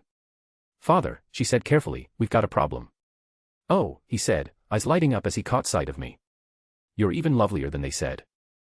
Honestly, you're both works of art. It's exhausting, really, beauty and power, wrapped up in one package. His voice was velvet and oil. It slithered. I've heard about you, he continued. Two enhanced women, making quite the mess of Hell's Kitchen. It was only a matter of time before we crossed paths. End of chapter. So, another chapter, another attempt at finding the hand ended in finding misery. As to why finding the hand is difficult. I ask you, where would you find them? Where would you look? Because personally, I have no idea where they hide at this point in time. Which means, the only way to find them is doing what they do, make a mess and hope they come running for revenge. So yeah, that is why someone this strong struggles with that, just because Arthuria doesn't have true clairvoyance. And a guest, who is this strange pair? Chapter 93, Chapter. I couldn't help but be slightly confused, as this man apparently made himself right at home. I mean, he was hardly welcome, having been forced to have his companion push the door open. Yet given that he was here because he believed us to be enhanced, and that the woman seemed enhanced as well, it was likely that he was some wannabe hero or villain. Still, I hardly worried, no two-bit villain or hero could threaten either of us. Fine, come on inside and talk, clearly you aren't going to take no for an answer. He smiled at that, no, grinned, as if he'd just been invited into a palace instead of a cheap hotel room. The woman behind him, dressed in civilian clothes and with dark hair hanging around her face like a curtain, didn't speak. She entered only because he moved, trailing behind him like a ghost in her own skin. He glanced around the room with mild curiosity, then turned his gaze back to us. I appreciate your hospitality. It's so rare, these days, to find people who aren't screaming by now. Screaming? At what? I mean your suit is horrible, but hardly worthy of screaming about. Mordred muttered under her breath as she went back to her own pile of food. He chuckled, and the sound made my skin itch. Now. No need for hostility. I'm here to offer an opportunity. Who are you? I asked plainly. Oh, I go by many names. But I like Kilgrave. I know, not the most flattering. But branding is hard. His smile widened. And this lovely creature behind me is Jessica. Don't worry, she doesn't bite. Unless I tell her to. Jessica didn't react. She stood still, her expression blank, shoulders slightly hunched, as if the very act of standing there was a weight she could barely bear. I studied her closely. She seemed strange to me, like she wasn't all there. She was clearly stronger than a normal person. Could she be a mutant who had lost her intelligence in exchange for strength? It was likely, mutations were strange like that. But something felt off. Jessica, be a dear and close the door, would you? Kilgrave said without looking back. She moved immediately, turning without a word to quietly shut the door behind her. It was too smooth. Too practiced. Too obedient. Still, I didn't move. Not yet. Not until I understood. So, Kilgrave continued, stepping toward the small table near the window and casually pulling out a chair. Let's not waste each other's time. I've been following the reports, 2 incredibly gifted women showing up in New York, tearing through organized crime like paper. I was intrigued. I'm a man who appreciates power. He sat, crossed one leg over the other, and smiled like he was the one hosting us. And you're, what? Mordred asked, disinterested. Some recruiter for a setup. Like those Brotherhood guys. Something like that, he replied. I like the idea of collecting people like myself, gifted people, there is strength in unity, isn't there? And under me, you won't have to stay in small places like this, or eat food like that. He clearly didn't think much of the little hotel room we had, which indeed was pretty shit. Though the food wasn't bad, even though it was just junk food, it was a whole lot better than what we often got back in our time. Still, I couldn't blame him for thinking we might be down rough, after all. Many heroes struggled to pay the bills, since being a hero didn't really pay at all. Kilgrave leaned forward slightly, fingers steepled beneath his chin. Tell me, what's it like? Smashing your way through the city like a storm. Does it feel good? Mordred didn't look up from her food. She shrugged. Beats sitting still. He smiled at that, soft and sly. Of course it does. All that strength, it must feel wasted unless it's used. You enjoy it, don't you? The heat of battle. The thrill of it. Mordred paused mid-bite. Just for a second. Then she kept eating. Heck yeah, I enjoy it, fighting at the best. Nothing beats a good fight to fight off boredom. Boredom, Kilgrave echoed thoughtfully, now that's a killer. That's what drove me mad, you know. Having power. It got so lonely, being the only special one around. His eyes shifted to her, studying her with a kind of quiet hunger. But you're different. I can tell. Strong. Wild. Not afraid of getting your hands dirty. She glanced up at him then, finally, with just a spark of curiosity. You trying to flirt with me? He chuckled, smooth and unbothered. I have dear Jessica here, that's all I need, although, your sister is a very pretty woman. The air shifted. Mordred froze mid-bite, her jaw tightening. Slowly, deliberately, she set the food down beside her. Her chair creaked as she leaned forward, eyes narrowed to slits. You better pick your next words very carefully, she said, voice like gravel and ice. Because that's not my sister. Kilgrave blinked once, his smile faltering only slightly. Oh. My mistake. I assumed. You assumed wrong, Mordred cut in, rising from her chair with the scrape of wood against tile. That's my father you're talking about. There was silence. Jessica didn't move. Kilgrave raised a brow. Really? My, how progressive. Mordred took a step forward. Keep talking. I dare you. I didn't stop her. Not yet. I was curious to see how far Kilgrave would push, and more importantly, what he was trying to read from us. He leaned back slightly, fingers tapping the arm of the chair. Touchy. Family resemblances quite strong though. The fire. The attitude. His gaze flicked to me for half a second. And I can see where she gets it. Don't look at him, Mordred hissed. Mordred, I said, loudly and with warning in my tone. I didn't like this man any more when she did. His words had a strange tingle run down my spine. It was a disgusting feeling, something was wrong about him, but I didn't want Mordred to start a fight over something so minor. Kilgrave tilted his head slightly at my tone, like a cat hearing an unfamiliar sound. His lips parted, a wordless flicker of amusement tugging at the corners of his mouth. Of course, he said smoothly, lifting his hands in a disarming gesture. Didn't mean to offend. I just like to understand the dynamics of the people I meet. Mordred didn't sit. She stood there like a loaded crossbow, her hands twitching near the hilt of the knife she'd used to cut her burger. Her jaw was clenched, one heel tapping out an irritated beat on the floor. Then stop making assumptions, she growled. Or you'll end up with fewer teeth than you walked in with. Kilgrave chuckled lightly, but he didn't push further, not with her. His attention slid back to me, like oil slipping down glass. And you? You've been quiet. Composed. I must say, it's refreshing. Everyone else I meet tends to panic once they realize who I am. I offered him nothing but a thin smile. I don't know who you are. My honest answer had him at a loss. Clearly, he wasn't entirely sure about how to react. I see, well I'm slightly disappointed, but then again, I'm not too famous just yet, nothing like Tony Stark. Jessica here used to be quite a fan of him, isn't that right? He asked the woman standing beside him. Jessica's mouth moved before thought could reach it. Her voice was flat. Hollow. Yes. I was. He came out in front of the world. Said who he was. No mask. No shame. She paused, the slightest flicker of something, regret, memory, ghosting across her face before it was gone again. I thought that was what a hero looked like. Kilgrave gave a pleased hum, like a man listening to a favorite tune. Inspiring, wasn't it? Shame he's not around to see what you've become. That sounded pretty suspicious. There was nothing wrong with her reply, but his words. They didn't sound right. There was something there, something unsaid, something only the two of them knew, but whatever it was, it felt wrong. Still, I didn't pry. I had a feeling that this guy, this Kilgrave, would tell me everything I wanted to know all on his own, so I just focused on listening and slowly eating my food. Seeing that I had nothing more to say, he appeared slightly displeased, maybe bored, but quickly turned his attention back to Mordred. Kilgrave leaned back in his chair again, arms resting on the sides like he owned the place. Mordred, he said suddenly, the name curling on his tongue like a sip of wine. Now that's a bold choice. Mordred, still standing, lifted a brow. What? Your name, he said, smiling as if he'd found a secret only he understood. You really went with Mordred, huh? The rebellious knight. The traitor. The one who tried to kill dear old Dad. His eyes flicked to me, then back to her. Let me guess, King Arthur. I realized that he thought Mordred was just someone who picked that name as a hero name rather than suspecting that Mordred was the real deal, which was understandable. After all, Mordred was still publicly believed to be a man. I merely nodded at his question. Deciding to let him believe we just picked those names would at least allow us to use them without risking revealing who we truly were. Kilgrave grinned, clearly entertained by the implication. How quaint, he said. A little cosplay, a little mythic flair, it's all the rage these days.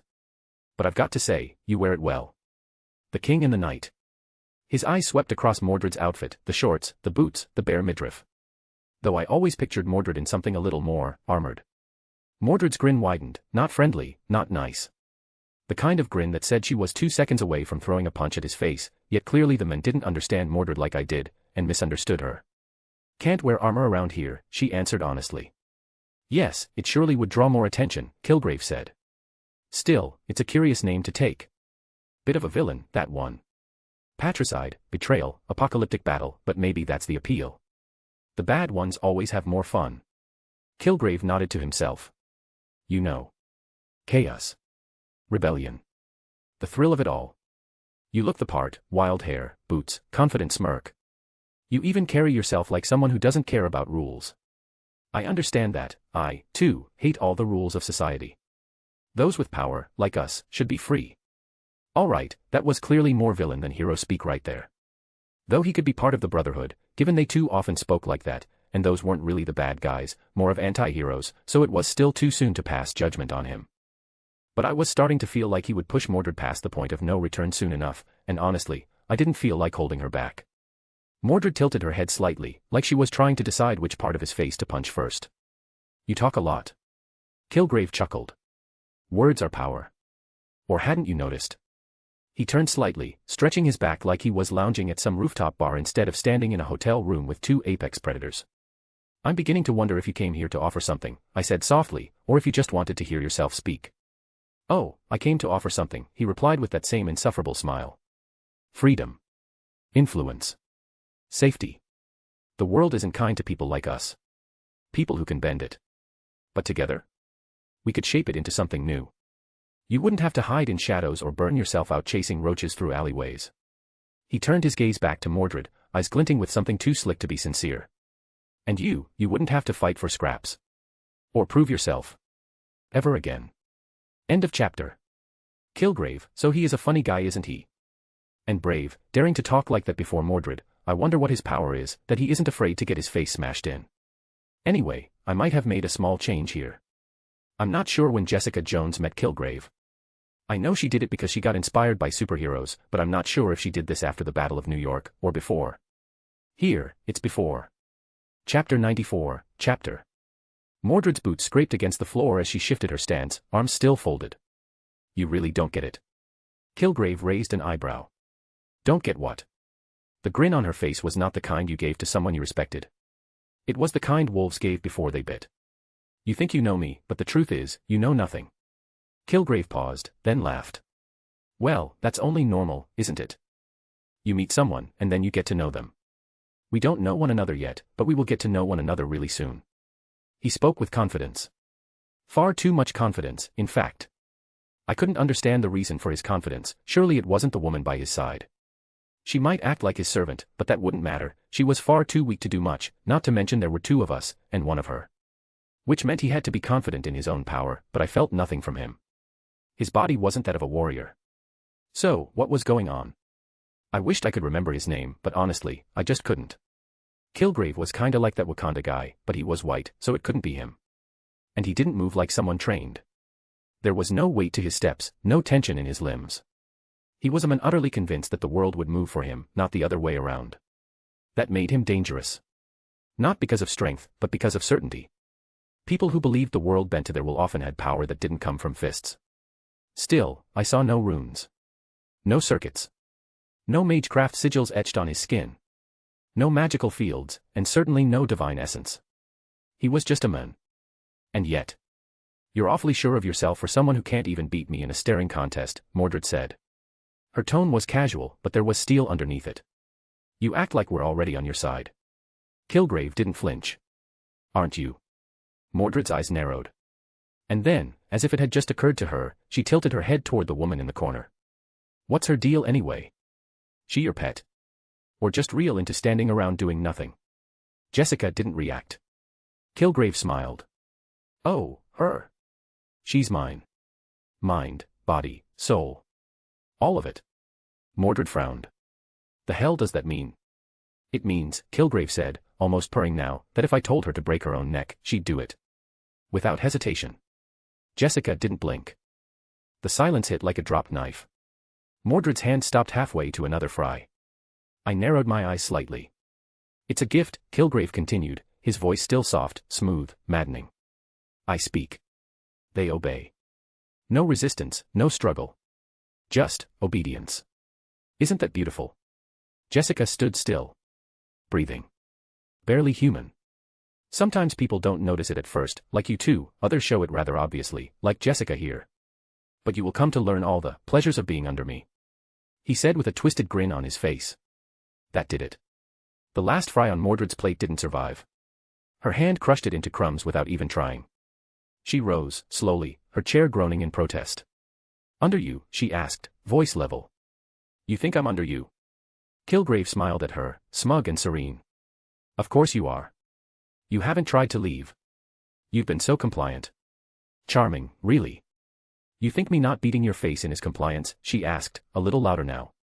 Buddy, the only reason I haven't folded you in half is because she pointed at me without looking, is still curious.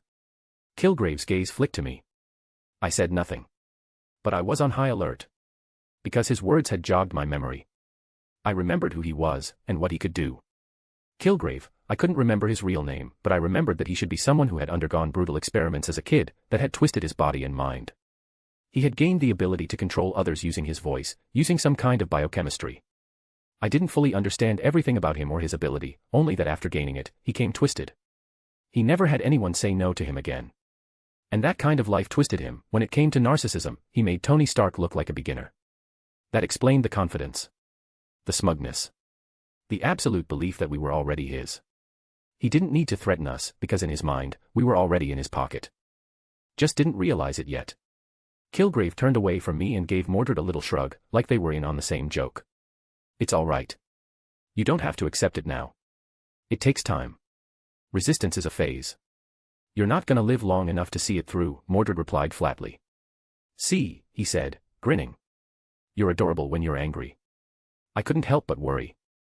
After all, his power wasn't magic, so something like magic resistance wouldn't affect it. And Mordred wasn't a servant, but possessed a body, which might make her susceptible to his ability. I didn't worry about myself. I wasn't fully human, being made a god by my lance, and therefore, I wasn't affected. However, I worried for Mordred, and I thought about acting, but I held myself back only due to curiosity. I wasn't sure if his power affected Mordred or not. If it did, I would have to be more careful about non-magical abilities, such as mutants, in the future. Kilgrave's eyes stayed locked on Mordred, as if trying to peel her apart with nothing but his grin. You're a tough one, he said smoothly. But even the toughest fall. Everyone breaks. I just have to find the right word. He breathed in, sharp and deliberate. Kneel. The word cut the air like a whip. And it hit her. I felt it. Not through sound, but through reaction. Mordred's breath caught in her throat. Her stance shifted, just slightly. Her fingers twitched. Her spine stiffened. Her smirk vanished. I watched as Mordred disappeared. She was still there, but also not. Her face lost its expression.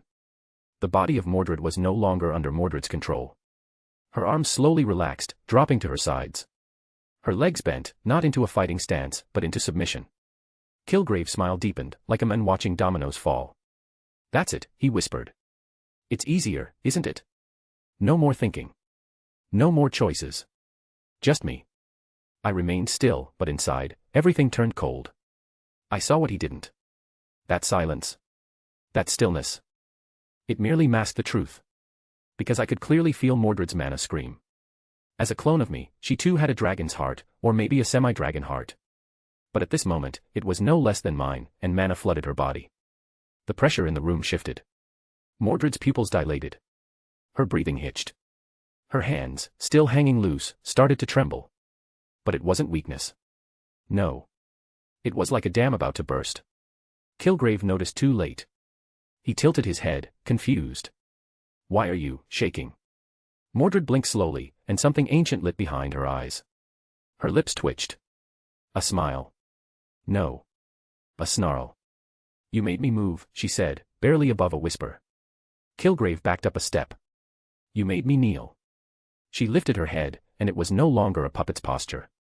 It was the rise of something defiant, indomitable, and furious. I will only kneel before one person, only one king is worthy of my loyalty. And that is my father. The words cracked like thunder, a declaration wrapped in reverence and rage. Kilgrave flinched. For the first time, he truly looked afraid, not confused, not smug. Afraid. Mordred straightened fully, chin high, her body thrumming with mana. Red lightning started dancing across her body. You don't own me, she growled, eyes alight with fury. You barely even understand what I am. Her voice was no longer hers alone, it carried weight, the echo of rebellion given form. Her presence dominated the room. I am the knight of treachery. I am the sword that defied fate. The blood of kings runs through my veins, and I choose who I follow. And you? She sneered. You're not even a footnote. Kilgrave's mouth opened. No sound came.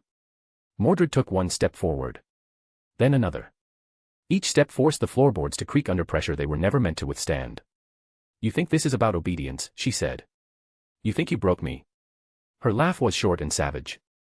I am rebellion, she shouted loud enough to force Kilgrave to cover his ears. He was backing away slowly, mouth dry, sweat now visible at his hairline. Stay back, he said, voice brittle. Mordred didn't stop. You wanted my power, didn't you? She said. Then see if you can handle it. She slammed her fist into the cowering fool's head.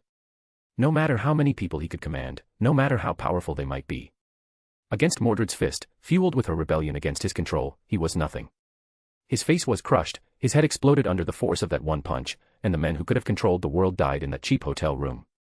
The sound of Kilgrave's body hitting the floor was followed by silence. A deep, trembling silence.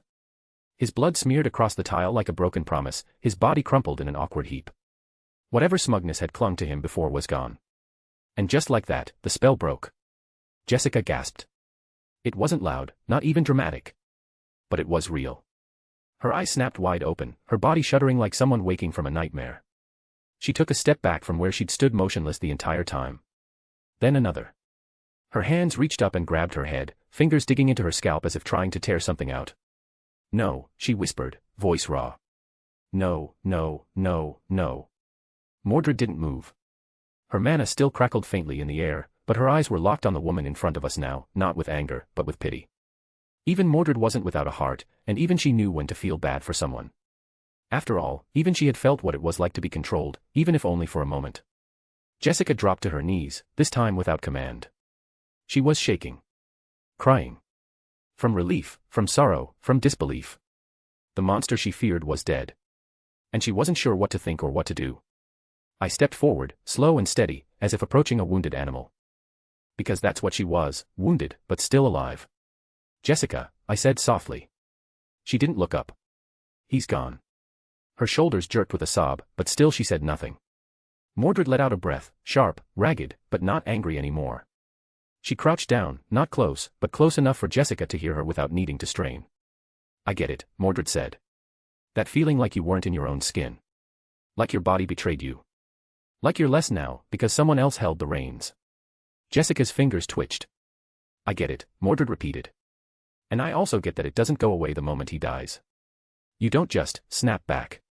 It's not that easy. Jessica's breath caught. She turned her head slightly.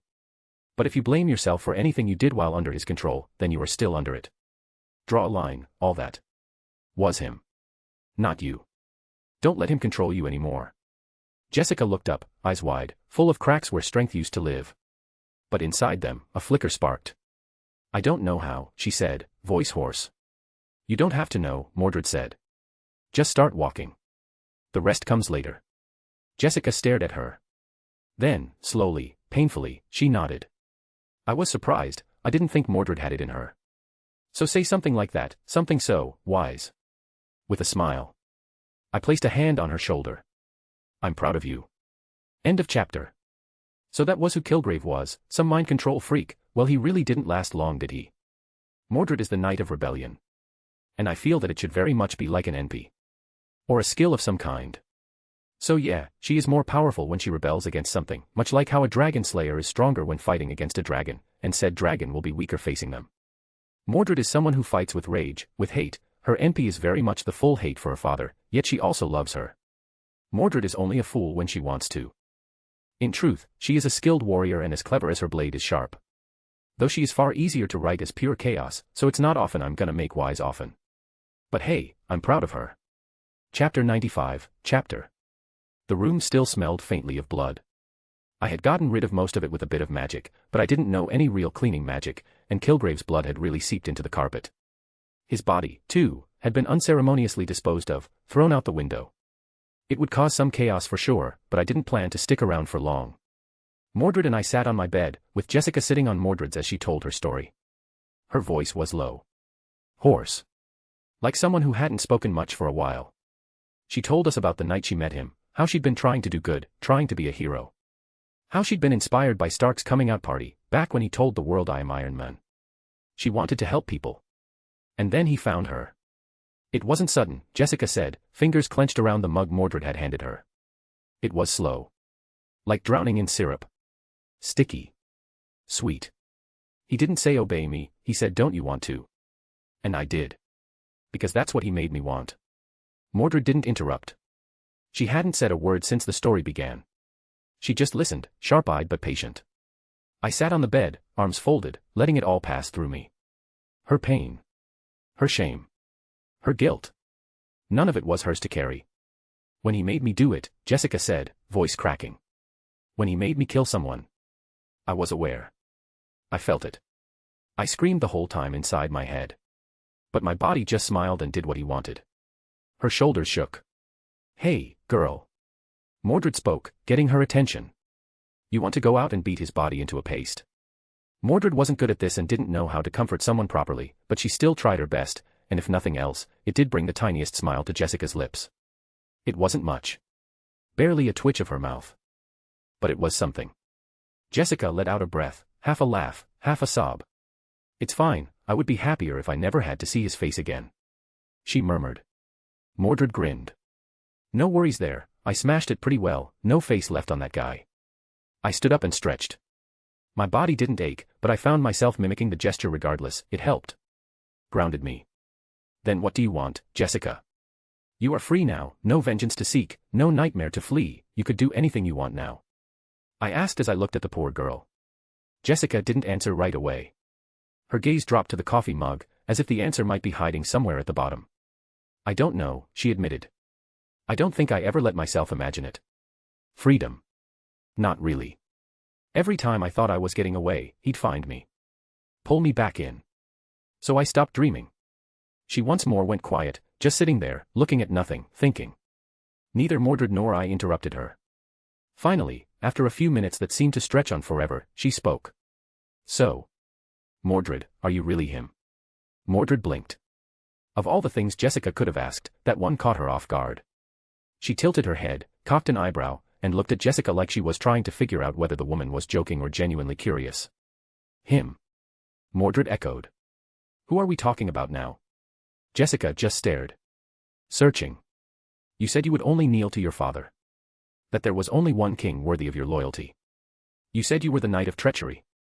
She was quoting now. Word for word. That wasn't a metaphor. Was it? Yeah. What of it? She asked, confused, but only momentarily, then Mordred's grin faded. Her posture stiffened ever so slightly, the way someone does when they realize a secret might have slipped loose. I watched quietly, curious myself. I hadn't expected Jessica to pick up on that. Jessica leaned forward a little, elbows on her knees, the mug clutched between her hands like a lifeline. It wasn't just the words, she said softly. It was how you said them. That moment, when you snapped out of it. That wasn't someone resisting control. That was someone built to resist. Like it was part of your soul. Mordred didn't respond immediately. She tilted her head slightly, eyes narrowing, as though weighing the options, deny it, laugh it off, or tell the truth. Damn, she muttered, rubbing the back of her neck. You're a lot sharper than you look. Jessica gave her a look. Not offended. Just flat. While under his control, I couldn't do much, I only watched through my own eyes and observed things.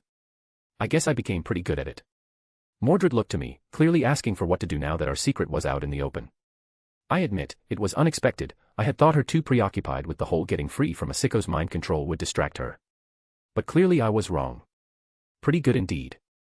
She is indeed Mordred, Knight of the Round Table. I admitted, seeing no reason to keep it secret anymore, now that it was pretty much confirmed. Jessica didn't react with disbelief. No laughter. No scoffing. Just a long, quiet breath as she looked at Mordred again, really looked this time. Then, she looked at me, since Mordred was Mordred, then she had to realize who I was, and she naturally struggled to believe it. After all, both Mordred and I were said to be men, in the legends and in the media today. Yet before her, sat two very clearly women. If she's Mordred. She began, her voice slower now, careful, and she kneels to you. She trailed off, but I saw the moment the dots connected. Jessica's breath caught in her throat. She stared at me for several seconds longer than was comfortable. Then finally, she said it, not loud, not dramatically, but with enough weight to fill the room. You're Arthur. Not a question. A conclusion. I didn't deny it. But, you are a man. People couldn't accept a woman being king back then, so I hid the truth, I explained lightly. But, how could anyone not see it? She asked, vaguely gesturing to my very feminine figure. I smiled, faintly. Because I didn't look like this back then. Jessica blinked. I looked like a boy, I clarified. Small. Thin. Androgynous enough to pass. People saw what they wanted to see. And I let them. Let them, she echoed, more softly now. They needed a king, I said. A king who could lead, who could save them. So I became that. I wore the armor, carried the sword, fought their wars. And when the songs were sung, they never questioned the he in the verses. Jessica's eyes lingered on me, thoughtful. Then she looked at Mordred. But, you had a child, how didn't anyone notice you being pregnant and giving birth? Mordred snorted so hard it almost counted as a laugh. Whoa, back up. Let's make one thing clear, he didn't give birth to me. Jessica blinked, startled. Wait, but if you're both women. I said he on purpose, Mordred cut in, leaning forward, her grin a little sharper now. My father. The one I swore to. The one I rebelled against. That was my father, not my mother. King Arthuria. Jessica looked back at me, uncertain. I nodded, calm and composed. Mordred is the child of my sister Morgan and me. She wanted someone who could replace me, and well, she found a way to make it happen.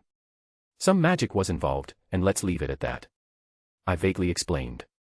Jessica stared down at her mug again, like it might offer a second opinion. That's a lot. It usually is, I said quietly. There was a long silence. Not awkward, just heavy with everything that had been said and everything still hanging in the air. Then Mordred rolled her shoulders with a little grunt. So now you know. What are you gonna do with it? Jessica didn't answer right away. When she finally spoke, it was with a steadiness that surprised me. Honestly. I don't know. I'm not even sure what I am anymore. But. She looked up at me again. This time, there was no doubt in her eyes. Just something harder. Something like resolve. Why are you here? Helping me. Shouldn't you be in England? Being king and all. I met her gaze, steady and calm. Being a king. Mordred, why don't you explain how the day of a king is? Mordred leaned back, let out a breath, and gave Jessica a look that could only be described as long-suffering sibling energy. Oh, you mean besides the part where every noble with a stick-up-theiress wants a private audience to complain about taxes, trade routes, or the length of ceremonial cloaks? Mordred scoffed. Let's see, paperwork, policy meetings, more paperwork, blessing ceremonies, more meetings, speeches, court politics, more paperwork, and occasionally, if the stars align, 5 whole minutes to eat. Jessica blinked. Wait, really? She makes it sound worse than it is, I said calmly. It is worse than it is, Mordred shot back. You don't do anything but work all day long, king. More like, paper king, she tried really hard on that one, I could tell. What Mordred is trying to say is, being a king is a lot of work, so I am here for work, I bought something from Tony Stark. And I'm waiting for him to deliver, and while waiting, Mordred and I thought to spend the time hunting down some immortal ninjas, and well, we found plenty of reason to do that. I explained. Jessica blinked again, processing the absurdity of it all. You're buying tech from Tony Stark and hunting immortal ninjas in your downtime. Mordred grinned. Better than sitting around back home being bored, even if I never got to punch Stark's face in. Jessica gave a small laugh. Tired, but real. God, I think I've completely lost track of what's normal anymore. You'll get used to it, I said, then added gently, if you want to. Jessica didn't answer right away. She stared at the far wall, quiet again, but not in the same haunted way as before. This time, she was thinking. What do I even do now, she murmured. I don't have money. No place to go. I don't even know how to exist outside of his voice. What do you want? I asked her. It was a simple question, but after going through what she had, it was meaningful. Jessica didn't respond immediately. Her lips parted, then closed again, her fingers tightening slightly around the mug like it might anchor her to the moment. I don't know, she whispered. I used to think I did. I wanted to help people. Be a hero. Someone good. But now. Her voice broke a little. You could still be that, if you abandoned that dream, that's fine. But ask yourself, why do you do it? Is it because of him? If it is, aren't you still letting him decide things for you? Jessica's eyes flicked up to meet mine, and for a heartbeat, I saw something raw there, something torn open and vulnerable. Then she looked away again, gaze falling back to the mug in her hands. I don't know, she repeated, softer this time. I don't want him to be the reason for anything anymore. Not why I move. Not why I breathe. Not why I stop. Mordred leaned forward, elbows on her knees. Then don't let him be. Jessica let out a shaky breath. Easy to say. And why is it hard to do? I asked her. Why not just jump into it, do like Mordred, just punch your problems until they are gone? It's not elegant, but it seems to work. She didn't say anything for a while, just sat there, deep in thought. Since you have nothing, I will take you to see Stark. You are his fan, no? While I doubt that will last once you meet him, at least you can get a bit of a crash from him to help you get back on your feet. Jessica snorted faintly. His fan. I'm not sure, but I admired that someone like him, who has everything, would still be willing to fight for others, and not just hide at home when people suffered. I didn't hear a no, so stay here the night, tomorrow we go see Stark, and you can think about what you want. I decided for her. It might be wrong to do so, especially after what she has gone through, but clearly she needed help moving on. End of chapter. So, Jessica joins up. She is no knight of Camelot, but I have some plans for her. She won't be around long term. But yeah, not much happened this chapter, but that's fine, poor girl needs some time to recover. But at least, I promise that we aren't done with the hand just yet. So look forward to that. Chapter 96, Chapter. The next morning, we didn't stick around for long. Kilgrave's body had been found, so we needed to leave before anyone connected that with us. Alright, Mordred, remember to behave yourself this time. I warned him one last time as I started fiddling with the tempad. Mordred groaned. I didn't do anything wrong. I gave her a look.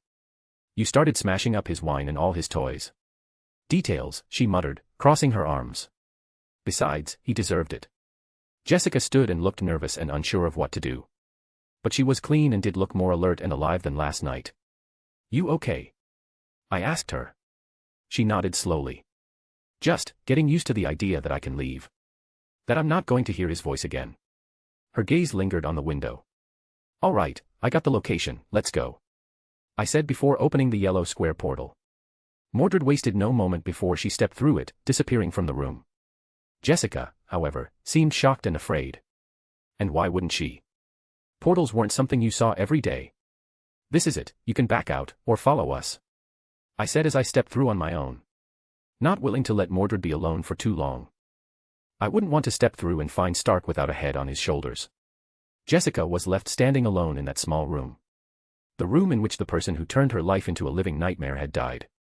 Even now, she could smell the blood in the air. Here, her life had been saved, and it had been turned upside down. She knew about Camelot and Albion, she had seen it on the news and heard Kilgrave talk about it. Never in her wildest dreams had she expected she would meet the legendary King Arthur, or dreamt that Arthur was a beautiful woman.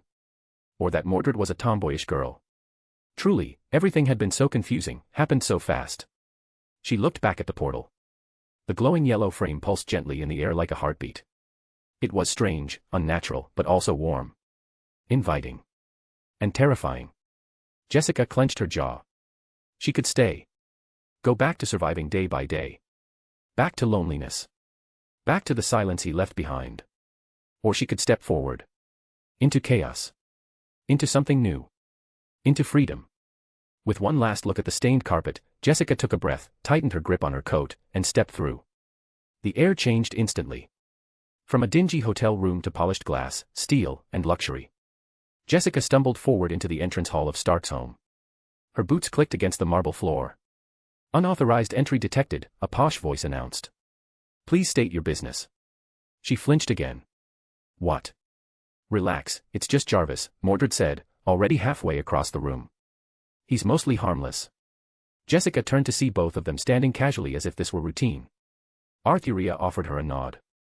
Welcome to a new start. After greeting Jessica, I turned my attention to Jarvis.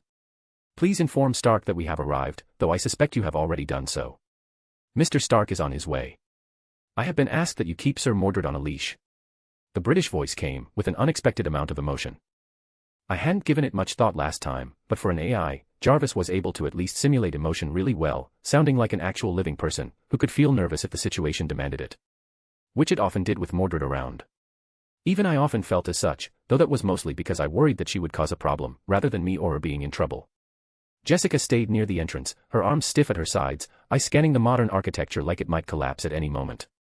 This place is something else, she muttered, taking in the floor-to-ceiling windows, the ocean view beyond, and the sleek blend of genius and ego that defined Stark's entire aesthetic. Yeah, Mordred said, glancing up. Bit soulless, could use a few armors and weapons on the walls, some paintings as well. She looked at a modern sculpture, one different from the duck-like one from last time. That's supposed to be better. Please refrain from touching the artwork, Jarvis said dryly. No promises, Mordred replied, already reaching toward it. I gave her a warning glance. Then, footsteps echoed on the stairs. Jessica straightened like she was caught somewhere she shouldn't be. Tony Stark entered wearing a robe, sunglasses, and the kind of confidence that came from money, power, and not enough sleep. He had a coffee mug in one hand and a tablet in the other. "Well, if it isn't royalty and her personal demolition crew," he said, without missing a beat. His gaze moved from me to Mordred, then settled on Jessica. "And you brought a guest," he added, eyebrows lifting slightly. "Let me guess, more trouble." "She's recovering," I replied. "Don't poke at her." Jessica looked like she was trying to decide whether to glare at him or hide behind me. Tony raised his hands. Hey, cool it. No poking. I'm just trying to figure out if I need to hide my whiskey or the prototype suits." "Hey." "I take offense to that," Mordred complained, but was ignored. He set the mug down and turned to me. "So, any chance you are willing to explain how you entered and left my place like that?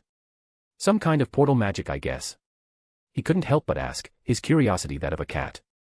"Not magic, purely tech, though I hardly understand that kind of thing, so it might as well be," I said evenly, watching him, seeing if anything about him had changed.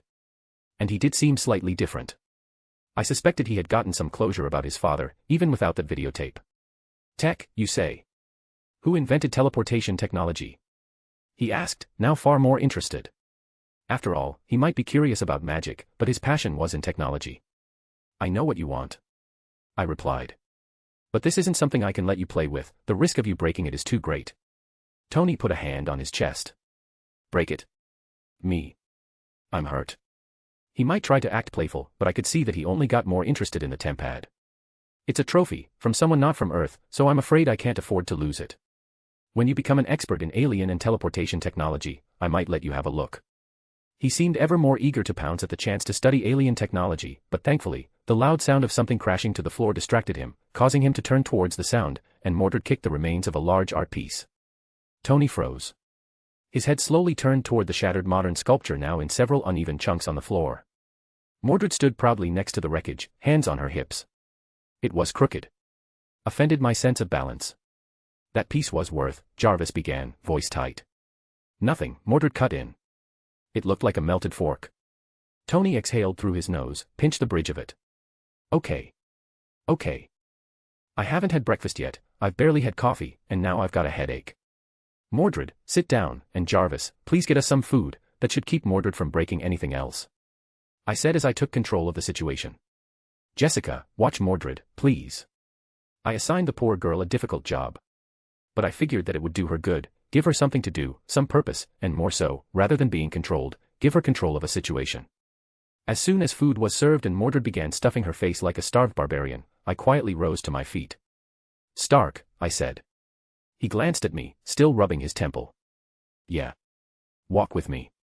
He looked at the pile of destroyed sculpture, then at Mordred, then finally at Jessica, who gave a helpless shrug as if to say, "Don't look at me, I'm not her keeper." Tony sighed. "Sure. Why not? It's not like I was using this morning for peace and quiet." We stepped outside to the balcony. The glass doors sealed behind us, muffling Mordred's muffled laughter as she tried to get Jessica to eat more. The ocean stretched out before us, blue and endless. "You've been busy," Tony said, arms folded. 3 days ago, you vanished through a golden hole in my wall. Since then, we've had 13 confirmed deaths across Hell's Kitchen. Criminals. Gang members. Thugs. He turned toward me now, face unreadable. "Let me guess, you and Mordred decided New York needed a little purging." I said nothing. "I mean, I could buy that it's coincidence," he continued. "If I were an idiot. But I'm not. So how about we skip to the part where you tell me why 2 mythic warriors came to my country, my city, and decided to go full Dark Ages justice in my backyard? I'm not here to be interrogated by you, Stark, I'm here for what we agreed upon," I said coldly. He held up his hands in mock surrender. "My bad, I'm just curious, you know. I doubt you would have done that for no reason. I mean, first you spend time at the casino, winning big, and then you murder people. You gotta admit, it's strange behavior." "I do not murder," I said flatly. "I pass judgment. There is a difference." Tony let out a soft scoff, resting his elbows on the railing. "Yeah, that sounds like something a cult leader would say." I didn't rise to the bait. "Do you think the people we dealt with were misunderstood souls? Wayward kids who just needed a second chance?" "I think there are courts," he replied. "There are laws. You don't get to just decide who lives and dies. Let me remind you that I am a god, and as such, I can pass judgment and decide who lives and dies." But if it reassures you, those people had earned their death many times over. I'm sure you heard the news as well, the blind slaves, the children in the van. I didn't feel like explaining myself, but I still did so. If only because I knew that Stark could become annoying if he wanted to. That shut him up. I let the silence hang between us for a moment, let the weight of it settle. You think I wanted to get involved? I continued. I came to this country for a simple trade. But evil doesn't wait politely for kings to finish their errands. It festers in alleys and basements, and sometimes the only way to clean it out is with a sword. Tony turned his gaze back to the ocean. He didn't argue. Not right away. Eventually, he muttered, "You could have called me. You're not exactly alone in this. You had another job to do, gather what I asked, research the new element. Tell me, how did that go?" I asked, changing the subject. Tony didn't answer immediately. He tapped the railing of the balcony with his fingers. "I found it," he said finally. "The element my father designed. It was real. Hidden in plain sight at the expo model, just like you said." I inclined my head slightly. "And? Well, that's about it. I mean, you gave me 3 days, and I can't do much in that time. I gathered everything about the large reactor, everything needed to build and run it, though you will likely need to train people. As for the element, I have worked a little on it, but haven't had proper time to try and synthesize it yet, though according to Jarvis, it's impossible to do, which means it's difficult, very difficult." He continued. "Well, I guess that will have to be enough." I wasn't sure if he would have made the new element, the movie kinda skipped over the work it took him, so I had no idea how long it would take. "So, with that out of the way, who is the girl?" "Another knight?" he asked, to which I could only sigh. "No," I said, watching the waves for a second longer before turning back to face him. "She's not a knight." Tony raised a brow. "But you're keeping her close." "She's someone who was broken," I said. "Not by a battle. By a man." Tony's smirk faded, curiosity replacing it. "Someone you know?" "Not before," I replied. He had control over her. Mind control. Not magic. The result of experiments. Tony stared at me, processing that. "I trust you killed him." "No," I said. "Mordred did. Very thoroughly." Tony exhaled. "Damn. And I thought I knew what it was like to be kidnapped and forced to do something against your will, but mind control, that's frightening." I couldn't blame him for feeling that way. Mind control was, without a doubt, the most hated power in the world, in any and all worlds. Tony glanced toward the glass doors again. "What do you plan to do with her?" I followed his gaze through the glass, to where Jessica sat beside Mordred.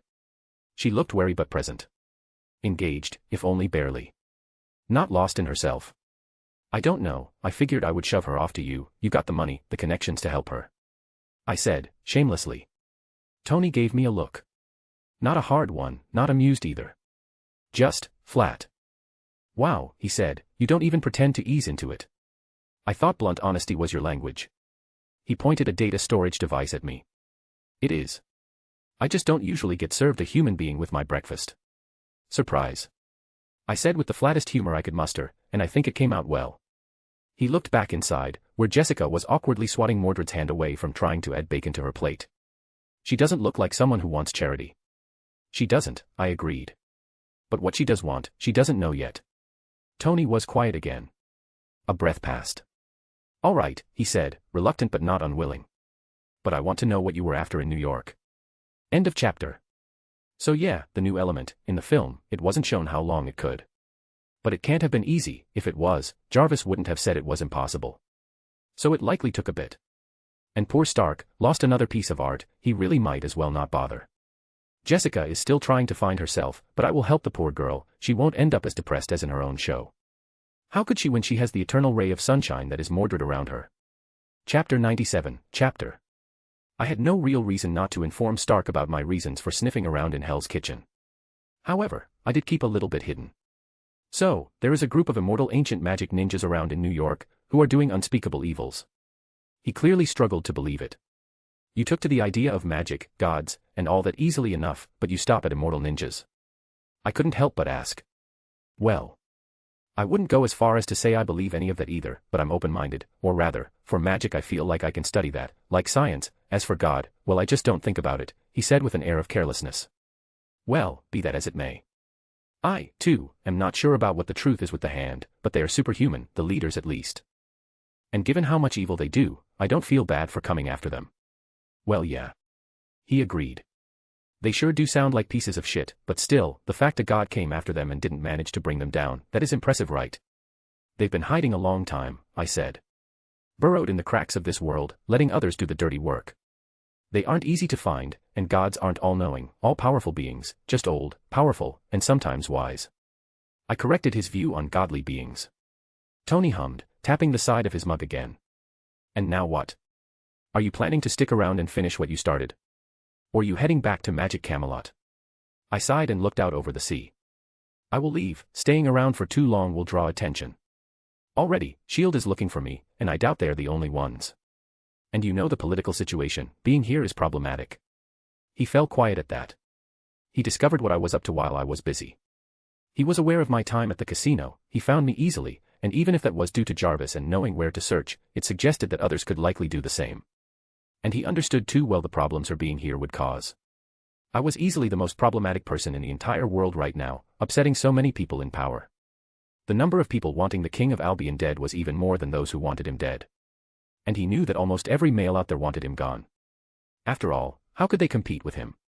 But yes, the only reason she could even run around like this was because everyone thought King Arthur was a man. If they realized the truth, she would be causing problems big times. The king of another nation, going around in another, killing its people. Criminal or not, that was a massive problem. Tony let out a slow breath, the weight of what I'd said clearly landing. He ran a hand through his hair, mug dangling from the other. You're right, he muttered. You sticking around, bad optics. The risks are just way too big, but still. You kicked the hornet's nest, and now that guy, Daredevil, might be in trouble. I couldn't disagree with that.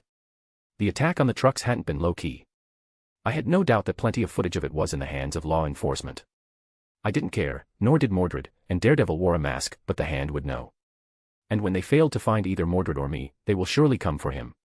I can't stay, I said. But that doesn't mean the hunt ends here. Tony leaned against the balcony, shoulders tense. You want me to keep going after them? Are you telling me you won't do that? I asked, I already know the truth. Damn, you know me pretty well, I guess I should be flattered. Because we both knew he couldn't sit still. Not when something like this was happening so close to himself. Had it just been normal criminals, he might have been able to do nothing, but apparently immortal ones. That is something else entirely. He wasn't likely to go around like Daredevil, he was a few steps above street fighting, but he would keep an eye on things and likely come flying when the fights went down. And what about the girl? You want her to be in on this? I think, I said slowly, she needs something to fight. Something real. Something she chooses. Tony didn't respond immediately. He just watched Jessica through the glass, watched the way she rolled her eyes at Mordred's antics, but didn't move away from the table. Watched the way her fingers clutched the edge of her plate like she wasn't sure if she belonged, but wasn't running either. She's not ready, he said. I think she is, but she just doesn't know it yet. He sighed. Fine, I will look after her, and keep an eye on Daredevil and the hand or whatever, but in return, I want something from you. I narrowed my eyes slightly. What? He pointed his mug toward the house. Her. Mordred. I blinked. You want Mordred? Not for keeps, he said quickly. But she's strong, loud, terrifying, and clearly loves a good fight. That makes her a damn good fit for what's coming. You leave, but she stays. With me, Jessica, and this Daredevil guy. We keep the fight going. I considered it. Mordred had always needed a distraction. Something to burn that fire of hers on. And this city had plenty of evils to carve through. Then there was Jessica, who was recovering and had come far in just one day. But she might still enjoy a friendly face, and who better than the person who freed her to fill that role? And with Tony in charge of the mission, he would be able to keep things from turning too bad, though it wasn't without risks. You're sure you can handle her? I asked, half warning, half serious. Tony gave me a crooked grin. No. But I don't believe it will be a problem. Give her a place to stay near the actions, money to live from, and Jessica to keep an eye on her day to day, and I'm sure things won't turn out badly. I gave a small nod. Then it's a deal. Tony gave a crooked grin. Then it's a deal. I turned my head back to the glass, watching Mordred grin with her mouth full as she tried to argue something with Jessica, who looked equal parts annoyed and curious. She'll need purpose, I said quietly. Don't let her get bored. That's when she becomes dangerous. I noticed, he muttered. She already broke a sculpture just today, never mind the last time she was here. I exhaled a short, fond breath. Remember, she once caused the downfall of my entire kingdom, so don't try to get me to feel bad for you.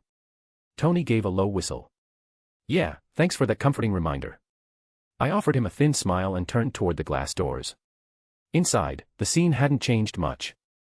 Mordred was still half-lounged over the table, flicking bits of bacon at Jessica while arguing about breakfast being the most honest meal.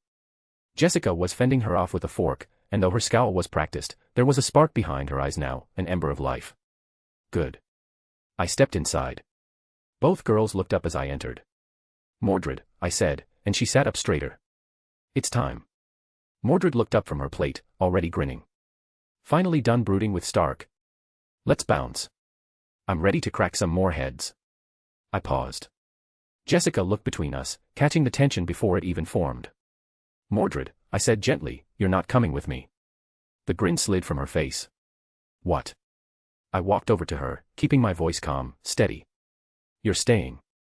With Stark. With Jessica. Her brows pulled together, confusion giving way to disbelief. The hell I am. You'll be needed here, I said. We started something, and we didn't finish it. You yourself said you wanted to finish it, didn't you? I wanted to finish it with you. She nearly shouted as she stood up. I have paperwork, not to mention all the other royal duties I need to attend to. And you have your own duties. I said as I stepped up to her, and placed a hand on her shoulder, leading her away from the other two. Jarvis, I whispered. If you are listening, it's time to stop. What I say next is private, and if Stark learns of it, I will kill him. There was a brief silence. Then Jarvis replied, with a tone more careful than usual, understood. Recording paused. Mordred was still fuming under my hand, fists clenched, shoulders tight with refusal. She clearly didn't want to be left behind, she wanted to spend more time with me. I knew she treasured this experience. Yet, all good things come to an end. You know what is at stake here. If they truly know a secret of resurrection, we must know of it. Mordred's lips parted, but no words came out. She looked like she wanted to argue, to scream, even, but all that spilled from her was a quiet, furious breath. I know what's at stake, she said, her voice low, edged. I just didn't think you'd leave me behind. Again. That stung more than I expected. I'm not leaving you, I said. I'm trusting you. Mordred looked away, her jaw tight. Same thing. I stepped closer, placing a hand against her cheek. Her eyes snapped back to mine, angry, wounded, proud. No, I said. It's not. You've grown, Mordred. Stronger. Wiser, even if you pretend not to be. You don't need me standing over your shoulder to be a knight. You are one. Her expression flickered. The wall she tried to hold cracked for a second. You're lying, she muttered. The only one here lying is you are lying to yourself. I believe in you, even if the others don't. What they don't understand, I do. And I did think I understood her. After all, I didn't just have the memories of the Arthuria she knew, the one she once followed and fought. Within me was another set of memories, one not belonging to any of the many Arthurias that had appeared in Singularities or Grail Wars. A set of memories that knew of timelines that I had never stepped foot in, like Apocrypha. There, Mordred had shown a side of her I had never seen, and that allowed me a better understanding of her. That, along with the loyal Mordred of the Sixth Singularity, I knew she didn't truly hate me. She loved me, she respected me, and she hated me. She might be a clone of me, but she was so much more human than I could ever be. She still wanted to punish the hand due to their evil actions. In contrast, my divine mind had already shifted to other things. I cared little for the suffering of one person, and more about a kingdom. I was changing. I had changed from the girl who fought and fell on the hill of Camelot. Mordred didn't know it, but she was so much like me back then. Mordred didn't answer right away. Her fists clenched tighter, nails digging into her palms. Her jaw trembled like she was about to speak, and then, with a growl of frustration, she turned her back to me. But she didn't walk away.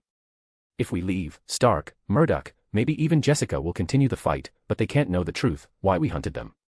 I need someone here, someone I can trust to find me the truth, and only you can do that. I said, placing a hand on her shoulder, feeling it tense under my touch. Her shoulders were stone beneath my hand, rigid with restraint. She didn't speak, not at first. But her silence wasn't rejection, it was a storm being contained. I stepped in closer, my voice low, meant only for her. You don't have to like it, I said. But you do have to accept it. Mordred gave a low scoff, her head dipping slightly. You're such a bastard sometimes. I know. She stood like that for another breath, then two. I waited. Finally, her voice came, quiet, bitter, but resolved. Fine. But you better come back. I'm not building some dumb round table with a rich guy, a blind guy, and a girl who still flinches at her own shadow. You'll make it work, I said. You always do. She turned halfway, just enough for me to catch the edge of her red eyes. If they piss me off, I will beat them up. I know. I simply stated. Which took some of the wind out of her sails. Get Stark to give you a phone, and my number is here. I said, taking a card from my pocket and handing it over. It wasn't really my number, but it would get in touch with me all the same. If you need help or get what we are after, call me, and then return home. Maybe your triumph will help the others forgive you, making you take a step towards my throne. I gave Mordred one last look, one more quiet, wordless promise, and then turned, leading us back into the room. Jessica glanced up, brows drawn. Mordred looked sullen but composed, arms crossed, jaw tight. She didn't sit back down, but she didn't storm off either. Tony was still by the kitchen counter, finishing his coffee and pretending not to watch like a hawk. He raised an eyebrow as we returned. Everything sorted, he asked casually. No, Mordred grumbled. Yes, I said. Jessica opened her mouth like she wanted to ask what that meant, but clearly thought better of it. I gave the room a once-over, committing it to memory. The way the morning light hit the floor. The faint hum of Jarvis in the walls. The people here. This was their battlefield now. This is no longer my hunt, I said, voice calm but formal. The hand is still out there. And you will need each other to stand against them. Mordred didn't look at me, but she didn't argue either. Jessica hesitated. You really trust me with this? I trust you to decide what to do with your freedom, I said. But if you want to fight, then fight. Not because someone told you to, not because someone made you feel like you had to. But because you chose to. Jessica swallowed, then nodded. I'll try. That's all I ever asked. Tony, meanwhile, had set his mug down and crossed his arms. You sound like someone giving a retirement speech. Not retirement, I said. Delegation. He snorted. Right. Passing the torch. Exactly. There was a moment of stillness between us. Quiet, but not awkward. It was the kind of silence that came when everyone understood their place in something bigger. I reached into my coat and pulled out the small drive Stark had given me earlier, the arc reactor data. I held it up between two fingers. This will do, I said. Tony nodded. It's everything I've got. The reactor blueprints, Howard's old models, and what little I've managed to decode from the element design. I don't think you'll be able to synthesize it yourselves, though. It's not like forging a sword or boiling herbs in a cauldron. Perhaps, I said, slipping the drive into my inner pocket. But I have a kingdom of millions. I met his gaze, steady and certain. I'm sure at least a few of them can. End of chapter. So, yeah, a secret totally unexpected team-up. Mordred will get a few chapters of glory. I do love Mordred, and she haven't gotten the attention she deserves. Plus, there is still some time until things start kicking off with threats that our lovely King Arthur can face off with properly, so rather than going right back to kingdom building, we're skipping a few months ahead, Mordred time. Mordred time. In fact, the next 6 chapters will all be Mordred time, giving our lovely little fireball some action. So look forward to that. Chapter 98, Chapter. A few days had passed since Arthuria left. The apartment Tony had provided was nothing short of absurd. Hidden behind an unassuming brick facade in Hell's Kitchen, it opened into a sleek, 2-story penthouse that looked like it belonged in a magazine, marble floors, glass walls, a view of the skyline, and tech embedded in every surface. Of course, all of that was buried now beneath half-crushed pizza boxes, Chinese takeout cartons, instant noodle cups, and what may have once been a salad. A delivery bag still hung on the doorknob. A burger wrapper was taped over what was likely a biometric scanner. The floor was a war zone of snacks. Mordred was draped across the plush sectional like a lazy lion, dual-wielding a sandwich and a bowl of noodles. Her normal outfit had been traded out for a hoodie, bike shorts, and bare feet propped up on the expensive coffee table. Jessica was nearby, hunched over a half-eaten burrito, clearly trying to match Mordred bite for bite. She wore sweatpants and a tank top, hair wild, eyes sharp. Every so often she would shoot Mordred a glance, half challenge, half admiration. It wasn't subtle. The front door buzzed. A second later, it opened. Daredevil stepped inside. He didn't say a word at first. He just stood in the doorway, his red cowl pulled halfway back, jaw clenched as he breathed in. Pizza. Old coffee. Garlic. Cheap wine. Sugar. And something definitely moldy. His head turned slowly as if he were surveying the crime scene. Jessica looked up. Hey, Murdoch. Took you long enough. Mordred waved a sandwich. You came. Nice. I thought you'd chicken out. Matt exhaled through his nose. You used my real name on the food order. Jessica snorted. Was that bad? And the address? Mordred grinned, mouth full. Well, yeah, how else were we gonna get you here? You think I was gonna write Daredevil, mysterious rooftop guy? Matt rubbed the bridge of his nose.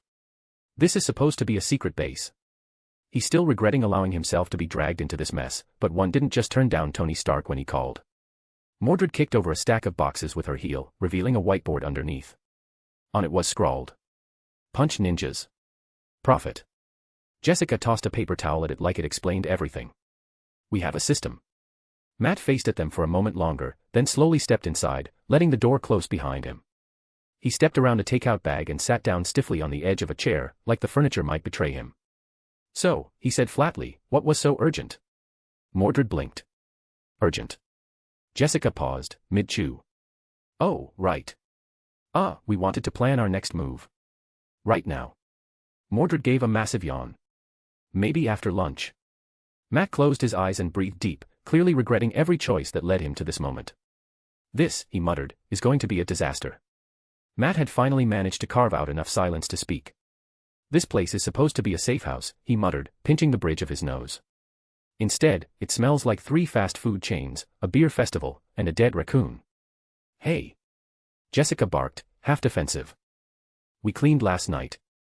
Smells like you just pushed everything into a corner, and then made a new mess in the open space, Matt replied flatly. Mordred belched. Matt let the silence hang. Okay. So since I'm the only one taking this seriously, let's get to it. He reached for the tablet Tony had left on the dining table, now wedged between a crushed box of garlic knots and a half-full bottle of soda. He pulled it free with 2 fingers, with such precision it was hard to believe he was blind. Stark dumped everything Arthuria recovered from that warehouse into this, shipping records, encrypted ledgers, site blueprints. Plus some of his own satellite sweeps and facial recognition matches from the truck ambush. It's a lot. Someone needs to go through it all. Mordred leaned back into the couch, legs kicked up. Pass. Jessica, sprawled sideways in a chair, echoed, hard pass. Matt slowly set the tablet down. Of course. God forbid one of you learns to read. Mordred threw a paper napkin at him. Hey, I know how to read. I just prefer punching problems. It's faster. Matt ignored the gesture. Well, I'm blind if you haven't noticed, I might be able to fight, but sadly I can't read.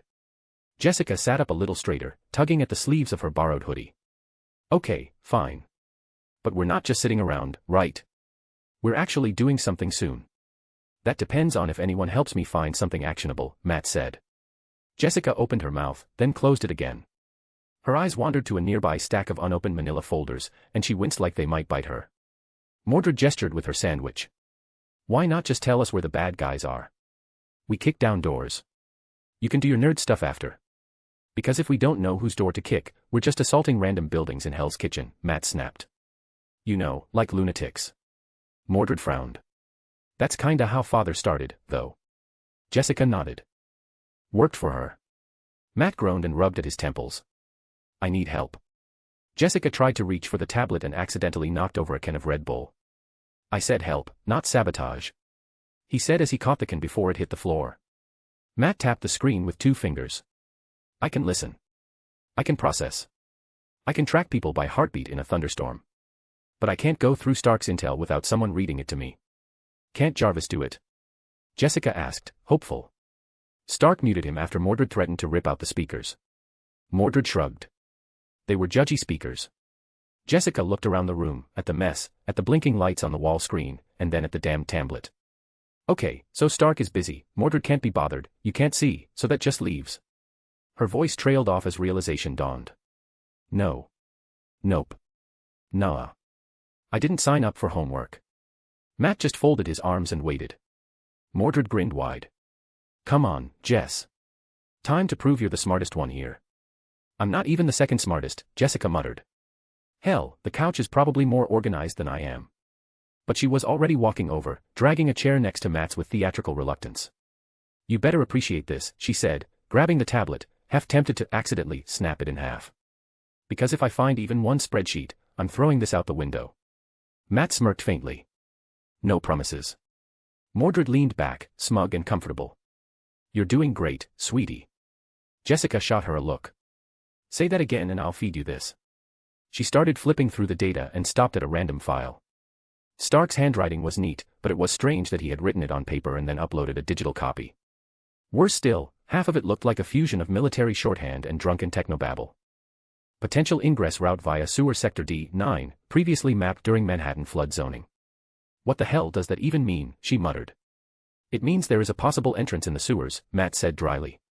Does it say anything about where we can find them? Mordred asked, upside down now, her braid hanging toward the floor. Jessica frowned. Kind of. There's a lot of maps. A lot of scribbles. Some of it's in French for some reason. Mon Dieu, the horror, Mordred drawled. Next you'll tell me there's math. Jessica jabbed a finger toward a page. Actually, yeah. Stark included some formulas on tracking for shipments and productions, but I don't get it at all. Matt's head tilted ever so slightly, as if he were considering leaping out the window. Jessica leaned over the table, muttering to herself. All right, okay. This part mentions the old garment district building. The one you guys raided. Then it points to a second site. What does that even say? Red door, no signage, guarded at night, drone heat scan shows nothing inside but ventilation is active. Huh. That sounds evil, Mordred said. We should hit it. Jessica glanced at her. Is that your standard for tactical decisions? If it sounds evil. Mordred smirked. Worked so far. Matt sighed. I'm fairly sure that document is about the first facility we raided, I'm sure you remember. Warehouse, red doors, no signage, guards, big underground drug lab. He couldn't understand how Mordred could be so. Mordred looked at him. Oh yeah, does sound familiar. Matt felt his headache grow stronger. Let me try something, he said. Keep reading. Jessica looked at him. What? I can memorize audio pretty well, he said. Photographic hearing, if you will. Read me everything Stark wrote. Every detail. I'll assemble the picture in my head. Mordred blinked. That's a thing. Matt ignored her. Start at the top. Jessica hesitated, then sighed. All right, but you're buying the next pizza. Matt gave the faintest smile. Deal. Jessica cleared her throat. Okay. Memo to field team. Based on intel retrieved from Site Bravo, wait, should I read the footnotes? Mordred rolled over again. Yes, obviously. We need every advantage in the war against sewer ninjas. Jessica narrowed her eyes at her. Not everyone is as strong as you, able to ignore the risks. I know, Mordred said cheerfully. And so, begrudgingly, the weirdest crime-fighting trio in New York began their briefing, with a blind man building maps in his head, a mutant playing librarian against her will, and a knight trying to poke holes in the ceiling with a knife. It wasn't elegant. It wasn't professional. But somehow, it was working. Jessica's voice droned steadily now, halfway into a technical paragraph about airflow anomalies near the abandoned warehouse. Matt stood by the wall, nodding as he mentally mapped the flow of information. He raised a hand to stop her. That's it, he said. Right there. The third vent schematic, those numbers match the ones Stark flagged on the cross-reference. That's a real lead. Jessica looked down at the page, blinking. Huh. I think we just made progress. She sounded surprised. Possibly betrayed. Matt turned slightly toward the sound of Mordred rustling behind them. Mordred, if you can stop chewing on weapons for 5 seconds, I think we... Hey.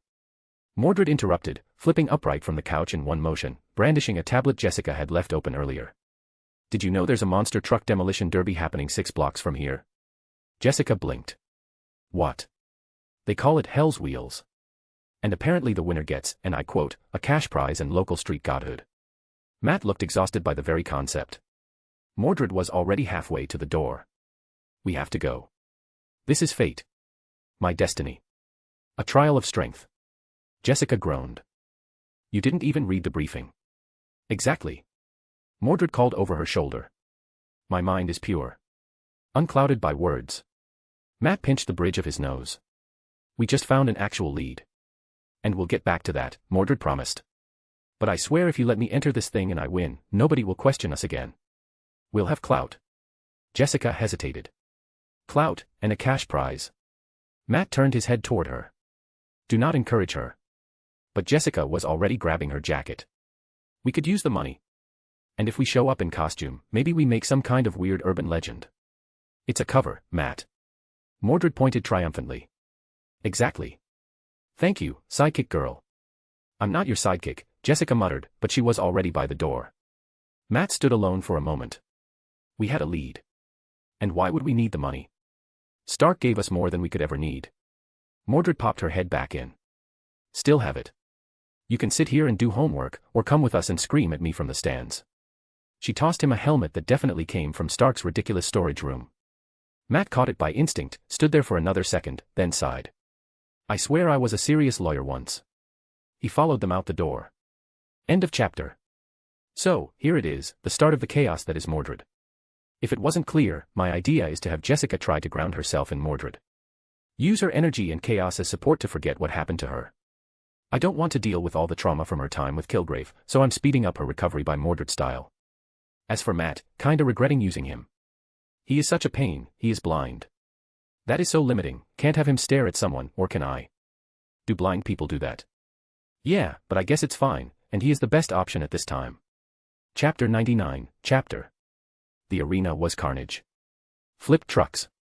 Blown engines. Torn dirt ramps. A crowd in complete upheaval. Mordred stood on the hood of what used to be a monster truck, now a smoking, twitching scrap pile with a flame still licking out from underneath. She raised her arms like a champion gladiator. Who's next? She shouted, grinning like a lunatic. You want a ride? I am the Derby. Someone running down from the stands threw a beer can. It bounced off her shoulder harmlessly. Jessica came sprinting through the gate, shoving through a panicking staffer. You're gonna get us arrested. Mordred laughed. Too late. I stole that one. She pointed at the crushed truck behind her. Wouldn't let me in, so I made my own entrance. I told you that it would be a bad idea. Jessica snapped. They said you looked 15. They were cowards. Mordred shouted. Age is but a number. That's when the first guy swung. A thick-necked, drunken man in a sleeveless shirt and a muddy ballcap came charging at her with a folding chair. Jessica's eyes widened. Mordred, don't. Too late. Mordred met the man mid-charge, caught the chair in one hand, and suplexed him onto the hood of a flipped car with a thunderous clang. The crowd gasped. Then roared.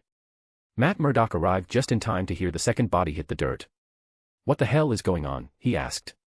Jessica ran past him, ducking another flying chair. She started a riot. She did what? They called me a kid. Mordred screamed, bashing a cooler lid over someone's head. I'm a knight. The crowd was splitting, some trying to escape, others trying to join in. Drunken fans with too many beers, off-duty mechanics, and half the pit crew had joined the fray. Security was overwhelmed. Matt turned, instinctively ducking a flying hot dog. We are going to die here, he muttered. Mordred was in the center of it all, laughing like it was the greatest day of her life, knocking men twice her size over with wild swings and eating a corn dog between blows. Jessica grabbed a plastic barricade and swung it like a shield. How do we get her out of here? Matt ducked another beer bottle. Only one way, we fight. The next punch came from a guy in a denim vest with Wrecker's Crew stitched across the back. He charged at Mordred with the kind of speed that said he'd actually won a few fights. Probably bare-knuckle ones in alleyways behind garages. She grinned. He threw a wild hook. She ducked low, drove her elbow into his gut, and when he doubled over, kicked his legs out from under him with a sweeping heel. He hit the ground with a flat, painful thud. Someone else tried to blindside her, another Wrecker's guy, but Jessica was already moving. She wasn't as flashy. She didn't grin. She didn't yell. She just hit him. A short jab to the chest, and he stumbled. A second punch, cleaner, cracked him in the jaw and sent him sprawling into a folding table.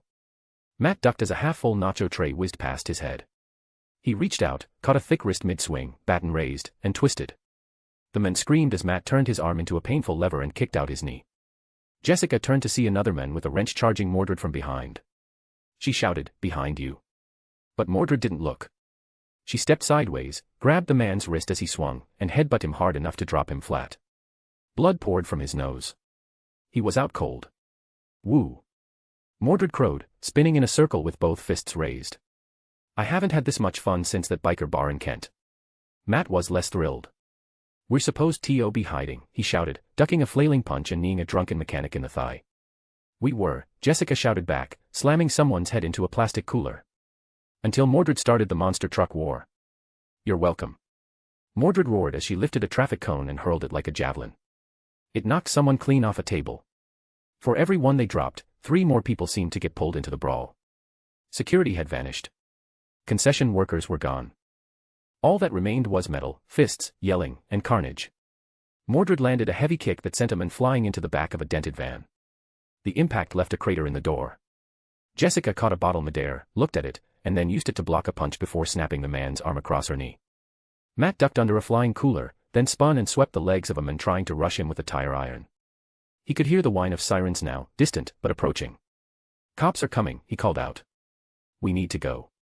Mordred backpedaled away from a circle of big, angry Derby fans. 5 more minutes.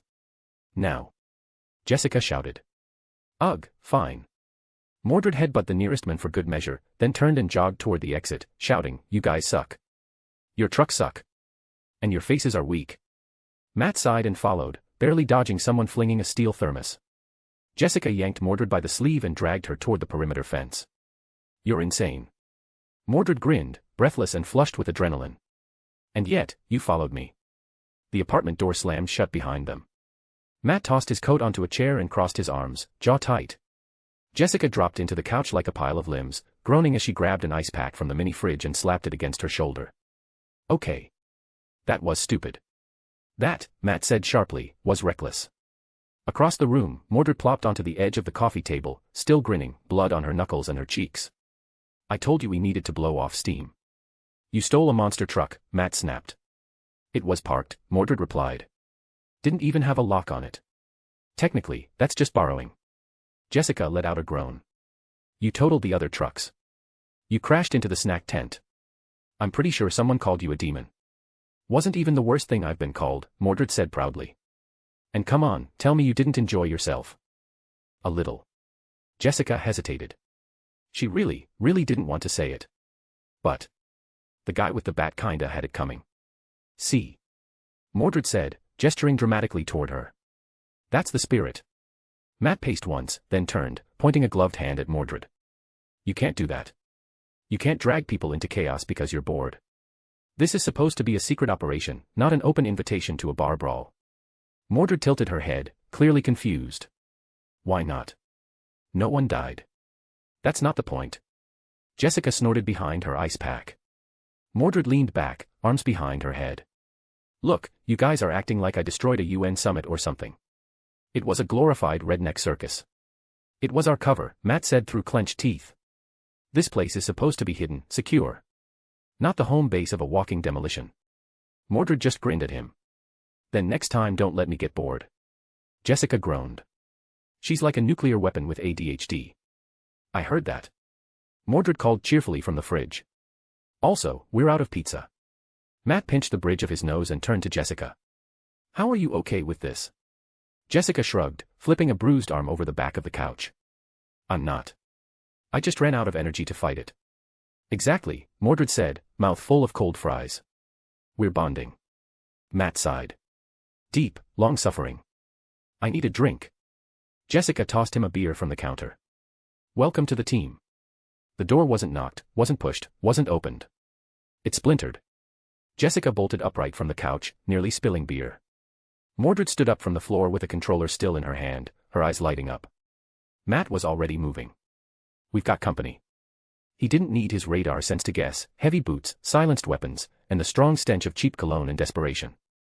"Kingpin," he muttered. "This is his style." 3 men stormed in, all armed. 1 went for Matt. The other 2 aimed straight for Jessica and Mordred. Bad move. Jessica ducked the first shot, shoved the couch over as cover, and drove her fist into the nearest thug's stomach hard enough to send him flying into the wall with a sickening crunch. Mordred didn't even dodge. The bullet hit her bare skin and flattened like it had struck a tank. She grinned. Oh, finally. Her boot connected with one man's chest, launching him through the window and into the fire escape with a clang that echoed down the alley.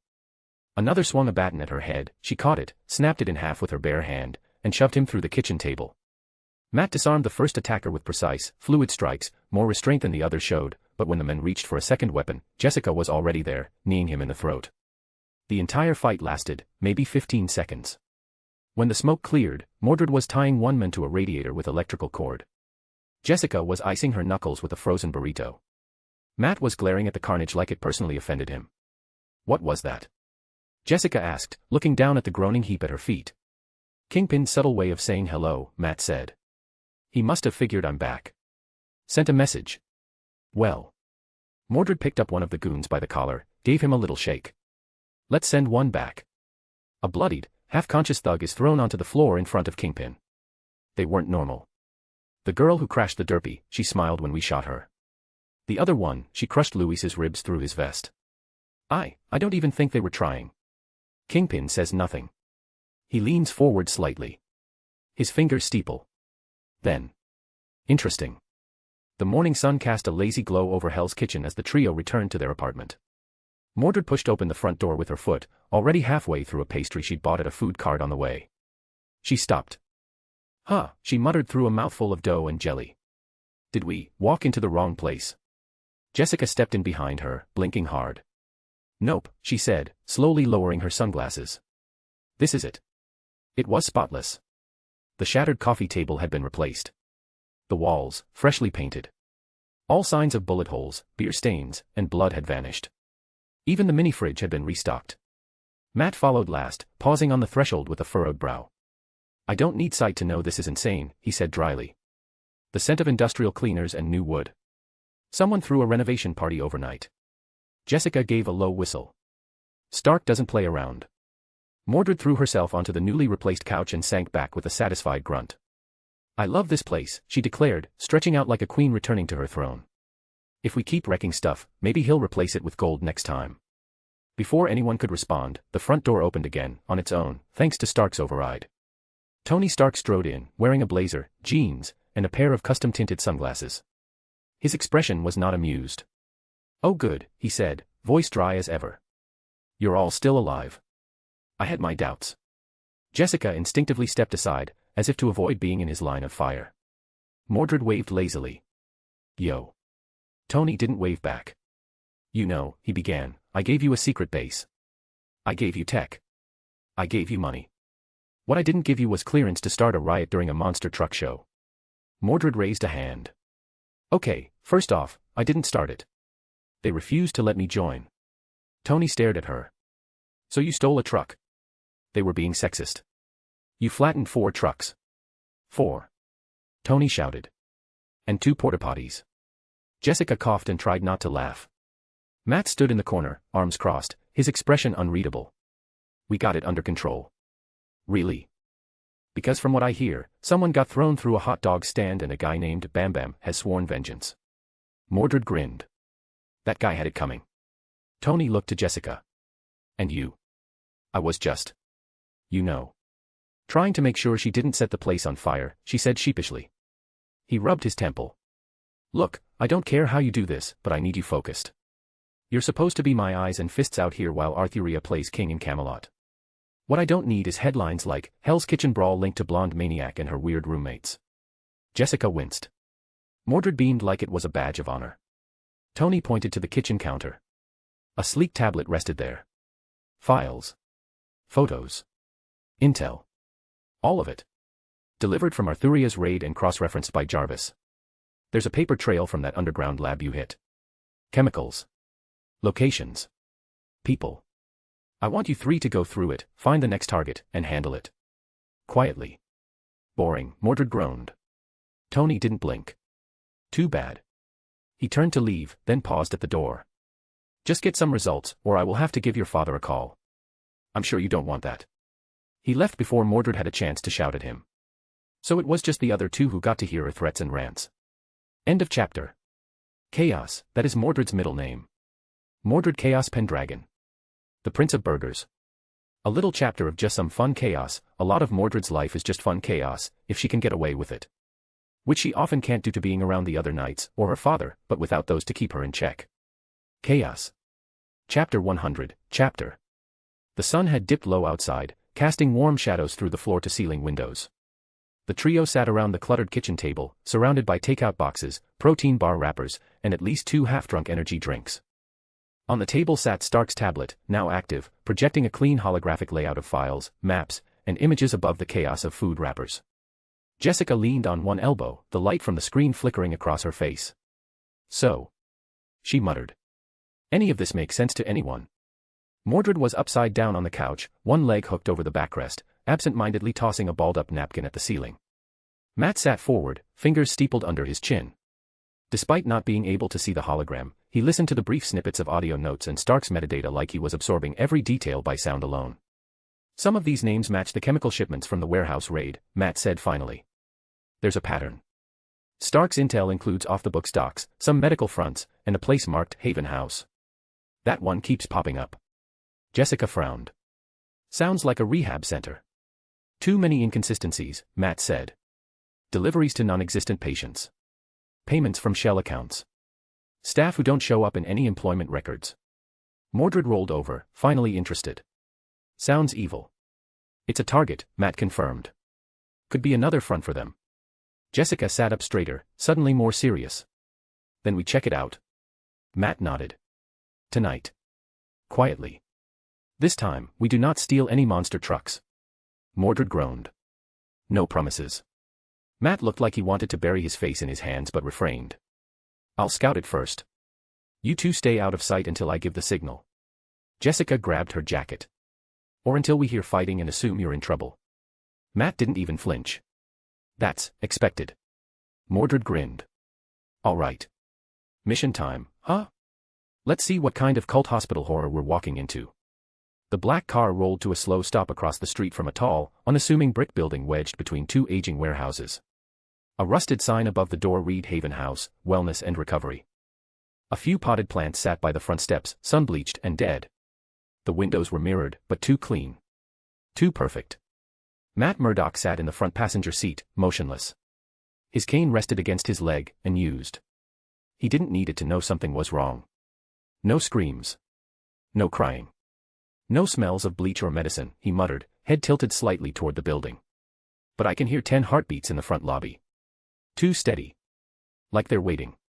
Jessica leaned forward from the back seat. Waiting for what? A group therapy session. Mordred stretched her arms overhead in the back, completely unbothered. Maybe for us to kick in the door. I could go ask. No, Matt snapped. We do this quietly. We still don't know what they're really hiding in there. Oh come on, Mordred groaned, slouching into the seat. We know their hand. We know they're evil. And we know they're running this as a front.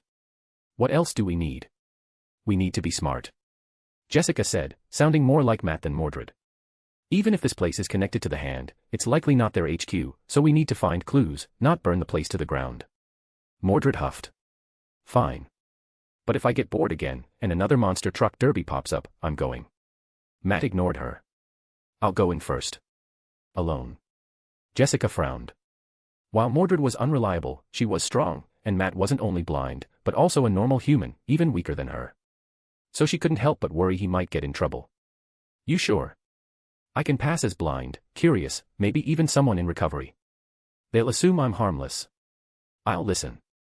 That's all. And if they sniff you out? Jessica asked. Matt's jaw flexed. Then I'll fight my way out. Mordred perked up. And then we go full medieval. Only if I don't come back in 10 minutes, he said as he stepped out of the car. The moment Matt stepped through the glass doors, the air changed. It smelled too clean. Like bleach and artificial lavender. A chemical curtain masking something sharper underneath, iron, oil, antiseptic. He paused just inside the lobby, white cane tapping gently across the polished floor. His sunglasses reflected the soft lighting above, though he didn't need them. He already knew the space was too empty, too quiet. The receptionist's breathing had changed the moment he entered. A little faster. Shallow. Hello, he said softly, voice calm, disarming. I was told this was Haven House. A few heartbeats passed before the woman behind the desk replied. Yes. It is. Are you looking for someone? Her voice was smooth, professional, but there was a stiffness underneath it. Something she was trying too hard to keep neutral. Matt gave a sheepish smile, tilting his head just slightly. No, actually. I wasn't sure where else to go. I heard this place helps people. I've had a rough few months. A pause. Her heart skipped. We specialize in very specific forms of rehabilitation, she said, choosing her words carefully. We're a private facility. By referral only. Ah, Matt said. Of course. I guess that explains why it's so quiet in here. He turned his head just slightly, listening. Somewhere below, beneath the floor, he caught the faint hum of machinery. Not HVAC. Something heavier. Rhythmic. Like pistons, or automated hydraulics. And voices. Muffled. Two people arguing quietly behind a door just off the hall. Their footfalls didn't echo like the ones above. Sound-dampening foam. Or concrete. Definitely underground. He also heard the other people in the lobby room, even if they pretended not to be there, not moving, not making a sound. Clearly trying to make him think the place was empty. I've been to group therapy, Matt said casually. Didn't work. Thought maybe something smaller. More focused. Maybe that's what this is. She didn't bite. I'm sorry, she said, standing. But we don't take walk-ins. And we're at capacity. I don't mind waiting, he said, still smiling. Even if it's just to talk to someone. Get a feel for the place. The receptionist's breath hitched. Her fingers gripped the edge of the desk a little tighter. I'm sorry, she repeated. You'll need to leave. And now he heard it, behind the wall behind her desk. The distinct click of a security intercom being pressed, then released. A second heartbeat, faster, moved past somewhere deeper inside. Someone was watching. Matt inclined his head. Right. Sorry to bother you. He turned slowly, letting the tip of his cane tap lightly on the tile. As if he really didn't want to trip on anything on his way out. But his ears were focused downward. That humming below was too steady, too mechanical. Whatever was down there, it wasn't for rehab. And whatever Haven House was selling, it wasn't salvation. Matt quickly made his way over to the car and, from there, had them head back to their apartment while being careful not to be followed, even if Kingpin already knew where they lived. He clearly didn't dare cause more problems, not when the apartment belonged to the one and only Tony Stark. Jessica looked up from the holoprojector Tony had installed on the coffee table. Mordred was upside down on the couch, legs kicked over the backrest, half watching the flickering blue 3D schematics projected above her. There's machinery under the building. Piston rhythms, some kind of hydraulic systems. Way too industrial for a rehab center. And the receptionist? Heart rate like a cornered rat. She hit an intercom the second I started asking questions. Matt said, hanging his coat. Jessica sighed, waving a hand through the air to spin the blueprints. All right, Daredevil. Here's where it gets annoying. You can't see this, right? Still blind, last I checked. So there's this hallway on the west side. The floor plan says it ends in a supply closet. She leaned closer, pointing. But the wall looks reinforced. And the heat signatures Stark's tech picked up say something's definitely behind it. Matt listened, picturing the shapes. Could be a concealed service elevator. Or an access shaft. There's also this weird gap between the boiler room and what's listed as storage B on the lower level, Mordred added, sitting up finally. Like a big empty square where no doors go. Jessica called it dead space. Matt tilted his head. Then it's not dead. It's hidden. Probably their lab. Jessica nodded. Or holding cells. Or a punch dungeon, Mordred muttered. That's a thing, right? Jessica gave her a look. No. Should be. Matt stood, walking toward the projection. Okay. If we know the schematics are lying, then we need to map it out from the real world. Find a way to get in without walking through the front again. Jessica folded her arms. So what, dress up like plumbers and sneak through the loading dock? No. You two aren't exactly subtle, Matt said dryly. We need to find service access, vents, delivery routes. Something low profile. Mordred frowned. You mean, like, stealth? Yes. Ugh. Jessica smirked and gave Mordred a pat on the shoulder. Don't worry. If all else fails, you can just steal another truck and crash it into the building. Matt sighed. Please don't. Not promising anything, Mordred grinned. The night was quiet. Too quiet. The wind stirred the edge of Mordred's coat as she crouched on the rooftop ledge, looking down at the dimly lit Haven house below. This is dumb, she muttered. We should just kick the front door in. Matt's head turned slightly. And tip off everyone inside before we find anything useful. Great plan. Jessica crouched beside them, cracking her knuckles. I vote for kicking the door in too, just for the record. But I'll settle for punching someone after. Focus, Matt said. There's rooftop access here. I heard it, old maintenance hatch near the east vent. Quiet way in. Boring way in, Mordred grumbled. But fine. They crept to the hatch. Jessica handled the lock with surprising care while Mordred hovered impatiently. Once inside, they slipped through the narrow service corridors, the stale air thick with chemical cleaner and something foul. Jessica was the first to wrinkle her nose. This place smells wrong. Matt sniffed once, and his face hardened. Formaldehyde. Blood. Rot. They moved cautiously through a few narrow halls before descending a metal staircase, eventually reaching the second floor, then a long, flickering hallway labeled surgery. That was when the smell hit them full force. God, Jessica said, recoiling. The trio turned the corner, and froze. Inside the surgical rooms were bodies. Half-covered, partially dissected. Organs missing. The walls were lined with surgical trays, coolers, and rusting equipment. Some of the remains were shriveled like they'd been drained dry. Others still had hospital tags on their wrists. Mordred didn't speak. Not at first. Her hands were trembling, then balling into fists. Matt, turning his head slightly, whispered, "They've been doing this for a while. I can hear machines downstairs. Excavation. Big ones." Jessica looked like she might throw up. They were harvesting people. Just cutting them up. They were defenseless, Mordred muttered. Sick. And they did this to them. She didn't wait. With a wordless roar, Mordred kicked the nearest metal door straight off its hinges. It hit the far wall with a deafening crash. Alarms began to blare. Someone must have been watching. Well, Jessica muttered, cracking her knuckles. Guess stealth's off the table. Guess so, Matt agreed, fixing his mask. The hallway burst into chaos. Red emergency lights flared, flashing across the bloody tiles as Mordred surged forward like a missile, eyes blazing, gauntlets crackling faintly with restrained mana. The first guard that stepped out to investigate barely had time to shout before Mordred hit him like a truck, sending him flying back through a wall with a bone-rattling crunch. "Where are the rest of you hiding?" she growled. Two more thugs rounded a corner with stun batons raised. Mordred didn't even slow down, she grabbed a metal gurney and hurled it like a discus. It took both men off their feet and crushed them against the corridor wall with a clang. Behind her, Jessica charged in next, planting her feet and grabbing the closest guard by the chest. With a snarl, she hurled him into a steel cabinet so hard the door bent inward like tin foil. "I hate hospitals," she muttered, ducking a swinging baton and responding with a punch that cracked ribs. Daredevil followed in their wake, not as loud, not as flashy, but brutal in his own right. He ducked under wild swings, his batons cracking knees, elbows, ribs with practiced efficiency. One man tried to run, Matt tripped him with a sweep and drove a baton into his solar plexus, knocking him out cold. "There's more coming," he said, breathing heavy. Elevator just came from the basement. Mordred's head snapped up. Good. That means they know. The elevator doors opened. 10 men poured out, heavily armed. Submachine guns. Tactical gear. They didn't get a shot off. Mordred was on them in an instant.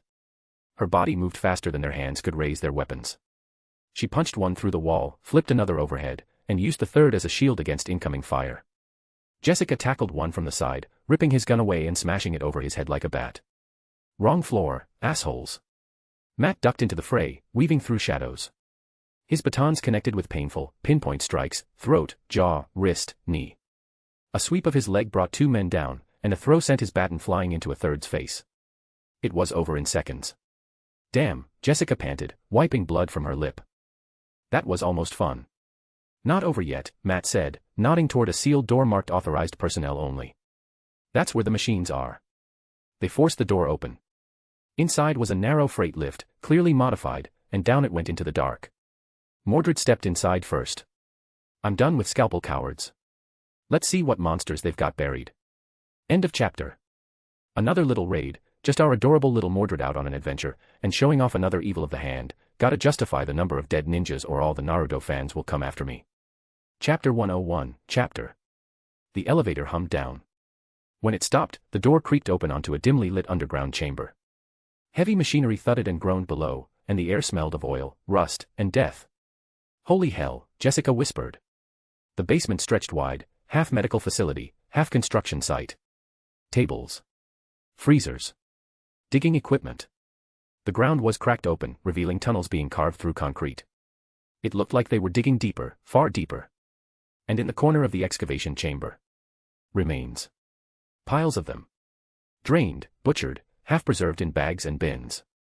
Mordred didn't speak. She walked forward slowly, staring down at the blood-slicked tiles, the carved-out organs, the shattered bones. She turned to the others. "They're digging for something," she said coldly. "And they've already dug through too many lives." A sound echoed from behind. A small force, more guards, entered the basement from a side corridor, shouting and raising their weapons. They didn't stand a chance. Mordred exploded into motion again, rage now behind every movement. Jessica followed with fists that broke jaws and sent men flying. Matt moved like smoke and shadow, slipping through the chaos with precise violence. This time, it wasn't just a fight. It was a warning. No one here would walk away. The apartment was quieter than usual. No yelling. No delivery drivers. No flying bacon. Just a somber hum from the fridge and the faint buzz of some StarTech monitor quietly cycling in sleep mode. Jessica slumped on the couch, an ice pack pressed against her knuckles. She looked tired, but clear-headed. Focused, in a way she hadn't been before. Mordred was sprawled out on the floor in front of the TV, flipping through channels with one hand while munching on a bowl of cereal the size of a mixing pot.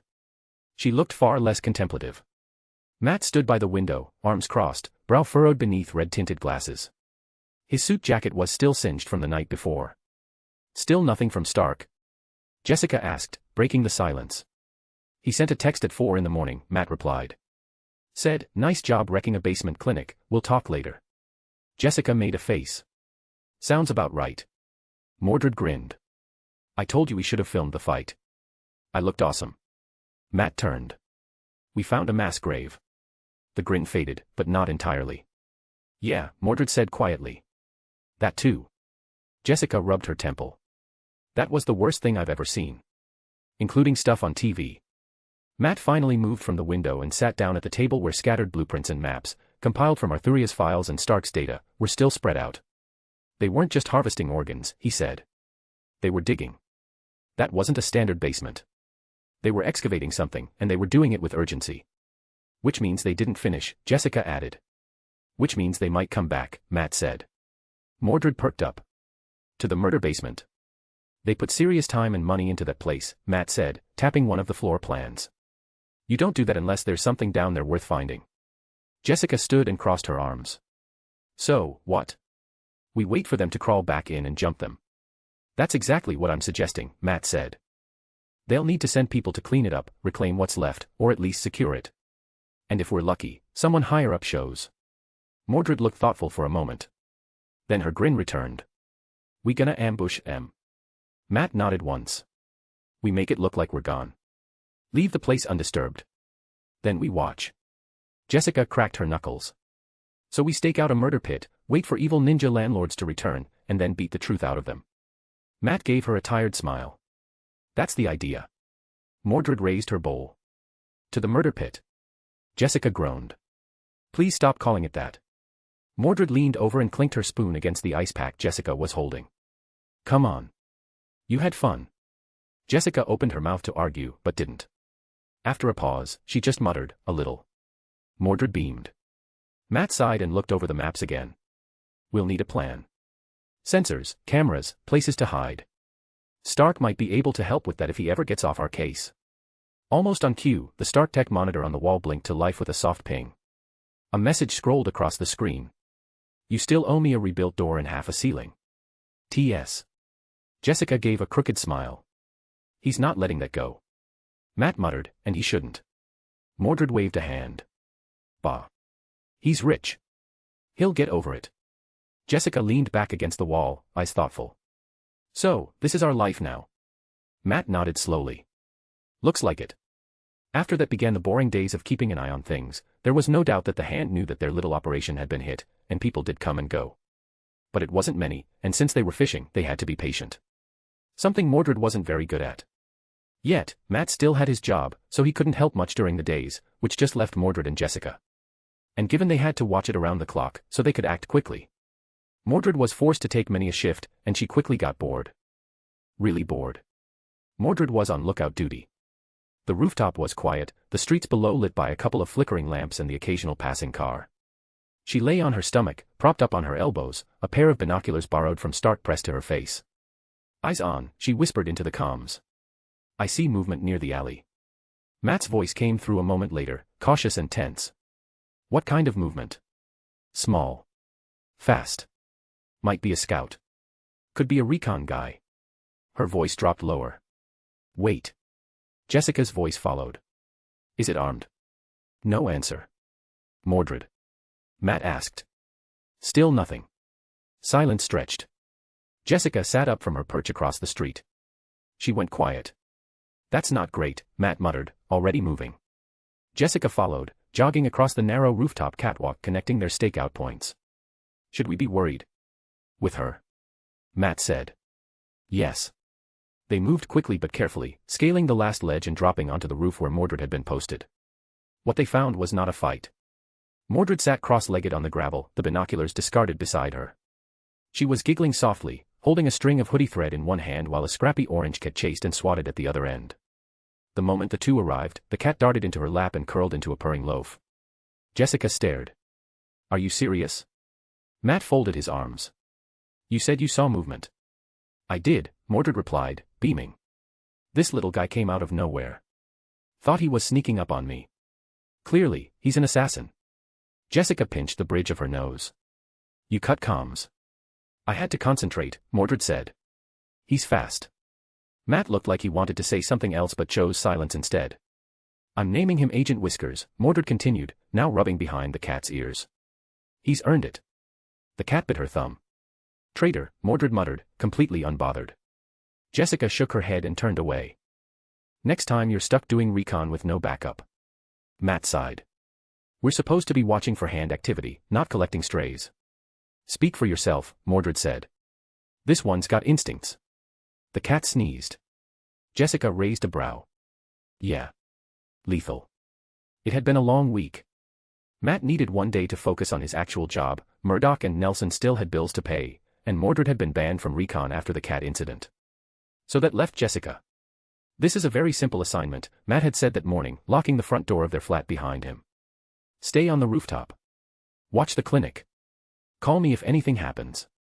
No drinking. Jessica saluted with 2 fingers and a smirk. Scout's honor. You were never a scout.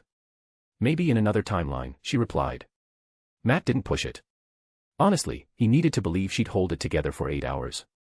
Even Mordred, still wrapped in a blanket and watching cartoons with toast in her mouth, gave a thumbs up. Don't worry, Matt. I'll make sure she doesn't completely mess up. That should have been his warning sign. The call came just after noon. Matt was halfway through reviewing a property dispute case when his burner phone buzzed. The caller ID was restricted, but the voice on the other end was familiar and deeply unimpressed. This Matthew Murdoch? Yes. Who's this? This is Officer Hernandez down at the 15th Precinct. We've got a Jessica Jones in holding. She said to tell you she was doing spy stuff and that you'd be eternally grateful if we let you pick her up. Matt sighed. I'll be there in 10. The station smelled like sweat, paperwork, and cheap coffee. Matt's cane clicked with every step as he made his way through the lobby, already regretting his life choices. Jessica was slouched in a holding cell bench, sunglasses crooked, hair a mess, and smelling like a distillery on legs. She perked up when she heard his steps. Matty, she called. Hey. What a surprise.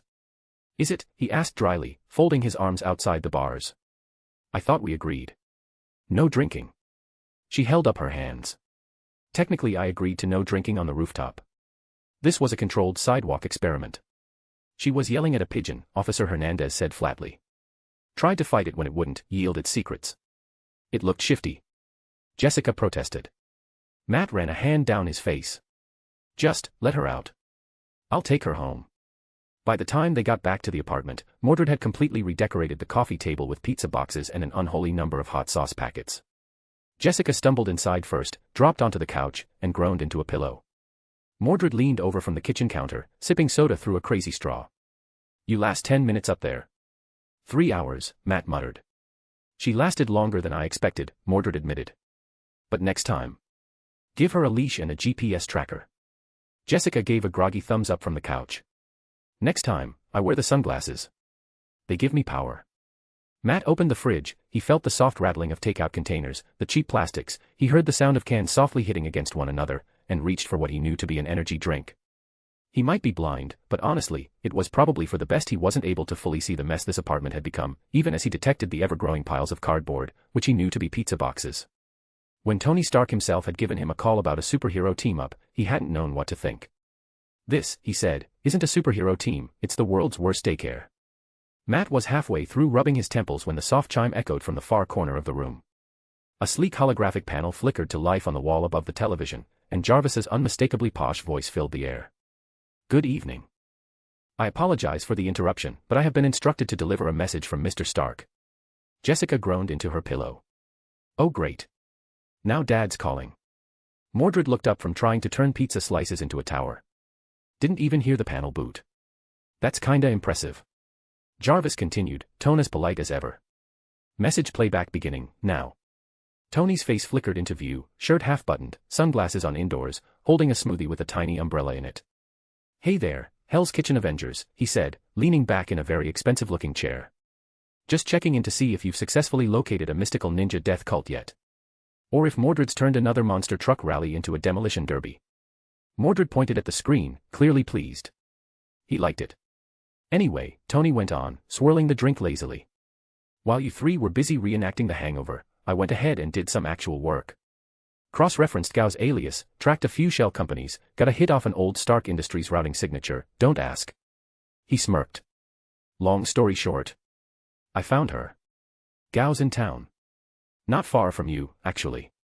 Little warehouse, real low-key, not listed on any digital maps. I'm sending coordinates. You're welcome. Jessica sat up slowly. Wait, seriously? Oh, and one more thing, Tony added. If any of you wreck that apartment again, I'm sending the invoice directly to Albion's royal treasury. Stark out. The screen went black. Mordred blinked. He totally stole our thunder. Matt exhaled. So all the rooftop stakeouts.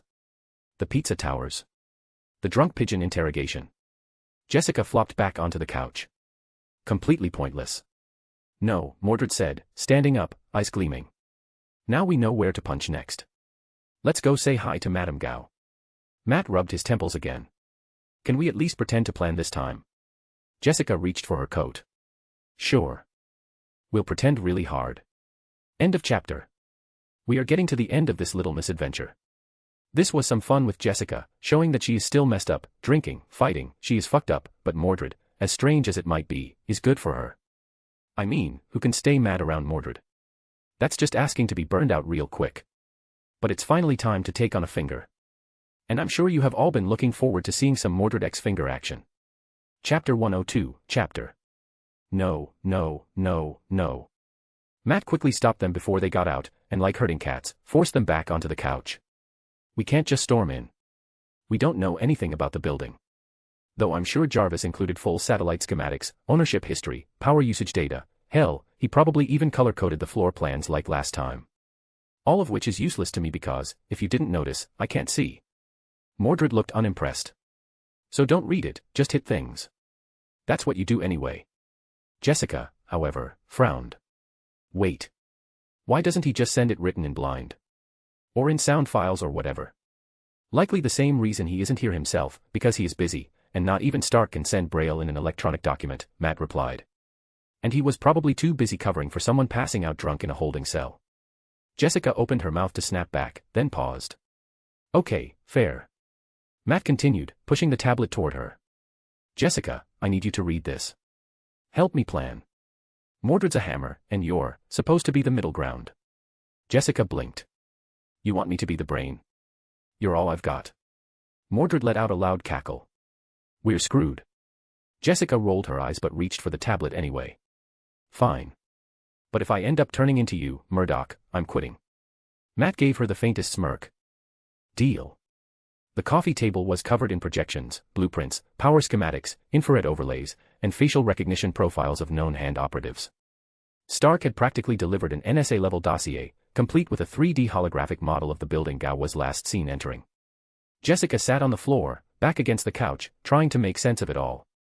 The blueprints hovered in the air before her, shifting angles as she waved her hand, zooming in on staircases, exits, underground corridors. This. She muttered, rubbing her temples. This looks like a tech demo from hell. Matt stood nearby, arms crossed. I've listened to every data file Jarvis sent, but there's only so much I can track without being able to actually see the projections. You mean you're flying blind, Mordred said, sprawled on the couch behind them, casually juggling a bag of jelly beans like they were knives. Figures. I am blind, Matt said dryly. Right, Mordred said, then paused. Still. Feels like we're not really built for this part of the mission. Jessica tried to swipe to the next slide in the hologram, only for the whole thing to tilt sideways and spin. Oh, come on, she groaned. Why does every page look like a damn sci-fi maze?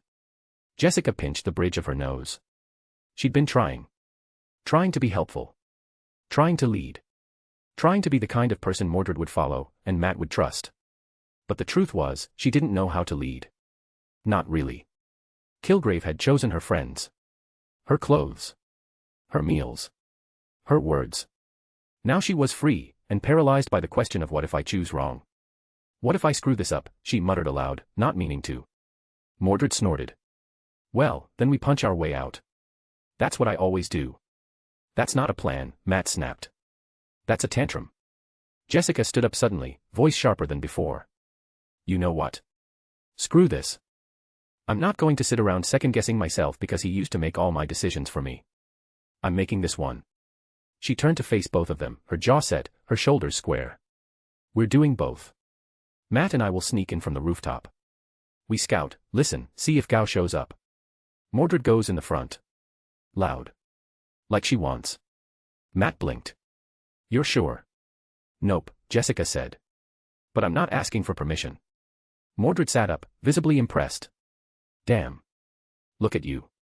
Jessica smirked. Just a little. Don't get used to it. Matt gave a quiet nod. All right then. I'll start prepping the gear. And just like that, the mission had a shape. The city was quieter now. Not silent, New York never slept, but hushed enough for shadows to stretch, for whispers to travel between buildings, and for three figures to move like ghosts above the streetlights. Mordred cracked her knuckles as they stood outside the target building. Front door, yeah, she asked, grinning. Or should I climb through a window and really ruin their night? Jessica rolled her eyes. Try not to set the building on fire. No promises. Matt crouched beside the back of the van Stark had lent them, still somehow polished to perfection despite the trio's efforts to trash it in just few weeks. He checked the comms, then held out an earpiece. Jessica took hers and slipped it in. Mordred stared at hers like it was a bug. Does it go in or just stick on? She asked, poking at it. Just put it in your ear, Jessica muttered. Mordred grumbled, jammed it in sideways, and tapped it twice. Yo, Mordred online. Call sign, Dragon Punch. No, Matt said instantly. Jessica smirked. Too late. That's canon now. Matt sighed. Let's go over the plan. Mordred enters first. Loud, fast. If Gao is in there, we want her attention focused on the entrance. Meaning she either escapes up, Jessica started. Or down, Matt finished. We'll be watching from above.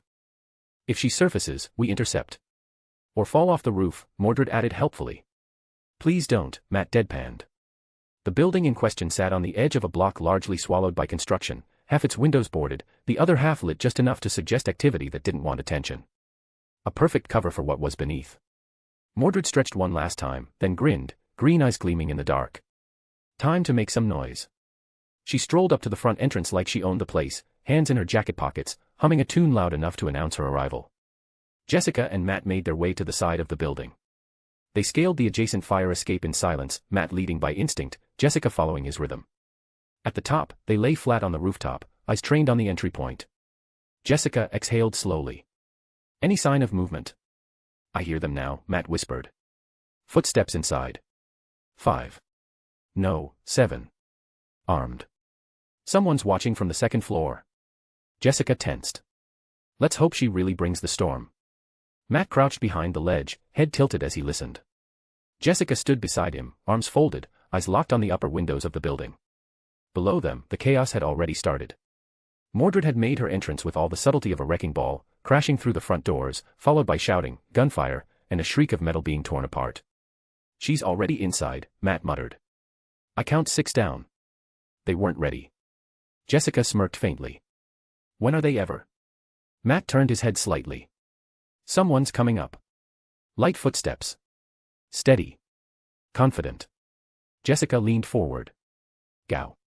Likely, whoever it is, they don't seem worried. I think I also hear a cane tapping the stairs, though I could be wrong, the gunshots make it difficult. Cane. Then she likely isn't as dangerous as expected. Jessica commented as they watched the roof. Don't be too sure, and get ready. Matt warned her. Momently later, the roof access door opened, and Gao stepped out like she owned the world. She was small. Frail-looking. Dressed in soft slippers and robes, her silver hair tied neatly back. She tapped her cane once on the concrete rooftop and paused, eyes closed. I know you're here, she said softly. Show yourselves. Jessica stepped forward. Nice night for fresh air. Gao opened her eyes. She smiled. Matt was already moving, charging in with sticks raised. Jessica went the other direction, trying to flank. Gao moved like a breeze. One step, one twist, and then she struck the rooftop with her cane. The blast of chi cracked the rooftop beneath her feet and sent Matt flying like a rag doll. Jessica's confidence shattered in an instant. She froze, watching Matt slam against a wall and drop to one knee. Her breath hitched. Gao turned toward her. You too, the woman said gently. I expected the so-called devil of Hell's Kitchen, but not that he brought friends, not that it would change anything. After all, your ace is down there, distracted, giving me all the time I need to deal with you. Gao was calm, ancient confidence in her eyes said enough. She raised a hand slowly, fingers curling like the claws of some withered beast. Jessica didn't move. Couldn't. Then Gao struck. She didn't leap, or lunge. She flowed, gliding forward on the balls of her feet with a speed that didn't make sense for someone her age. The first blow didn't come from her hand, but from the air itself, a sudden ripple of force that hit Jessica square in the chest, launching her backward into a rooftop vent with a metallic crunch. Jessica. Matt's voice rang out. She rolled to the side just before another wave of invisible energy splintered the metal beside her. Enhanced. Just like him. Jessica's breath caught in her throat. That same twisting panic, the helplessness that gripped her every time Kilgrave so much as looked at her, it clawed at her spine. This woman could knock her across a room with a flick of the wrist. She wasn't ready. Move. Matt shouted again, swinging his baton at Gao, but she danced around it like smoke, fluid and untouched. I can't, Jessica gasped, ducking low, her body trembling, I can't. Gao turned her attention toward Matt. Her next attack sent him flying, straight into the rooftop ledge. He groaned and slumped, not out, but stunned. Jessica saw him fall. And the panic cracked. Not because the fear was gone, but because someone else needed her. Her fists clenched. She surged up from the rooftop, legs pumping, teeth bared. Gao turned just in time to catch Jessica's punch with her palm. But this time, the force behind it pushed her back. The rooftop cracked beneath them. Gao's eyes flickered with something, was it surprise? Jessica didn't give her a second to speak. Left hook. Elbow. Knee. Each strike wild, raw, desperate, but hers. Every swing was a choice. Her choice. Not Kilgrave's. Not anyone else's. Gao retaliated, a wave of chi blasting out from her hands, but Jessica planted her feet. It staggered her, sent blood trickling from her nose, but she stayed upright. I'm not afraid of you. Jessica screamed. Gao stepped back, adjusting her stance, but Jessica was already moving again. They collided at the rooftop's edge, and this time, it was Gao who stumbled. Jessica grabbed her coat and threw her, slamming her into the metal doorway with a thunderous clang. The walls shook as Mordred slammed a body through the bricks. She ditched subtlety the second they entered. Subtlety was Matt's thing. Jessica could pretend. Mordred. Mordred preferred results. The halls were dark, dusty, and worn, they had seen better days for sure. The only thing not old and dusty was the men, their blades shiny, their guns new, all useless against Mordred. Even without her armor, she wasn't easy to hurt. Not that they didn't try. She wiped blood from her jaw with the back of her arm, stepping over the twitching headless remains of someone who tried to block her path with a crowbar. Seriously? A crowbar, she muttered, more disappointed than angry. Around her, the lights flickered, too many smashed bulbs, too many bodies hitting the walls. It was a good thing this was an old brick-and-mortar building, or the amount of damage she did could have brought it down on top of her. From deeper in the compound, she heard the grind of heavy machinery. That low, churning whump-whump-whump of massive drills or excavation gear. They were digging. Her boots thudded across reinforced steel flooring as she reached the edge of a new shaft, one they hadn't seen in the stolen blueprints. Freshly reinforced, rimmed in metal, it yawned downward like the throat of some mechanical beast. At least 3 stories deep. From below, the sounds of work continued. Machinery. Voices. Maybe half a dozen men yelling orders in Mandarin or something close to it. Mordred's eye twitched. She could wait. She could call it in. Get Matt or Jessica or even Tony to review it. But patience had never been her virtue. She grabbed a pipe from the wall, ripped it clean, and leapt. End of chapter. Finally, Gao shows herself, and she is smart enough to avoid Mordred, as expected of someone who have lived so long, they know how to run and hide when things gets rough. And what gets rougher than Mordred? But yes, Jessica, I wasn't to give her some development she had been doing well, getting distracted by Mordred, drawing strength from her. But in the end, she was just hiding behind her. Not confronting the truth. Here, she had a bit of growth, fully coming to terms with the fact that she let herself get pulled along, afraid to really make her own decisions. Here she does that, she makes the call, and then she sees a fight, getting scared at someone else enhanced, reminded of Kilgrave, but she overcomes it, seeing her friend in danger, reminded of Mordred's just punch everything attitude, she powers through her fear. Mordred, Certified Psychiatrist. Chapter 103, Chapter. Madame Gao had to admit that these people were causing her some real trouble. The warehouse raid was one thing, she lost a lot of manpower that day, not to mention a lot of product was lost. Still, it wasn't too bad, at most a minor setback. Even the raid on her shipment while under transport was just annoying, not enough to truly damage her standing. Sure, some rivals might think her weak, vulnerable, but she would show them the truth if it came down to it. She wasn't new to his business. She had experienced far more than the entire lifespan of this nation, she wasn't about to panic over lost profits. She, after all, had time on her side. The attack on the clinic, however, was different. That couldn't be lost. It was an important site not just for her, but for the entire hand. Should she lose that, she would have to answer to the other fingers, and she really didn't want to do that. Not because of fear, but because they could hit her where it really hurt.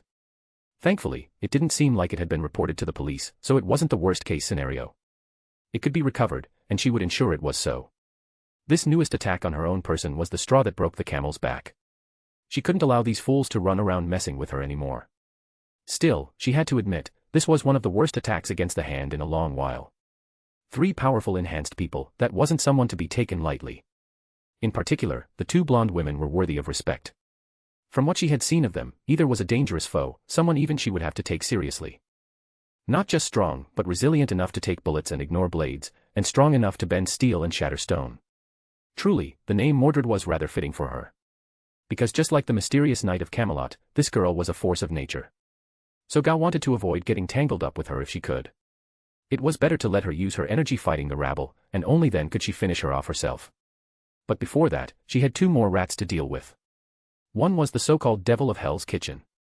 He was nothing special, a minor annoyance at worst. Nothing worthy of her attention.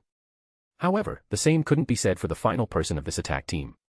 Because the older blonde had been replaced with another woman, another enhanced one. Though one thankfully far weaker than the one calling herself Mordred. Still, it was better to get rid of her before having to deal with the Mordred fangirl. After all, the black-haired one, while weaker, was still strong enough to be a risk should she team up against her with the other one. So, while Mordred smashed her way through her guards, she made her way up to the roof. And as expected, the last 2 of the troublesome trio waited for her up there.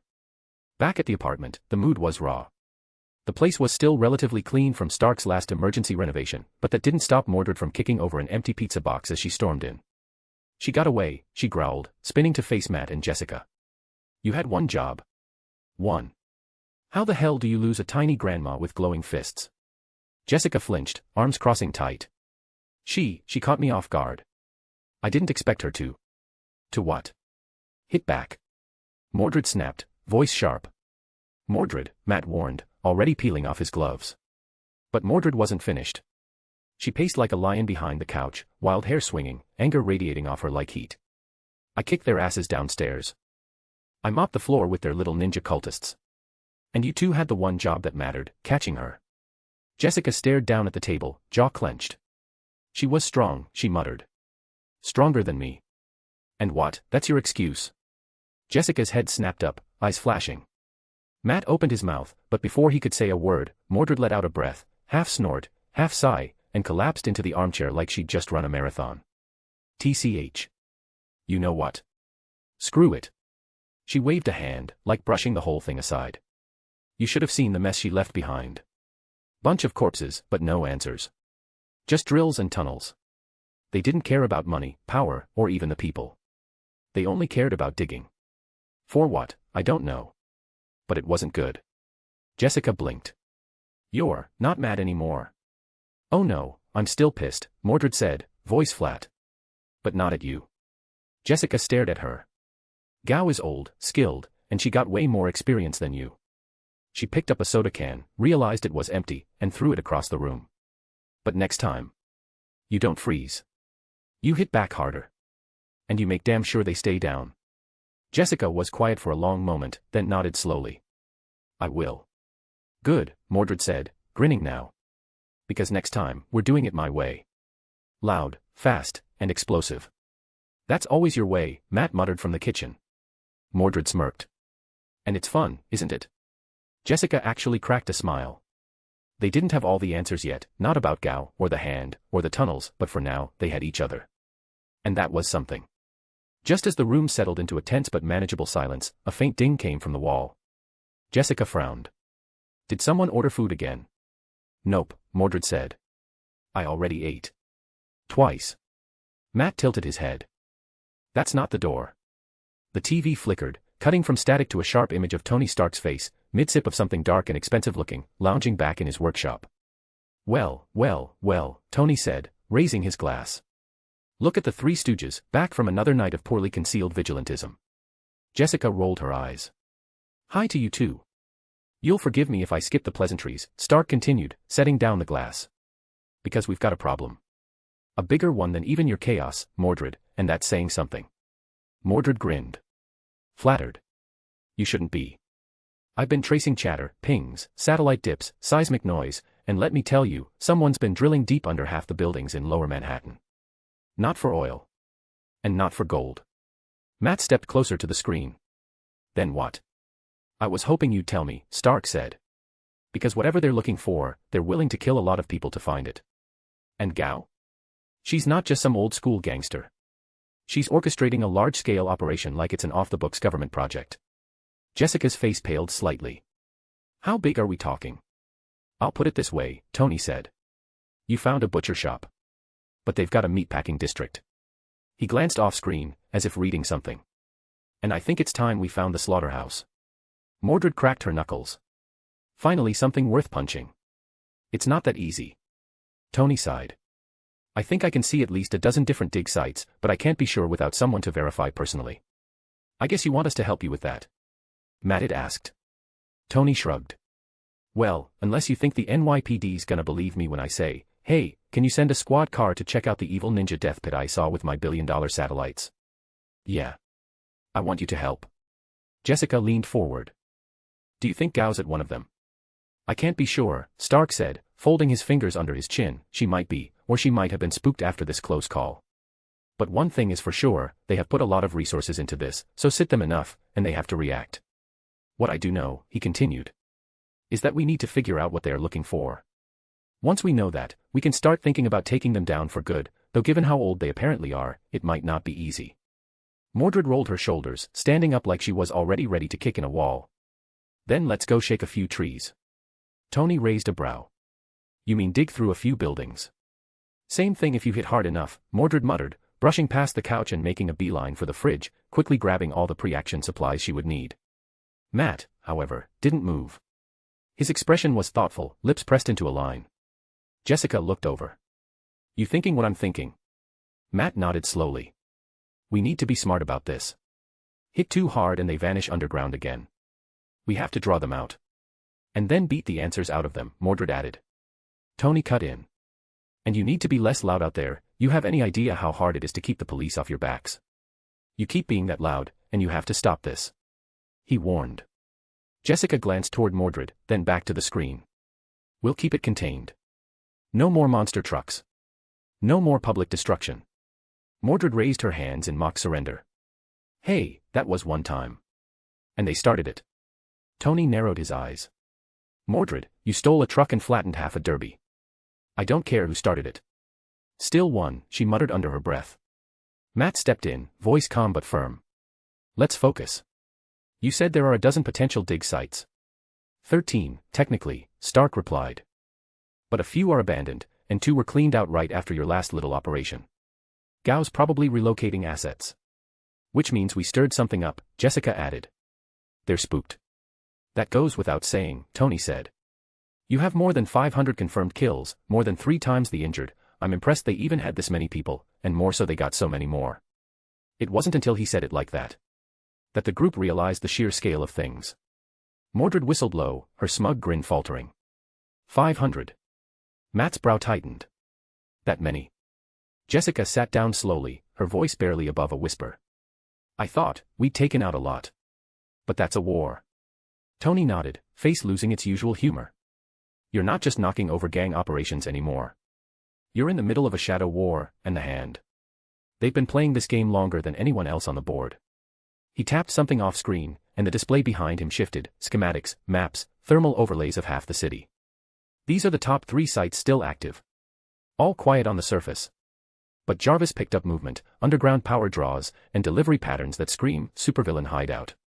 If they're after something buried, it's gonna be in one of these. Jessica stared at the map, then at the lines indicating depth. How deep are they going? Deep enough to get noticed by people who measure seismic stress. That is, dangerously deep, they could cause large-scale structural problems for the surrounding area. So we can't just let them continue. Tony added. Matt stepped closer, tilting his head slightly as though trying to feel the tension in the images. If they're digging that far down, they're either reckless, desperate, or both. Mordred leaned over the table, peering at the map. Or really confident they'll find something. You don't carve through half a city unless you think there's a prize at the bottom. Jessica's brow furrowed. And if they find it, whatever it is, I think we can all agree they shouldn't get it. Tony said bluntly. Too many people have been harmed by these to allow them to win. The room fell silent again. So what's the plan? Matt asked, folding his arms.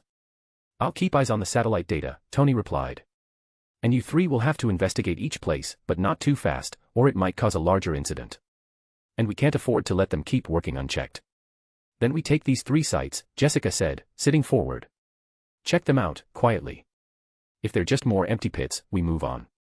If not, then we burn the place to the ground, Mordred finished for her, with a grin. Tony gave a noncommittal shrug. Or, just maybe arrest someone. Subtlety is still a thing. Mordred clicked her tongue. Boring. Matt ignored the banter. Give us the site with the least surface activity first. Somewhere we can get in and out without being seen. We'll start there. Stark nodded. Sending the files to your secure devices now. Coordinates, layouts, everything we've got. The TV flickered off, Stark's smirk vanishing with it. Silence again, this time heavier with purpose. Jessica finally broke it. All right. Time to get back to work. Mordred rolled her shoulders, stretching like a fighter before a bout. You know what that means. Matt sighed. No explosions.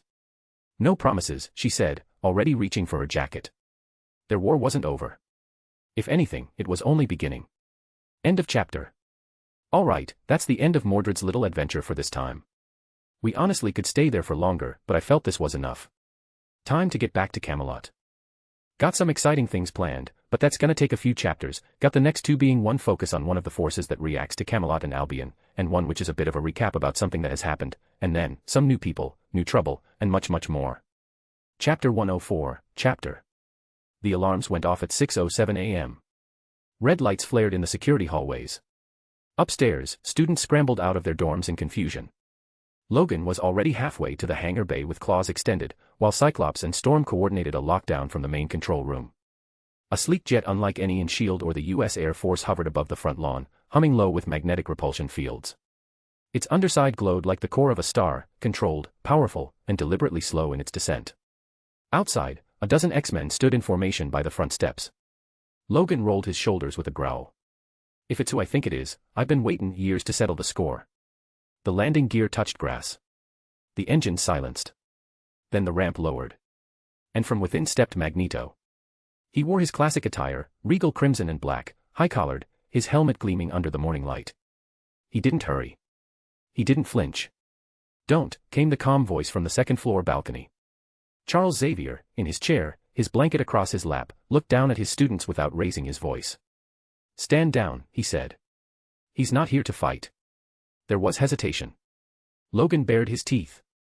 Cyclops muttered something under his breath. But the X-Men obeyed. Reluctantly. Eric stopped at the edge of the steps, lifting his gaze. Hello, old friend, he said, voice smooth and unreadable. Charles inclined his head slightly. To what do I owe the honor? Magneto's eyes flicked past the students, past the young faces frozen between training and war. His voice was low, but it carried. I came to talk. About your dream. And mine. Magneto ascended the steps as if he belonged there. His cape drifted behind him like a banner, and his helmet gleamed like a holy crown in the morning light. I hope you don't mind offering me some breakfast, he said smoothly, as if he were a guest and not the school's most dangerous visitor. I haven't had anything to eat since leaving Europe. Charles arched a brow. Of course. Come inside. He turned his chair and led the way, calm as ever. The dining hall wasn't built for moments like this. A long wooden table ran the center, sunlight filtering in through tall windows. A few chairs were already pulled out from early risers, but the professor rolled to the head and nodded toward the place beside him. "Sit," he said simply. Magneto did, without hesitation. Within minutes, the kitchen staff, some mutant, some not, served eggs, toast, coffee, and tea. No one asked questions. No one dared. The X-Men stood around the edges of the room like a security detail, arms crossed and eyes unblinking. Logan leaned against a wall near the door, claws just below the skin. Cyclops stood by the coffee maker, eyeing Eric like a coiled spring. Even Storm, serene and composed, looked ready to raise a hurricane at the first wrong move. And in the middle of it all, Charles and Eric sat like two old professors at a university table. Two men who'd once shared a dream. Two men who had broken it in half. Eric cut his toast precisely, calmly. "You know, Charles. I always did appreciate the way you refused to panic. You make it so easy to pretend this is just a civilized chat between two friends." Charles lifted his tea. "Because it is." Eric smirked. "Tell that to your students. They're practically vibrating." "I trust them to control themselves," Charles said, without looking up. "That's more trust than I'd show," Eric replied, though his tone was more amused than mocking. He sipped his coffee, glanced at the food, and then at the room. "This place hasn't changed," he said. "It still feels like hope wrapped in wood and stone. I wonder how long it'll last when the world finally stops pretending to be fair." His gaze lingered on the younger students peeking nervously through the door. Charles followed his eyes. "That's why we fight. To give them more time to grow into something better." Eric gave a quiet, thoughtful hum. "Or to teach them that power is the only thing that truly protects them." The room tensed again. But Charles only smiled gently. "There it is," he said. "Your thesis. Shall we debate it over jam and eggs?" Eric lifted his fork. "By all means." The clink of silverware and the occasional shuffle of boots were the only sounds for a long moment. Then Eric set down his fork and looked directly at Charles. "Tell me, Charles, how do you see the new development with Albion?" The two had had these kinds of talks many times over the last few decades, always the same back and forth. Both always firm in their conviction.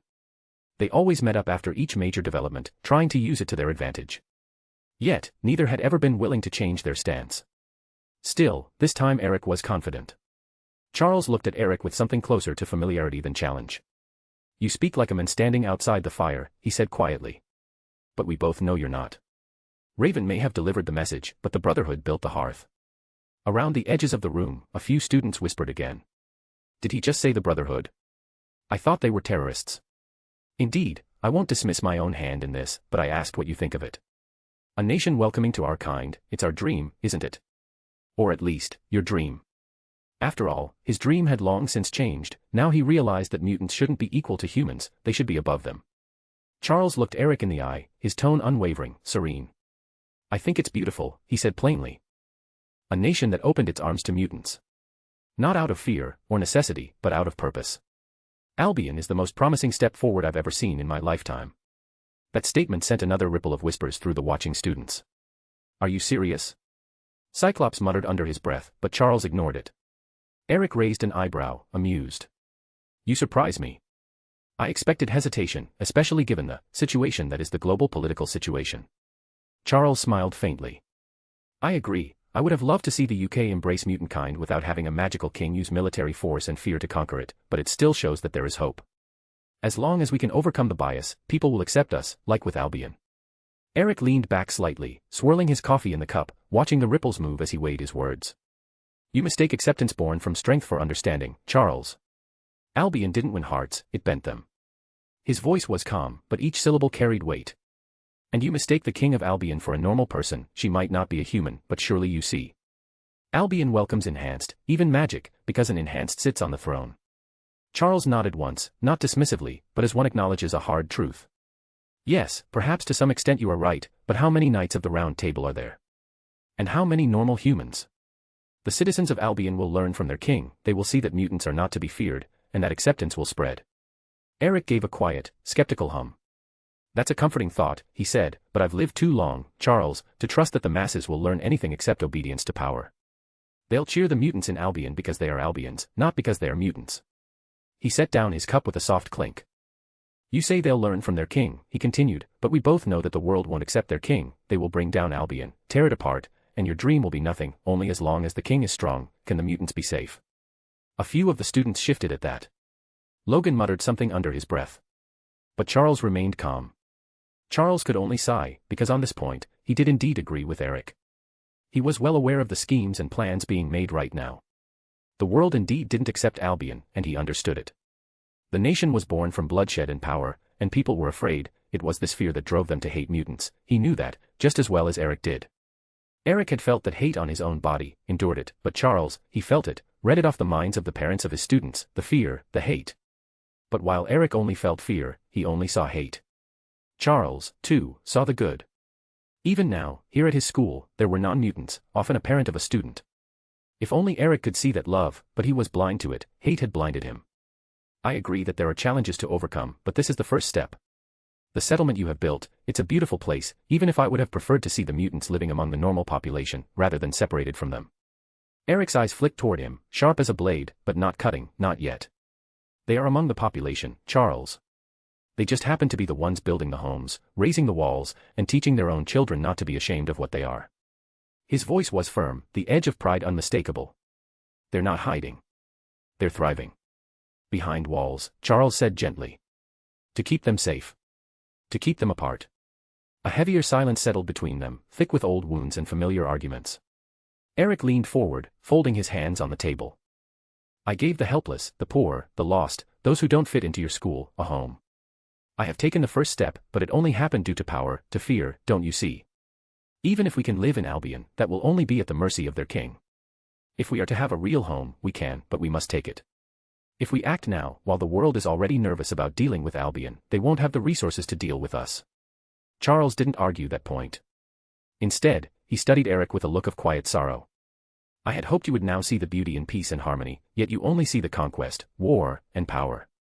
You want to cause more chaos, to push the world harder. I find myself disappointed with you. Eric's expression didn't falter. If anything, Charles's words seemed to harden the lines of his face, less in anger, more in inevitability. I did see the beauty once, Eric said. Long ago, when we were young and foolish and thought good intentions were enough. But I've buried too many children to believe in harmony without strength behind it. He didn't raise his voice. He didn't need to. All Albion has done, he continued, is prove my thesis. That safety is not granted, it is taken. And that peace only exists when those with the power to destroy it choose not to. And what of trust? Charles asked softly. What of teaching the world not to fear us? They will always fear us, Eric said. The difference is whether they fear hurting us, or fear what happens when they try. That silence returned, heavier than before. Outside, the morning light crept up the windows. In the hall, a student coughed and quickly silenced themselves. Charles looked around at his students, then back to the men across from him. So what is it you've come here for, Eric? To gloat? To rally? Or to say goodbye before you start a war of your own? Eric took his time answering. He glanced at the eggs cooling on his plate, then back at his oldest friend. I came, he said, because I still believe, in some corner of your mind, you know that I'm right, and that you will join me. Together, we could do this, we could take Ireland, right next to Albion, we could be safe there. Charles's eyes narrowed, not in anger, but in something like pain. You would take Ireland, he repeated softly, almost disbelieving. You would create peace by war. Security through conquest. You've become the very tyrant you once vowed to resist. Eric didn't flinch. Don't act surprised, Charles. I've never lied about who I am. And I am done waiting for humanity's approval. Albion rose because it had the will. The strength. The right person on the throne. That person, Charles said firmly, opened their doors to you. Gave your people sanctuary. Are you really suggesting we respond by carving up their neighbor? Eric stood slowly, the chair sliding back with a soft scrape of wood against floor. His cape swayed with the motion. I'm suggesting we learn from them. Before the world unites in fear and crushes us both. You have your school, I have my settlement. But how long will they last, Charles, when the bombs start falling again? When the tolerance dries up the moment it's inconvenient.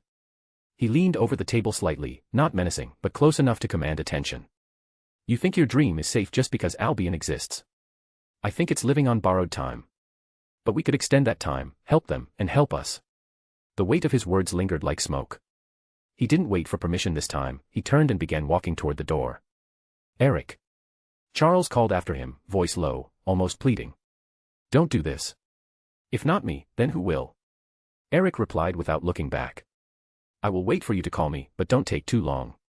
And with that, he was gone. Outside, the hum of his jet began to rise again. Inside, the X-Men remained silent. Charles sat there for a long time, his hands folded, his tea cold, his heart heavier than it had been in years. End of chapter. All right, the X-Men, the X-Men. The mutants have already shown up, and therefore, I felt that they should have some time in the spotlight. Magento is someone who is both the bad guy and the good guy depending on who the real big bad guy is. He can't be both, and that means he is both, always standing just between the two sides. Here, I will be exploring what he will do when he is shown the path of kings. Chapter 105, Chapter. What do you mean it's impossible? I couldn't help but raise my voice as I was once more given bad news. Before the throne, the royal advisor of technology cowered. Please, forgive me your majesty, but, it can't be done, that element, it can't be made, it is simply impossible. The alter part of me screamed to just blast this fool into dust, but the rest of me held that impulse back. Tony Stark did it alone, within 3 weeks of knowing the element structure. And you, with the full support of all the nation's scientists and unlimited resources, have made no progress after this many months. The men shrank further beneath the stained glass shadow of my throne. Stark is a special case, we really can't compare to him, he is a once-in-a-generation type genius, he stammered.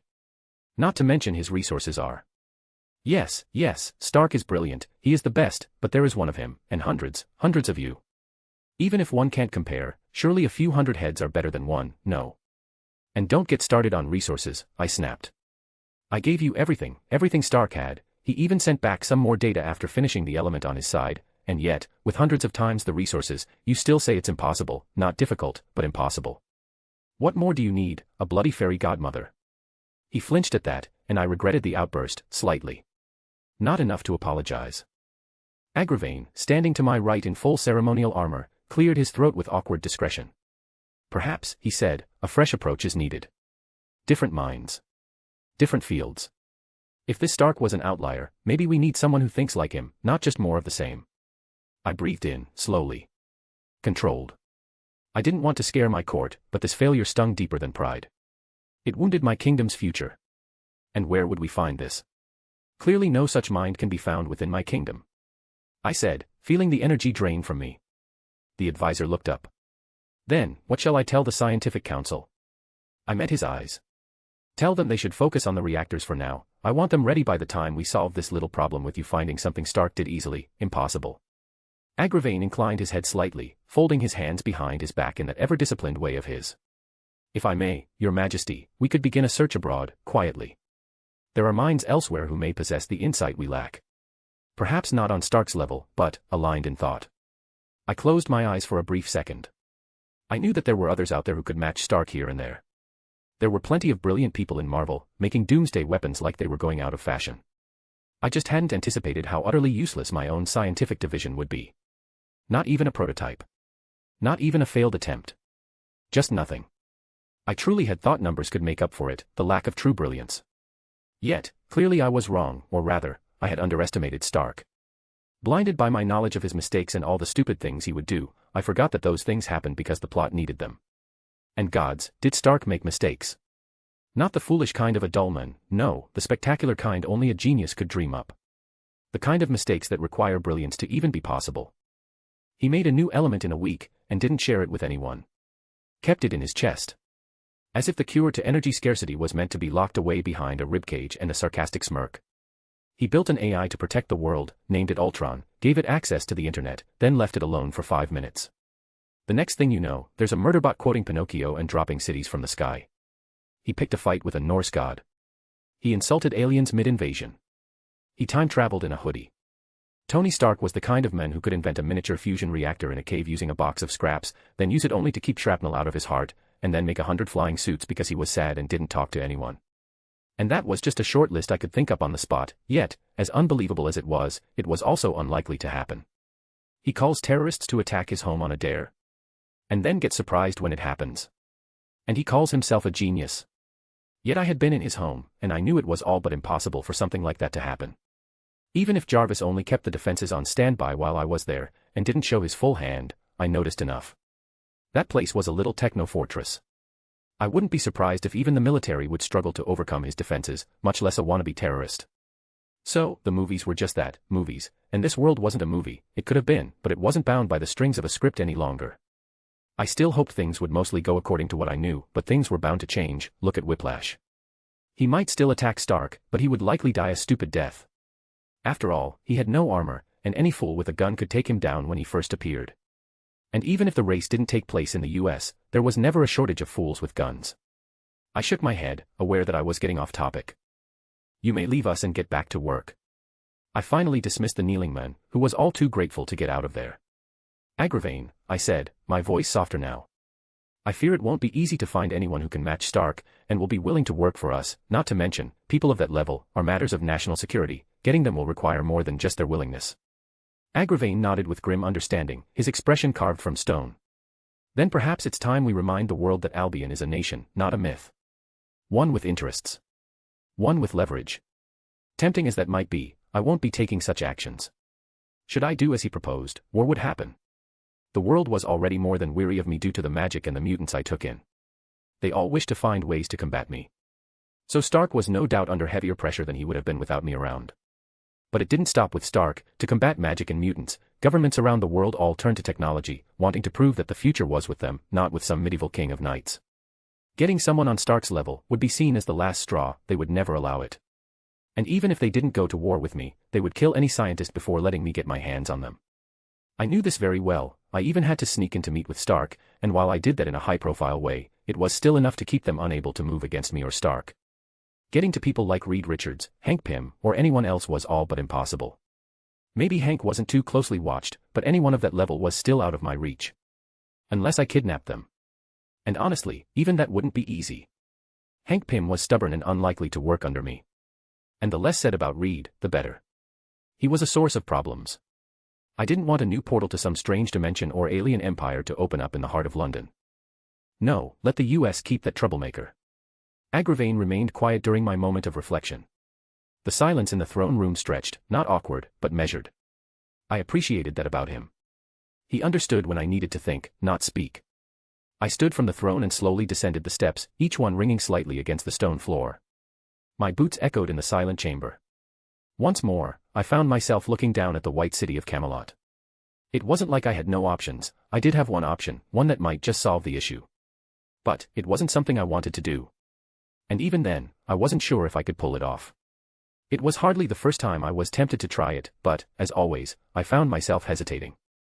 Agravain took a single step forward, as if sensing the shift in my silence. Your Majesty, he said cautiously, I would advise against reckless action. If there is another path you're considering. There is, I interrupted, still gazing out at the horizon, at the glittering white towers and sun-warmed battlements of my rebuilt kingdom. But it is not one you, or anyone, can advise me on. He bowed his head slightly. Then I will not presume. Only, remember that you are not alone in this. I appreciated the sentiment. But there are things only a king can carry. Even now, the temptation tugged at the edges of my mind. If Albion's brightest could not match Stark, then perhaps what I needed wasn't in this age at all. I shall give them more time to try on their own, but once we have all the reactors up, and they still can't make the fuel, then I might have to take action. My words were as much for me, as they were for him. Maria Hill tapped her stylus against the edge of the console, eyes narrowed as yet another report came in. Satellite data. Albion was building something big and high-tech. And her superior wanted to know what. Which wasn't easy, they had few spies left there. Having pulled them back under the threat of lie-detecting magic. Ma'am, one analyst called from the other side of the room. We've got another hit. Priority 4 individual have shown up again. Which one? She asked without looking. Vegas 1, code-named, Little Lion. Hill's gaze flicked up. Little Lion. She's the short one, isn't she? Yes, ma'am. Red jacket, messy blonde hair, and a big spender. She appeared with the code-named, Winning Queen again, and alone a few times later. The analyst slowly continued as they read off their screen. Wait, they appeared multiple times. Why have I not been informed about this before? She couldn't help but ask. I'm just finding out myself, I'm not sure why, but the system didn't ping us about her appearance. I have to look through the data manually. But the Little Lion seems to have been busy, dozens of sightings over the past month alone. Hill's jaw tightened. Dozens. She turned fully now, stepping closer to the analyst's terminal. A flurry of new data points lit up the screen, timestamps, blurry stills, flagged keywords from open-source camera feeds, street-level drones, and even a few police reports. She's been active this whole time, and no one noticed. The analyst shook their head. It's the weirdest thing. We had facial matches in the system, but no automatic alerts triggered. It's like someone slipped a blindfold over our surveillance filters. Hill put a hand on his shoulder. Keep those thoughts to yourself, she warned. This wasn't a good time to talk about leaks or failures on S.H.I.E.L.D.'s part. She was well aware that her boss was struggling to deal with the Security Council, and the last thing he needed was for them to get more ammunition to use against him. What have they been doing since disappearing in Vegas? The analyst pulled up a second screen, this one messy, chaotic strings of incident reports, stills of scuffles, police bodycam footage too distorted to make sense of, and eyewitness accounts filled with contradictions. Hell's Kitchen mostly, he said. A series of assaults and destruction cases. Some of it seems vigilante-based. Little Lion seems to have joined a vigilante team, causing plenty of problems for both criminals and law enforcement, often due to being excessive. Hill's lips pressed into a thin line. Define excessive. More than 200 reported deaths, and the property damage is vast. Hill didn't blink. Sounds more like a terrorist than a vigilante. Some people at the NYPD might agree with you, ma'am, the analyst replied quietly. But there's a catch. Hill's eyes narrowed. There always is. She's been targeting known members of the Hand, he said, pulling up flagged files, mugshots, sealed case files, redacted field reports. Low-level enforcers, suspected lieutenants, and a few that were on S.H.I.E.L.D.'s own inactive watch list. It's hard to argue with the results, even if the methods are brutal. Hill folded her arms. And the others? The civilians caught in the blast zone. Still sorting through it. Some might have been guilty by association, some weren't. But the overall pattern is clear. Someone's waging a war. And they're not being subtle. Well, time to put an end to it. This is clearly becoming a S.H.I.E.L.D. concern, with so many deaths and enhanced individuals. Find me everything you can on this team, and their actions, and double-check for other missed pings, she ordered. End of chapter. To think that S.H.I.E.L.D. messed up, but then again, when don't they? Was it Hydra? Or Stark? Or someone else? Who knows? Not you, that's for sure. After this I only have one more chapter ready to go, before I get back home and able to write again, so you will be right up and getting chapters hot off the press by then. Chapter 106, Chapter. Mordred once called me a paper king. She said it with a grin, of course, mischievous, proud, mocking. Tossed the words over her shoulder like it was some grand joke. I had smiled at the time, too. But now, with the sun low in the sky and a stack of unsigned decrees taller than a long sword, I found myself wondering if she'd been more right than she realized. No battles. No blades.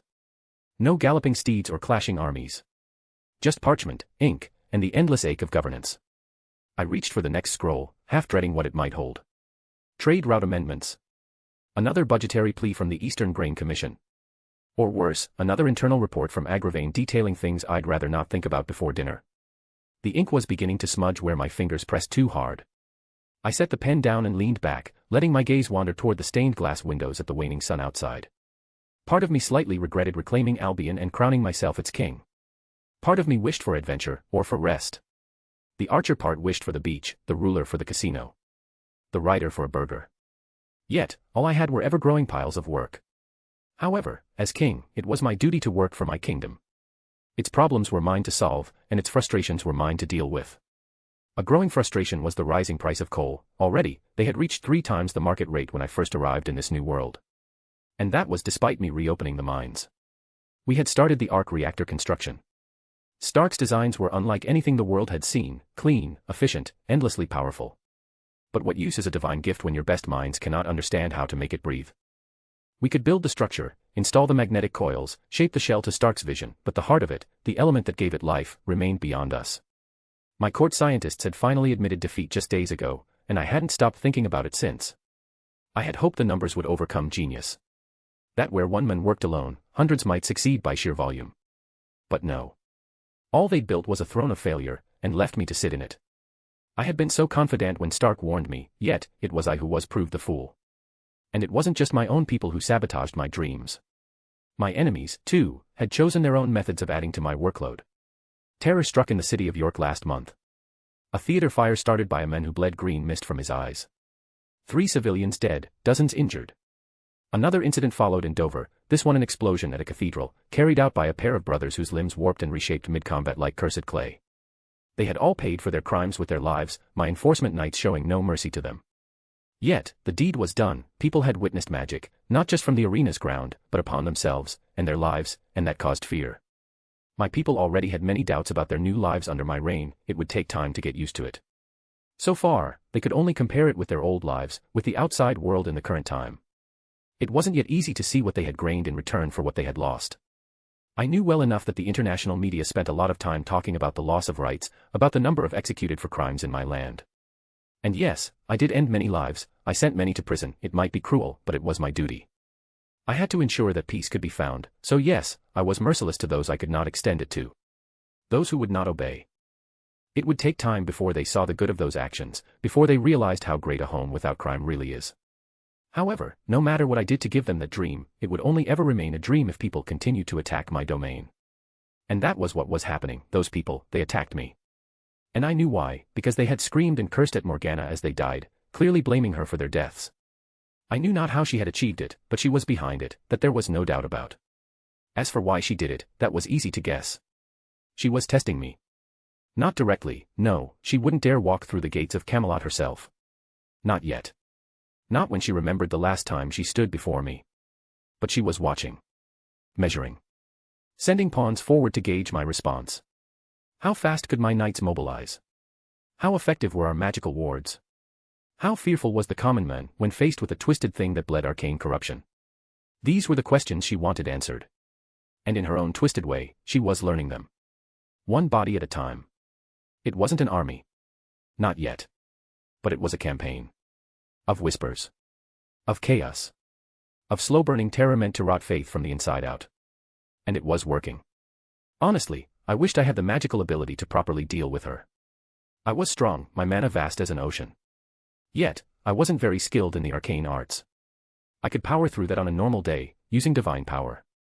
But it wasn't enough to deal with her trickery. I had not learned much from my time under Merlin, he was a kingmaker, not a great teacher. And sadly, I wasn't the caster from the 6th Lost Belt. So I didn't even have a caster origin to fall back on. And the magic users recruited so far were not nearly powerful or skilled enough to help. Not against her. I would need more than raw strength or flashy spells. I would need understanding. Technique. Patience. A level of magical fluency I didn't yet possess, in person or in realm. Morgana was, after all, one of the most powerful magic users of all time, at least on Earth. So few could match her. And none of those were willing to serve me. I could attempt to recruit someone talented and train them, but I was hardly the best teacher, nor did I have the time for it. So the Ancient One got to keep strange. I put the thought behind me and reached for another report. This one, unfortunately, had Agravain's seal. I broke the wax and scanned the contents, already knowing it would sour my mood. Another foreign spy caught. This one in Gloucester, posing as a trade liaison from a Central European transport firm. This made the 12th confirmed spy this month. Or at least, the 12th we caught. I sighed and placed the scroll aside. I couldn't blame them for wanting to know about my realm, and I didn't. If they came as tourists, they were welcomed. And there were many of those, countless. Hell, I even allowed Black Widow, Natasha Romanoff herself, to run around inside my capital. Yet some people, some organizations, some governments, and some nations wanted more. They wanted secrets or to do more than just learn, they wanted to act, to sabotage, to build resistance to my rule. Whatever they sought, it went beyond what I allowed. And so I acted without mercy, yet clearly more kept coming, certain that I killed them before I had something to hide, and that they got too close. They were wrong. While I had many things to hide, those things weren't something they could find, my secrets were in my head only. My treasures stored in my divine soul. They couldn't steal anything like that from me. But they were unwilling to believe this truth, they didn't want the truth, they wanted control, and they couldn't control me. Couldn't control Albion's fate. I sighed. So much work. I whispered as I moved on to the next document, the next scroll, the next issue, and the next report. My work seemed endless, and I couldn't help but miss Mordred. Her noise. Her fire. Her chaos. No doubt she would try her best to distract me, she would slow my work down with her antics, but she would entertain me, bring a bit of joy to the endless work. Maybe it's time to call her back again. I whispered as I reached to pick up a new scroll. Only, I didn't. Because at that exact moment, a ripple passed through me. My hand jerked reflexively, elbow catching a stack of scrolls. Parchment scattered across the floor like fallen leaves. I stared down at the mess, then exhaled slowly through my nose. Wonderful. I rose from my seat, brushing off my gloves and glancing toward the door. The magic woven through the walls of Camelot whispered truth into my ears, and the names that reached me were not ones I expected. I frowned. Guests. Very unusual guests. Unusual enough, it seemed, to make even a king drop her paperwork. The train had been surprisingly pleasant.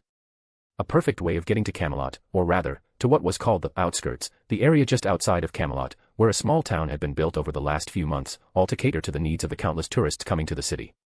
Sprite pressed her nose to the window as the rolling hills of Albion gave way to the ivory shimmer of Camelot. It didn't look real, not in the way she remembered castles from back then. Wow, she said, lips curling into a smirk. It's way better in real life than on TV. I can't believe this was built in one night. Cersei sat across from her, legs crossed at the ankle, a sleek coat folded neatly in her lap. Her gaze was more measured. Indeed, even I can't figure out how he did that. And she really couldn't figure out how. She had known Arthur, and yeah, he wasn't bad with a sword, but building this.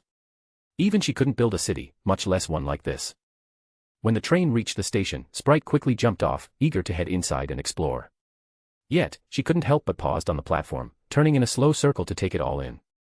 The outskirts were bustling with energy, merchants shouting in a mix of regional accents, tour guides dressed in pseudo-medieval garb, locals offering handmade charms, and camera flashes from curious tourists everywhere.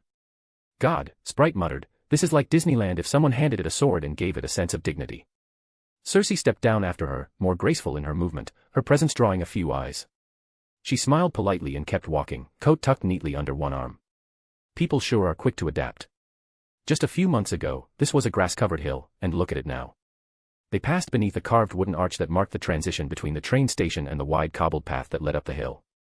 Signs lined the road, pilgrims and tourists welcome, authentic tours daily, and respect the law, the last one in 5 languages. The road was lined with small shops and inns, most with thatched roofs or sturdy stone facades. Everything looked new, built with care but designed to feel ancient. It worked better than it had any right to. Sprite bought a candied apple from a vendor who tried to upsell her a Blessing of Gareth pin. Which she did end up buying, mostly because she was very curious about the female knight. She had met Gareth, and the one from her past was very much a male. Even if the one seen on television was indeed a cute girl, it was curious, and just one of the many questions that brought them there. As they finally reached the great white walls, the stalls disappeared, and all that remained was the breathtaking sight of the city of dreams and legends. The towering gates were wide open, and people streamed in and out without pause. Knights stood armed at the sides of the entrance, silent like statues. With families stopping to shamelessly take pictures standing next to them. Sprite took a deep breath, her eyes flicking from the guards to the towering spires visible past the gate. The scent of flowers, iron, and something faintly familiar hung in the air. I think I get it now, she murmured. Why people come here. Cersei tried to overlap this sight with the one of her memories, but it was impossible. This city was nothing like the Camelot of years past. It was far, far better than what had been around back then. Which raised the question, what was this place, and what was going on? End of chapter. And here we are, at the end of what I have prepared. From now on, my chapters will be hot off the press. And a new chapter begins. I will be dealing with the Eternals a bit, as well as quickly moving into what is known as Fury's Long Week. While Iron Man 2 is of little importance, and the recovery of Steve Rogers isn't a big deal either. The same can't be said for Thor, got big plans there. So while this chapter was just dealing with setting up some stuff, the next few should hopefully have some more action. Chapter 107, Chapter. Cersei and Sprite could hardly believe their eyes when they entered the city of Camelot. It was truly an unbelievable sight. And they had seen a lot. Yet no place on Earth could compare with this place. It was a strange fusion of theme park charm and real city life. Home to hundreds of thousands, Camelot buzzed with the vibrancy of a metropolis reborn. The streets teemed with merchants hawking food and handcrafted wares beside towering walls and towers. It had the look of an ancient city, but the life of a modern one. Tourists mingled with locals. Men in pressed suits and women in sundresses strolled beside farmers in look-alike rough-spun linen and smiths in leather aprons. Street performers in shining armor recited poetry on corners, while food carts sold lamb pasties and energy bars with equal flair. The air here, Cersei said, taking a breath so deep it softened her shoulders. It really is as described. Yeah, Sprite agreed, her expression unguarded for once. Just like back in the days. She tilted her head to the sky, eyes gleaming. No smoke, no drones, no sirens, just the scent of blooming lavender and fresh bread. So. Sprite turned toward her companion as they strolled past an amazing mural of the Battle of Badon Hill, where glass almost came to life to depict knights clashing. What do we do now? Get information. Seek out Arthur. Or just enjoy our stay. Let's explore first, Cersei said after a pause. I want to see what the city has to offer. cool. Sprite grinned wide as she took the lead, striding forward like she belonged. And for once, the world seemed to agree. They wandered through the Scholar's Crescent, where lectures on history and magical theory were given in open courtyards beneath enchanted lanterns. How much was true was unknown, but it had the flair of a performance more than real, yet all the same, people listened in rapture. They passed one large market after another, countless items on display, from everyday goods to cheap trinkets. The city had it all. Eventually, they ended up in a small corner tavern just off the Artisan's Square. The sign read the Bronze Grail, and a faded mural of knights and dragons decorated the outer wall. Sprite wasted no time plopping onto a stool at the polished oak bar. 2 pints of your best, she said, earning a dubious look from the barmaid. The woman leaned in. How old are you, really? Old enough to remember the fall of Babylon, Sprite deadpanned. The barmaid stared a moment longer, shrugged, and filled 2 tankards with golden ale. Now that, Sprite said, lifting the pint with both hands, is magic. Sprite. Cersei rubbed her temple as she sat beside her. We're here to observe, remember. Not cause a scene. What? We're tourists. Retired immortals. Let me have one moment where I don't get carded like a child in every pub from London to Lima. She lifted the pint to her lips with theatrical reverence. To Camelot, she said, before taking a long drink. They stayed for a while, long enough to listen to a bard singing an ode to the king who walks among mortals. Long enough to see locals toast to their new ruler and speak of the future with a kind of hope that neither Cersei nor Sprite had felt in a long time. Then the moment broke. All of a sudden, the entire tavern grew quiet, and everyone seemed to hold their breath. Yet it wasn't out of fear, but more awe and respect. For there in the doorway stood a man, one clad in the finest of armor. While plenty of people around Camelot wore such, there were a massive difference between what they wore, and what this man wore. This was a knight. And not just any knight, but a knight of the Round Table. Sir Percival himself, the Knight of the Dove. His armor gleamed not with ostentation, but with quiet dignity. Silver-white plate embossed with heraldic feathers, a deep blue cloak over one shoulder. His sun-kissed hair caught the candlelight, and his eyes radiated warmth even before he smiled. That smile could have disarmed a battlefield. Apologies for the interruption, he said with a voice as gentle as it was firm. But the king has sensed your presence and has extended an invitation. He inclined his head towards Cersei and Sprite. You are most welcome in this realm, and your presence is an honor to us all. Will you accompany me? Sprite's eyebrows rose. Well, when you put it like that. She hopped off the stool and took one last gulp of her beer. Lead on, shiny armor. Cersei rose more slowly, adjusting her coat and offering a small nod. We'd be honored. Percival turned with a quiet grace and led them back into the sunlit street. The tavern door closed behind them, and murmurs resumed in their wake, curious, reverent, and excited. As they followed him through the city, people stepped aside instinctively, parting like the tide before a ship's bow.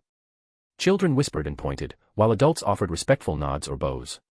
Sprite soaked in the attention with a satisfied smirk. You know, she said under her breath, it's been a long time since we got treated like this, not since, well, way back then. That is a good thing, it means we aren't needed, and it's different. Back then, we were treated like this for our act, this time. It's all him. Cersei said, giving a nod towards Percival. They climbed through the city's inner tiers, past artisan plazas and government halls, past shimmering pools filled with healing waters and glass gardens woven with magic light. Higher and higher, until the palace itself rose above them like a crown placed upon the world. They passed under an arch shaped like twin wings, and the guards flanking the final gate stepped aside without a word. Within was the citadel of Albion, white marble, gold inlay, and air so still it felt sacred. Sir Percival halted before a set of massive doors, their surface etched with the tree of Avalon in full bloom. The king awaits, he said. I will announce you. Sprite gave Cersei a sideways glance. What are the chances of us meeting an old friend here? Pretty low, this is nothing like back then, even Percival isn't the same. She replied softly. By this point, they were certain something was at play, they didn't know what, but they had no doubts that the person they were about to meet wasn't the same Arthur they had met all those years ago. I knew as soon as they stepped foot within Camelot, while I muted the coming and going of humans, I didn't do the same with anything too non-human, which was why I had the body of a Skrull spy added to my growing hoard of random stuff that may one day be useful. Honestly, my inventory would be a mess if this were a video game. I had long known that they were around, but had paid them little mind. They had their use, but they would achieve that without my input. Not to mention, any action involving them was decades away. And I had much else needing my attention in this decade. But when they came to Camelot, I couldn't just ignore them, they were special, noble in their own way. I was half a mind to invite the nobles of Albion here and make a big event out of it. But in the end, I decided it was better to meet them in a more private setting. And finally, the towering doors swung open with a low, echoing groan. Presenting, Percival called, his voice resonating with trained force, Circe of Olympia, Lady of Transmutation, Weaver of Matter, Keeper of Civilizations, and Sprite of Eternal Flame, Trickster of Myths, Illusionist of Old, Teller of Tales that Shaped Empires. I looked at them from my spot at the throne, and their expression was beyond hilarious. They really hadn't expected to be called out like that. Their reaction was so good I instantly regretted not making a big deal of it. Circe blinked as the words echoed across the hall. Keeper of Civilizations. That was unexpectedly accurate. And flattering. Sprite nearly choked on air. Illusionist of Old. Shaped Empires. She elbowed Circe lightly. You hear that, she whispered. Finally, someone who appreciates the classics. Quiet, Circe murmured, eyes locked ahead. Because there, seated at the throne of Albion, was not the man they remembered. Not the young warlord of clashing iron and rain-soaked fields. Not the rough-edged leader who stumbled into kingship. This was someone else entirely. The figure on the throne was unmistakably female, regal and composed, clad in glimmering armor that shimmered with silver and midnight blue. A long white cloak fell behind her shoulders like moonlight poured into fabric. Her golden hair framed a face both youthful and timeless, bearing the weight of centuries with grace. Her eyes were calm, but they watched with impossible depth. Like a god pretending not to be one. Circe's lips parted slightly. She said nothing, but her thoughts spiraled. This isn't Arthur, is it? Sprite stared openly, mouth slightly ajar. Then, in a low whisper, she said the only thing she could think of, Arthur got hot. Arthuria's lips quirked upward in amusement. Clearly, she heard that. You are too kind, Lady Sprite, though I admit, I too was once ageless like yourself, trapped as my 15-year-old self, neither a woman nor a girl, so I am quite pleased with having grown up. I said, with a kind smile, but in truth, I also instantly placed the bait down. I knew that Sprite hated the fact that she was stuck like that. Forever a child, unable to grow up, unable to experience things such as love, not in this age where grown men could hardly date a girl, and she wasn't about to date a young boy. She was resentful about her appearance. She was willing to give up her immortality and power for a body that grew, for a chance to experience life. And that was what I now offered. Sprite's eyes snapped wide. Wait, you were like me. Her voice rang out louder than it should have in the echoing hall, sharp with disbelief and something else buried deeper. Hope, maybe. For far longer than I should have. I said, and summoned forth Caliban. The sword of selection instantly shone in my hand, leaving no doubt about its magical nature. Caliban, when I pulled it from the stone, it froze my aging, gave me strength, health, but took away my future, ensuring that I could rule for a long time, not that I needed it. I decided to share how I stayed young, keeping how I broke the curse a secret. Not to mention all the other old stories, this was hardly the time to share them. Sprite stared at the blade, her breath caught halfway to a question she couldn't quite form. Her fingers twitched as if she wanted to reach for it, not to touch, but to understand. Her voice was lower now, almost reverent. So you were like me. Stuck. Frozen in time. Yes, I said softly. And I hated it. Sprite swallowed hard. There was something raw behind her eyes now. Then how? Circe stepped in before the words could tumble free. Her hand touched Sprite's shoulder, having to clamp down hard to keep her from running off and making a fool of herself. That's enough, she said gently, though her own voice was tight with tension. She turned her gaze to me, measured and sharp. We greet you, King of Albion, but forgive my question, but who are you? You know of us, so you should know that we once met King Arthur, we worked with him, and you aren't him. I am Arthuria, I said, voice as steady as the blade in my hand. I was once called Arthur, I was once king of these lands, and am so again. I am, what could have been. Whatever you like to think, a different timeline of a parallel world, I am the one known as the King of Knights. End of chapter. Here we are, I wanted to show off Camelot a bit, and I was thinking about having Sprite meet up with some local kids and see the city from their eyes, but I figured I would skip past that. Next, we will have a little chat with the three of them, without all the thrones and kneeling and all that. Which should lead to Arthuria going to meet the other Eternals, at least some of them, as she seeks someone able to help her make the new element. And while I'm sure it's no secret that I have teased the idea of summoning other servants to do that, she has her reasons as to why she isn't doing that. But I won't spoil too much. But yeah, this is the first time I both wrote and edited a chapter in the same day. Normally I was 1 or 2 chapters ahead, but no more. So, I must admit, I'm raring to go and write the next one, but we'll eat something before then, and I did buy the new Elder Scrolls game. Chapter 108, Chapter. I still can't believe you are some kind of what-if version of Arthur, like, what if Arthur was a smoking hot babe? I mean, damn, that one thing can change that much. Sprite said as I told them a bit more about the situation. And I hardly blamed her, given she had been around on Earth for the last few thousand years, far longer than even I. She had likely thought that she had seen all there is to see. And then I come along, telling them about entirely different timelines and parallel universes. The more you know, the more you realize you don't know. That was what the two of them were experiencing right now. Having been so sure about everything, now they were filled with questions about what if. What if they hadn't been sent to Earth? What if they had failed their mission? What if Sprite had an adult body? What if? What if? What if? The more you know, the more you have to question. While a normal person only has so much worth second-guessing, these two, who had been fighting for thousands of years, had many doubts buried deep in their hearts. And now, they came up. I can assure you that many different things led up to me being crowned as king, yet in essence, that is correct. I said with a kind smile, trying to stop them from sinking too deeply into their doubts and memories. But, why are you here then? What brought some other timeline or whatever, Arthur, to this one? Cersei, the more mature of them, quickly asked. I drummed my fingers lightly against the side of my cup. A good question, yet I am afraid I have no answer for it, for I myself do not know. Was it an accident? Or is the coming storm one too great for your Arthur to handle? Well, you for sure are way stronger than he ever was, Sprite said as she ate some biscuits.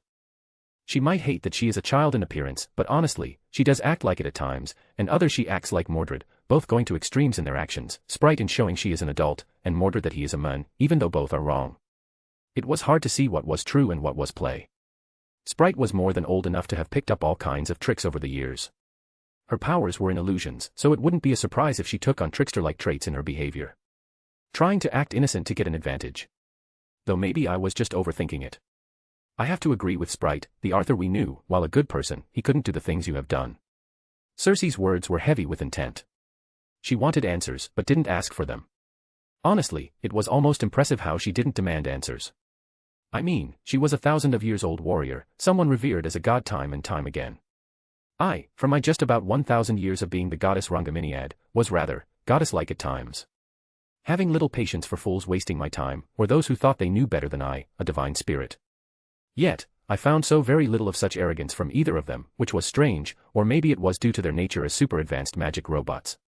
After all, I was judging them as if they were humans, and they very much weren't. Even if they were all the more interesting for it. Just another difference from this world and mine, nothing to think too deeply about. I smiled at them, knowing full well that they wanted so much more. Sprite leaned forward, her fingers drumming against the armrest of her chair.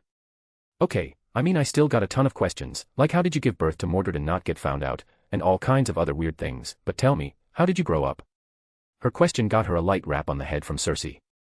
What she means to say, is the most important question, she stressed that word. Is what you want from us. Why did you want to see us? I gave them a calm look. A fair question. I didn't summon you for idle curiosity, though I'll admit, that played a part. I brought you here because I need something only your kind can offer. Cersei's posture straightened just a little. And what would that be? Knowledge, I answered simply. Not of history or war. Of creation. Of progress. Of technology. Sprite tilted her head. You want tech advice? From us. From your people, I clarified. I am well aware that not just by living long can one become an expert in all fields. I struggle with a difficult task, and none of my people can solve the problem, so I ask you to aid me. Among your group, I'm sure one can help, and in return. I stopped, looking at Sprite. I didn't need to tell them what I offered, my action spoke for itself. Sprite's eyes flicked to mine, narrowed in suspicion, but behind it, that spark again. The one I'd seen earlier. Hope. You're serious, she said. You're not just being dramatic for the sake of it. I shook my head. No theatrics. While the method I used isn't one that others can use. I do have another one that should be able to do what you seek, easily. I said, thinking about the Grail.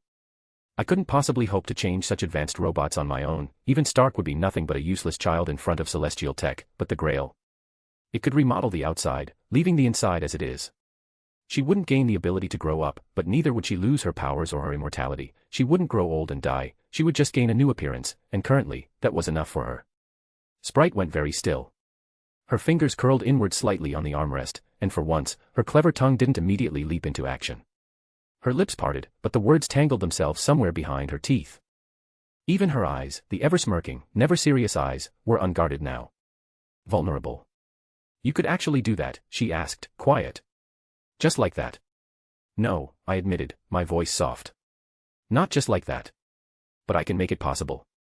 You will be like me, frozen in an older form, like your friends, immortal, but no longer a child in shape. Cersei gave me a long, sharp look. She didn't speak, but I felt her scrutiny, like the touch of starlight turned into judgment. Protective. Unwilling to let her friend be toyed with. You offer her the one thing she's never been able to grasp, she said. Why? Because I need your help, I said plainly. And I believe in fair trade. And if we say no? Cersei asked, no malice in her voice, only a simple need for truth. At that I just laughed.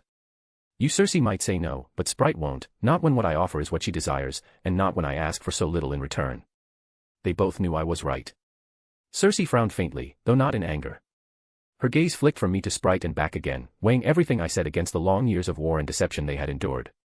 You speak like someone who's already decided how this ends, she said. Her tone was calm, but beneath it, a thread of warning. That's a dangerous thing. Perhaps, I replied with a small shrug. But in my experience, those who hesitate to seize destiny often regret the cost of waiting. Sprite looked down at her hands, fingers splayed and still small, delicate and childlike despite the eons of power they carried. She didn't speak, not yet. But her silence said more than most speeches. I'm not trying to trap you, I continued. I'm trying to show you a door. Whether you walk through it is your choice. But I would not waste your time with promises I can't keep. Sprite finally looked up again. And what would you want in return, exactly? A name, I said. A connection. Someone among your kind who can help me with a problem no human under my rule can solve. One of your kin, Fastos, perhaps. Or another who understands creation. I seek to finish something begun by Stark, and it is beyond my people. Cersei leaned back, considering. And you think a single Eternal will do what your entire kingdom could not? No, I answered honestly. I don't think it, I know it, you can help me, and if I am mistaken, then so be it. I shall still honor my word, for it is the word of a goddess. I said, my words filled with divine weight. They had been around for a long, long time, they had seen gods, met Odin, Thor, and many others, they knew gods, and they knew that they rarely lied. Cersei didn't flinch at the weight in my voice, but she didn't dismiss it either. Her fingers tapped once against the rim of her cup. Thoughtful. Listening. Measuring not just my words, but the weight behind them. I've met gods, she said at last. Real ones. Or close enough. Most of them aren't half as polite as you. I gave a light chuckle. That is because I was once mortal, so I get how it is to be on the receiving side of things. Sprite tilted her head, some of her spark returning. So, when do we start? Cersei, next to her, just sighed in defeat. All her attempts to negotiate, to feel me out, all of it indeed pointless in front of Sprite's desire. Cersei exhaled slowly. Then we'll help. Or at least, we'll try. She paused, her fingers tightening slightly on the edge of her seat. But the truth is, we don't know where Fastos is. Not anymore. I raised an eyebrow. You've lost track of your own. Not exactly, Cersei said. We don't all keep in touch. Most of us went our separate ways long ago, by design. And Fastos doesn't exactly leave a forwarding address. But you have ideas, I guessed. Cersei looked like she had bitten into a lemon. Well, maybe. We honestly have thought about finding the others for a while, so we aren't sure where any of them are. I hummed thoughtfully, letting their uncertainty hang for only a moment. Then you're in luck, I said at last, and both heads turned toward me. I may not know where Fastos is, but I do know where one of your kin is. The most flamboyant of your circle, if I'm not mistaken. Why am I not surprised that you keep track of us? Cersei said, sounding mildly suspicious. And I couldn't blame her, though in truth, I only knew because of the movie, and there only one lived somewhere easy enough to find. Kingo, I believe, and let's all hope he keeps in better touch than you guys, or this will be troublesome. Sprite snorted into her tea. Kingo? Oh God, is he still doing the whole movie star thing? I saw one of his films ages ago. I could only smile at that. Well, I do believe he is indeed still doing that, so that is my only clue. Cersei sighed. It's better than nothing. It's a start, so let's get going. Sprite was raring to go, and it was hard to blame her. Very well, to India then. I wasn't done talking before Sprite quickly interrupted me. No, trying to expand the empire. Last time a British ruler went there, it didn't go so well. Cersei seemed almost mortified at the insult, though I didn't take it like that. What happened to you guys not meddling in the affairs of humanity? Well, you are a god, aren't you? So it's all right. Sprite suddenly didn't seem entirely sure. Well, I have more than enough on my plate, so I will leave India alone. End of chapter. So, I didn't write more after yesterday's chapter, and completely lost the thread I was working with. But I'm still on track, having Arthuria go on an adventure, meet the Eternals, maybe a fight or two, and then back home in time for Fury's big week. Chapter 109, Chapter. I decided to take a normal plane to India rather than teleporting us. And while it was a private plane, it was still a long trip. But it did allow me to get to know the two Eternals better. And it gave Sprite the time she needed to fully convey her desire for my reward to Cersei. Having lived together for so long, Cersei was aware of it. But it was highly likely that she didn't fully understand it. How could she? Sprite wasn't a child, despite her looks. She wouldn't fully show her weakness to others, not when she wanted respect. She didn't want to be treated as a child, so she didn't cry like one. But now, with a solution before her, she could finally fully tell Cersei of the true depth of her desire, of her suffering. And I needed them both focused on helping me find and convince Phastos. He was my best bet. If not him, I would only have one single solution left, to try to summon another servant. I had a grail, so it should be possible, but I knew that such an act took much more than just the grail. After all, to summon something or someone, they needed to be in a state that could be summoned. And I knew that in the Marvel Universe, there was no such thing as the Throne of Heroes. So, how could I summon someone from it? Naturally, I had been able to summon my knights, so I might be able to summon others. But I had the best catalyst of all when I did that. I was in Camelot, near the Round Table, and I used my noble phantasms, and most importantly, I was there. It was therefore entirely possible that the reason I could summon my knights was these things, which allowed me to, rather than merely summon them, create them from my memories. It was a chilling thought that my knights weren't real, weren't themselves, but instead just copies made from how I saw them. As long as I didn't attempt to summon another servant, it would only remain as a possibility, but should I fail at summoning someone else, then it would be proved true. And I was afraid. So I was unwilling, at least until I needed the option, because while success wasn't certain until I tried, it was also an option. And I liked having options. But despite my thoughts of near existential dread, the trip was peaceful. It was passed with some light chatter among the three of us, and massive amounts of mostly tasteless airplane food. We also watched all of Kingo's films, and they weren't half bad. Well, half of them were horrible, some were funny, though I doubted that was by design, and a few were alright, one or two were good. Yet even though most of them fell rather flat, they did have a certain charm to them. I could somehow understand their local popularity and why they never became massive international hits. Sprite had fallen asleep across two seats, curled up like a cat with a hoodie over her face. Cersei was watching the clouds, lost in her thoughts, her features unreadable. I turned back to the tablet in my hand, watching the playback of Kingo's latest film. A musical. Of course. Bollywood awaits, I murmured, amused. The plane landed quietly just outside Mumbai, the sun already rising to cast gold over the smog-kissed horizon. No red carpets. No royal guards. Just the three of us, stepping off into the waking heat and the scent of 1,000 spices. And the sound of 1,000,000 cars. It honestly was deafening. Camelot had no cars, just the sound of people, and while it was loud, it was lively. This was pure chaos. And not very nice at all. Are you sure about this? Cersei asked, adjusting her sunglasses as we waited for the car I had arranged. We could have sent someone ahead, at least. A courtesy. Who could we have sent ahead? We came as fast as we could, Sprite said, climbing into the back seat and immediately grabbing the AUX cord. Anyone would just have arrived with us. She isn't wrong, and I don't have his number, and neither did either of you, I said dryly as I slid into the passenger seat. The driver looked confused as the doors closed. Where to? I handed him a phone. This studio. Or whichever location they're using today. It's for a film called The Flame of Arash. The men blinked. That one. It's Kingo's. Big star. You fan, he paused, looking over. No, you must be an actor. Famous American, so pretty, here for a shoot with Kingo. We'll watch this film, with you, will be good. He was quick to ask for an autograph, all while still driving the car. Something that would surely have had anyone not semi-mortal into a panic fit. The drive through Mumbai was long and uneven, the car bouncing over potholes while honking formed its own chaotic language all around us. Cersei kept checking the route, while Sprite had fully claimed the AUX cord and was now blasting a remix of Indian classical with synthwave beats. I didn't know whether to praise her taste or throw the speaker out the window. It didn't matter. We finally pulled up to a walled-off complex ringed by painted billboards of Kingo's face in various dramatic poses. He was holding a flaming sword in one. Riding a tiger in another. Shirtless in both. Subtle, I muttered. A handful of security guards lounged near the front gates. They perked up as we stepped out. and their eyes were all on me. I didn't blame them, I was very eye-catching.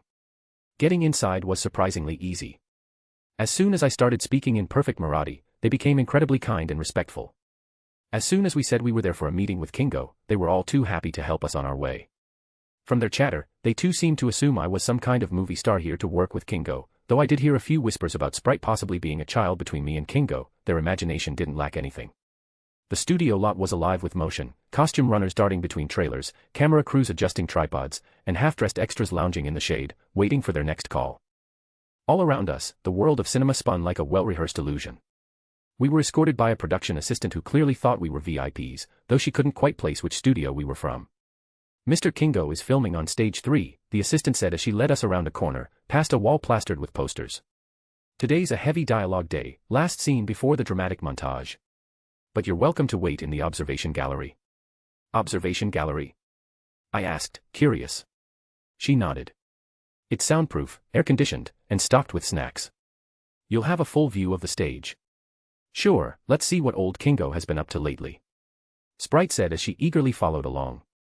We were led into a narrow stairwell that opened into a mezzanine overlooking the stage. Thick glass separated us from the noise below. Inside, the production was in full swing, cameras, lights, and dramatic orchestral swells from unseen speakers. And at the center of it all, Kingo.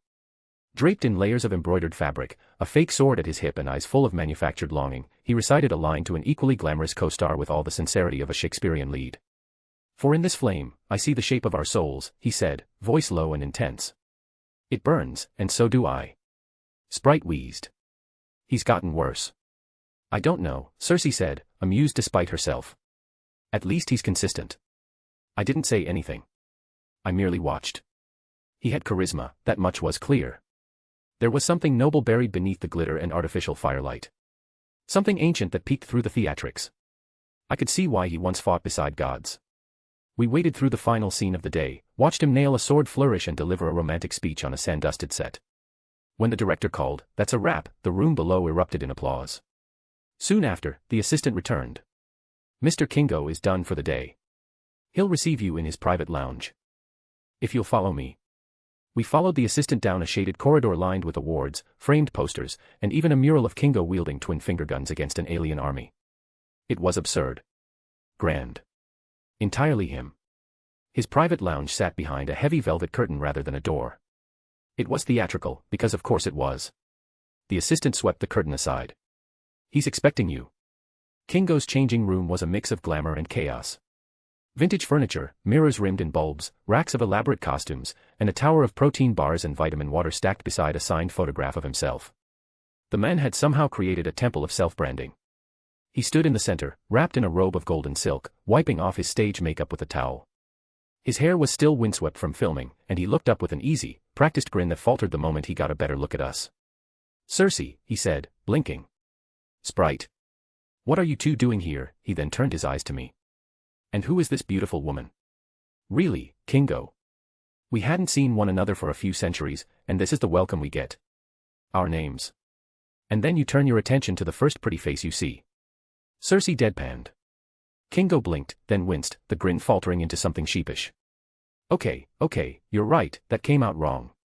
He threw his towel over his shoulder and stepped forward, arms half raised like he was debating a hug. "I just wasn't expecting, well, any of this. You two showing up again. And with her. She," Sprite said, pointing a thumb at me, "is Arthuria Pendragon. Also known as King Arthur, yes, that King Arthur. But you know, hotter. And female. And possibly divine." "What?" Kingo stared. "I know, right?" Sprite smirked. "It's a whole thing." I gave him a small, graceful nod. "It is an honor to meet you, Kingo Suinen, the fire-handed eternal." He looked between the three of us, a mix of shock and confusion on his face.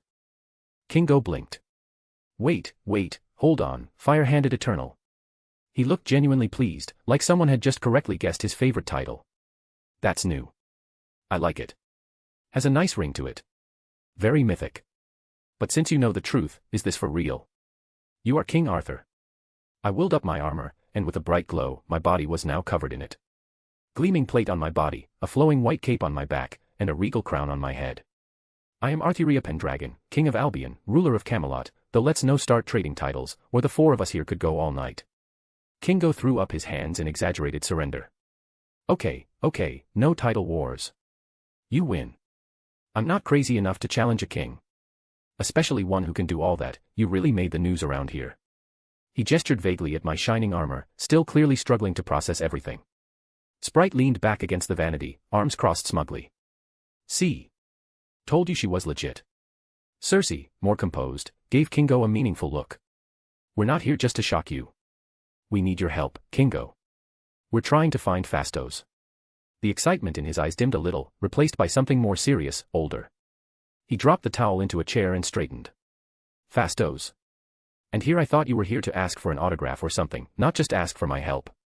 He quickly went back to teasing them. Though I could see that a burden had left his shoulders, he was happy with his life here, and was likely worried that Cersei and Sprite came here to bring him trouble, more so when I, the reborn King Arthur, was here as well. He had, after all, been rather reluctant in the movie, if I remembered correctly.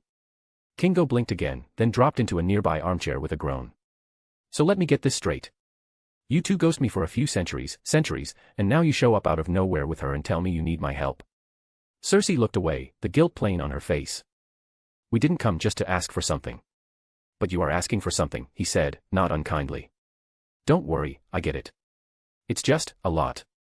Sprite didn't say anything at first. She was watching him with a strange mix of fondness and shame. Then, with a little shrug, she said, we should have come sooner. I mean, you didn't stop being one of us just because you got a fan club and a fake mustache. Kingo snorted. It was a real mustache in the 1800s. We missed you, Cersei said quietly. That seemed to take the wind out of his theatrical sails. He stared at the floor for a moment, then looked up with a softer expression. Yeah. I missed you too. I allowed them their little get-together. After all, while they had their differences, they had been friends to so long, such friendships were precious. All right, I think I understand why you are looking for Phastos, and while he isn't the type to help humanity, that's your problem, not mine, though I must say, Lady Pendragon, I do so hope you will star in a movie with me. Normally, I don't do knight and sword things, but for you. I'll let you pick the plot. Kingo didn't hide the fact that he was shamelessly flirting with me. I'm afraid being a king is a full-time job, though you are welcome to visit Camelot anytime. I ignored his flirting and instead thanked him for his help. For while he didn't know where Phastos lived, he did give us a clue to another Eternal who might know. And so, with great fanfare, we were escorted out and went back to the airport. This time, our destination was down under. End of chapter. So, Kingo, kinda liked him, might bring him back a lot more. I feel he could add some nice humor to things, not too serious. Though, here he wasn't too funny, given that I felt he should be a bit guarded about Cersei and Sprite showing up. Since in the movie, he didn't really want to get the gang back together. So while I had him loosen up a little, I didn't feel he should be all fun and games. Also, while writing this chapter, I learned that in India, they speak a whole lot of different languages, so that is cool. Chapter 110, Chapter. This really wasn't how I expected to be greeted once I arrived in Australia. I mean, here I come, the Queen, or rather the King of Albion, surely I should be greeted with honors upon arriving in a former member of the Commonwealth. Or at least be greeted as I had in India, as just another tourist, one rich enough to skip the normal procedures. Because if there was one thing I had learned after becoming a ruler in this modern age, it was that money was big. Like if you had it, you lived by different rules. Not that it mattered here. Clang. Nope, money wouldn't do anything about this situation. Boom. Honestly, I didn't fully understand why I was even in this situation. Clang. Here I was, traveling around this hellhole of a country, and as soon as we reached the absolute middle of bloody nowhere, because of fucking course these two members of the Eternals decided to build their little love nest out here. And what do I get for traveling all the way here? I get attacked without warning. It was a good thing I managed to not bring out Rangaminiad and blast this woman into dust. Instead, I met her attacks with Excalibur Morgan. It was the first time I used Excalibur Morgan in this world, and it was something alright. It was truly worthy of being a corrupted version of my Excalibur. It was dark, foul, giving off an unmistakable feeling of dread, death, evil, and corruption. Yet, it still held the base form of Excalibur. It was by no means an ugly sword, even in this darkened state. It still drew gazes, impossible to ignore as it seemed to almost draw in the light around to leave a haze of darkness in its wake as it danced through the air. Thena moved like a memory of war-given flesh. There was no hesitation, no wasted motion, only the lethal, crystalline shimmer of her conjured blade, slashing down toward me with the weight of countless battles behind it. Clang. I caught her strike with Excalibur Morgan, the force of the impact ringing through my bones. She pressed harder, testing, measuring. Her golden hair whipped behind her, her white armor gleaming under the harsh, unfiltered sun of the outback. She didn't speak, she was just fury incarnate. I wasn't even sure she was aware of what she was doing. She didn't seem to be fully there. Yet I had to admit that she was strong. Not to mention skilled. Her skill with her weapons eclipsed even my skill with the sword. Then again, she had fought a lot more than I had and was a lot older. But she had fought only beasts, whereas I had fought plenty of other knights. So when I came to fighting against another weapon, I was superior to her. If only slightly. Not to mention that her enraged state reduced her to a beast herself, mostly just fighting by instinct. Not that it wasn't frighteningly effective, I too had to rely on Intuition X and Fey Eyes A to be able to match her. At least without going over to use some big moves. However, that would likely hurt her, and I was here to ask for help, not kill people. Boom. Her next lunge was brutal, the ground cracking beneath her feet as she pushed herself forward, twin blades flashing gold against the deepening crimson sky. I shifted, parried one strike wide, turned the second with a tilt of my wrist, and answered with a backhanded swing that drove her a step back, forcing her to reset. Thena snarled low in her throat, eyes bright with something that wasn't entirely anger, nor entirely reason. Battle had consumed her. This wasn't a fight for pride or honor. It was instinct, old as time. A reflex to survive. To attack. To destroy. I breathed in, steady, letting the hum of Excalibur Morgan seep into my bones. She might not be a real enemy, but I knew, I could tell. There was only one way to deal with her. Let her burn out. I lowered my stance, focused not on overpowering her, but containing her. Excalibur Morgan was a blade of pure slaughter, of absolute destruction, yet here I held its edge back. I used my Fia eyes to see the weakness in her energy weapons, and as our weapons clashed, I struck them. Causing her weapons to break. It didn't matter much.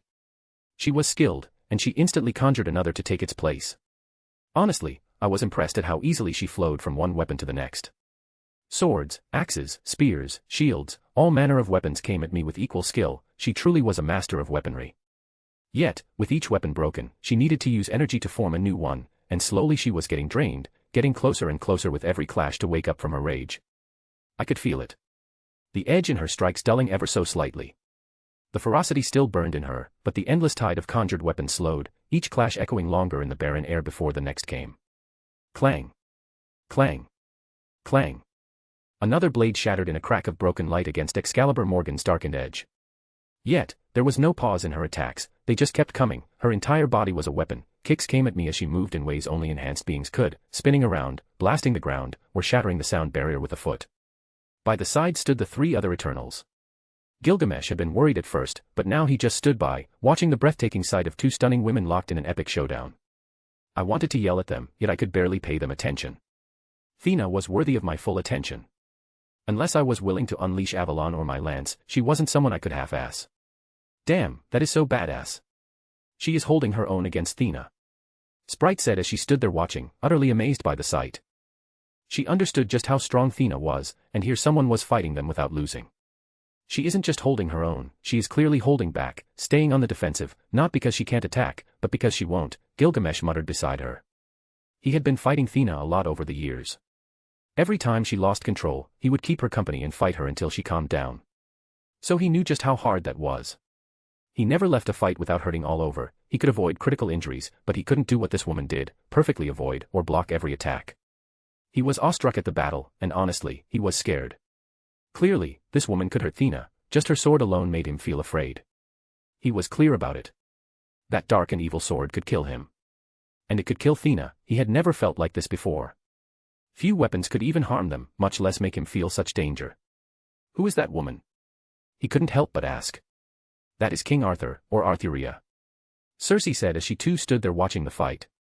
At first, she was scared and alarmed. As soon as they knocked on the door, it exploded, and a blur charged at them. She hadn't expected to be attacked as soon as they arrived, even less by Thena herself. Yet as she called out, Thena didn't stop, she just continued and ended up assaulting the king of Albion as if she were a deviant. Next came Gilgamesh charging out as if ready for a fight as well, and she was really about to panic. Compared to those two, she only had Sprite, who weren't that strong. Yet thankfully Gilgamesh wasn't planning on fighting them. As Thena closed in on the quickly retreating king of knights, a sword suddenly appeared in her hands and blocked Thena's attack. That sword felt wrong, evil, not at all like the sword she had seen her wield back in Camelot. As the two locked swords, Gilgamesh was able to explain what was happening. Apparently, Thena was sick, very sick, and entered uncontrollable rages from time to time. Then she had been afraid that Thena might kill Arthuria, which would cause no end of issues. After all, it was known to the Knights of the Round Table that she was out with them. So if she suddenly died, they would surely be blamed. It would have a massive impact on human society, and that went against their mission, their orders. Thankfully, as the fight progressed, and seconds turned to minutes, and 1 turned to 10, she calmed down. Clearly, there wasn't much real danger. Arthuria was amazing, able to hold off Thena without hurting her or getting hurt. Arthuria's insane, Sprite said, eyes wide with pure admiration. In the best way possible. She's not just insane, Gilgamesh muttered, arms folded across his broad chest, his gaze never wavering from the fight. She's disciplined. She's fighting like a knight. Like a real one. Obviously, Sprite snorted. She is King Arthur, remember? Weren't you listening? I was, Gilgamesh said dryly. But still struggling to understand how this. He motioned towards the fight, is the same Arthur that followed Thena around like a lost puppy. Sprite let out a snicker. People change, Gilly. Some glow up a little, others turn into smoking hot babes that are totally overpowered and apparently a god. Gilgamesh grunted. Right, because that makes sense. Hey, it's the 21st century, Sprite said, throwing her hands up. Get with the times, old man. Cersei gave a tired shake of her head. It was never easy to explain what had apparently happened if Arthuria was to be believed, and well, she didn't have any reason not to believe her. Given how strong she was, there was no point in lying to them. She was well aware that beyond this ability to fight Thena hand to hand, she also had that devastating beam of light move that none of the Eternals could do much against. While the peanut gallery was chatting away, my dance of blades kept going without pause, every attack seamlessly chained into the next, a brutal display of skill that wouldn't give anyone a break. Anyone with less strength or agility than I would surely struggle to find ways to get past the endless barrage, slowly they would be forced to defend endlessly, and wear out without a chance to counter. Which meant that it came down to their endurance, could they last longer than her? Most likely couldn't. She honestly was an impressive warrior, which only made the Celestials all the more dangerous, given that they could make people like Thena, they could send forth an endless army of beings with such power. If they needed to, they could likely conquer the universe without much of a struggle. They had, however, not designed their weapons to deal with divine spirits or servants. Thena's breathing was ragged now, her stance growing sloppier by the second. The last conjured spear flickered, unstable, before she even threw it. I batted it aside effortlessly. She stumbled. That was the moment. I let Excalibur Morgan's Darkham vanish into silence, dismissing it from my hands completely. Clarity returned to Thena's eyes. She blinked once, twice, as if waking from a dream. Her body swayed on unsteady legs, the adrenaline draining away all at once. Gilgamesh was already moving before she could fall, catching her easily, wrapping her in an embrace that was more reassurance than restraint. It's all right, he murmured low into her hair. You're safe. It's over. Thena didn't answer right away. Her gaze, sharp and confused, locked onto me, the last opponent her instincts remembered. I gave her a shallow bow, polite and non-threatening, hands clearly empty of weapons. It was an honor, I said softly. You fought well, warrior. End of chapter. A bit late upload today, but that's just how it turned out. But about this chapter, I wanted a fight between the two. Yet I didn't end up staying on the fighting too much, merely because I felt it would get boring, with Arthuria just blocking or parrying strike after strike. I'm sure I will give them another round, or maybe have Thena fight other knights where it isn't just a mindless beast. I feel like Thena is one of those who can give a servant a good fight. The Eternals are after all pretty powerful, even if their abilities makes little sense.